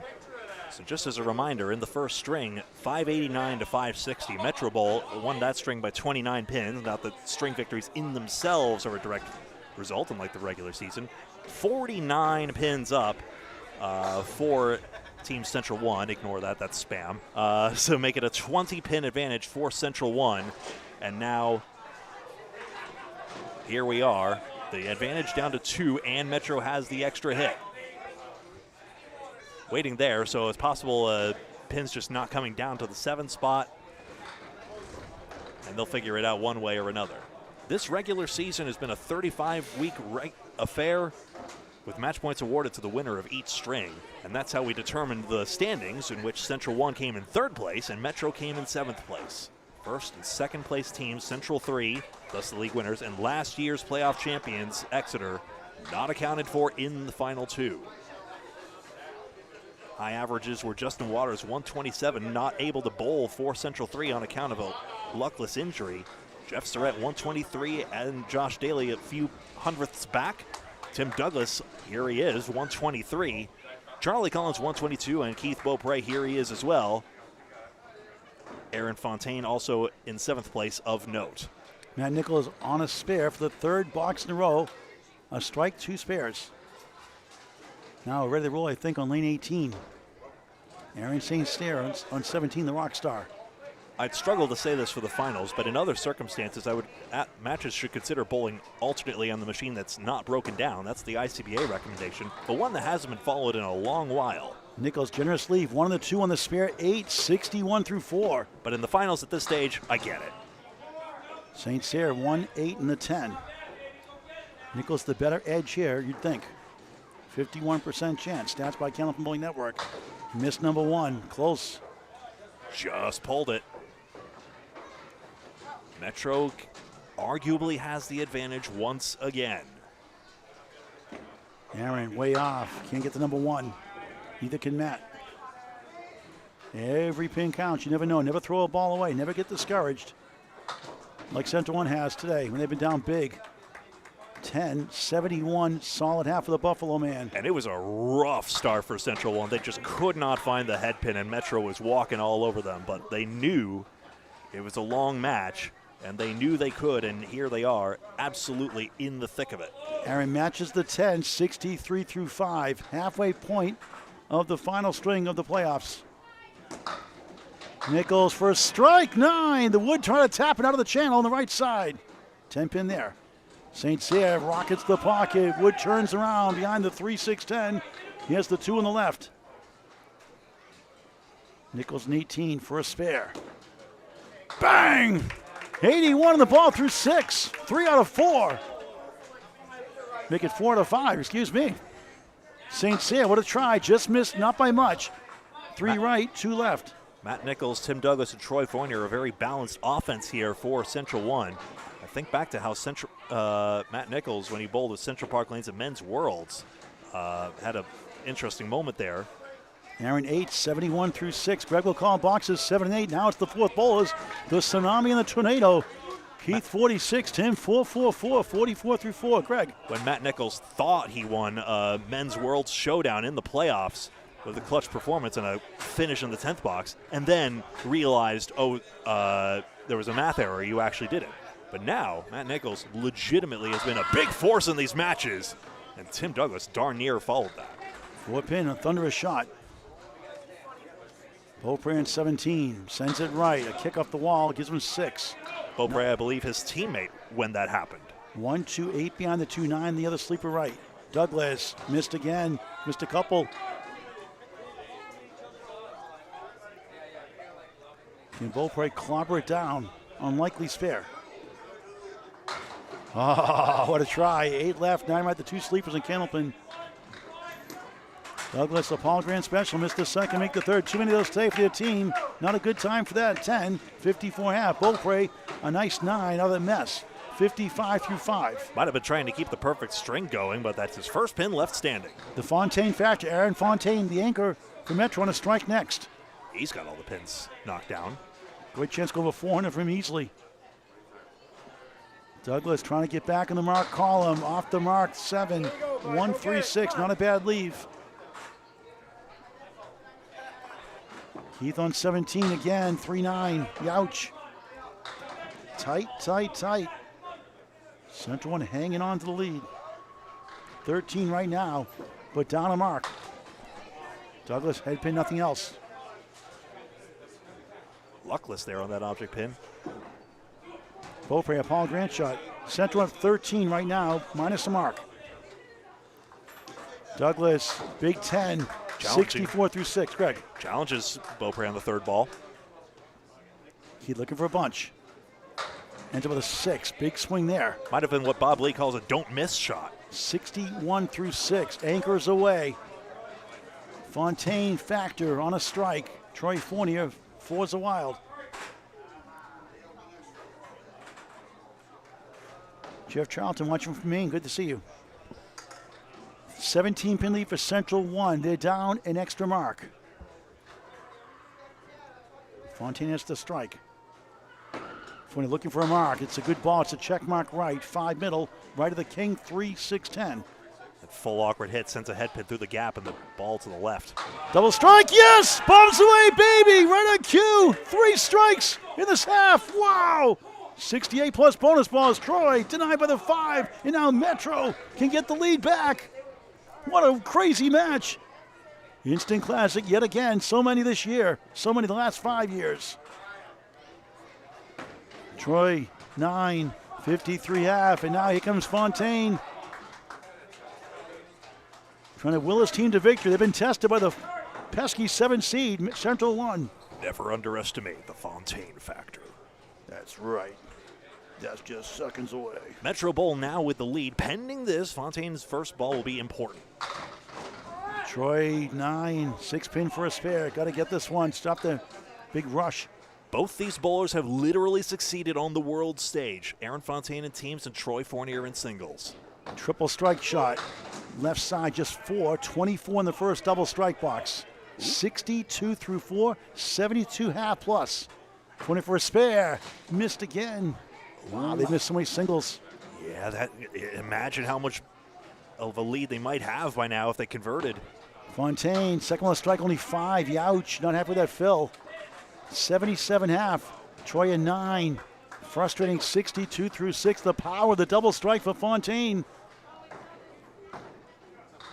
The out is an 8-box, 85 through 6 on Candlepin Bowling Network. We got a good one, folks. Fasten your seatbelts. The final 4. Greg with the update. And the next 2 boxes in the play-by-play. So 350 to 328. That is indeed a 22-pin advantage for Metro in this string here. 2 marks for Central 1. How many more they could have had to the 4 of Metro Bowl to give the guys from Peabody, Mass the advantage. 2-pin lead. 2 spares for each side. 2-pin lead for Metro. Greg. 2 pins, 2 aside, and Al Kessick starts on his spare fill with just 3. 5-pin lead. So, will this fill gain? Yes, it does. Rock gets 8. They get the lead back for now.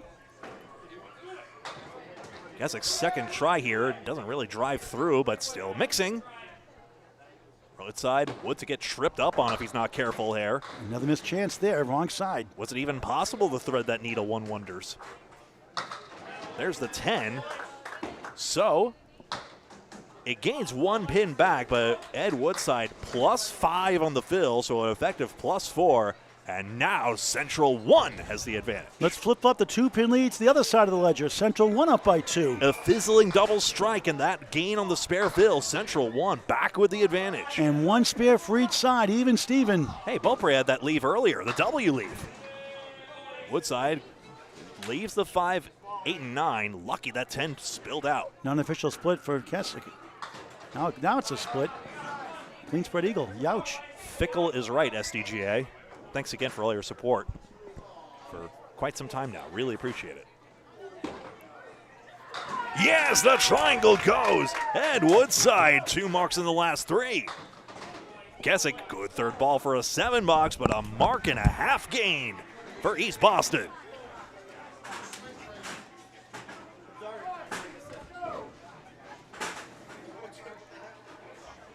Over we go. Stephen Body and Nick Zuffalato. Body's been pinning well, all told. It's a frustrating string, but has been getting his pins. Marks in the match overall, 48 to 46 in Metro's favor, though, of course, Central 1 had a couple combo strikes. Aaron Fontaine's had a double strike. Pin loss within 2 in terms of pins left standing. Zuffalato 6 on the diamond. 80 through 6.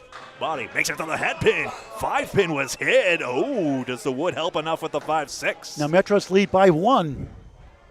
Here we go again. About 2 hits for Central 1. Realistically, they have the advantage. Thank you, Frost Dog 214 for the kind words. Diamond just full and Eddie back it comes. No, Freshy does not get it.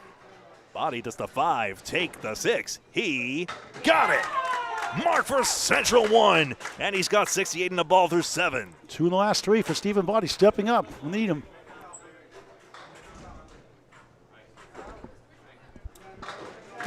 There's the 10-box, so recapping the lead here, Metro Bowl up by... Metro Bowl up by 1 pin, but Central 1 with 3 hits in their favor. Central 1 with the advantage.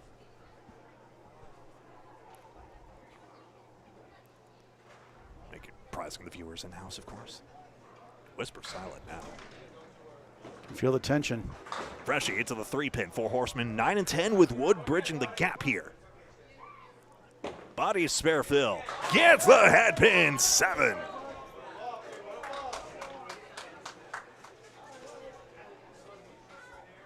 This is gettable for Freshy. 75 through 7.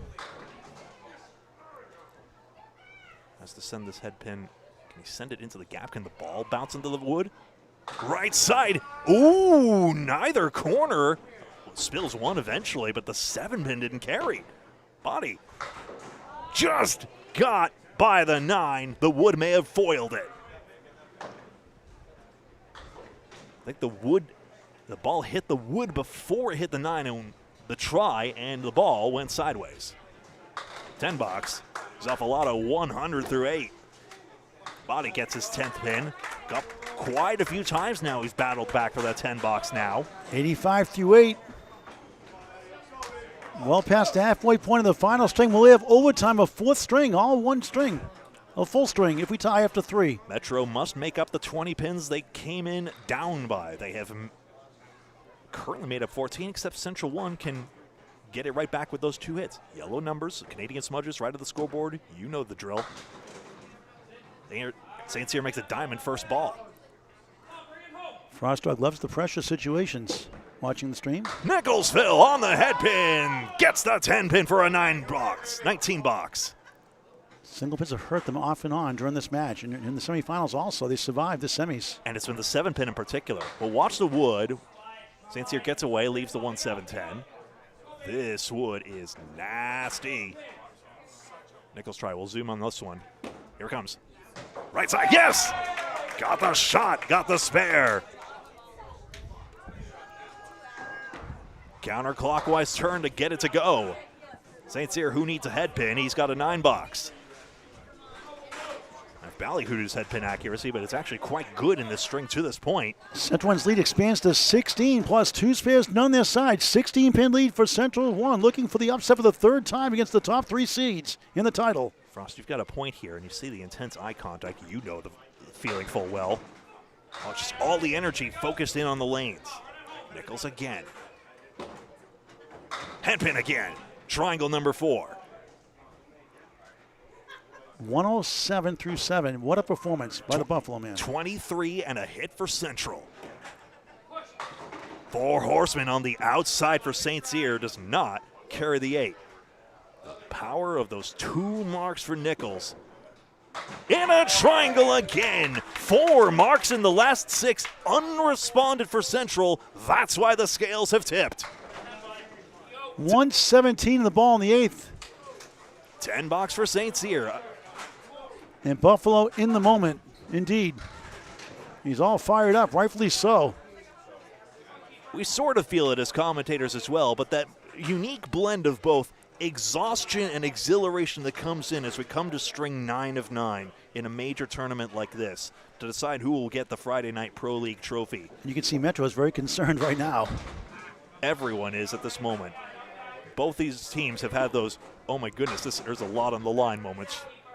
We've seen the yips on the single pins. We've seen streaks and trends. Opry on a head pin drought as we see here, but if he gets back on it, this could go. It does, as one. 5-pinner. Tim Douglas, his try too full in the head pin. Freshie trying to rally up the troops here. He's all fired up. Beaupre has strike 6 in the first, spare in the 7th, the timely one on a tough shot. Another 10 box, and I tell you, as the focus ramps up, the 10 boxes just keep on coming. Everyone understands the importance of every ball, every pin. Beaupre spilling 7. Douglas. 4, 8, and 9. Those folks watching on, as Paul mentioned earlier, as a split, but would easily possible to negotiate. 1-2-4, wide of the head pin. Chance for Central 1 now. Up 16 pins, 2 marks. Here's Tim Douglas. Noah Wood spun around the 9. Beaupre completes a 10 box here. Missed the second, made the third. 88 through 8. And Tim Douglas, Central 1 has not left a pin standing for 7 boxes now. 10 box. Tim, low performance by his standards, 84 through 8. And it's a 16-pin lead for Central 1 plus 2 spares in the column. Nothing for Metro. Nothing got to the 9 pin all told. Final 2 boxes for Yanko Bowls before the final 10 boxes overall. Just all the action flew around it. 3 pieces of wood. It was tough to imagine one. You know, the middle pieces of wood were trying to spin around, and unfortunately the backmost one, when hit that way, was going to go counterclockwise and not towards the 9 pin. We'll talk to the winning team after it's over before we sign off, and what a thrilling match this has been. Rufus, good to see you. One heck of a match. Troy is having a ball down there. Mike Bergman, 18. My guy, Buffalo, he says. I'll tell you one thing, if that was me on the lanes, don't touch me. But Aaron Fontaine doesn't really mind. Actually, that's what his grandpa said. Tom Olsa said. He said, like, you know, I don't mind even the Canadian trash talking from yesteryear. Just don't touch me. That's literally it. He mentioned that on the Approach podcast with Danny Finn and Jeremy Seaholm. Check mark left side. Fontaine. Yes! Tangled up the 4 and 7. And Fournier right back on there with a half Worcester spare. I don't know which one to show. Here, have this one. Can we show them both? No. I only have so much bandwidth here. 16 pin lead for Central 1. They have 2 extra marks, 3 spares to 1. So 30 pins, that's basically a 4 to 5 mark advantage at this point. It is stacking up quick. And would you believe, against the top 3 seeds, that gauntlet, is it conceivable that actually Central 1 could arise as champions? The players are reseeded by each round, no brackets. They took out defending champions extra lanes early today. The triple strike by Matt Buffalo Nichols, the big difference in that third string. They hung on a close match, 17 after 2 strings each of the first 2 matches. They won by 41 against Central 3 to knock out the 1 seed. Fontaine, spare fill. 8 more, make it 9. Fournier got his head pin too, and he's got a fine count of his own. Make it 8. Yes, hi, Mark Weber. His grandfather's Tom Olsta. He was a pretty good bowler. You've probably never heard of him, though. It's okay. Spare again. 19 and another for Fontaine. Ooh, yes! Wow. Ho, ho, ho, ho. He's all fired up. Design play, right, Troy? Oh, man, that's all Mr. Muscles out here. Look at this. 7 pin into the 2. Troy all pumped up. Anyway they fall. Final 2 boxes. Greg, the update. Maybe they fall a little easier here, Millis, but you still got to hit them. 471 to 466. That's confirmed per the official scoreboard out there. The match lead is 15 for Central 1. Top of the order, Ed Woodside, the Rock. Trying to have a rock-solid finish. 2 middle, 4 left, 5 right. On the spare, 7, 97 through 8. Goal post for Keswick, 7 to 10. Excuse me. Woodside missed that chance. It's less than 1 and 2. Keswick trying to roll it left to right. Oh, wow, what a shot for a spare. Everybody on their feet for Metro. He's already done that once Woodside today. at 9, 106 to 9. What a key shot by the Iceman, Al Keswick. He's 89 the ball through 9. Greg. He's done this once before with Wood and situated in the middle of the 7-10, and there it is again. What a great day for Candlepin bowling. Woodside, right side, a 4 horseman in the triangle, brutal. Keswick in the bonus, a good ball, but right down the heart of the lion, eagle, youch. Please put in the dictionary, Webster, yikes, nouch combined, Y-O-U-C-H, please. Please. 93 through 9. Woodside, banana split for Casey McCool.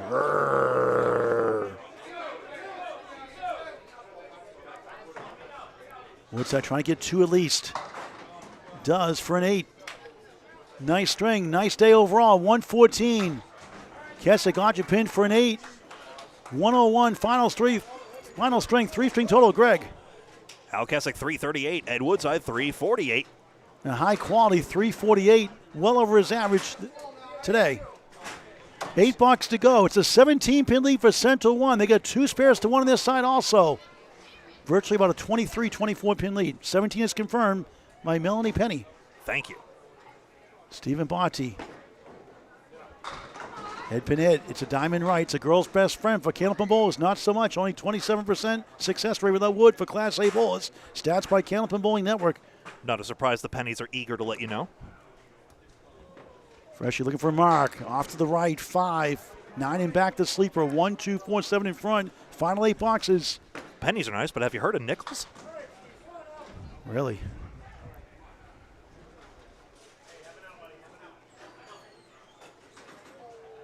One in 5 chance for Freshie. They need some marks. Still have time for the title or overtime. Oops. It's 1-2-9. Jammed it into foul line. Body trying to get a 10. Oh, hit the object right between the eyes. Between the 3 and the The cruel, 5 and the 9. The cruel chestnut of Candlepin. You can pass a pin and a ball between the gaps. 8.93 through 9. Freshie trying to pick it apart. And 8 to match the box. Can't gain the ground. 108 through 9. 7 box to go. Greg with the update. There we are, 501 to 498. Oh, Nico, if only Candlepin were that simple. Yeah, just throw the same ball and you got it. If it were that simple, bowling wouldn't be that difficult. Steven rolling 8, 9. How about 10 strike? Wow, clutch. 103 plus 2 in the 10th. Second mark of the half. Freshie needs a mark to help out. Comes back for the 4. That falls. It's the 1. It's the 2. It's the 7. It's mark time. 17 pins plus a couple marks, yes. Boudreaux is talking to Nichols right now, in fact. Now, Keswick's dad here in attendance as always. Great guy. It's actually a humorous exchange, if anything. Freshie off course. And Metro's got to reach deep into their hearts to pull this off. And that's a professional captain for you. Again, he's going to average 120s. He's going to hit the 110s. Perfectly pro grade, but he's very disappointed because he wants to do everything he can for his team. Freshie, a Paul Grant special, missed the second, make the third. Not a good time for this at this point of the match. 10, 118 finish, 3-string total, Greg. After 3 strings, Nick Zuffalato, 335. Aaron Fontaine should go over 400. It may not be enough. Body can overtake this. Head pin it. It's going to be a fill of 7. Make it 8. Even better. Nice finish. 1-1-1 finale. With a ball to go. With the ball to go. That's right. Now try to get 113. And does. Big 20. 113 for Stephen Body. For Central 1, the 7th seed. Perhaps a title. Not yet. 6 blocks to go. Greg, update time. 27 pins plus 2 marks. No, it's not the Miracle Zone. Metro Bowl can do this with, say, running 19 boxes. Absolutely, this is still surmountable. Fontaine is a spare also for Metro. They need probably to gain 4 marks or something, though. They need a lot. But Matt Buffalo Nickel is the reason why they're here today. Strike thread 9. Denied the Buffalo chant. 126 through 8. Possible 400 now. 136.78 for Fontaine. They need some marks. Saints, the other Aaron. Aaron Fontaine is the one who's already Aaron at St. 400. Nichols spare. 136 in the ball in the 9th. Incredible performance. St. Cyr. Oh, what a try. Try to get the wood up the lip. It goes out of bounds the wrong way. Holy Deadwood, Batman. And we need some double strikes here from Metro now, probably. Not quite Miracle Zone yet, Greg. Not quite. Fontaine, rather Aaron St. Cyr in 9. Fontaine is a spare later on. They're only marking the board. 9's a wild, 999, 99 through 9. It's a 37-pin lead for Central 1 with an extra hit. 5 boxes left to negotiate what's probably a 40-pin advantage for Central 1. This is getting dire, and this is looking increasingly like Central 1 could be your champions of the Friday Night Pro League.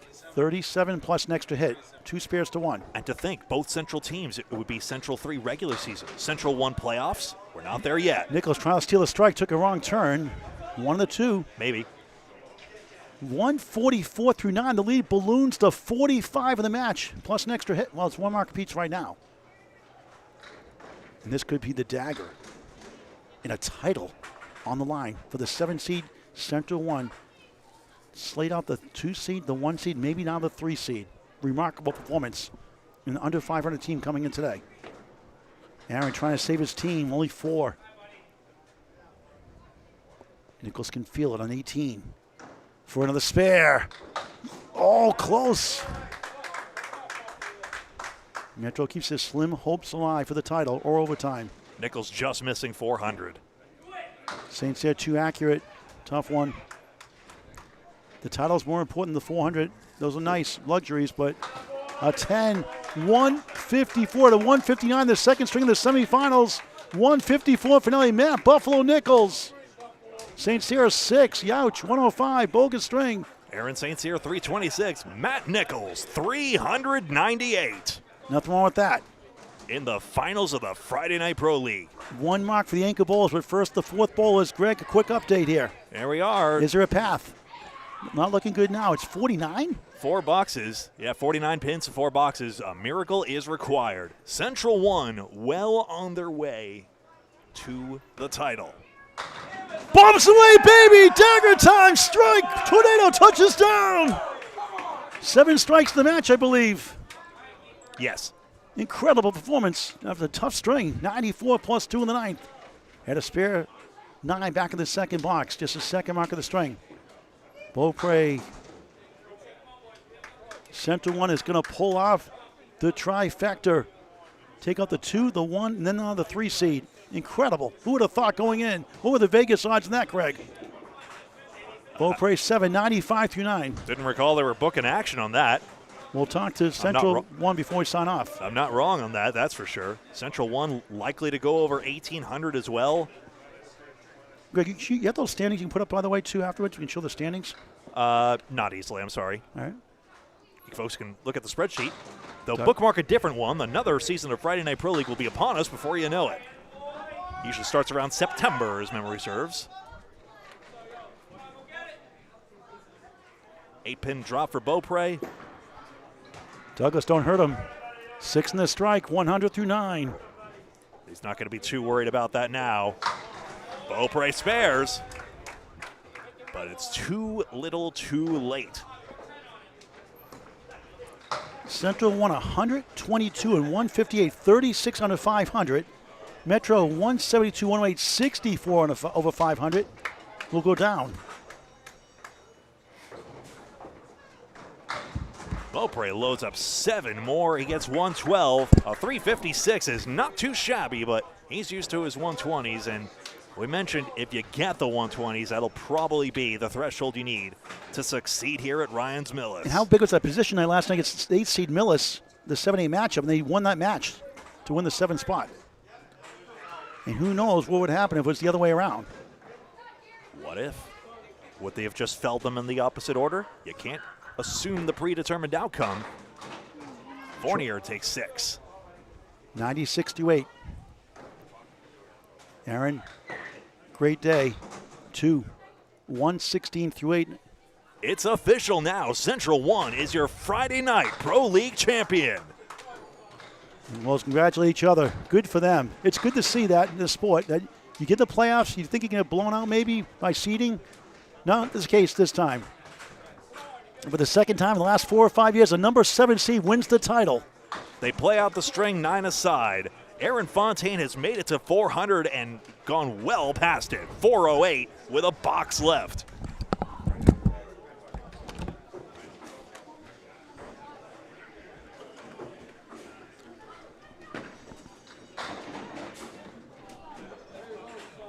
They play out the string, 2 and 5 for Fournier. Headpin Fontaine, same leave. Central Park Lanes, Team 1. When everyone thought it would be Team 3. But as it is an East Boston sweep in the Friday Night Pro League. Fontaine the spare, he'll go into the 420s. Showing you why he's on the stage. And Aaron Fontaine, part of last year's championship team. 418 and a ball, would you believe? Troy Fournier, 374 as anchor. And the fill is 6 more for 424. Aaron Fontaine. Paul, slow down. I need a plug in here. 424 for Fontaine. And let's go to the final results here. As I try to remind Paul that his microphone's not plugged in. 1 sec.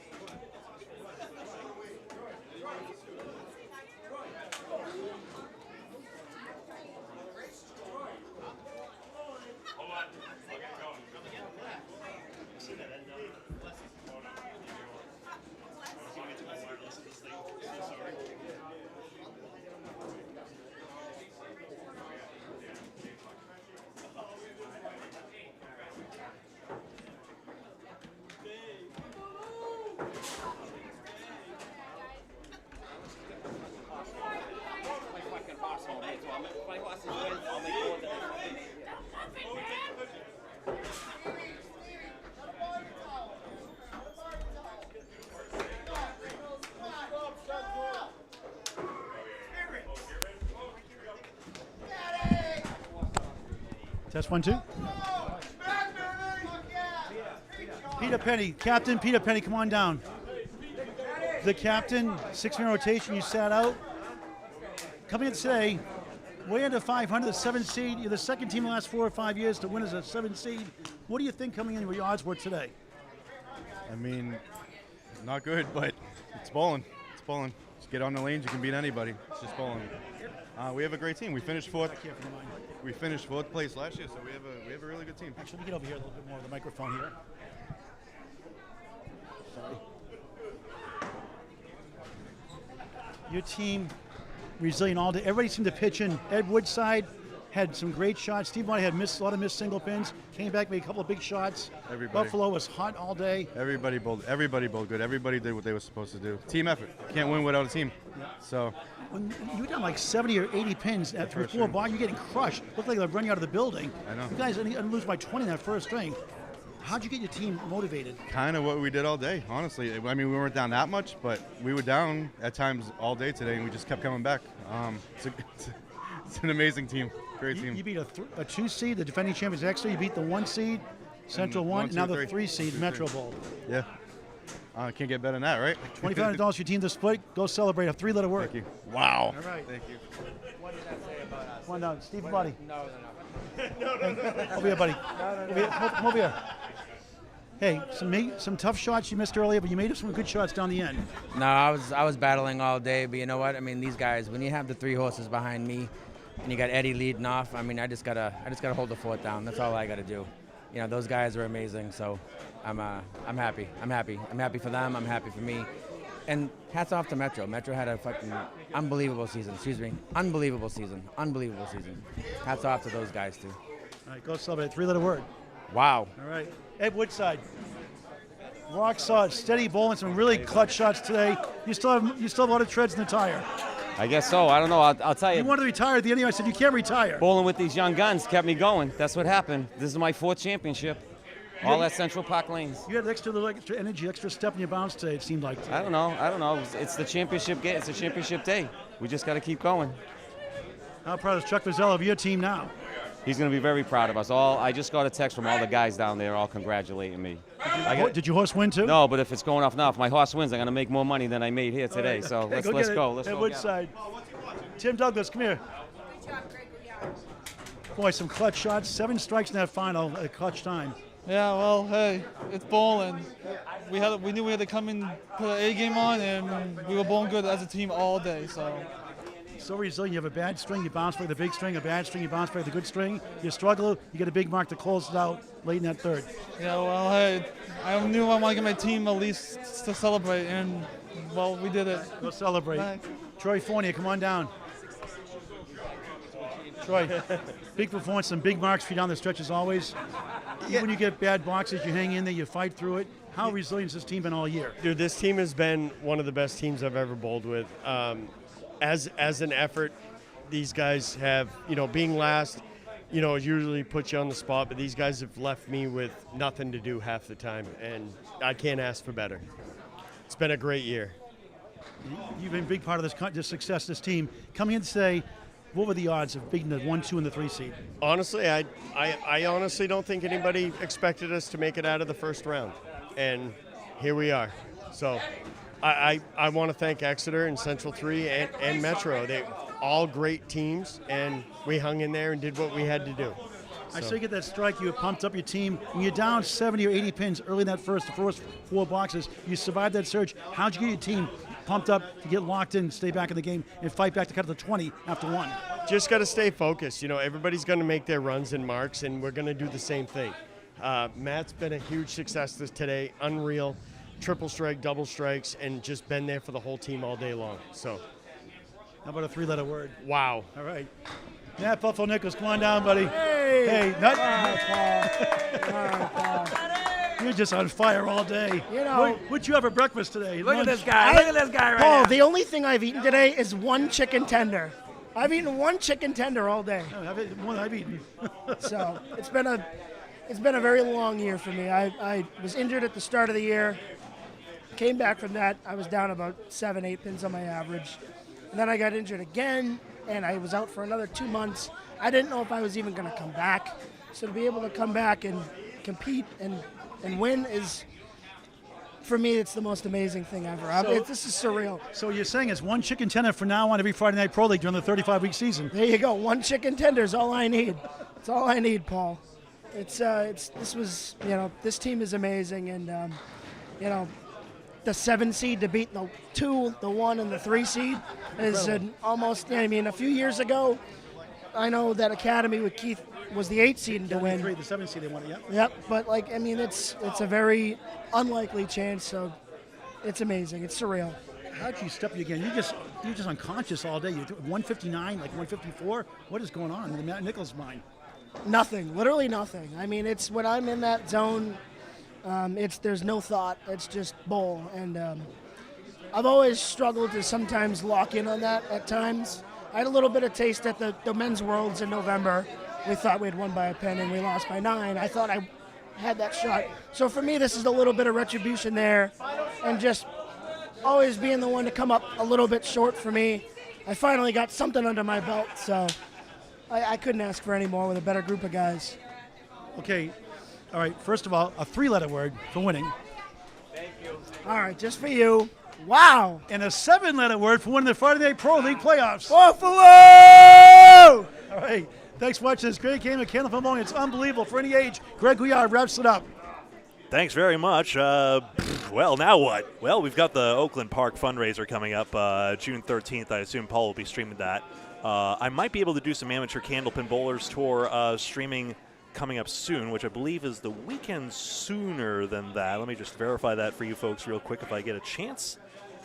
And if so, that first event takes place June 6th at Academy Lanes. It'll be a 10-stringer. I would love to be able to cover that, but I'll just have to confirm my availability on that. So there's Central 1, the happy 6-some right there, Friday Night Pro League champions. So I mentioned the Oakland Park fundraiser for you as well, June 13th. Okay. Looking forward to that. June 6th. Anything else I've we got the Extra Lanes doubles events July 12th. We have the ladies 320 cap here July 18th for the ladies 320 based on 80% handicap, 30-string minimum, highest winter ending league average, July 18th at 11 a.m. A second shift possible if you fill out, more likely. Let's go, ladies. And then we have the 10-string rollaway lanes, high-flying rollaway lanes, 10-string, 80% 9-pin tournament, 10 a.m. and 4 p.m. Bowl shifts if you dare. August 29th at high-flying rollaway lanes in Ware, Massachusetts. There we are. Both sides have the same number of marks, although double strikes could affect that count, so Central 1 probably had more. Just to point out, pinning was 8 in Central 1's favor, and they were better at filling on the marks as well. Greg, another season in the books. Great job. Always working with your class act. Gentlemen, a lot of fun, too. Fantastic. And the next Friday Night Pro League season will probably be, Caroline said it in chat, should be the next first Friday after Labor Day. Right, usually first Friday, usually Labor Day, yep. So we'll have more September details 11th, then. yep.